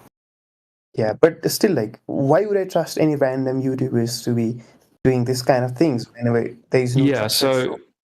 Okay, so you can say it's not a trusted source, but this guy that does this, I mean, he's a very smart guy. He's actually a lawyer or an attorney, I think he is. Okay, and he does a whole lot of observations. The thing is, right, he shows the entire observation. He shows himself turning up to the observation site, setting up the camera, showing you everything throughout the entire observation, all in high definition. Okay, so you can see him go through the entire process. Now, you don't have to believe this because you can actually go and verify this yourself. Now, I did that myself back in 2018 to 2019. I used to live on a giant lake in Australia called Lake Macquarie, and we had a 20-kilometer stretch across that lake. It's the biggest saltwater lake in Australia. I went out because I saw all of these videos. I'm like, wow, that's amazing. I want to verify it for myself. So I went out. I bought a super zoom camera. I had a boat, luckily, at the time, and I lived next to the lake. So I could go out and do observations whenever I wanted to. And the same thing for me. I could zoom in and see the shoreline on the other side of the lake from just above the surface of the water. So, once you do the mathematics, that's not possible on a globe. And there's thousands of these observations that are being done now. We're just trying to present them to people so they can, have a look at the information, and you can go do it yourself, right? It doesn't require any faith or anything like that. But I'll post the full observation for you that I just presented, just so you can have something to watch if you want to have a look at it later. That was an awesome presentation. Well, thanks to Taboo Conspiracy. Right, here's the video here. I just posted it now. Okay, so it's the Great Salt Lake. So they do it during the day, and then they do it again during the night, and then they also do a laser test where they shoot the laser all the way across the surface of the water towards each other. 2 people, 1 person on each side of the lake. So yeah, check that out sometime if you want. But for this kind of experience, like experiments, I think a laser wouldn't be a good fit, right? Well, they're using very, very expensive lasers, right? Really big, giant lasers that can go really long distances. I guess that would be a better fit, right? Because then in that case, you can easily calculate the deviation in the laser, right? Yeah. Yeah, so basically, the laser should be, so if you're standing on one side of the lake and the other guy's standing on the other side of the lake and the laser is horizontal, the laser should be 223 foot up in the air, like the actual laser beam, but it's reaching the camera on the other side. We have some really good laser tests that have been done. We've actually had a team of field engineers called Field Engineers Corps. It's a group of. Well, just let me explain this really quickly. Okay, so we've had a team of field engineers go out with a $30,000 laser, shooting it over huge distances up to 40 kilometers, and they consistently hitting their target over these distances. I'll post that for you as well. What was your question? No. I mean, like, okay, I trust that, like, okay, maybe the Earth is flat. Like, for a second, let's agree that Earth is flat. But in any case, there should be some kind of trusted sources, right? That should be, I guess, like, okay, let's say like one government is lying, maybe America is lying, but there should be at least some country that should be like posting it in the. Why would that be? Why wouldn't that be, right? Because that's just too suspicious. No, I don't. Don't you find it suspicious that there is no jurisdiction or government that has any measurements of curvature at all? Zero. None. Also, I would suggest that you shouldn't be looking to find some government or institution to trust. You should be looking at the Earth and asking, what does the Earth tell me? Anyway, I've got to go. DJ, that was a sick presentation. Good stuff as always. Stay flat, friends. Cheers, Cyclone. Catch you next time. Peace out, brother. Okay, but all right, yeah, I will look into it. But I still like I'm a bit skeptical about this one because of the source, and I guess the experiment, how it's conducted, it's not actually 100%. We cannot just figure out numbers from this, right? But I guess with the laser one, be able to find the deviation properly. We just kind of have an argument of incredulity. Mm-hmm. Yeah. The problem is that you don't want to believe this for whatever reason because you were told that you lived on a ball your entire life. I mean, I certainly understand that. The problem is did you scrutinize any of the claims that were given to you by these nation states or your teachers or anybody in real life to see if they were true? If you're a skeptic, why are you not a skeptic of all the information that you receive? That just fits, right? From the mathematical models that we feed numbers, then it gives us the correct numbers. So that's why maybe I'm questioning it. I don't have the capacity to run experiments like finding the curvature of the Earth, right? I don't have the cameras to run through 10 miles of lake and do an experiment, right? But from the mathematical models that we have, it seems like a correct fit. So maybe that's... Well, no, it's not, because if they were correct, then the mathematical models that you have would match reality, and they don't. Yeah, but that's just not it's not a trusted source, right? If I don't have to trust my teachers, then why should I trust anyone, random person in the internet? So that's also a question.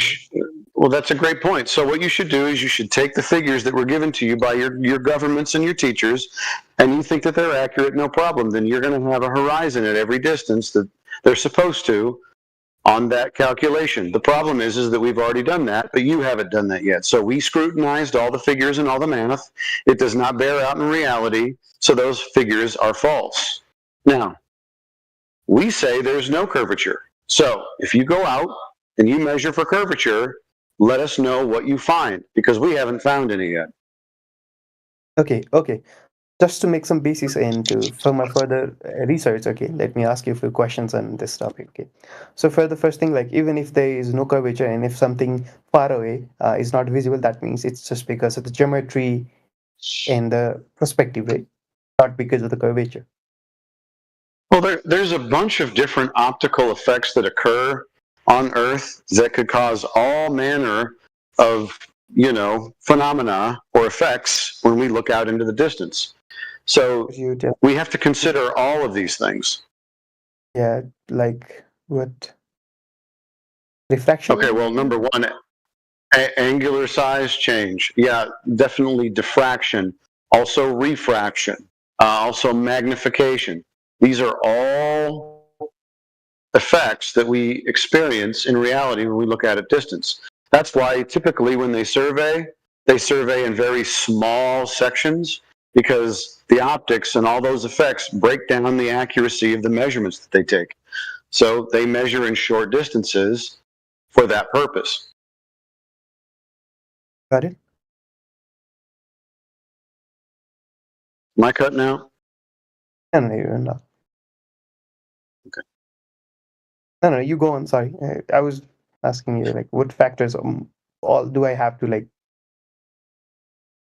factor into? Like, well, the first thing, all you have to do is check for drop over distance. That's really all you need to do, and it needs to be consistent with the claim of an Earth sphere radius of 3,959 miles, or I think in kilometers it's 6,307 or 17. I always forget, but that's the supposed radius. Yeah, radius. Yep. So there should be a constant curvature rate that's very predictable, and a physical sphere Earth blocking out things in the distance as soon as the sagitta, or the, we'll call it the tangent point of that sphere, begins to block things out. Geometrically, there is no physical Earth curve to block out things in the distance. Usually what we experience is a myriad of optical effects. That's the only thing. And sometimes those optical effects are not at play, and we can see for very, very long distances. Mm-hmm. Let me think. But still, like there can be a deviation, or the deviation can be up or down both, right? Because it depends on what perspective you're looking, right? Because no, or is it always going to drop? I think it's going to not drop if I'm looking. Well, the horizon, believe it or not, should actually always be below your ultimate level field of view, because if you're standing above it, then everything is going to be below you. I don't care if it's a foot, I don't care if it's 10 feet, it's going to be below you. Yeah. Now, even on a flat surface, that should be the case, because you're still above a flat plane. So it's still going to be below you. Now, at a distance, it's not going to seem like that much, because in perspective, if you're looking down a long, flat hallway, the floor and the ceiling both seem to meet at the vanishing point at the end of that hallway, meaning the ceiling seems to come down, the floor seems to go up, but that is an optical effect. It's perspective again. Mm-hmm. Okay, so there is no curvature, it's just the, I guess, optical illusion, right? For now, right? That's the basis. Yeah, for the most part. Okay. And that optical illusion has been used.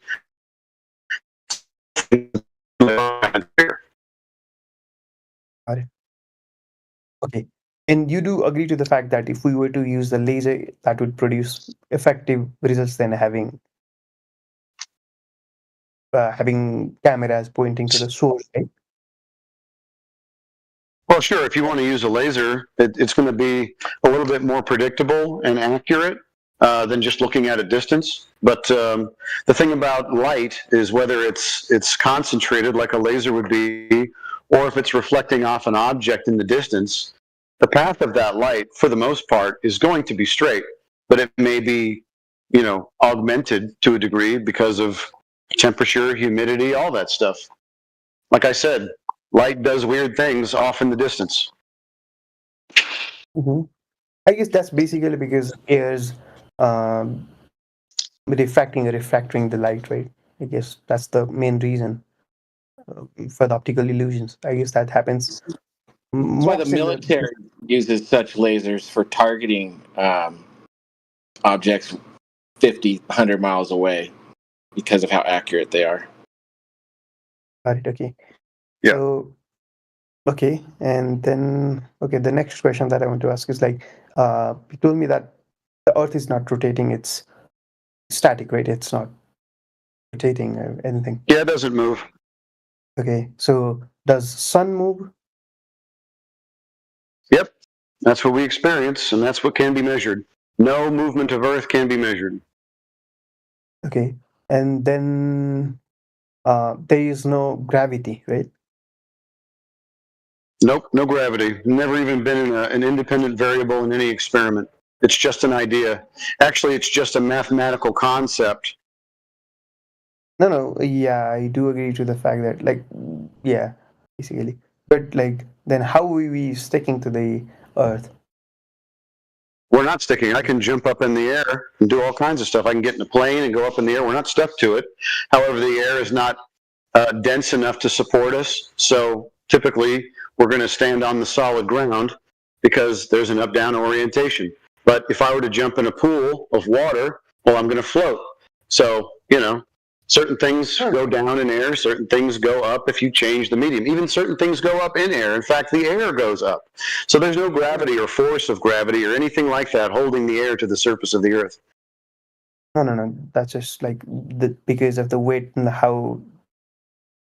Because weight. Gravity does depend on, like, force equal to, I guess. I don't know. Like, there is no gravity. Sorry. There is no gravity. There is gravity because we are being pulled to the Earth. I have never been pulled to the surface of the Earth. Never once.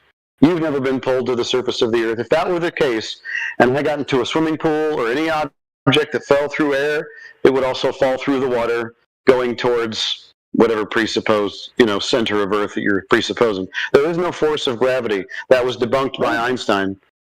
No. Einstein says different thing. Like, it's the perspective, right? He says no. He says yeah. Sorry. It is not a force. It has never been a force. It hasn't been a force. Well, it has, but it hasn't been a force since 1915. Well, now it's the bending and warping of pseudo-Riemannian force space.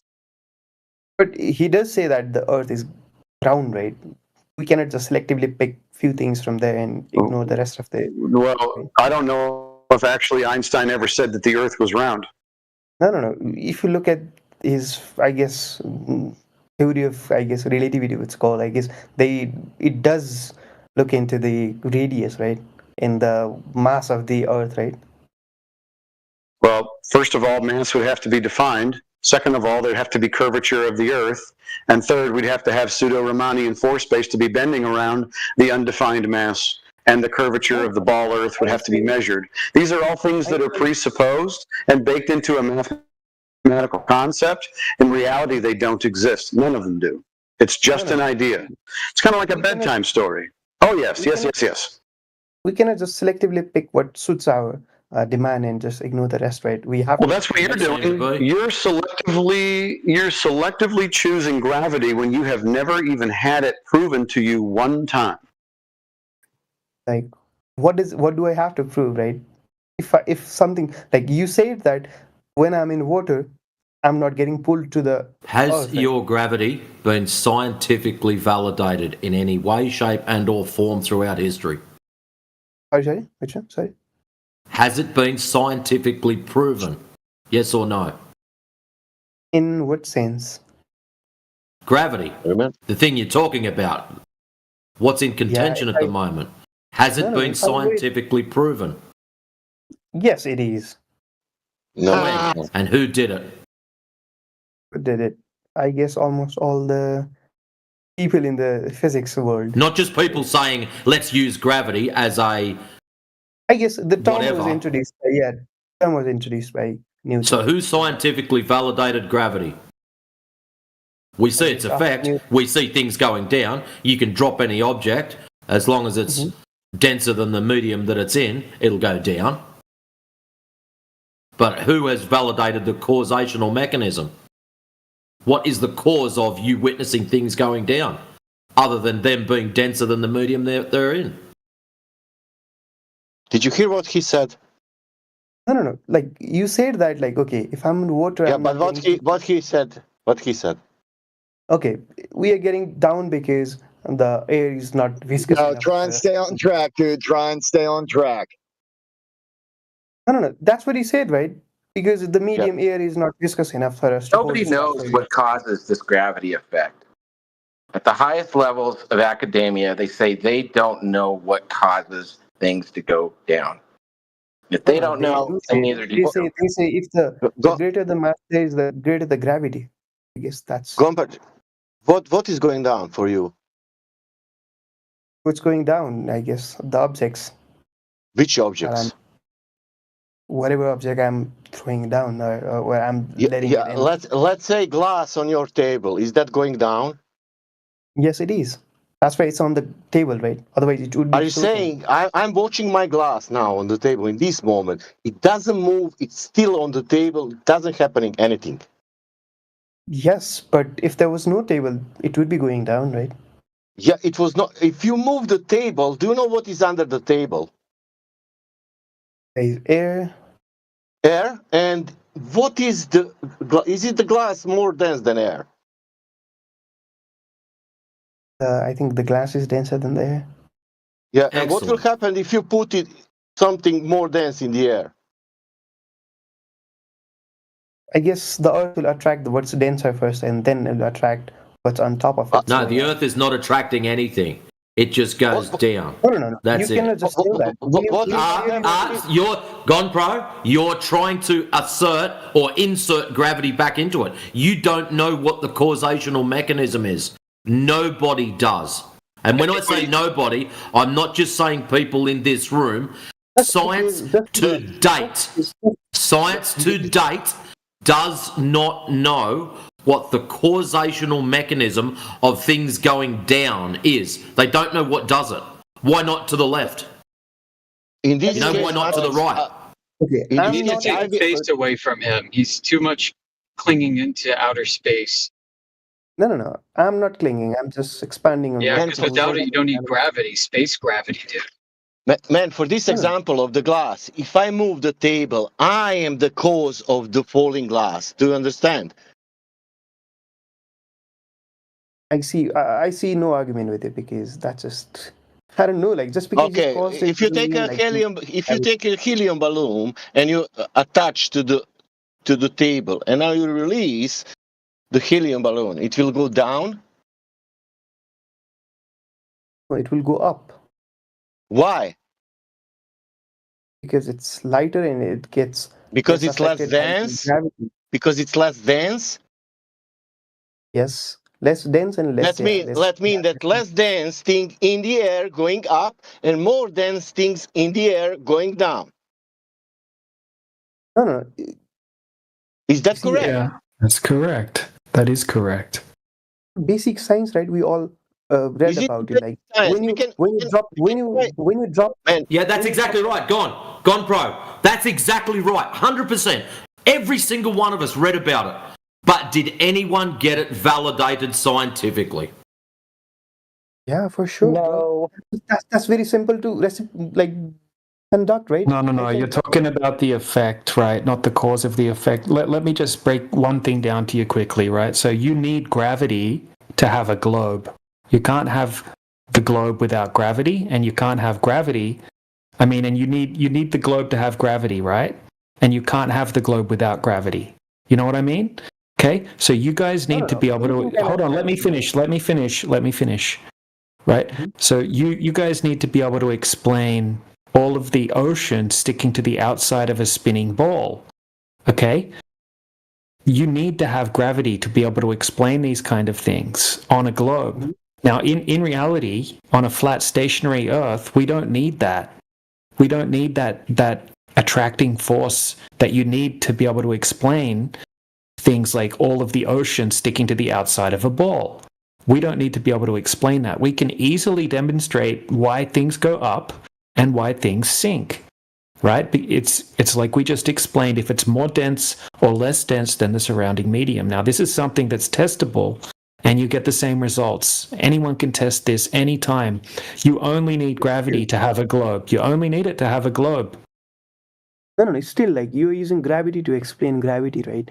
Like, no. You think things... No. What we're explaining is relative density, not gravity. No. Relative density. You just agreed. You said the reason that the helium balloon goes up is because it's less dense than the air. If it were more dense, it would sink through the air. No. If it's... The gravity depends on the mass. Yes. Mass, not the density, okay? We all it is the density. Why does the helium balloon go up? Why does the helium balloon go up? If the helium balloon was 1 kilograms, and if we were to drop the same... Why does it go up? Because it's less mass, right? Less density, less mass. That's why it goes less up. Dense. Thank you. That less it's dense. That was pulling teeth, dude. What the hell, dude? That was like pulling teeth. But he still doesn't get it. He still doesn't get it. I know. Okay. I know. From your perspective, is a metal ball more denser or is a cotton? It's more dense than the air. Most objects are more dense than the medium of air. But if we change the medium, we can change the behavior of the object, right? Just say we have a tennis ball, right? Mm-hmm. If that tennis ball's in the medium of air and we release the tennis ball, it's going to sink. Now, if we change the medium to something that's more dense than the air, like water, for example, now we're holding the tennis ball in a medium of water and we release the tennis ball, it doesn't go down anymore, it goes up. Let me give you a good example. Let me give you a good example of how we can manipulate the cause of the effect. Okay, so we could have an egg and a glass of fresh water. Now, if I put the egg in the glass of fresh water, the egg will sink to the bottom of the glass. Now, if I manipulate the medium, right, if I manipulate the water by adding some salt to the water, it makes the water more dense. Okay, and so now you'll see the egg that was sitting at the bottom of the cup go upward. Right, and then it will sit at the top of the medium of the water because all you've done is manipulate the density of the medium and you've changed the behavior of the direction of the object, which is the egg. Okay, so that's relative. That's relative density. That's not to do with gravity. You only need gravity on a ball, on a globe. So you mean to say, like, if I were to have a container in the earth and then suck all the air from inside and create a vacuum inside, and if I were to drop two balls, then it will stay on like where I put it, right? No. This is what would happen. Okay, so the ball, right? So all you're doing is you're making an even less dense medium than regular air. So you're just removing most of the like what can act as resistance. Mm-hmm. Okay, so that's all you're doing. So what would happen is, just say you've got like a rock inside the vacuum chamber. Okay, so the rock's just sitting on the bottom of the vacuum chamber. It will never move. It will just stay on the bottom of the vacuum chamber forever. It's not going to move unless you come along, right, and displace the rock. So if you have to exchange some of your energy to displace the rock and force that rock out of its natural state of rest due to its density. Okay, so if you lift up the rock, right, you've displaced it and you've given that rock potential energy, right? You've removed that rock from its state of rest in the medium, its equilibrium. Okay, it's just going to reseek that equilibrium once you drop it based on its density, and all you're dropping it through is a less dense medium, right? Like the least dense medium that you could possibly make really is to suck the air out and make a vacuum. Okay, so the only reason, like, just say you drop like a piece of paper or a feather next to a hammer out in the air, right? Obviously the heavier object's going to hit the ground first because the resistance of the air molecules is going to make the feather or the piece of paper drop slower. Now, all you're doing is you're just making a less dense medium when you're creating that vacuum chamber. Okay, so they don't have any resistance anymore. But at the end of the day, they never would move from the ground unless something comes along and displaces them, right? Some outside source of energy. Energy needs to be exchanged to force them out of equilibrium for them to even be able to drop in the first place. Nothing just falls by itself. Everything has to be forced out of equilibrium, right? And then it will reseek equilibrium due to relative density. Okay, testable, repeatable. Okay, so in the flat surface, if the Earth was not sphere, then there would be no need of gravity because everything would be. He's still hooked on it. Oh man. No. Yes. I mean, no. Okay, if the Earth was your gravity that you're clinging to is a mathematical construct. First like off, the sphere. Newtonian gravity, mathematical construct. Einsteinian gravity, mathematical construct. The other type is specific gravity. I guess or relative density, where you have an object and its density is relative to the medium that it's in. For example, you get a tennis ball, chuck it up into the air, it will go down. tennis ball in water will float. Why? It is more dense than the air, less dense than the water. This can be validated, this can be verified, proven over and over again. I agree. Your mathematical constructs are just formulas. Hey kids, here's a formula. You read about it? You witness things go down, therefore it must be true. It is a fallacious argument. The logic is false. Okay. So just because the mathematics works doesn't mean they still know what the causational mechanism of things going down is. We agree with you. Things go down. Check it out. Something went down and dropped on my desk. Nobody is disagreeing with things going down. What we want to know from you is why. What causes down? Why down? And this today, science does not know the answer. So what you're doing now, my friend, is carrying somebody else's water. You were told about something and you are fighting tooth and nail to defend it. For what reason?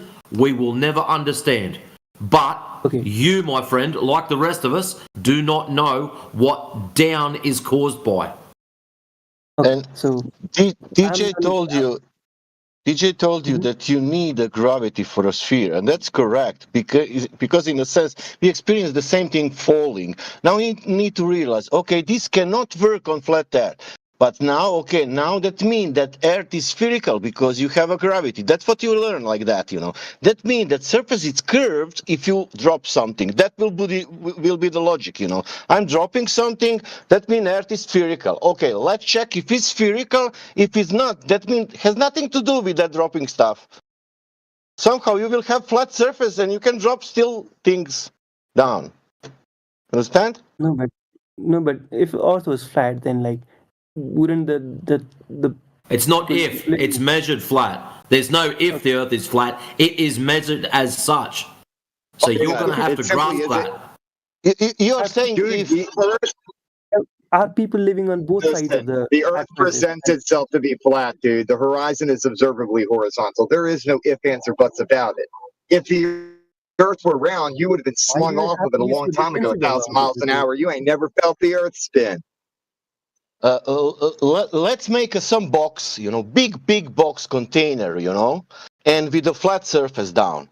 Can we drop something in that box container, or it is not possible? It will not fall down because the surface is flat. Sorry, could you repeat it? I couldn't get it. Let's say that we have big container, 200 meter around and 200 meter high, containers of the glass. And nothing inside, only the air, But the surface is flat.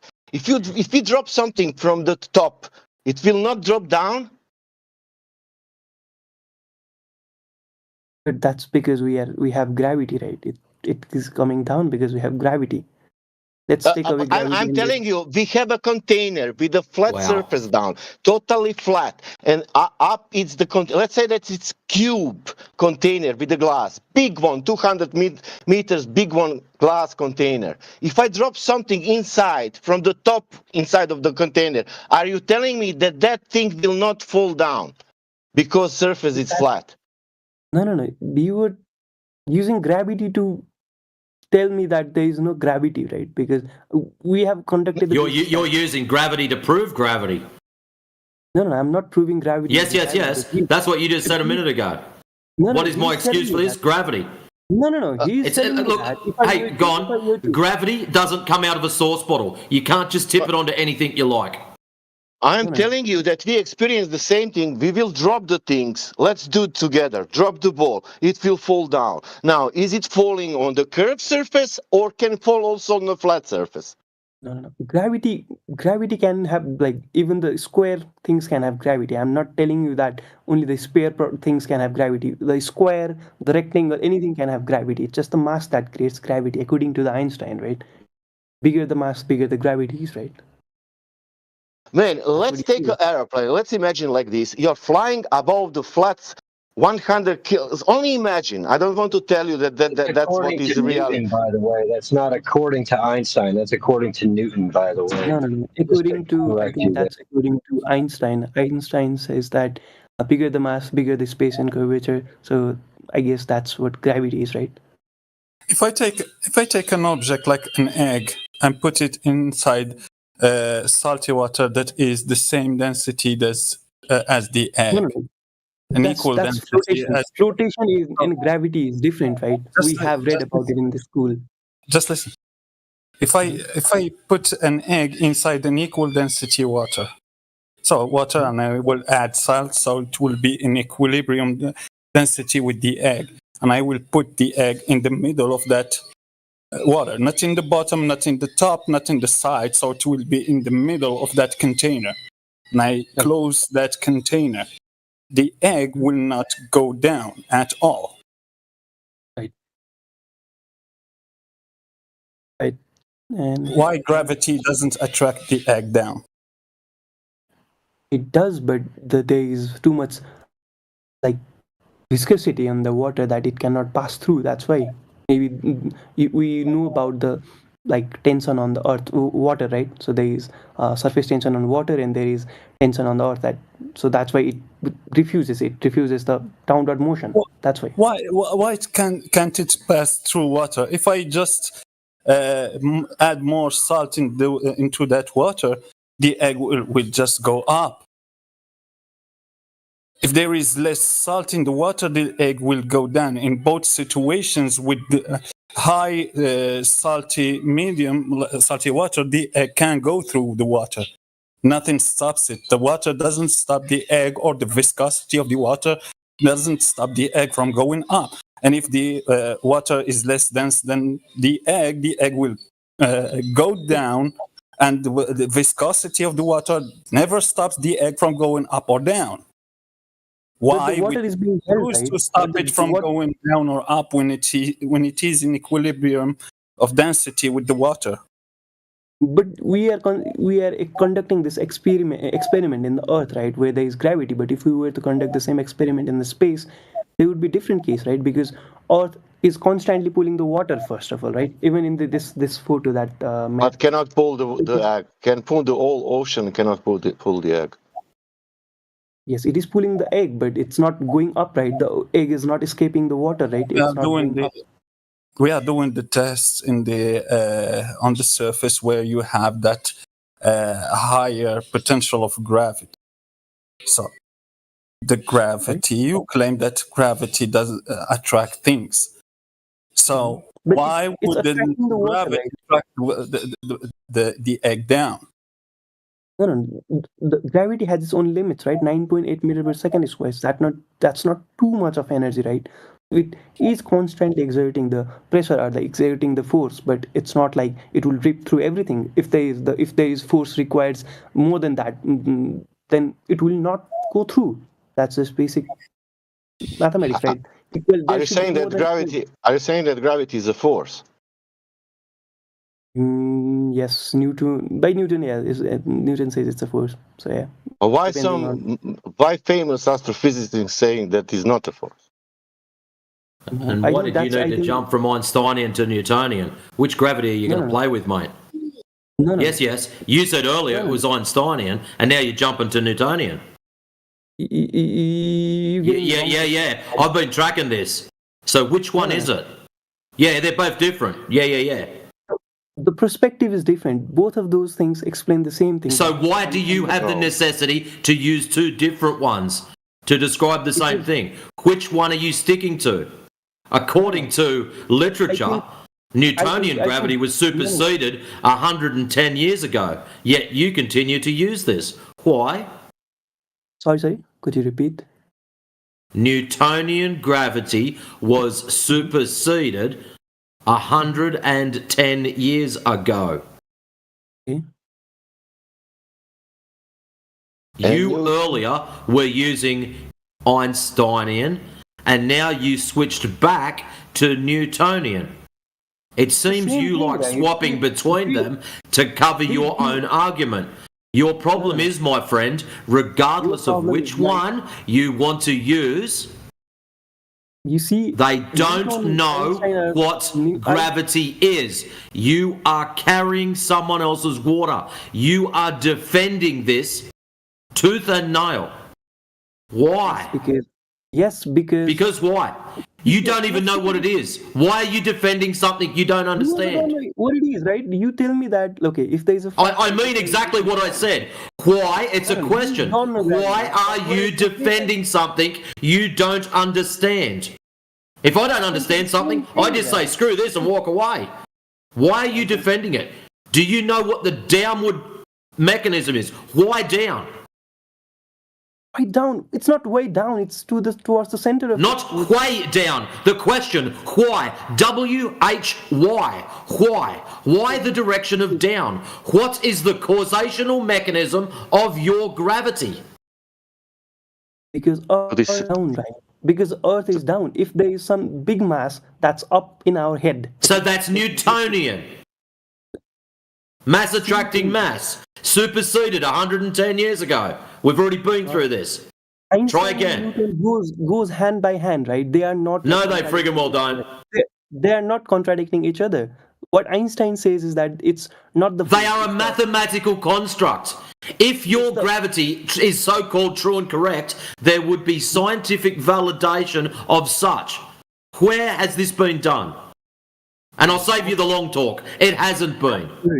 Absurd, bro. There has been more scientific... It's absurd, that's right. It's absurd that you believe in this when it's not even scientifically validated, my friend. What scientific... Like I said before, you are carrying someone else's water. You don't even know what this is. All you're doing is reading a script.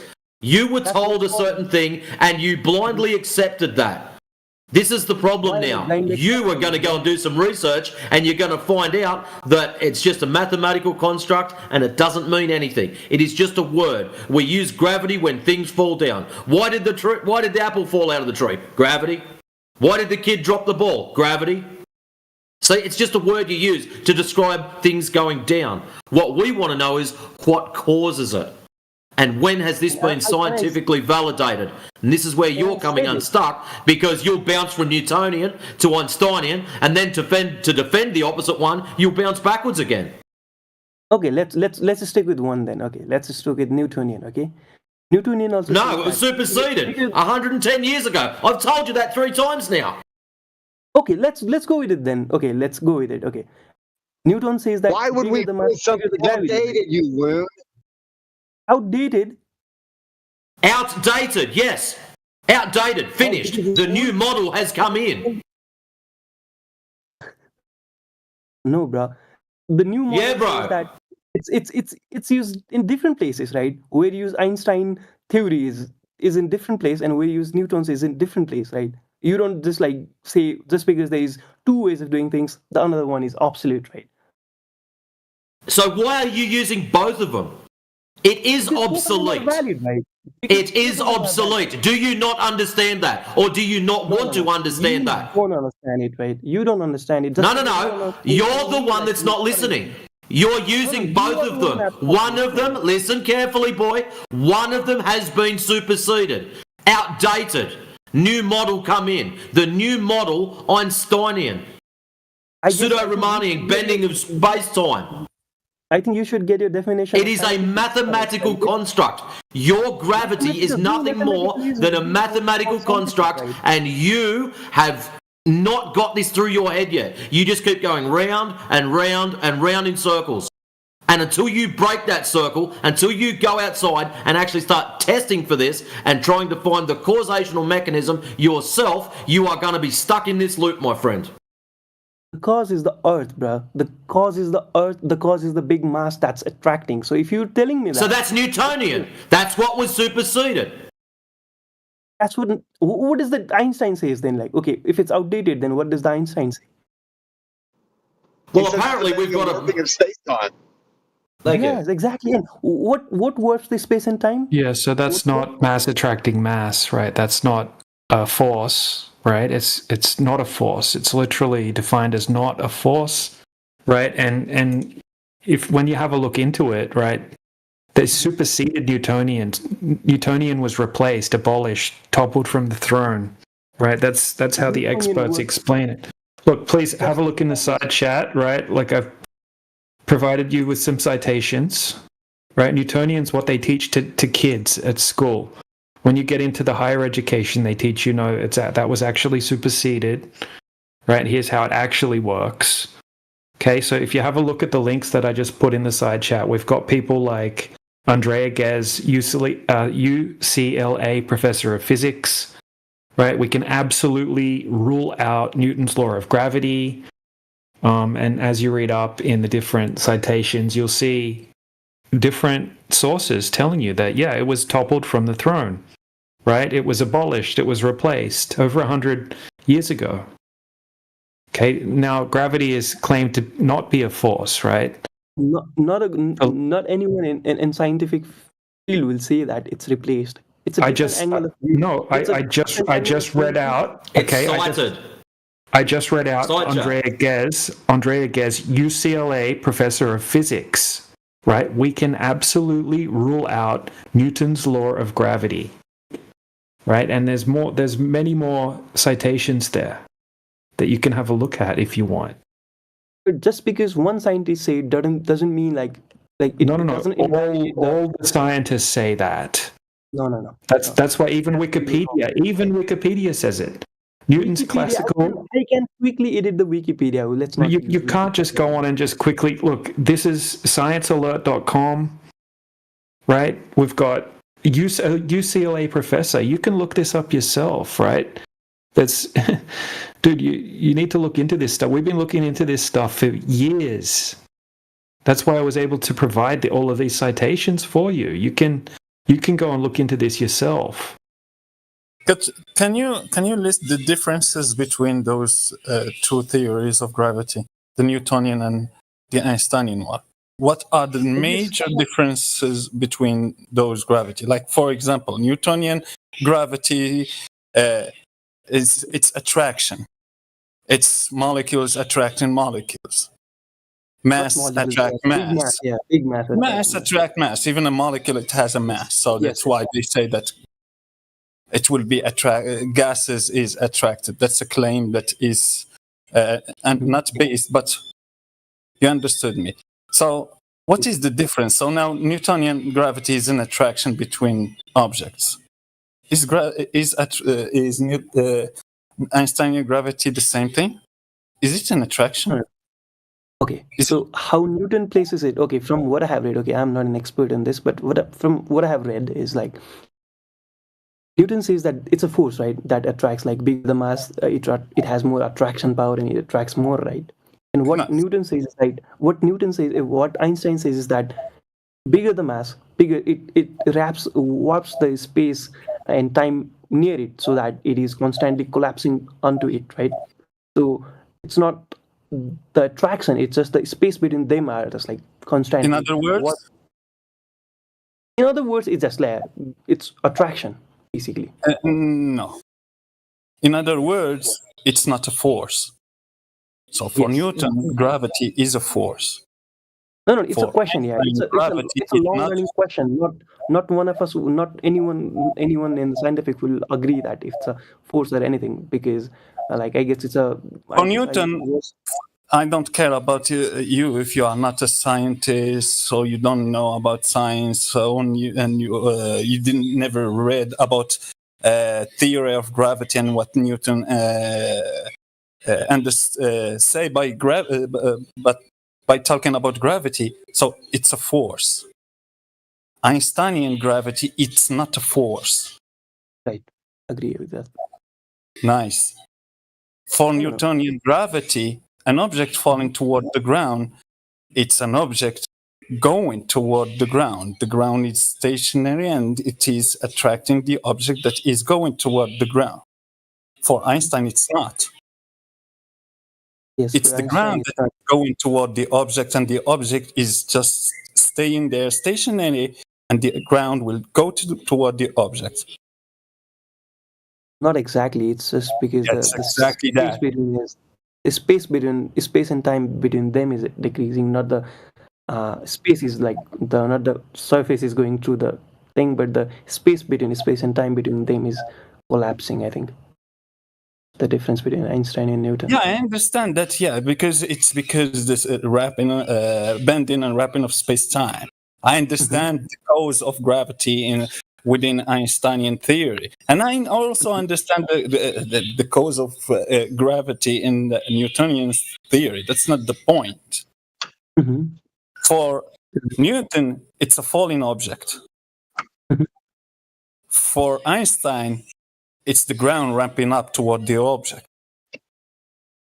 No, the space between the objects. Can you ask Google or the AI for that instead of just saying because it is the case.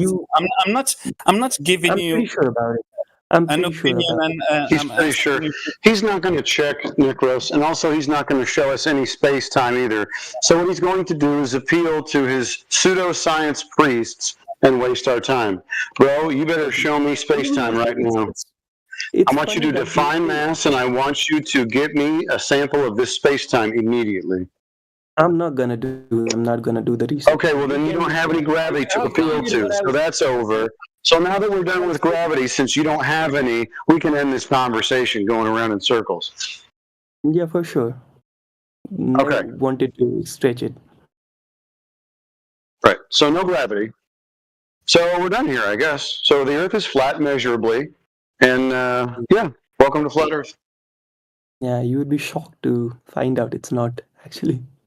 Oh, really? So you have evidence for this. So from this point forward, I want you to present your evidence. I want Earth curve measurements from you immediately. I just feel like it's grounded, right? Oh, you feel. So now you feel it. So is Earth curve a feeling? Because whatever proof I send to you, it's just because it's either illusion. You haven't sent anything. It's either illusion. It's either illusion, or it's because I don't have any. No. It's or because I don't have scientific information, but the internet is filled with scientific research. Yeah, you have a feeling. That's what you have. You have a feeling and a belief. That's what you have. Same thing. You don't have any empirical. No, you don't have any empirical evidence. I presented empirical evidence, right? I presented real-world observations. I could continue presenting one after another of laser tests and long-distance observations that destroy the globe.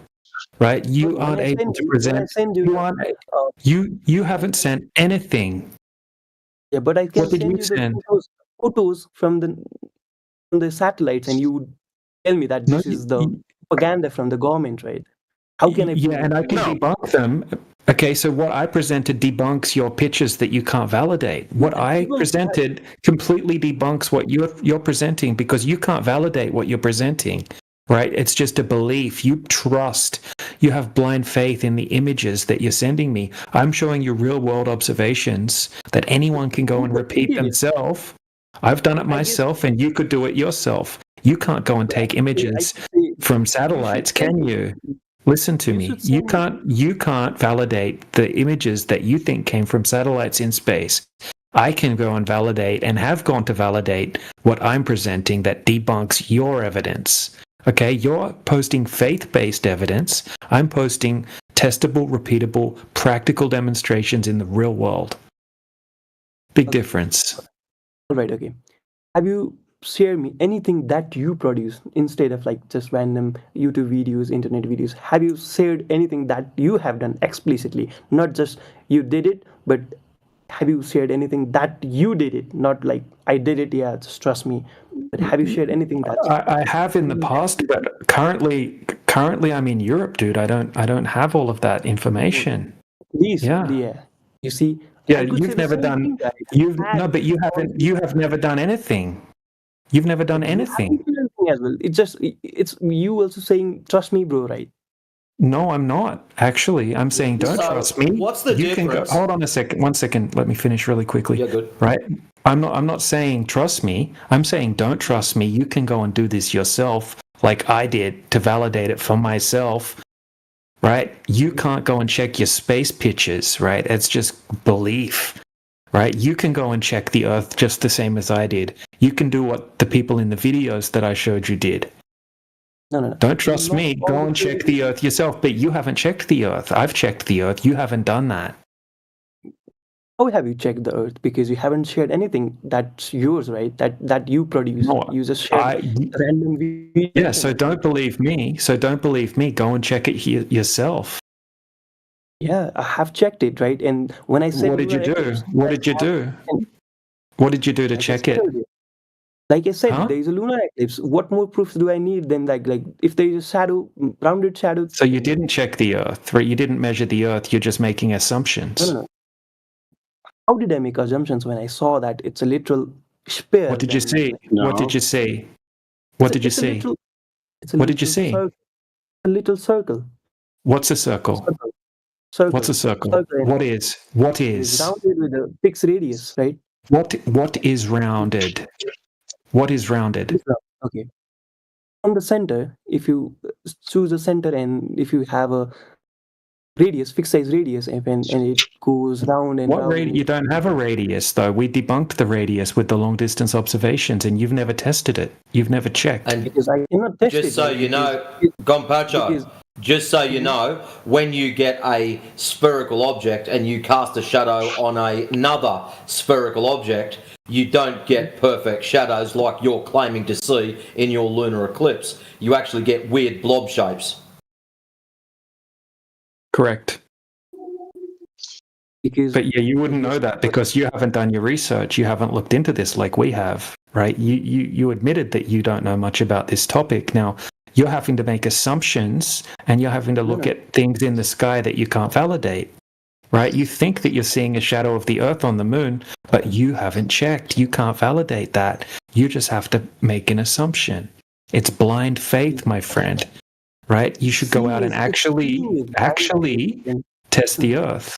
You didn't test the Earth. You haven't tested the Earth as well, right? Because you don't know anything about it. When I ask you, like, how did I don't. I know a lot more than you. That's for sure. No, you don't. You don't. I'm pretty sure you cannot answer this question. Like, if I were to shoot a laser, what's up, guys? Will the American peoples be able to see it? No. Of course not. But why? It's a flat land, right? Diffraction. Look up. Yeah, because the light scatters as it reflects off the air, right? The air is opaque over distance, and the light's going to scatter as it travels through the air. It's also going to diverge. Yeah, still they should be able to see it, right? I understand it. It will. No, you shouldn't be able to see it because it will be absorbed by the atmosphere. It would be absorbed. No. There is light attenuation. The light itself has its own law, which is the invert square law of light. And there is the light scattering caused by the moist and the humidity in the air, like DJ explained to you. So there is many factors that will stop the light and will prevent it from reaching those distances. If we have power, why do you think it's coming from millions of light years? Listen to this. Okay, so why is it pitch black just 200 meters deep into the ocean? You go down 200 meters, you can't see the sun, and it's pitch black. There's no light, even in the middle of the day. Why is that? There's diffraction, right? The light is not. Oh, there we go. The air is not as dense as the water, right? So diffraction happens over a longer distance. Congratulations, you know what goes on now. Yeah, that's why you can see more distance in the air. It's not pitch black like in the ocean in a small distance, because the attenuation of light will just take more time, more distance to happen. Like a Wikipedia page for that? That's just a trust, right? That's just a trust that you trust enough that there is enough refraction for the light to fade away to that distance, right? But have you actually calculated that? Because from my science, it says that the air is not dense enough for the light to. No, your science doesn't say that, right? This is This is the mainstream that we're talking about when we're talking about the diffraction limits. Okay, so the maximum distance that you can even see through the air is 300 miles. No. I agree that our human eyes may not be able to, because it will get redshifted, right? It will get shifted to the frequencies that our human eyes can't see. But we do have computers, right? So we should be able to use those telescopes and computers to see those lights, right? Because we have been able to see lights coming from.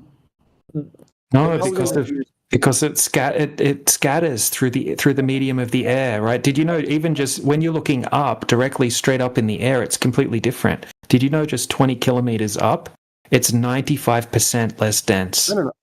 I completely agree with the fact it looks different. It gets scattered away. I agree with that. So why do you think you should be able to see a laser over that distance? That's ridiculous. No. I'm not talking about looking at it with the eyes. That was your argument. Using supercomputers to see it, right? Supercomputers don't have eyes. They don't have eyes. Will the supercomputer go on? You do understand the use of telescopes, right? So just listen to what you just said. So the light will not reach the sensors inside your eye. So what will make the supercomputer detect that eye that doesn't reach that distance? So the light scattered and attenuated more, so it doesn't reach you at all. You don't get any energy from that light. How would that supercomputer or that telescope would do to detect that light that doesn't reach that area? Okay, so we detect light because it comes to our frequency range, right? So our eyes has a limit on what frequency light we can see, right? But the bigger telescopes have they have the ability to catch very larger frequency lights. So they should be, in theory, because we have been able to look at stars thousands of years far away, right? Oh my God, dude! You're just repeating stories about the sky again. Now you can't validate any of this, right? We're talking about empirical evidence, right? You're just talking about sky stories again. Okay. Then let's talk about what's there, right? Okay, you have seen the photographs from satellites, right? The entire globe. See, what's a satellite? Satellites in space. Yes. So what you're talking about? There's no satellites in space, dude. You're just talking about science fiction. We're talking about the Earth here, things we can validate here on the Earth. You using your entire life you have been using GPS, and you're telling me that there is no satellites. Oh, you don't know anything. Don't pretend like you know anything about GPS, dude. No. Oh my gosh. Here we go, man. So you want to understand everything today, like right now. Can't just be glad that you found out that there's no not as smart as you think you are. This is like I agree to the fact like questioning something is good, but everything you have said is like contradicting with what's going on with the science, right? You don't agree with the gravity. No, pseudoscience. So it's not true. Which field of science? Hey, Gonpacharo, which field of science deals with shapes? Sorry. Which field of science deals with shapes? I guess mathematics. Wrong. It's not a fucking science. That's a language, dude. Yeah, mathematics is not a field of science. What it is then? Mathematics is. Mathematics is a language of numbers. Okay, it's you can use it in science, or you can do science with or without mathematics. It's something that's it's like a tool, right? Like it's a language of numbers. And we're talking about geometry, specifically when we're talking about shapes, we're talking about geometry, not science. Science is a cause and effect relationship, you know? It's to validate cause and effect relationships. We're talking about measurements. We're talking about geometry right now because we're being told the Earth's a certain shape. But when we go out and we test it in reality, that shape doesn't match reality. In what part of science deals with the shapes? No part. None. Sorry? We're talking about geometry, not science. Yeah. And what's that handles the shapes in geometry? What's the part of science that handles? It's not a part of science. It's not a part of science. It's geometry. In geometry, and how do you explain geometry? It's a branch of mathematics. Geometry is a branch of mathematics, not a branch of science. Okay. Got it. But how do you how do you explain geometry without using mathematics? What do you mean? Do you know what geometry is, right? Mathematics is not the thing that looks into the shapes in geometry, right? Then how do you explain the geometry without using maths? Mathematics is a language that describes things, brother. But listen, it's about people coming to an agreement anyway, right? Math wouldn't mean anything if people didn't agree upon what it means to one another. It's just like languages, brother. Like my issue with you right now, is you want to understand everything like right now. It's going to take some time for you to look into stuff and do some research. All we're telling you to do is question everything and think for yourself, and don't believe anything that you can't verify. It needs to be verifiable for you to say, oh, okay, that's something that I can know. If it's not something that you can know, don't walk around acting like you know something. Just say, hey, I have these beliefs because I have trust in my educators. Stop acting like you know everything, dude. You have a lot of beliefs. That's fine. We all did. But there's a lot of research that you have to do, and you're not going to learn it all in one evening or afternoon or morning. I don't know what time it is where you are. But slow down, bro. You seem like you want to learn everything today, like right now. Like, let other people. Okay, maybe I'm not an expert, but you guys talk like an expert, and you were trying to educate me. Then how come you guys don't have any tangible thing that you can share, right? I've shared tangible. What are you talking about? We're on the internet right now. I've showed you real world practical demonstrations. I can show you countless amounts of them that completely debunk the globe. You don't have anything like that to show. When we talk about science, it's about. What do you think science is? Define science. He doesn't know. They never know. Yeah, just a video in the internet is science, you mean? No. Who's not science? What you said. Hold on, DJ, just for a second. Hey, friend, you don't know what science is. You don't, and if you want something tangible, the Earth is the tangible thing that we're presenting to you. Measure the Earth; it is flat. Okay. How come you guys don't have any research paper to show me? Okay, hey, this is this. Why you guys share always the random videos from the internet? Do you think that the research paper is going to help you understand that the Earth in reality is measured to be flat by everybody?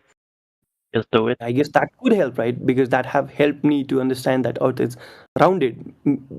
So you only accept research papers. Do you require there to be experiments in the research papers? Yes, I guess that's the starting point. Okay, great. Okay, so why do you not have any research papers to present us with experiments validating things like gravity, the curvature of the Earth? How come you don't have any of those for us? Okay, I think I can find a research paper on proving the. Great, and I want you to show me the experiment, and I want you to show me the hypothesis. Cite that within the source. No, that's what I want from you. Yeah, no. I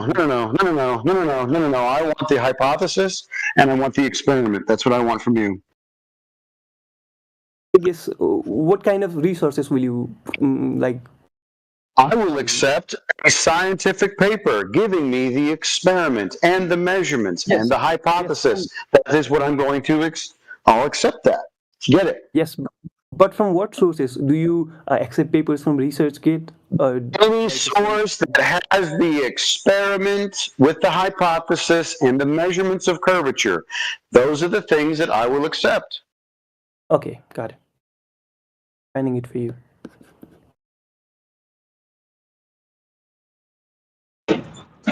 Says who? Don't hold your breath waiting for that one, brother. You know I ain't. It's funny. He's knowing that he's gone off to find something that we already know doesn't exist. It's No, I'm gonna share the link, right? You guys are being ignorant with that. You have a job to do. Go find what says who requested. Don't worry about what we're saying. Go find it.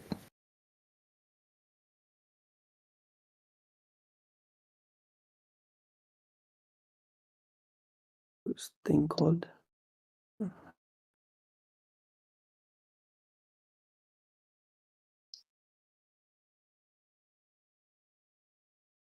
Be off the surrounds. Like a pancake. Nice, fresh meat.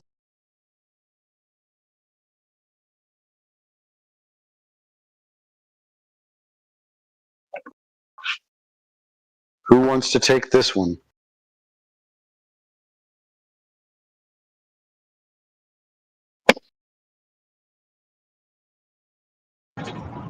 I have a sandcastle building competition I have to judge, so I can't. Sandcastle building. That sounds like fun.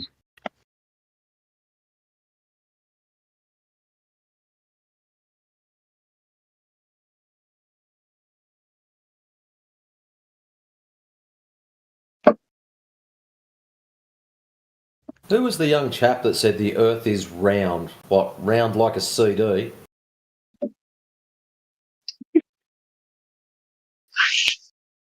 Hula hoop. Hula hoop.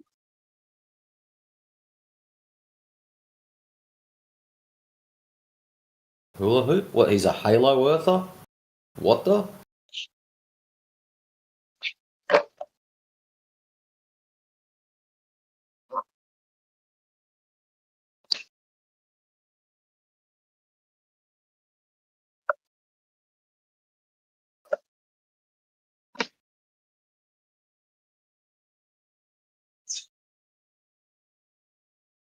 I mean, you take a trip on a plane, you just look down from the window, you see it's a fucking spear, it's not a fucking flat. You look down from a window. Yeah, you look down. That's it. So we've got guys on the ground that have measured zero curvature, and you're just going, I've looked down from a window, what, out of your car? Yeah, exactly. So you've looked down out of your window, out of a motor vehicle, and you think you've seen curvature. Man. Yes. Yes, no, maybe. Yes. Yes. I don't Yeah. think so somehow. I mean, it zoom out a circular, anything circle. When you see it's kind of flat, but when you zoom out a bit, you see it's a fucking circle. When you zoom out, how are you zooming out? I'd like to know this bit. This would be good. A satellite. I mean, satellites. Yeah. So you've just told me you look out the window and you see it's curved, and now you're zooming out using satellites. I'm going to give you 1 minute to get your story straight before the panel unleashes hell upon your soul. What the fuck?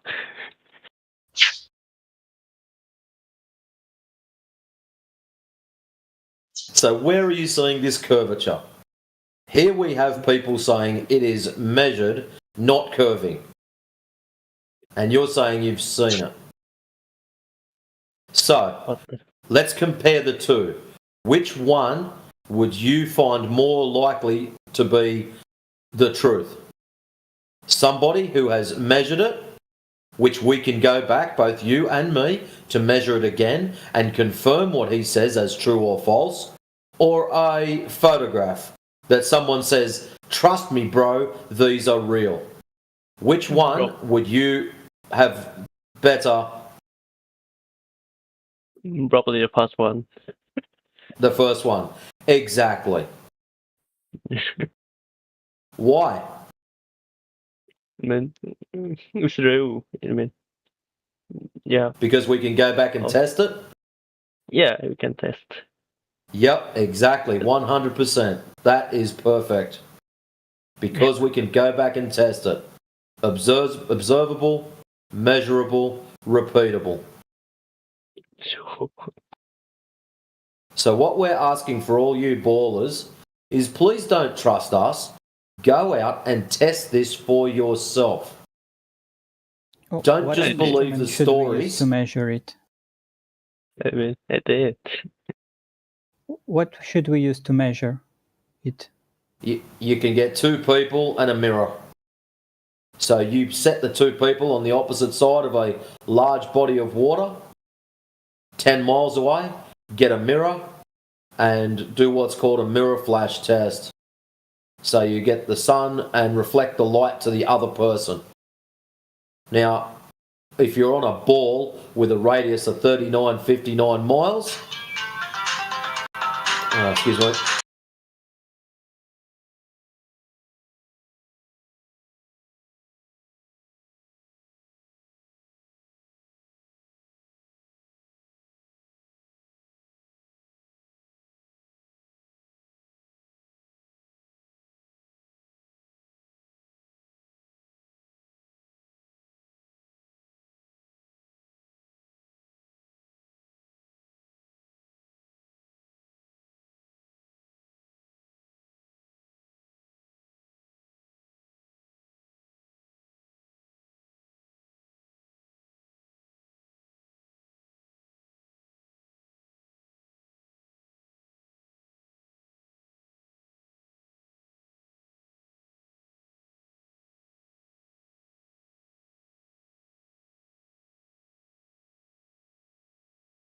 It's quiet in here.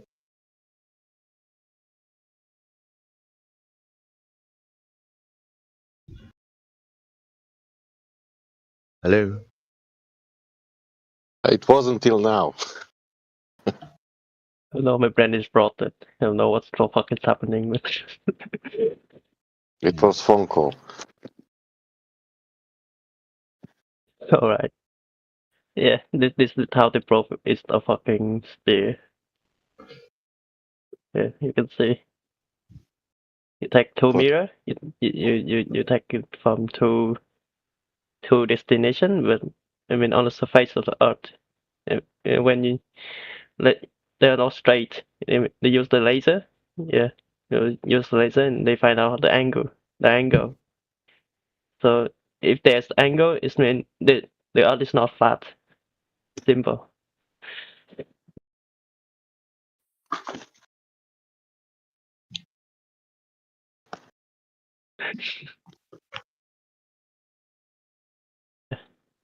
Yeah, the horizon.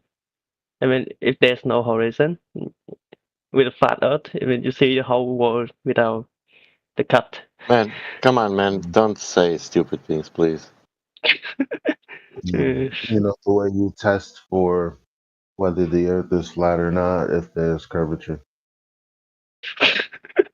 No. Yep. Man, it's all right, you know. If you know, everything will be fine. You can disagree with this geometry and stuff and reality. You just go back to your life and live in this place, and I think you will be better. No, I just want to fun. If you don't want to know about this stuff, if you want to know, then yes. Yeah. Actually, I'm here for knowing how people making that flat.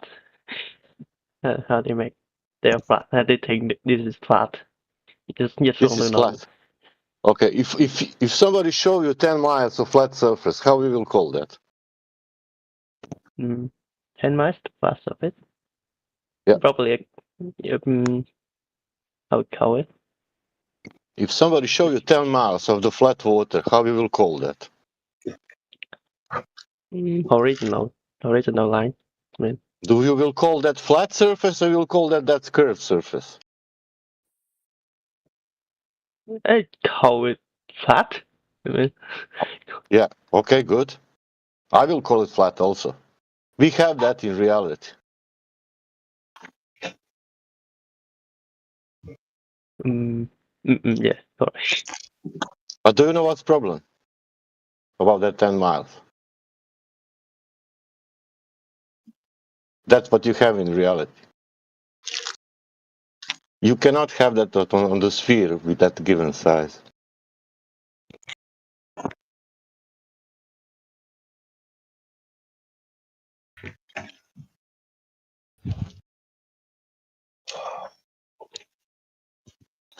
See you later.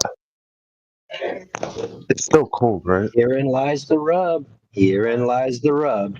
No curvature. No curvature anywhere, guys.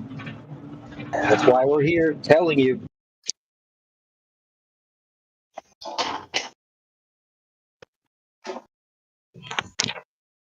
So not crazy ideas, nothing, you know, special. Only there is no sphericity.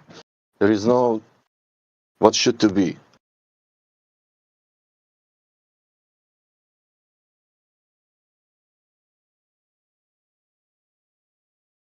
Geometry.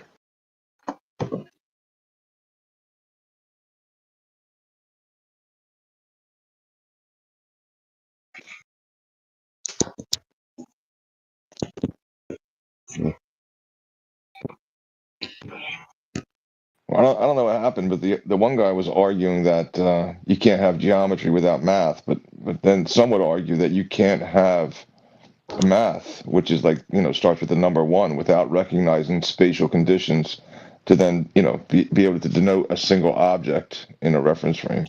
So geometry would then be first, the space. Yeah, I would agree with that person.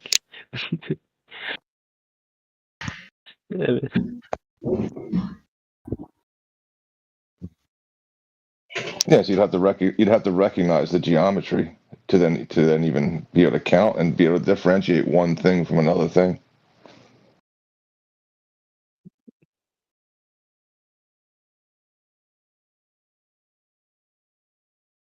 And if geometry is true and math helps describe the world in a perfect way, and perfect geometry is Euclidean, and the world is described in math, which translates to Euclidean geometry, then it only follows that that these things that we use in reality, level, horizontal, vertical, perpendicular, are true of reality.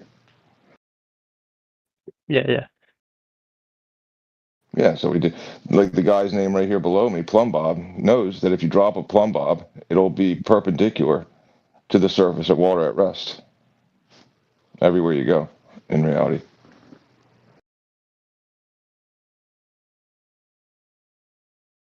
And that's just a straight line.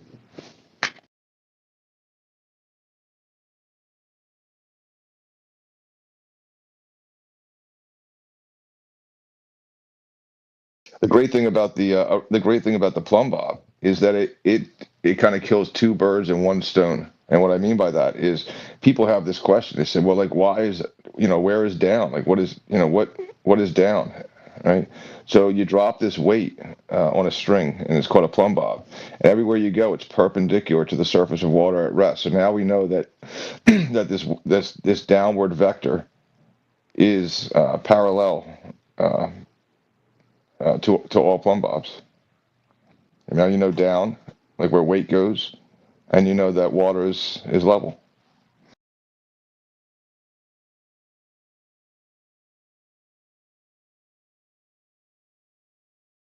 What do you think, PhD Vanessa? Do you think you've always known it, or you just learning it? Yeah. It's always there. It's always there. Like you've always known like what up and down is. Nobody really had to teach it to you too much, right? Yeah. Yeah, right. Yeah.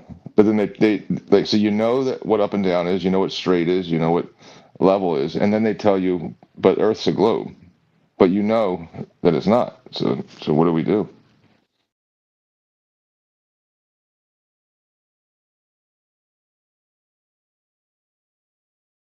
No, yes, explore. Yes, that's right. Yes, explore. I don't know what you're saying. You're saying yes, ball? I don't know. Yes, explore with yourself. Find out yourself.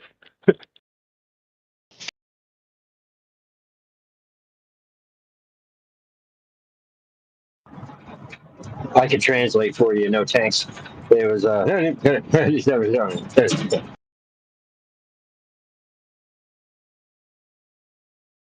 I would say that Sasha might be better. Yeah. Yeah. I think he said Earth is a globe. Maybe I'm wrong. No, he couldn't have said it. Is there a mumble rapper in here? He couldn't have said that because he knows that down is vertical. He knows it. You can't unknow something. He already knows it. Oh. No, something. No. What the hell? Well, if you know something, it's true, right? So it's like true. What's true can't change. It's just true. It's not going to be false. It's true. You know it. Yeah. It's actually how the thing works. Like elevation profile of your country. Don't talk about it. Yeah, mountains and hills and valleys, Did you ever see elevation profile like in drawings? No. Do you want to see? Sure, if you let me. Yeah, I will show you. Just to have a visually how that look like. Okay, all right. This is the bike race in Scotland, from one town to another. Right. Do you see something strange there? No, nothing straight. Do you see mountains? Yeah, I see mountains. Do you see point A to point B? Point A to point. Yeah, I did. Yeah. Do you see the base? Yeah, see the base. What is the base?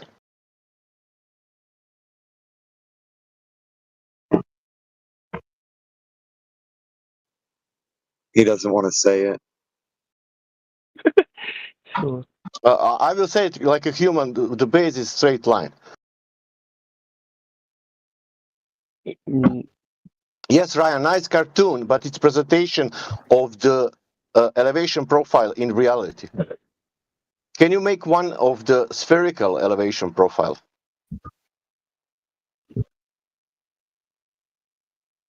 No, you can't. I'm asking Ryan, not you. Oh, all right. Because he's saying that's cartoon. I agree, that's only drawing.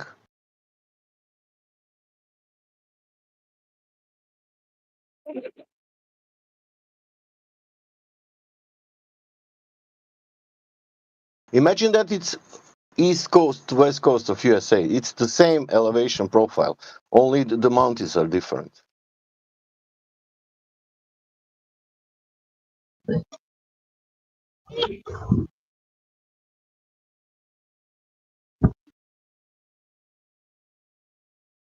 On the left is the sea level, and on the right is the sea level.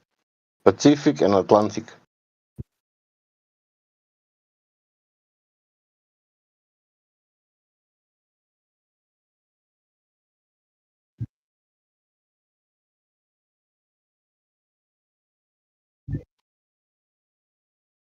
Do you want another one? It's Great Lakes elevation profile. It's 2,000 kilometers.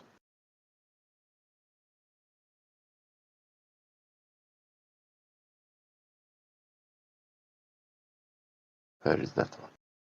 I like that one. That one is beautiful.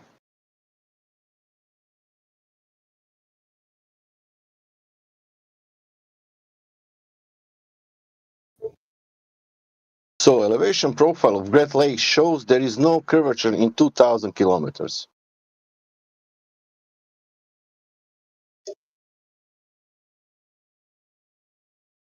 That's the one of the 20th part of the whole Earth, if it's 40,000 kilometers.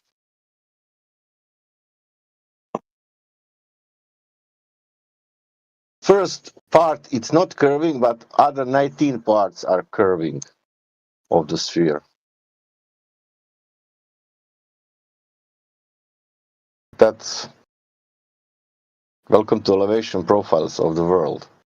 You can make of your country if you like it. I like that game, making elevation profiles. In 3D, it's even better.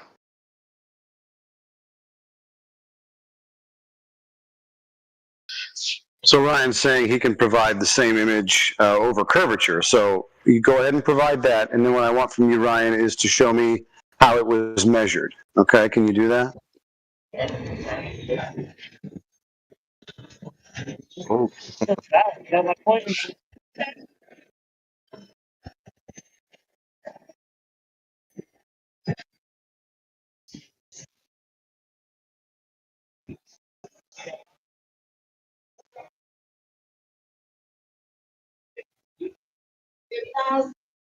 Ryan, you type very well. Are you you don't speak? Do you speak English well as you write?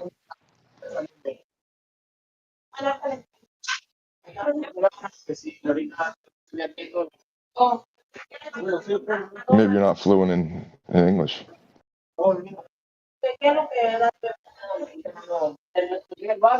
Elijah, you got a hot mic, brother.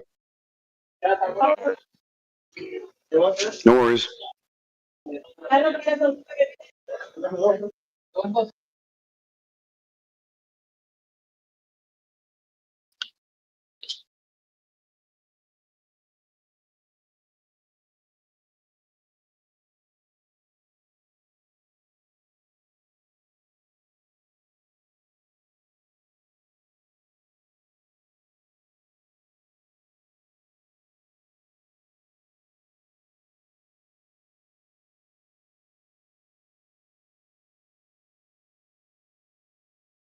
Did homeboy go find me the experiments and citations and sources and hypotheses, or did he run away?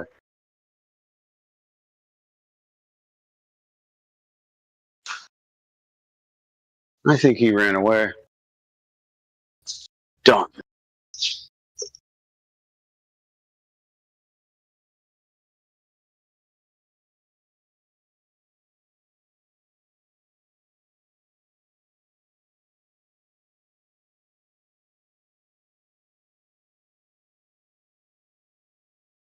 Hey, don't want to become a flat earther. Just get on out of here.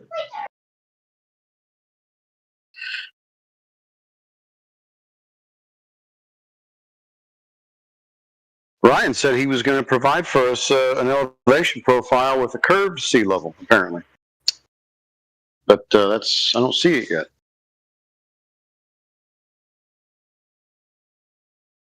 Connection, it's low. It's uploading.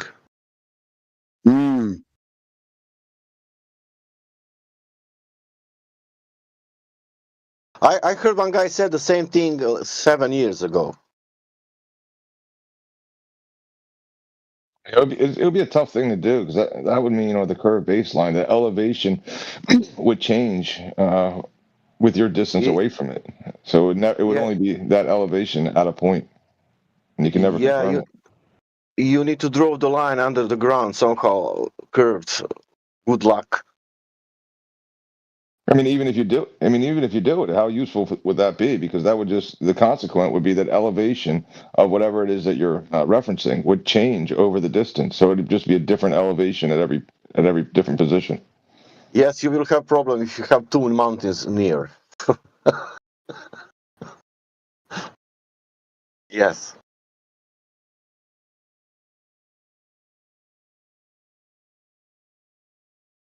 It would be like something is only at this elevation at this point, right?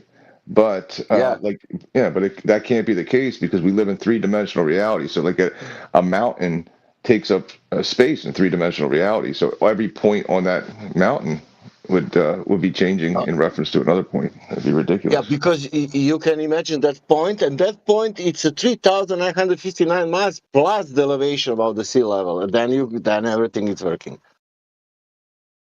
And every time when you move, you don't move above the sea level. You are moving around the center of the earth. You understand? And every time you are always on that point, and you add only elevation on the I don't know, on the 3,959 miles to the center of the earth. You cannot have line. You have only points.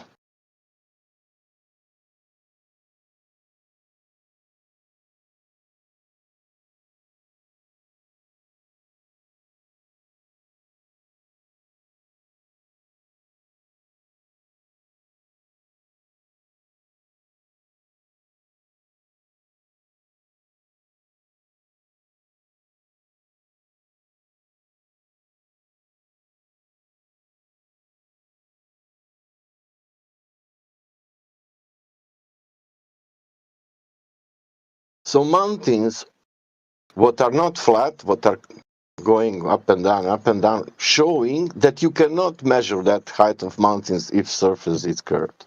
Can you imagine that?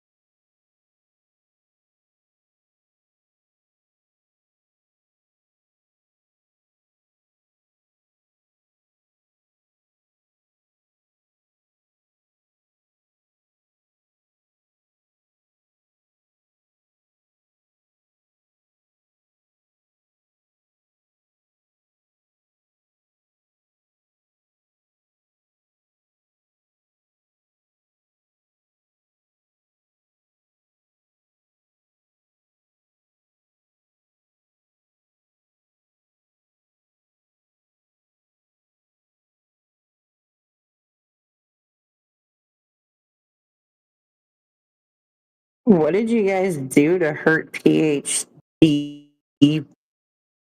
Vanessa Wong so badly? What happened? What I missed?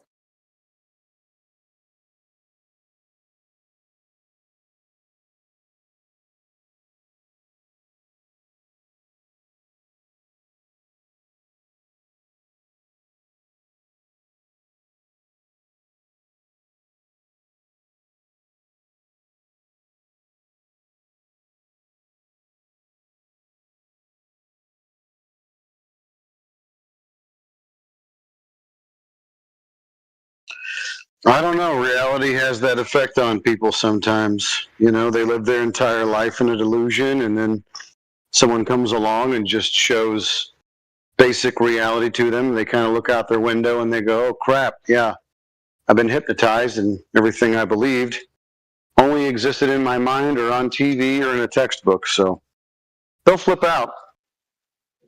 Yeah, just for clarification. Yeah, just for clarification there, Jenna, Wong has a dong, just so you know.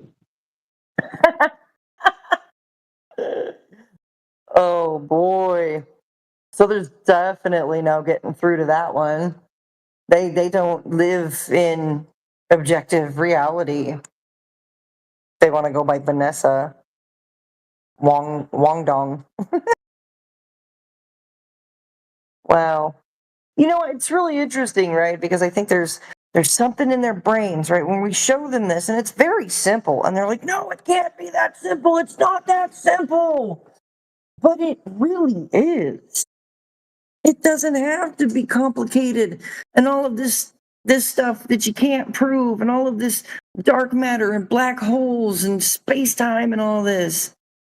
It's simple.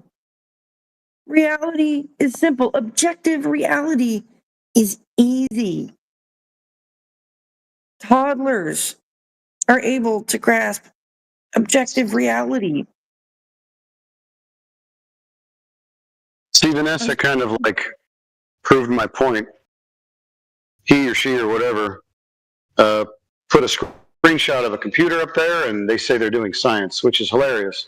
So that kind of gives you an idea of who we're dealing with here.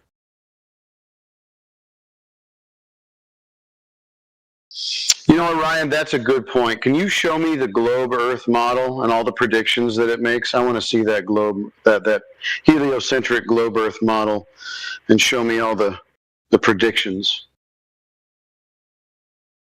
They can't do it. They just want to hold up a flattened out globe and say, see, it's wrong, it's broken. Well, that's your globe flattened out. Of course it's broken. So your globe is broken. We don't claim a map or a model because that would be stupid. That would be having to make something up like the Globers do. And we don't do that. Well, that's just my point. See, they think there is a globe model, but there isn't one. So precisely, they don't have a model either.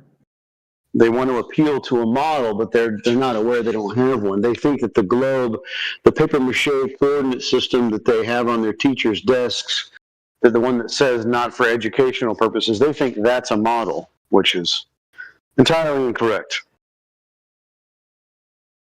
See, I don't need one. They don't need a model either, apparently. It's a very childish way of thinking. They need a toy to play with. Yeah, exactly. I'll tell you what, Ryan, if you're not going to engage in the conversation in the VC, I think I'm just going to let you have a little time out. How's that sound? Because the chat skanking is not good for content. Open up your mic, Ryan. You got 10 seconds. 9, 8, 7, 6, 5, 4, 3, 2, 1. You're done.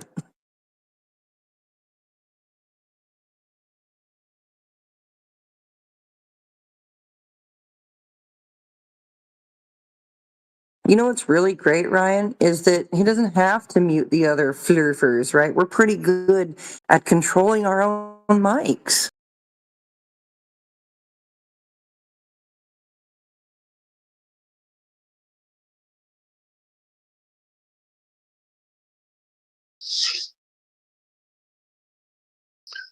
See, Mert has it figured out. There can't be any arguing with the truth, right? The truth just stands as it is. The Earth is flat. In reality, it's measured that way. There's no argument for that.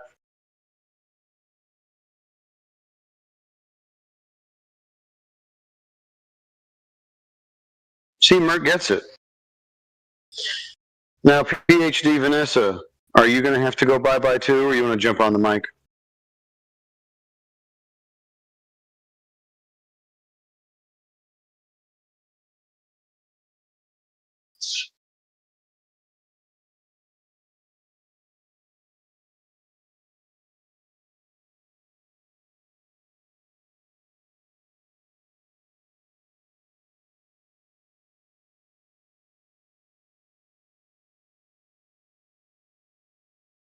Ten seconds.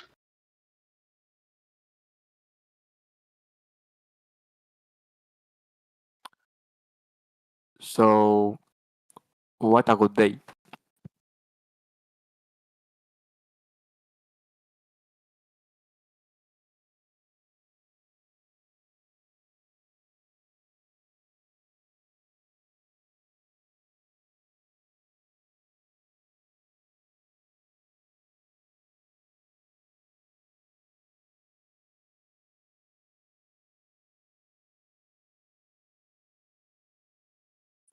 Just popping in. Are we waiting on someone to do homework, or what's going on? We're just hoping that a couple of these chat skanks will enter the VC, but it doesn't look like it's going to happen. So they're going to get a little hour timeout.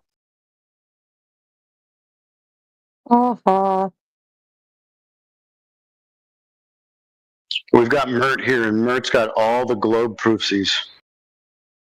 Oh, I can't wait to see this. I've been waiting my whole life.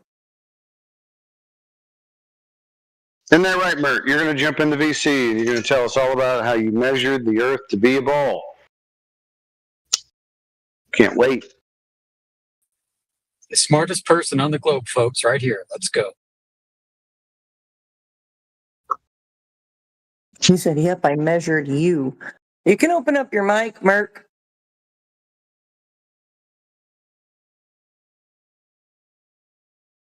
Merc.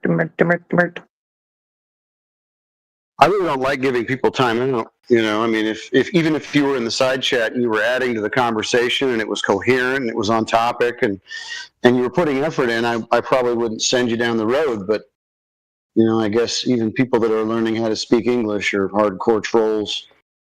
And I ain't just got time for that, you know.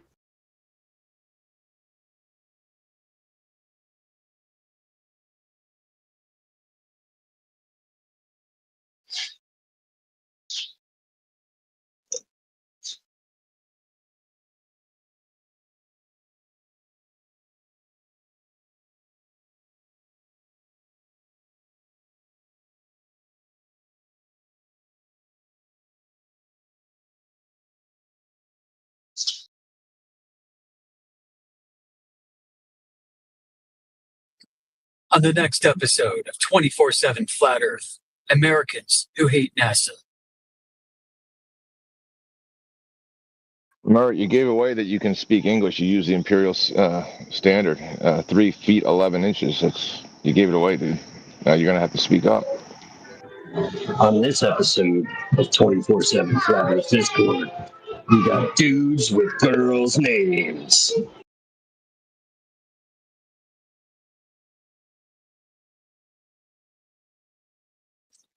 3 feet 11 inches. Was that his height of eye?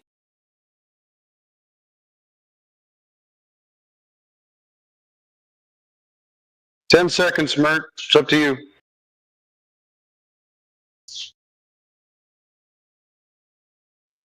Is that Rich Evans again? Is he dipping into Probably. gravy fries? Rich, show me your greedy little hands. You can't hide them.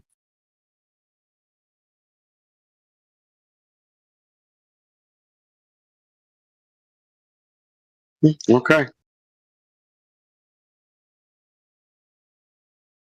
They can come back in an hour. Maybe they'll change their attitude.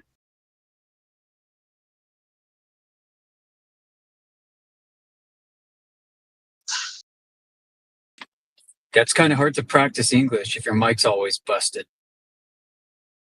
Right.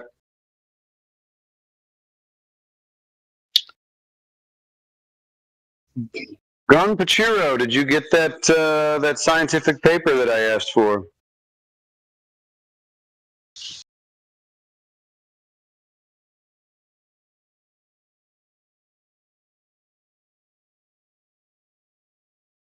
You're not coming off of mute, so I think the answer is no. You didn't find what I asked for. And you were sure that it existed, right?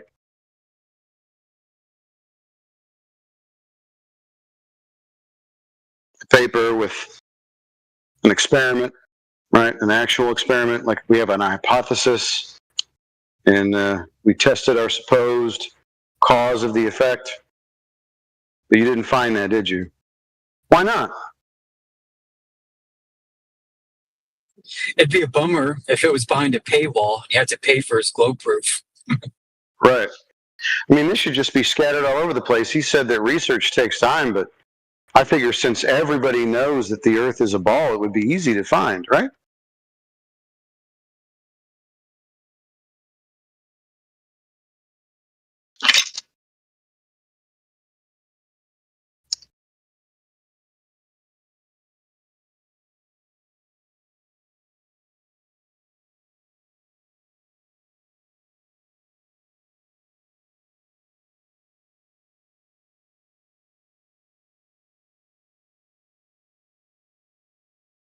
You take all the time you need.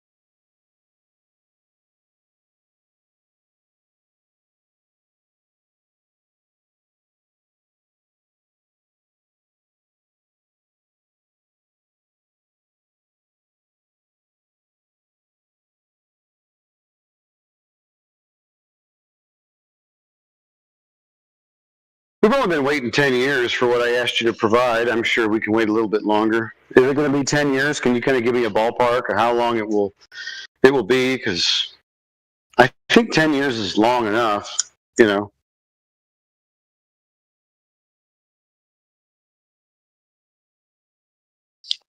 We got Caesar in here spamming.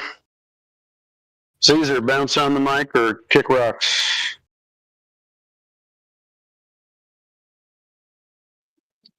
I wonder if they're afraid. Oh, 100% they're afraid.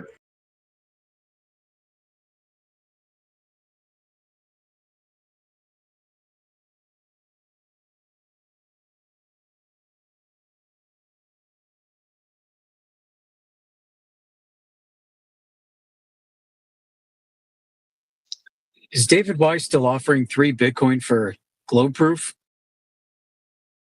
I don't know. Well, that's like enough to buy your American citizenship. It'd be fun if we could leverage that to gain interest here. Yeah, he still is. Yeah, hey guys, come present but your glow proof to us. No, but there's still some contingencies. You got to buy his app, and then you got to watch the video of the day for 2 weeks before you, and then you got to check the frequently asked questions page. And once you've done all that, and if you still feel like you have good globe evidence, then yeah.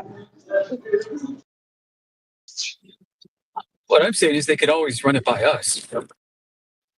Like when we got stumped, they might be onto something, and then they can do whatever they need to do for Dave Weiss for 2 weeks. Yeah, I'm going to bring that up to Robert next time he harasses me.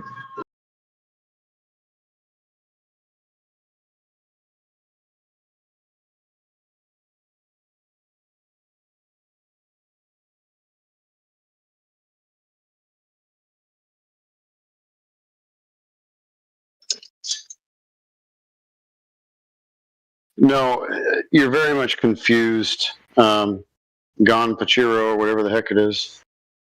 It's a genetic fallacy if your rebuttal is only about the source. You don't deny the videos on YouTube because of the source. It's because when a ball is shown from outer space and then the Earth is measured, there is no curvature, therefore the image itself is now in question. You understand? But nice try, though. Nobody said that being a minority made it true. See, now that's another logical fallacy, right? It's a tu quo que. If you know what that is, or you can look it up, it's called a tu quo que.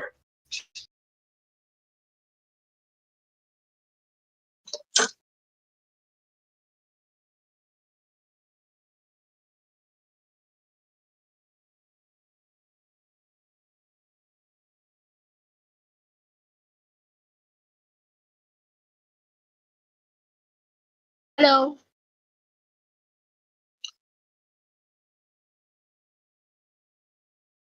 Hello. Hey, yo. Hello. Hey, what's welcome. 24/7 Flat Earth. What are you doing, guys?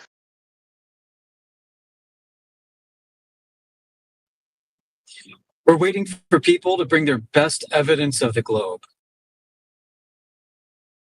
Okay. Evidence about what? The globe in outer space. Globe Earth. Okay. What about the globe? There's no evidence for it that we've seen.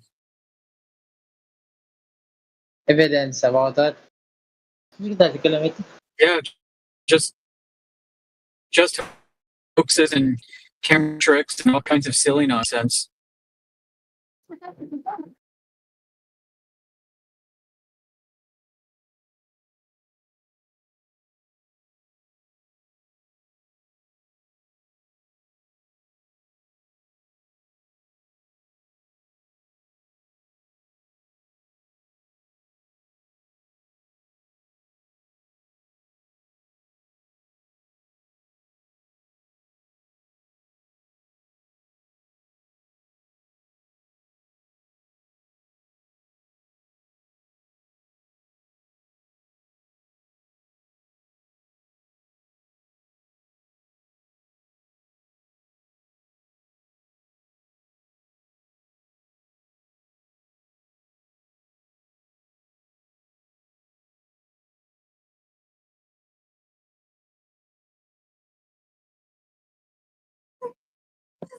The side chat is killing me.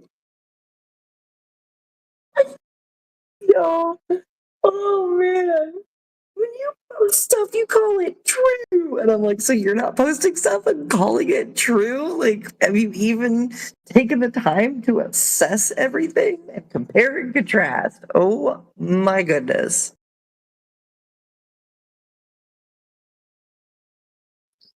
What's going on? Someone in text chat? Yeah, this goofy goober in the text chat. I mean, this conversation's hilarious, right? He's telling Toby Dog that Toby Dog's being ironic. I said define irony, and he couldn't do it. He said, you calling it logical fallacy while you deny majority of the videos in YouTube.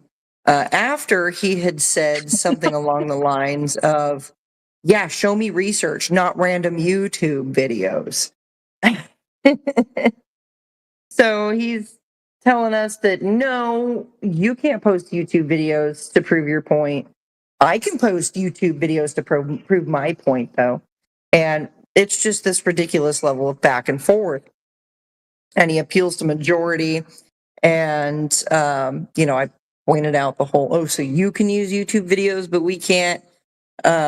He's like, yeah, but you guys deny when I share such videos, but when you share, it's true. I'm like, no, we just have the videos that directly counter the videos you choose. And when we share it, I said, and when you share it, it's called true. Yeah, but it could be an edit or false calculation. I'm like, as if what you believe in isn't edited and false calculation. Just stop, dude. Like, ridiculous, bro. Yeah, it's always funny that. Yeah, it's always funny that rules for thee, but not for me. But go ahead, Brother Amish. No, I'm just going to comment on the same thing. These double standards.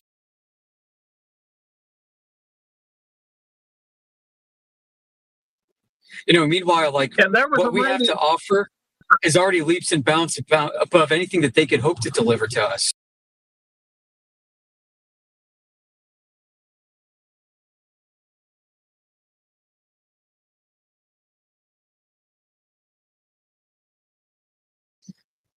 I've never seen an infrared, long or even short distance infrared observation of the globe.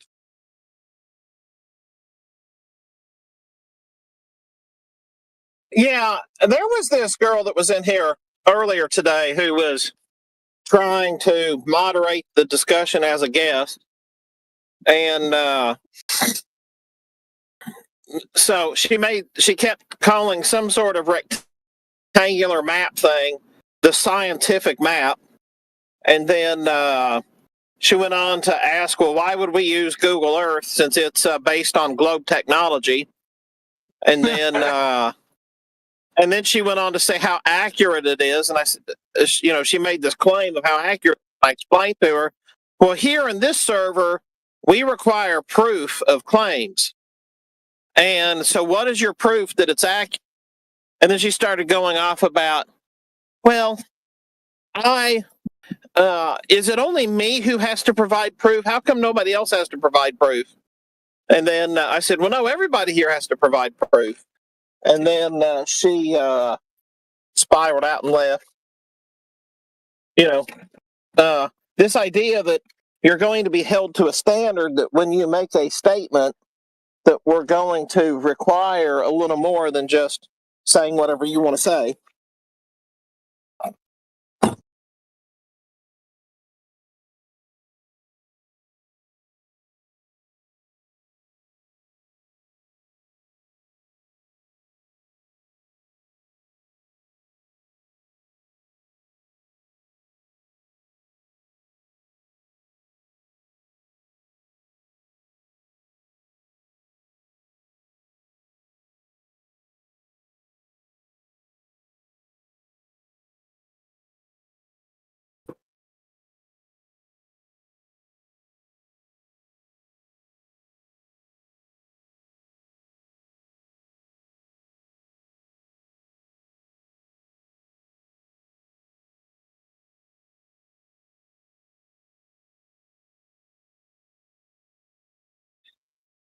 All right, what do they say? On a flat surface, parallel lines never intersect.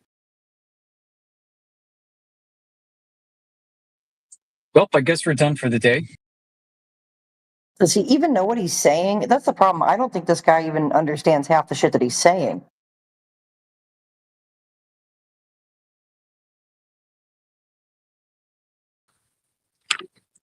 Yeah, can curving lines be parallel?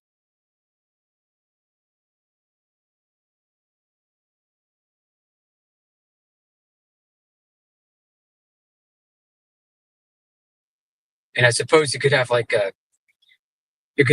train tracks or roller coaster tracks running in parallel, just evenly spaced.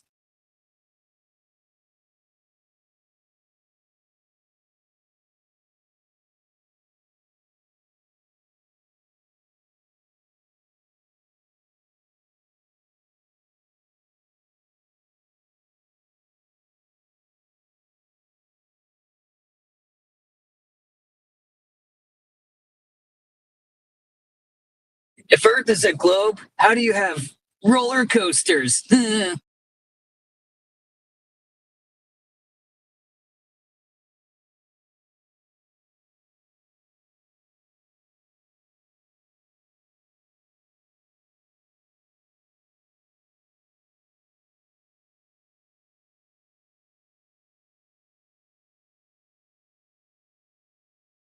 Guys, did you know? travel up far enough north, you're gonna be in Antarctica. I just saw that.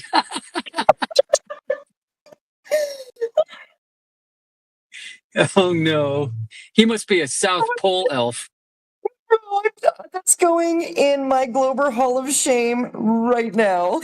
Yeah, screen cap that. If you aren't in the Golden Globey server, you need to join today. No, bro, give me a link. Oh, You don't that's great. understand, right? Yeah, shoot me a DM or Laser- somebody else can maybe post it. Right Yeah, on. I'm not I mean, deleting we got like gigabytes of screenshots. Hold up, sporadic. Sporadic, he's in here. He's here. Shh, he's here. Oh, okay, everybody quiet. Act normal.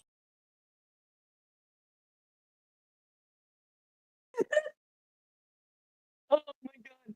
I gotta compose myself. I'm in tears. All right, so Gunpachiro, you get to tell us how in the world you're gonna go up north and end up in Antarctica, right? Yeah, do you know where Antarctica is?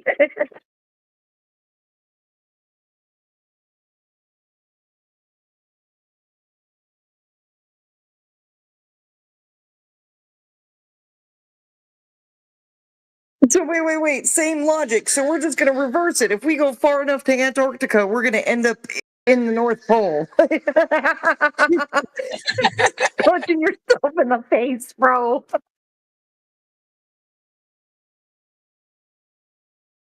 Yeah, I always end up in the south when I go north.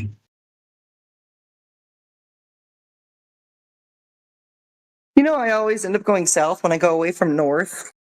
Like, hello.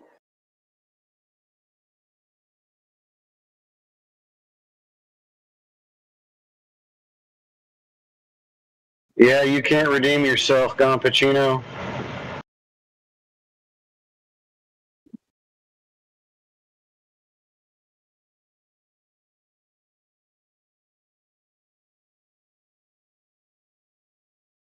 Gonpachiro, how far north do you have to do to go south? I mean, how far do you have to go? Dude, this is so good. Sorry, I couldn't cut in sooner. That's a new one. That is a new one. Is there some place where north all of a sudden becomes south? Could you show me that?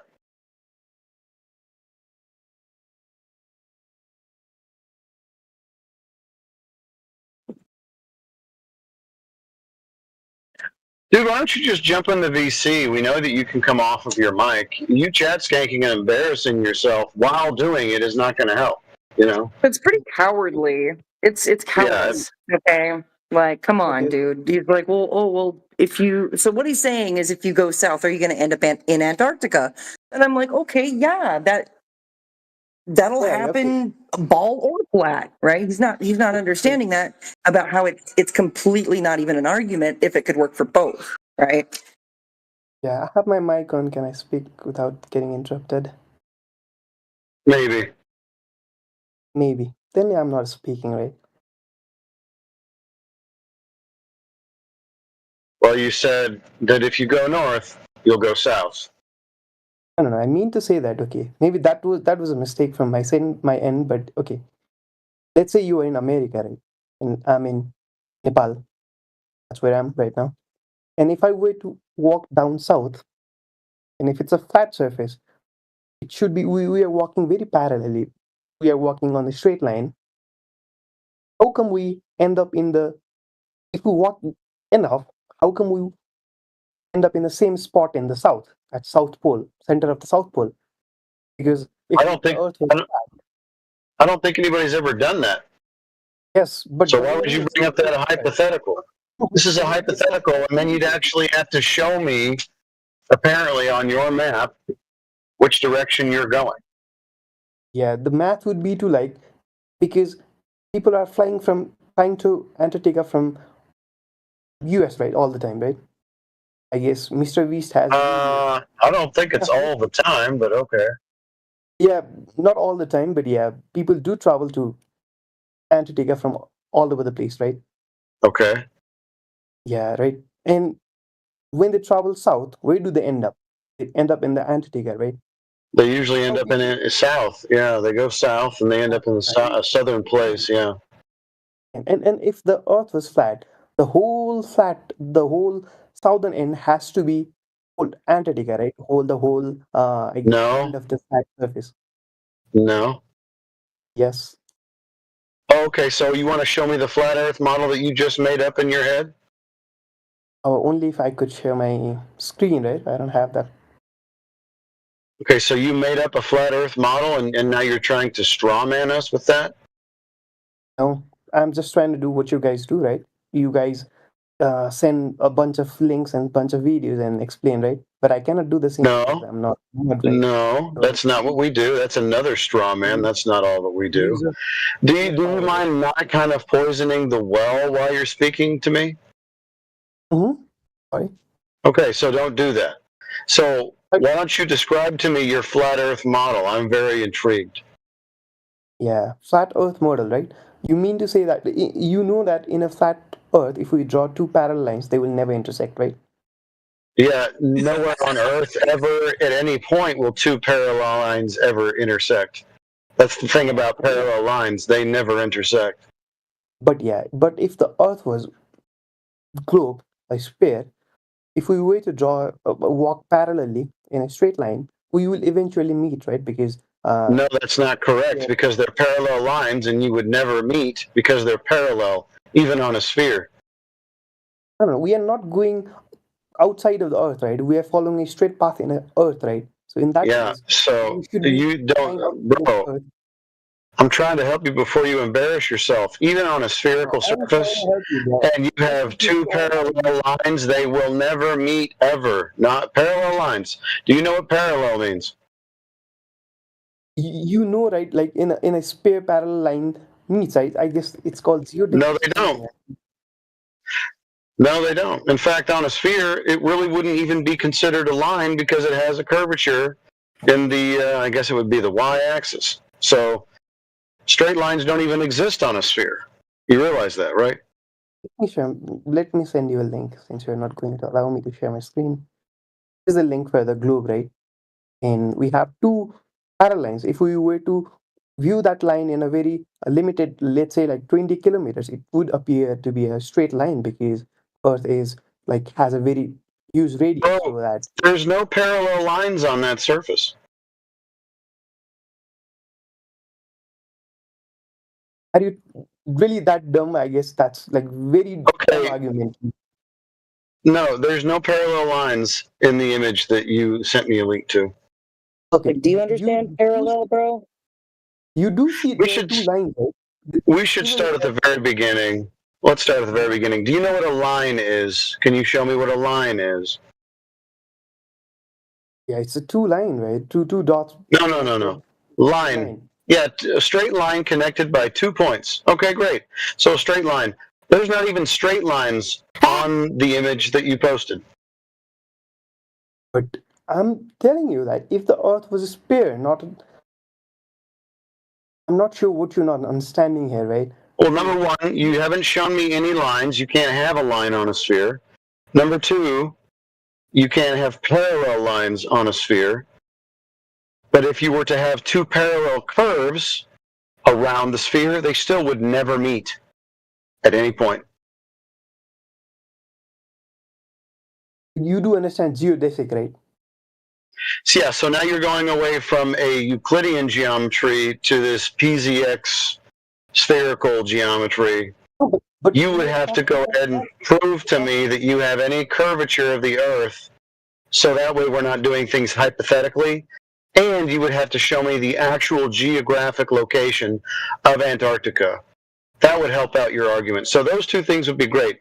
So get me the curvature of the Earth and the measurements of it, and then show me the actual geographic location of Antarctica. I cannot even share an image. Well, I went to the link that you posted, so just get me the links to the sources that you have.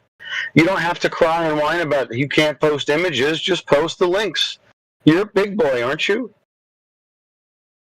I'm not, because I guess you You're are not the a big big boy, boy. because you are controlling what you guys can do. You guys can share the links and videos, and you guys can do everything. But when I want to Did share, you not just share a link, big boy? it's because there is nothing in the internet I can find right now that is what I want to speak, right? So that I need to. I'm willing to bet that's true. So on the internet, you can't find any straight lines on a curved surface. I agree with you. You also can't find any parallel lines that meet at any point on a spherical surface. That's true. You can't find measurements of Earth curve on the internet. That's also true. So what is it that you would be showing us unless you're just creating a hypothetical and hoping that that exists somewhere but never posting it? All right, okay. If you were in, okay, let me tell you, okay. Let's say we live in a sphere, okay? It's imaginary for you. No, I don't want to imagine living on a sphere. I did that for about 35 years, and I'm kind of done with it now. Yeah, I guess you will have to give your brain a little bit more. I gave up on Santa Claus, you know? Like, the globe is like Santa Claus. Do you still believe in Santa Claus? I'm not Christian, so I have never believed in Santa Claus. Is there some kind of mythical figure or character in your culture that doesn't really exist, but you believed in it when you were a child? I've been atheist my entire life, but I do believe there is some deity that's above all of us. Okay, I'm not talking about deities at the moment. I'm talking about something that you believed in as a child, like maybe a tooth fairy or Santa Claus or something. It's kind of the same thing. Maybe Batman, but never, Batman. not a god. Yeah, Terrific. maybe So Batman, you know, you saw him in books and on TV, but you know that Batman doesn't really exist. The globe is the same. You saw it on TV and you saw it in some textbooks, but there's no globe in reality. But when I try to prove, why do you block it without letting me explain, right? I'm Nobody blocked it. I'm not blocking it. Don't explain to me things that you don't have evidence for. How about that? How about stop trying to use hypotheticals about things you believe and show me things in reality? How about that? Hey, mister, saying hello 1,000 times, that's not going to work well for you. Yep. You're going to be muted. Instead of just incessantly saying hello, you could try a different tactic. Okay, Seizu, okay, so you mean that if I'm living in a sphere, there is no straight line for me, right? Because I'm living in a sphere, so I can never have a straight line, right? Yeah, there will be no straight lines on the surface of that sphere, ever. Exactly, Chatty. You do understand, like, it changes based on, like, observer, right? We do know it's a sphere because we are viewing it from the very far angle, but for people living inside the surface of the sphere, and that's the whole entire universe of the world for them. What sphere? You haven't proven the sphere yet. You haven't proven the sphere. Yeah, that's what I'm saying, right? For them, there is no sphere, so they just walk a straight line, right? Like you guys believe there is no sphere, and you guys think it's flat. Maybe that's the scenario, right?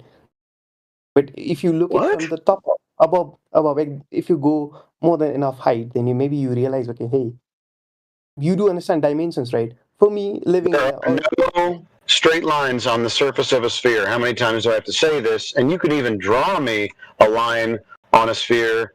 I mean, you gave me one, and none of those lines were straight. You realize there's 3 different axes, right, in spatial dimension? X, Y, and Z. So none of those lines are straight. No, you cannot comprehend it until you see it all, right? No, you haven't shown me anything. You haven't shown me any straight lines on a sphere. So when have you, Gonpachiro, ever seen curvature of Earth with your own 2 eyes? That's why I'm telling you. Nope. Go up, south. Go up or down south, right? No. You go south. No. You go south from any direction. You end up in Antarctica. How is that, right? Nope. That's not take the response, right? No. Nope. No, you just keep waffling on and stacking up more BS, right? Traveling in any direction is not going to prove at all that the surface of Earth is curving, right? So my question to you, it's a very simple yes or no question. Have you ever seen with your own two eyes Earth curvature? Yes or no? You do understand that, right? Our humans eyes No, you can't answer a yes or no question, can you? Yes or no? Yes, I have seen the Hero, yes or curvature. no? Yes or I no? have seen You've the seen horizon here, curvature? yes. You've Yes, I seen have. curvature. Now you're I've seen lying. horizon here. Now the heat is on, right? Now I've got your feet to the fire, and now you're gonna lie? You're gonna double down? Yeah, when I say Holy it's crap. lying, but when you say it's true, right? That's just, I guess, fallacy, right? I've flown all the way from California to Florida and back several You times. think I haven't flown? You think I haven't ever traveled in a plane? There's no curvature. If you saw a Is curve, the curvature. only curve you saw was You distortion through a lens, right? You were up on top, right? Your viewing angle makes the difference, right? You see a lot more.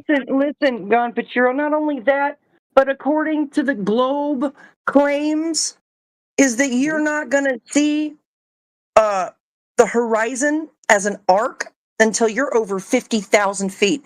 And commercial airliners don't fly at 50,000 feet. They're flying at anywhere from 30 to 33,000 feet. Mm-hmm. And they fly level. 50,000 feet is too low. 50,000 feet is way too low. Yeah, and even 50,000 feet is too low. So there's a whole bunch of different stories, and nothing's adding up. Let him explain that angles. Angles of what?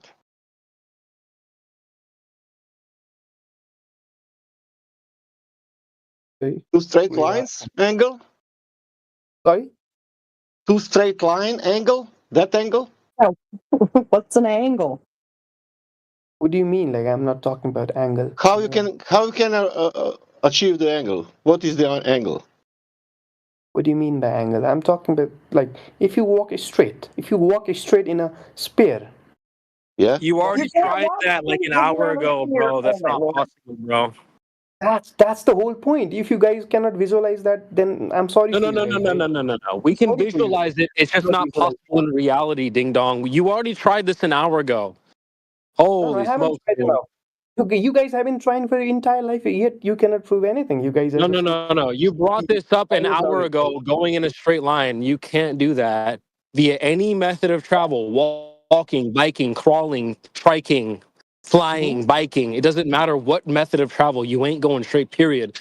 You already brought this up an hour ago. I left and came back, and you're still on this bullshit, bro. We understand what you're saying. On paper, it works no problem. In Grand Theft Auto, you can go in a straight line in an airplane. In reality, you ain't doing that, period. Cool. It's a great hypothetical, but it doesn't work in reality. If you rub your two brain cells together, it's not gonna happen. Imagine coming that from a flat earthers, right? Why we need to imagine anything? Yeah, flat earthers looking your dumb ass on your own example. Can you try like this? I will not imagine now. I will be real. Okay, you will be real, right? Okay. No, you will be real, not me. You are imagining, man, all the time. Let's not imagine. Let's be real. You are imagining that the earth is flat, right? Who told you I'm that imagining. Earth is flat? Okay, I'm imagining you are saying. Let's go to the beach together, okay? And see how much we of flatness seeing. I'm here right now. Did it, right? Okay. Let's see what we are imagining, man. Let's go together. We cannot go together for sure. Maybe you can go to the beach and you can see.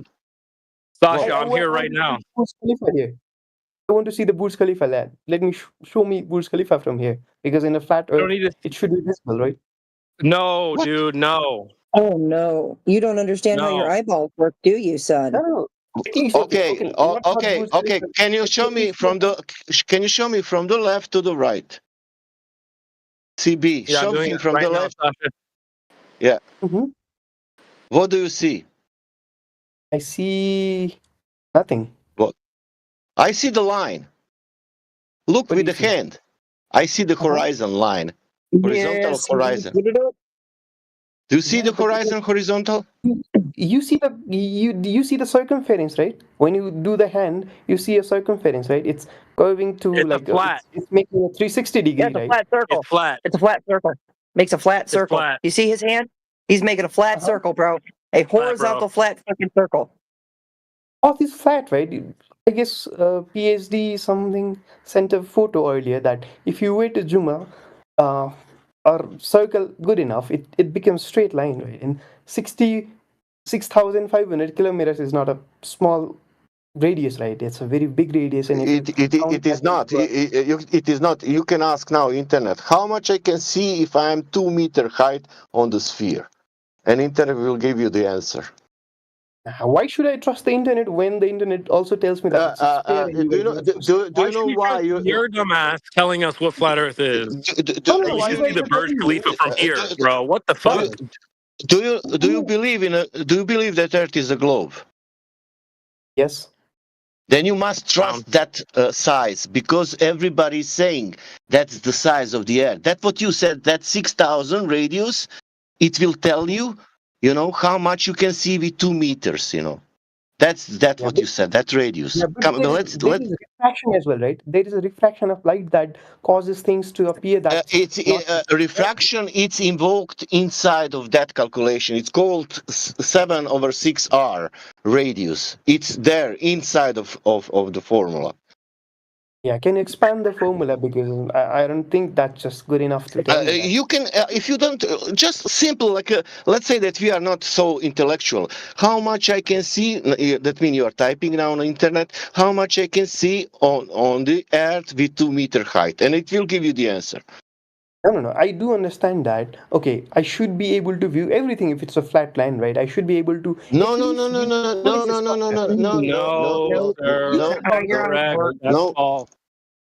that's false. At least the tallest structure, right? I should at least be able to view the Mount Everest from anywhere. Right?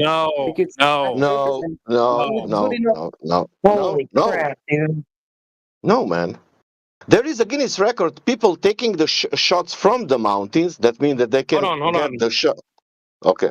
Wait, hey, G, you see this ocean right here? This is the flat Earth right here. So when you say, oh, well, if it's flat, then we should be able to see the Burj Khalifa. Nope. This is exactly what we should see. The Earth as it is right now. This is the flat Earth right here. Not some random thing that you came up with in your head. We should start seeing across the ocean to Japan and fucking Dubai from California. No. At least not with our eyes. No. I agree. With our eyes, we should not be able to view it, but with powerful. No. It's not should be anything. Just so it's clear. The flat Earth is this Earth right here. No. This is the flat Earth right here. Be able to view everything in the flat lane, right? No. Can you be anything? Were you guys can you zoom it? I can't. I don't know if I can zoom. I don't know if I can zoom. Oh, jeez. If you can zoom, I can just throw up a Roman salute here. But this guy, dude, this is the biggest pet peeve I have when globetrotters say, well, if it's flat, it should be different. No. The flat Earth is the Earth as is. Currently, right now. It's not a different Earth where you should start seeing like Superman across the ocean. It's not going to change. It's going to be the same Earth it's always been. This Earth right here, right now, this is the flat Earth right here, where you do not see to China, you do not see Dubai, you do not see the Burj Khalifa. So anytime these globetrotters say, oh, we should see the Burj Khalifa. No, we shouldn't see that. What? That's some made-up bullshit you came up with in your head. Why? If it's a flat land. No, it's not if it's flat. Why? Because I will tell you why. Because his angle of view is so small. Plus, he has so much. Dude. To understand, he is only 2 meter height, and you are now expecting him to see even 20 miles. No. I'm not. No, I'm never wait. Gone. One more time. You see the Earth right here? Mm-hmm. You see the Earth that's right here right now? Yeah, I see. This is the flat Earth right here. So the Earth that you're imagining that should be flat. Well, if it's flat, we should see the Burj Khalifa. That's some made up la la land garbage bullshit trash. I understand. Okay, hold on. I'm not finished yet. Made up. I'm not finished yet. No. I'm not finished yet. I agree with the fact that it's made up. I'm not finished yet. I'm not finished yet. It's not possible. I'm not finished yet. Yeah. This is the flat Earth. The current Earth that's outside right now. So we're never going to accept you saying, No, if it's flat, I should be able to look across this ocean and see China or Japan. No, the Earth is not going to change. This is the flat Earth right here, right now. This is it. The way the Earth is, that's the flat Earth. Not some imaginary bullshit that you came up with on the fly, where it should be different than the way it is right now. It's never going to change. So you seeing the Burj Khalifa is not debunking anything, bro. That's a made up trash that you came up with. Throw that in the trash. Yeah, but I'm still confused. Why can't I see the Burj Khalifa, right? Bro, how many times do I have to tell you? How many times do I have to tell you? I'm a flat earth because of this. The way the earth is right now. Okay, currently, where I don't see the Burj Khalifa. Yeah? Yeah. So when you come in here and say, no, if it's flat, we should see the Burj Khalifa. No. That's you making up some bullshit flat earth that you came up with in your head that does not exist. Flat earthers are talking about the way the earth is right now. This earth right here. Not a different earth, not a different anything. This right here. This is it. This is the flat earth right here. The way the earth is outside right now. So if you go out and you don't see the Burj Khalifa, great. That's the flat earth. So you should not come in here and say, oh, if it's flat, we should see the Burj Khalifa. No, dude. No, the flat earth is not a different earth than the way the earth is right now, where you don't see the Burj Khalifa, where you see this bunda right here. Hey, where are you expecting to see this from so I can do the math? I'll tell you the angular size. How far away from Burj Khalifa are you? I'll get some math going. Burj Khalifa. No I'm one just gives a going fuck to about any knock out from math. How far away, Gonpachino? I don't know. Doesn't matter. Because in a sphere, it's. Oh, I'll do the math for 1,000 miles away and I'll be back. On flat Earth, it's different, right? If I were to say you some numbers, but it would be less for you, right? Because I would be calculating based on geodesics, and you will be calculating on based on. Listen, G, go put on some deodorant and listen clearly. The flat Earth is I'm the not current listening Earth to you right guys, now. right? I know you guys are wrong, and I'm not listening to you anymore. Yeah, and I know you never were listening because you're coming up with your own bullshit and you're trying to debunk some shit that you came up with on your own. That's he's showing something. That's he's showing something what is not Earth. Gone. That's he's showing something what is not Earth. Yeah, is CB showing something that isn't Earth, Gonpachino? Mm-hmm. Sorry, was CB showing you something that wasn't Earth? Yeah, that looked like Earth to me. Okay. Yeah. The Earth is the flat Earth. So when you go out, you do not see the Burj Khalifa. Okay, that's the flat Earth where you don't see the Burj Khalifa. So when you say, "Oh, we should see the Burj Khalifa if it was flat," no. Why? My question is simple, right? Why can't I see it? Maybe not. No, you don't understand how your eyes work. Let me ask you this: when you go outside, do you see the Burj Khalifa? Hold on. When you go outside, do you see the Burj Khalifa? I don't. That's why I believe it's. Okay, great. That's the flat Earth where you don't see the Burj Khalifa. That's the flat Earth. You want to know why? When you come up with this idea that you should see it, you're imagining some bullshit flat Earth that you came up with in your head that doesn't exist. So you're not debunking anything in here that any flat earther is talking about, right, Jedi? Yeah, my friend. What does flat mean to you, CV? Sorry, excuse me. The Earth that I just showed you on my screen, that's the flat Earth, the current Earth that we live on right now, where you don't see the Burj Khalifa. Can you describe what flat means? Yeah, the Earth, right? The ocean I just showed you that was flat. Yeah, that's the flat Earth. That's Earth, right? But tell me what flat is actually. What flat is? Horizontal. Yeah, flat. Not curving. Not flat curving, in a right? horizontal position. The definition of flat. Yes, not curved, right? So not curved means maybe not with my eyes, but I should be able to see Burj Khalifa. No, you shouldn't be. That's not how your eyes work. Burj Khalifa, bro. Read this phone and slap you. Can I tell him why? Yes, please. Okay. What's the angular size of the Burj Khalifa? never. I agree to the fact it will be very super small. It will be a simple dot in the view, but we should be able to view it, right? No, we should not be able to Hold do on. that. Fucking hell. So you understand that with distance, things get smaller until they're so small that your eye or an optic can't resolve it anymore. You understand that, right? Yes. Good. So you can't see the Burj Khalifa because very simply, you're too far away. Do you want the other problem? Yes. Okay. Let me add to that. Okay? So that was a question. Do you want Okay, the yes. other problem? One sec, there's more. But wait, there's more. Yeah. Yeah, I can see it. I can see it. Yeah, with my eyes. Yeah. Okay, good. So second thing, the atmosphere that you're looking through isn't transparent. With distance, more molecules, more energy, more crap over distance, you can't see through it. The distance is about 250, 300 miles before the atmosphere becomes so opaque you can't pass light through it anymore. You understand this? Yes, I do. Good. So that's why mountains in the distance sometimes look a bit blue.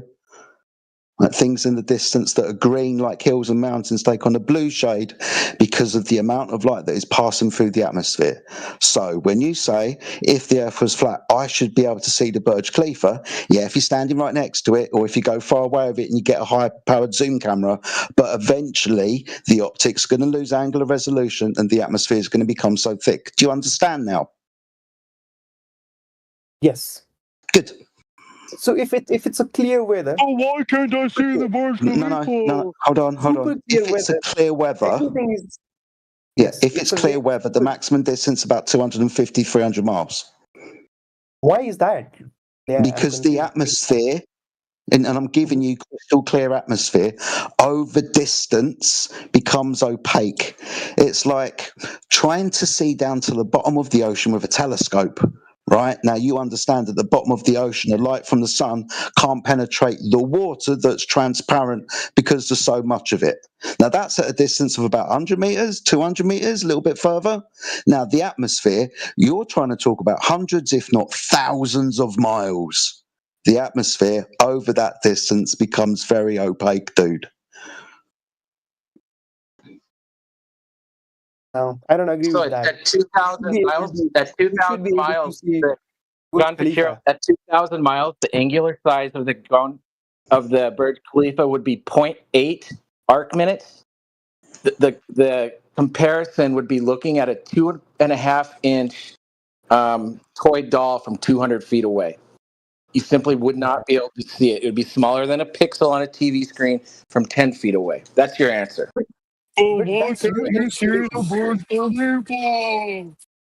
That's your interpretation, right? But from my perspective as well, if the Earth was a sphere, it would fit the same requirement, right? It's sphere, that's why. Bro, how many times do you have to tell this retard before it clicks? Yeah, bro, you are a retard actually. If No, you don't have to descend to this. Retard, right? That's why Dude, you we guys don't have to descend to the name calling. I felt like we got somewhere. No, he's retarded. Oh, for fuck's sake. You guys are the retarded. He's retarded. I mean, I don't know how to help this guy. He is retarded. Actually, Gonpachiro, I just want to make a recommendation real quick. Is that you need to go study up. Hold on, don't talk over me, bro. Don't talk over me. Let me just make a recommendation. I mean, okay? listen, I wouldn't listen to him. Mute him. Jeez. So what he needs to do ultimately is he needs to go learn about how the human eyes work, right? He needs to go understand angular resolution. He needs to go understand what opaque means, and then he needs to really go and dive deep into everything about the heliocentric globe cosmology and see what he can prove. He's not going to know anything otherwise. It's very simple, G. Flat earthers are the way they are because of the way the Earth is, where you don't see the Burj Khalifa.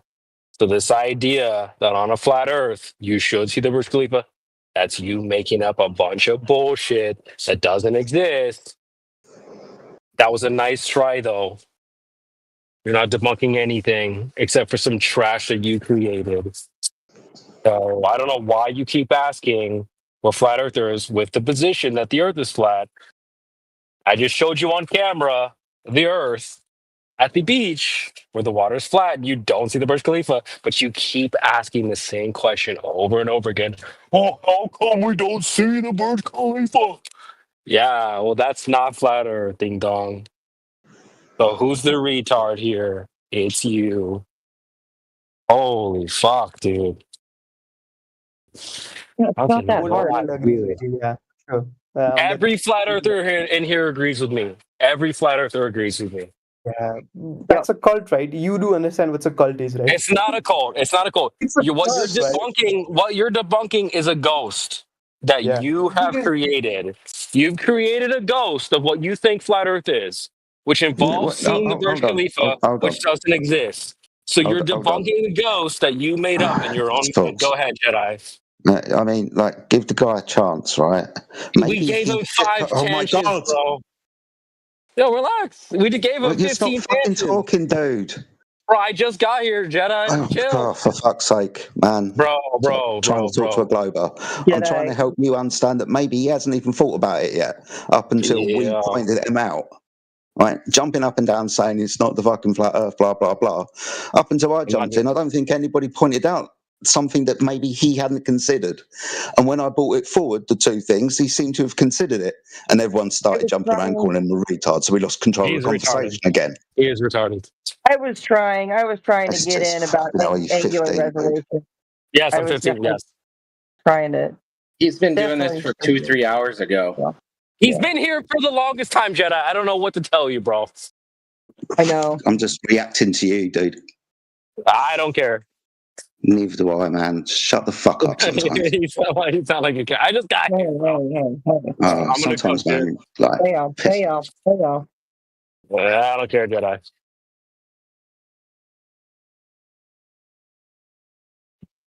Bro's not understanding how his eyeballs work. He needs to go study up on how his eyeballs work.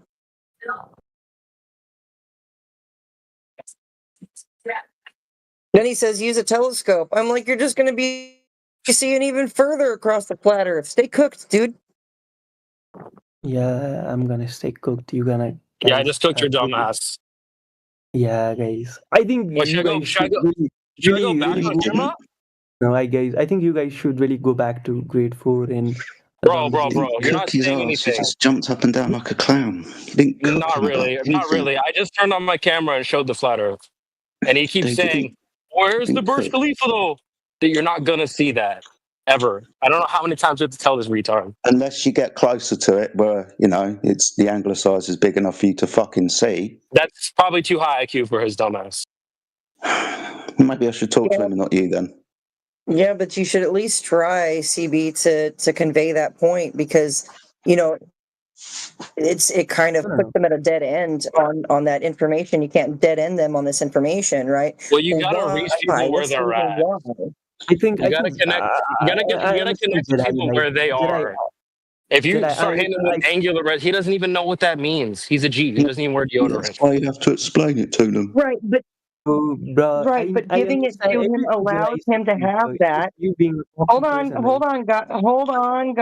Hold on. But giving him that information allows him to go, okay, angular and resolution. I can go look these things up, right? I can start figuring it out. But if you don't give him that information, how is he going to even do that? I know He's just gonna keep frustrating as spamming hell. the same question over and over again, just like he spammed earlier. I don't know if you were here, Jedi. Kept spamming over and over. Yeah, I know you don't care. He just kept spamming over and over again. Why don't you just go straight? We told him 15,000 times by 15 different flat earthers, it's not possible. He's like, but like if you just go straight, then you'll. I mean, this guy's a retard. You can't go straight. He's been here for hours. He's been here for hours doing the same shit. We're just gonna start slapping him around and making fun of him.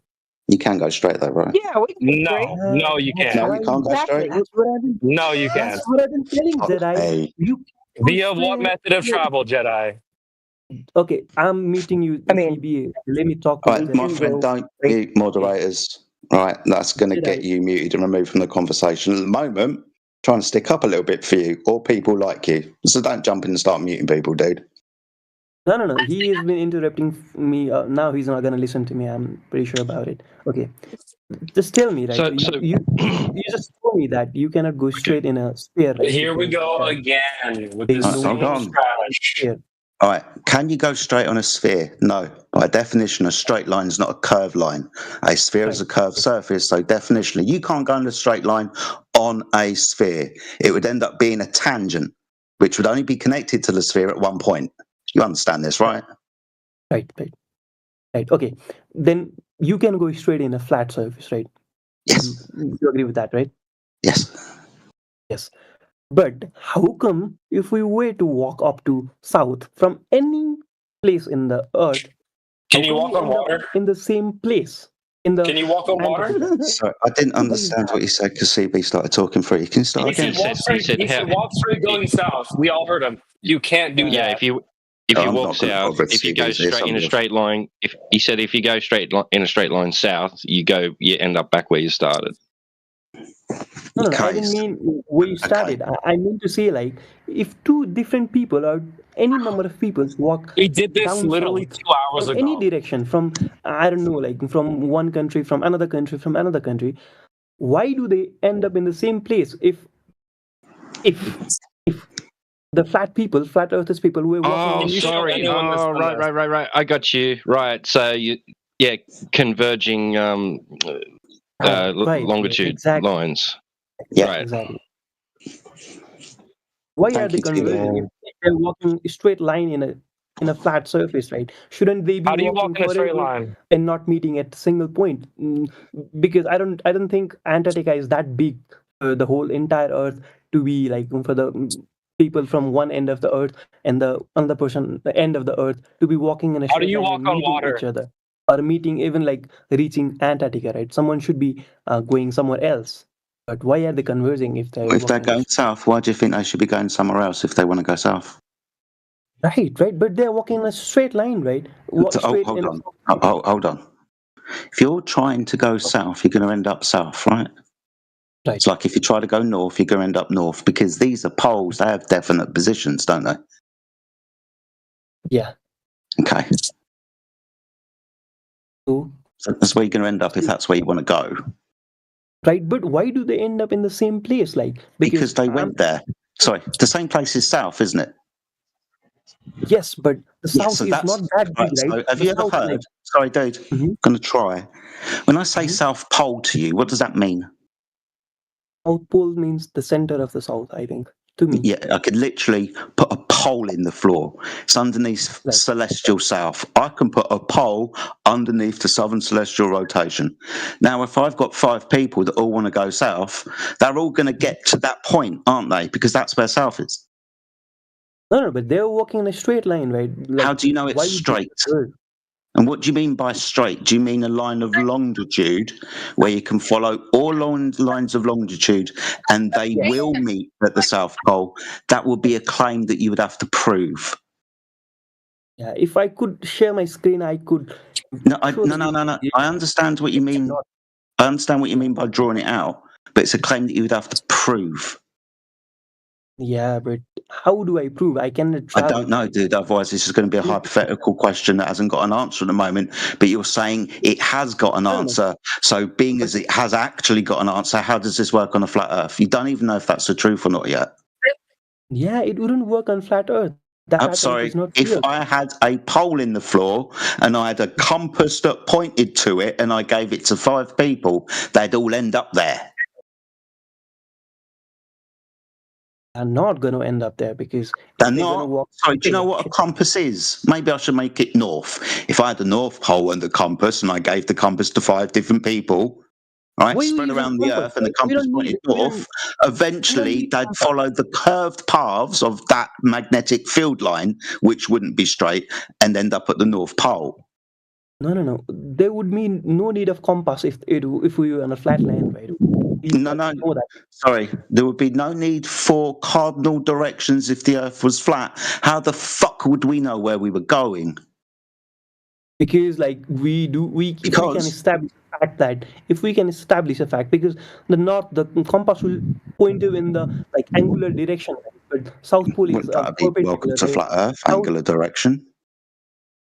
You see, right? Angles are flat Earth measurements, dude. Yes, that's what I mean, right? Compass changes the direction, right? So that means we are changing the angle, right? But the South Pole, North Pole, and East Poles are 90-degree apart from each other, right?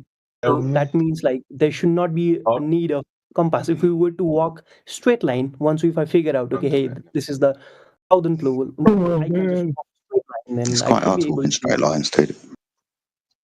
Bro, this dude, just wait. If you have a question, just wait, please. Thank you.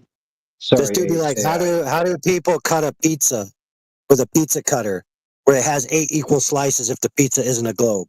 Like, that's the level we're dealing with here. That's the retard. That's not the question that I'm talking about. If you think that's the question, He did say he'd wind up in Antarctica if he went north. That was pretty funny. Because pizza is not a sphere, right? It's a circle, so you cannot comprehend that, right? So how do you go in a straight line on a pizza, right? circle? But if we I were want to show the picture. I have a picture. I want to share it. With somebody. Can I share this picture with somebody? What's it of? That pizza idea is a good idea. Of what you are discussing. Dude, we literally had this exact same conversation with this guy over an hour ago for like an hour, and he still doesn't get it. So you guys can't assume that we don't understand or that we weren't ever exposed to these ideas and what you are talking about, because we were raised with similar education. Okay, so we understand the claims, and we understand, we've seen a globe, and we've seen the longitude and latitude lines on a globe, right? So all this is not unfamiliar to us. Okay. Yeah, but I guess there is a comprehension issue, right? At least it's on maybe your part. on your end or maybe on my end, but there is still, on your part, there is a comprehension issue. Maybe it's on your part, yeah. All right, Gonpachiro, post a graphic that explains what you're saying, because there's. How can I post I don't know, dude. DM it to me and I'll post it for you. Post a graphic that shows what you're saying, why it doesn't work on a flat Earth, or draw a picture. That way we have something to work with here, rather than just your words. Yes. Okay, let me grab my MS Paint for you. Brilliant idea. Okay. Not online editor. I have to do Canva. I can also send you an image because I think I know what he's trying to say. So you can have a look at that first, and then you can. I think that's what he's trying to say. Yay. Yep. All right, so we got a globe whisperer over here.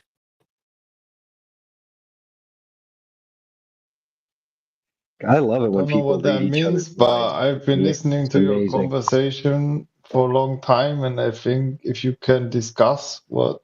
Holy crap, dude! Dude, post a picture or DM it to someone so they can post it, so we can move on here. Oh, I'm drawing, Goodness right? sake. I'm drawing. It takes time, right? I'm drawing. Hey, bro, you're drawing. I can give you a picture, Jin, whatever your name is. Hey, dudes, can we not be all stupid here? Whoever just said they have a picture, DM it to one of us who's a mod here, if you don't have posting perm, so we can get it posted sometime this year, please. Before I die would be nice. You need to add me as a friend, my friend, or something. Nigga, just send it, bro. To whom? Somebody has to accept my friend request. My name's Jedi. Just send it to me, please. Jedi? Yes, mate.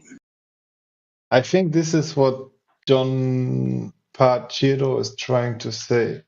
Okay, give me a couple of moments and I'll post it in the side chat for you. I think this is what he means.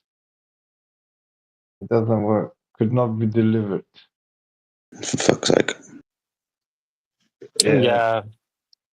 It's probably the as a muscle equidistant map. Oh, I think you need to add a friend. Yeah. Give me 2 seconds, mate. Mock me for this design, but okay. Does it make sense?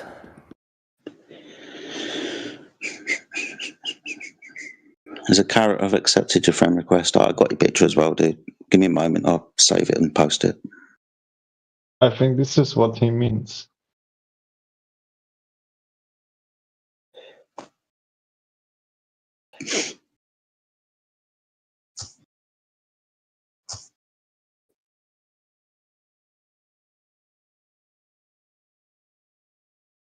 I want to see this shit.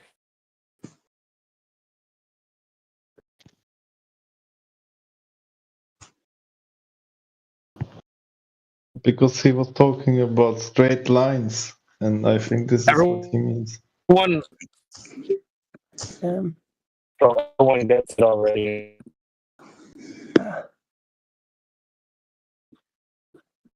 Yeah, okay. I'm not gonna. Posted your picture in the side chat. Sorry to interrupt. I cannot post it. I will send it to you today. Let me unmute the CB.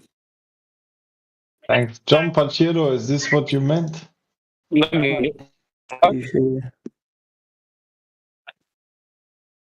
Because you said about straight line a lot. I have to draw a proper one, otherwise you guys will not understand it. How to draw. Is it not Okay, let's just let me.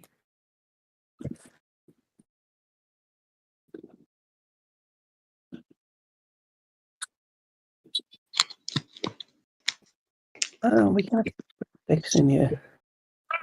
What the fuck, dude? You're giving Demon Slayer a bad name, bro. I posted for you. I was watching your link before. That's the picture. It's the line of longitude. All right. He really thinks we don't get what he's saying. That's crazy. Jedi, I posted for you. That was he posting before. Cheers, man. Thank you.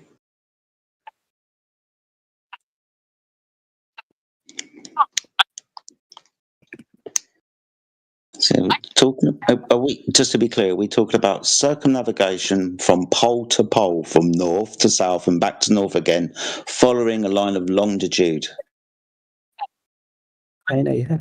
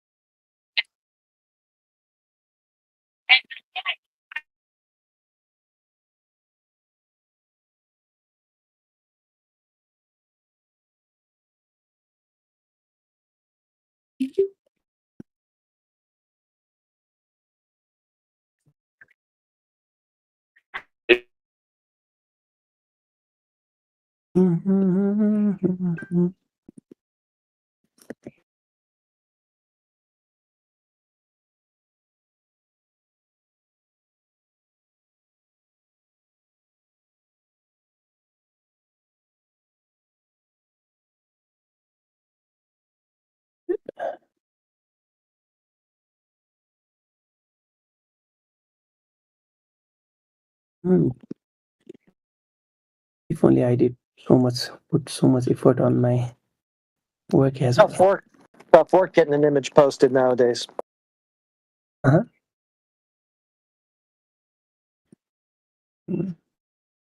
What kind of image are you trying to post? Yeah, I'm trying to make it as comprehensive as possible. He's not trying to post it. He's in the middle of creating it. Oh, okay. I shall wait in anticipation. Nice one, AI. Long time no see. Welcome. Glad to see you there. Just come out of the Gem Panda server. Just returned from the Gem Panda server, and I bring you victor. We are victorious. Okay, we are victorious once again from the Gem Panda server. I mean, going over there is an L anyway. Mic check. Y'all can hear me? I can hear you. Welcome. Who do I send to? Loud and clear. Don Pachiro, can you hear me, buddy? Jen? Hi, Jen. Yeah, how you doing? Today I'm sending an image. Upload file. Where is it? Stop. Yeah, let's see. Don Pachiro, can you hear me? Yes, Don I Pachiro, can you hear me? Yeah. Okay, cool. Yeah, is that Jenna? Is that Jenna? Yeah, welcome, Jenna. Nice to hear your voice again. Yes, good to hear you, Jen. Yeah, good to hear you too. Yeah, you got it sussed. We're going to have these Globers when they come in. We've got it. The dynamic duo. Yes, it will be working well. Jera, I cannot send a message to you. Who do I send it to? Send it to anyone you like. Send it to Jin. Send it to Send it to Jenna. Send it to Christian. CB if you Who want. has- You Send have it to unmuted CB. CB. CB is gonna roast me before I send the image.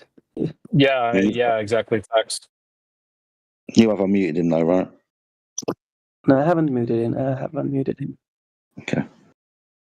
Yeah. I still cannot. Your message could not be delivered. This is usually because you don't share server with the recipient or the recipient. Yeah. Blah blah blah. Send me a friend request or Okay, yeah, let me show you this request. Hey guys, and my first thing, okay, I'm not here to change you guys' belief. Just I'm here You to need to improve my change your beliefs. No, I won't. I'm not here for that as well. Very ambitious. No. You need to change I'm- your own beliefs, bro. No, you can try, but yeah, I'm pretty rigid on that. No, it's on you. Yeah, for sure. Let me show you the answers. I don't know, brother. We went over this already. It's not curving, brothers.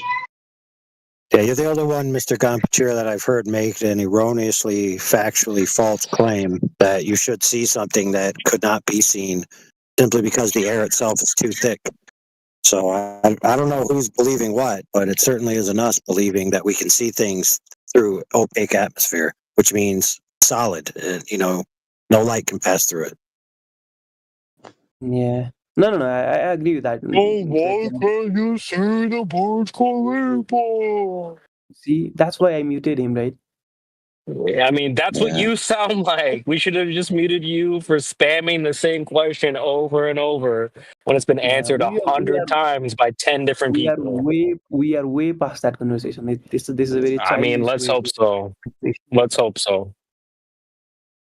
But somehow we're back on the same conversation that you had literally 2 hours ago that got roasted to a smithereen.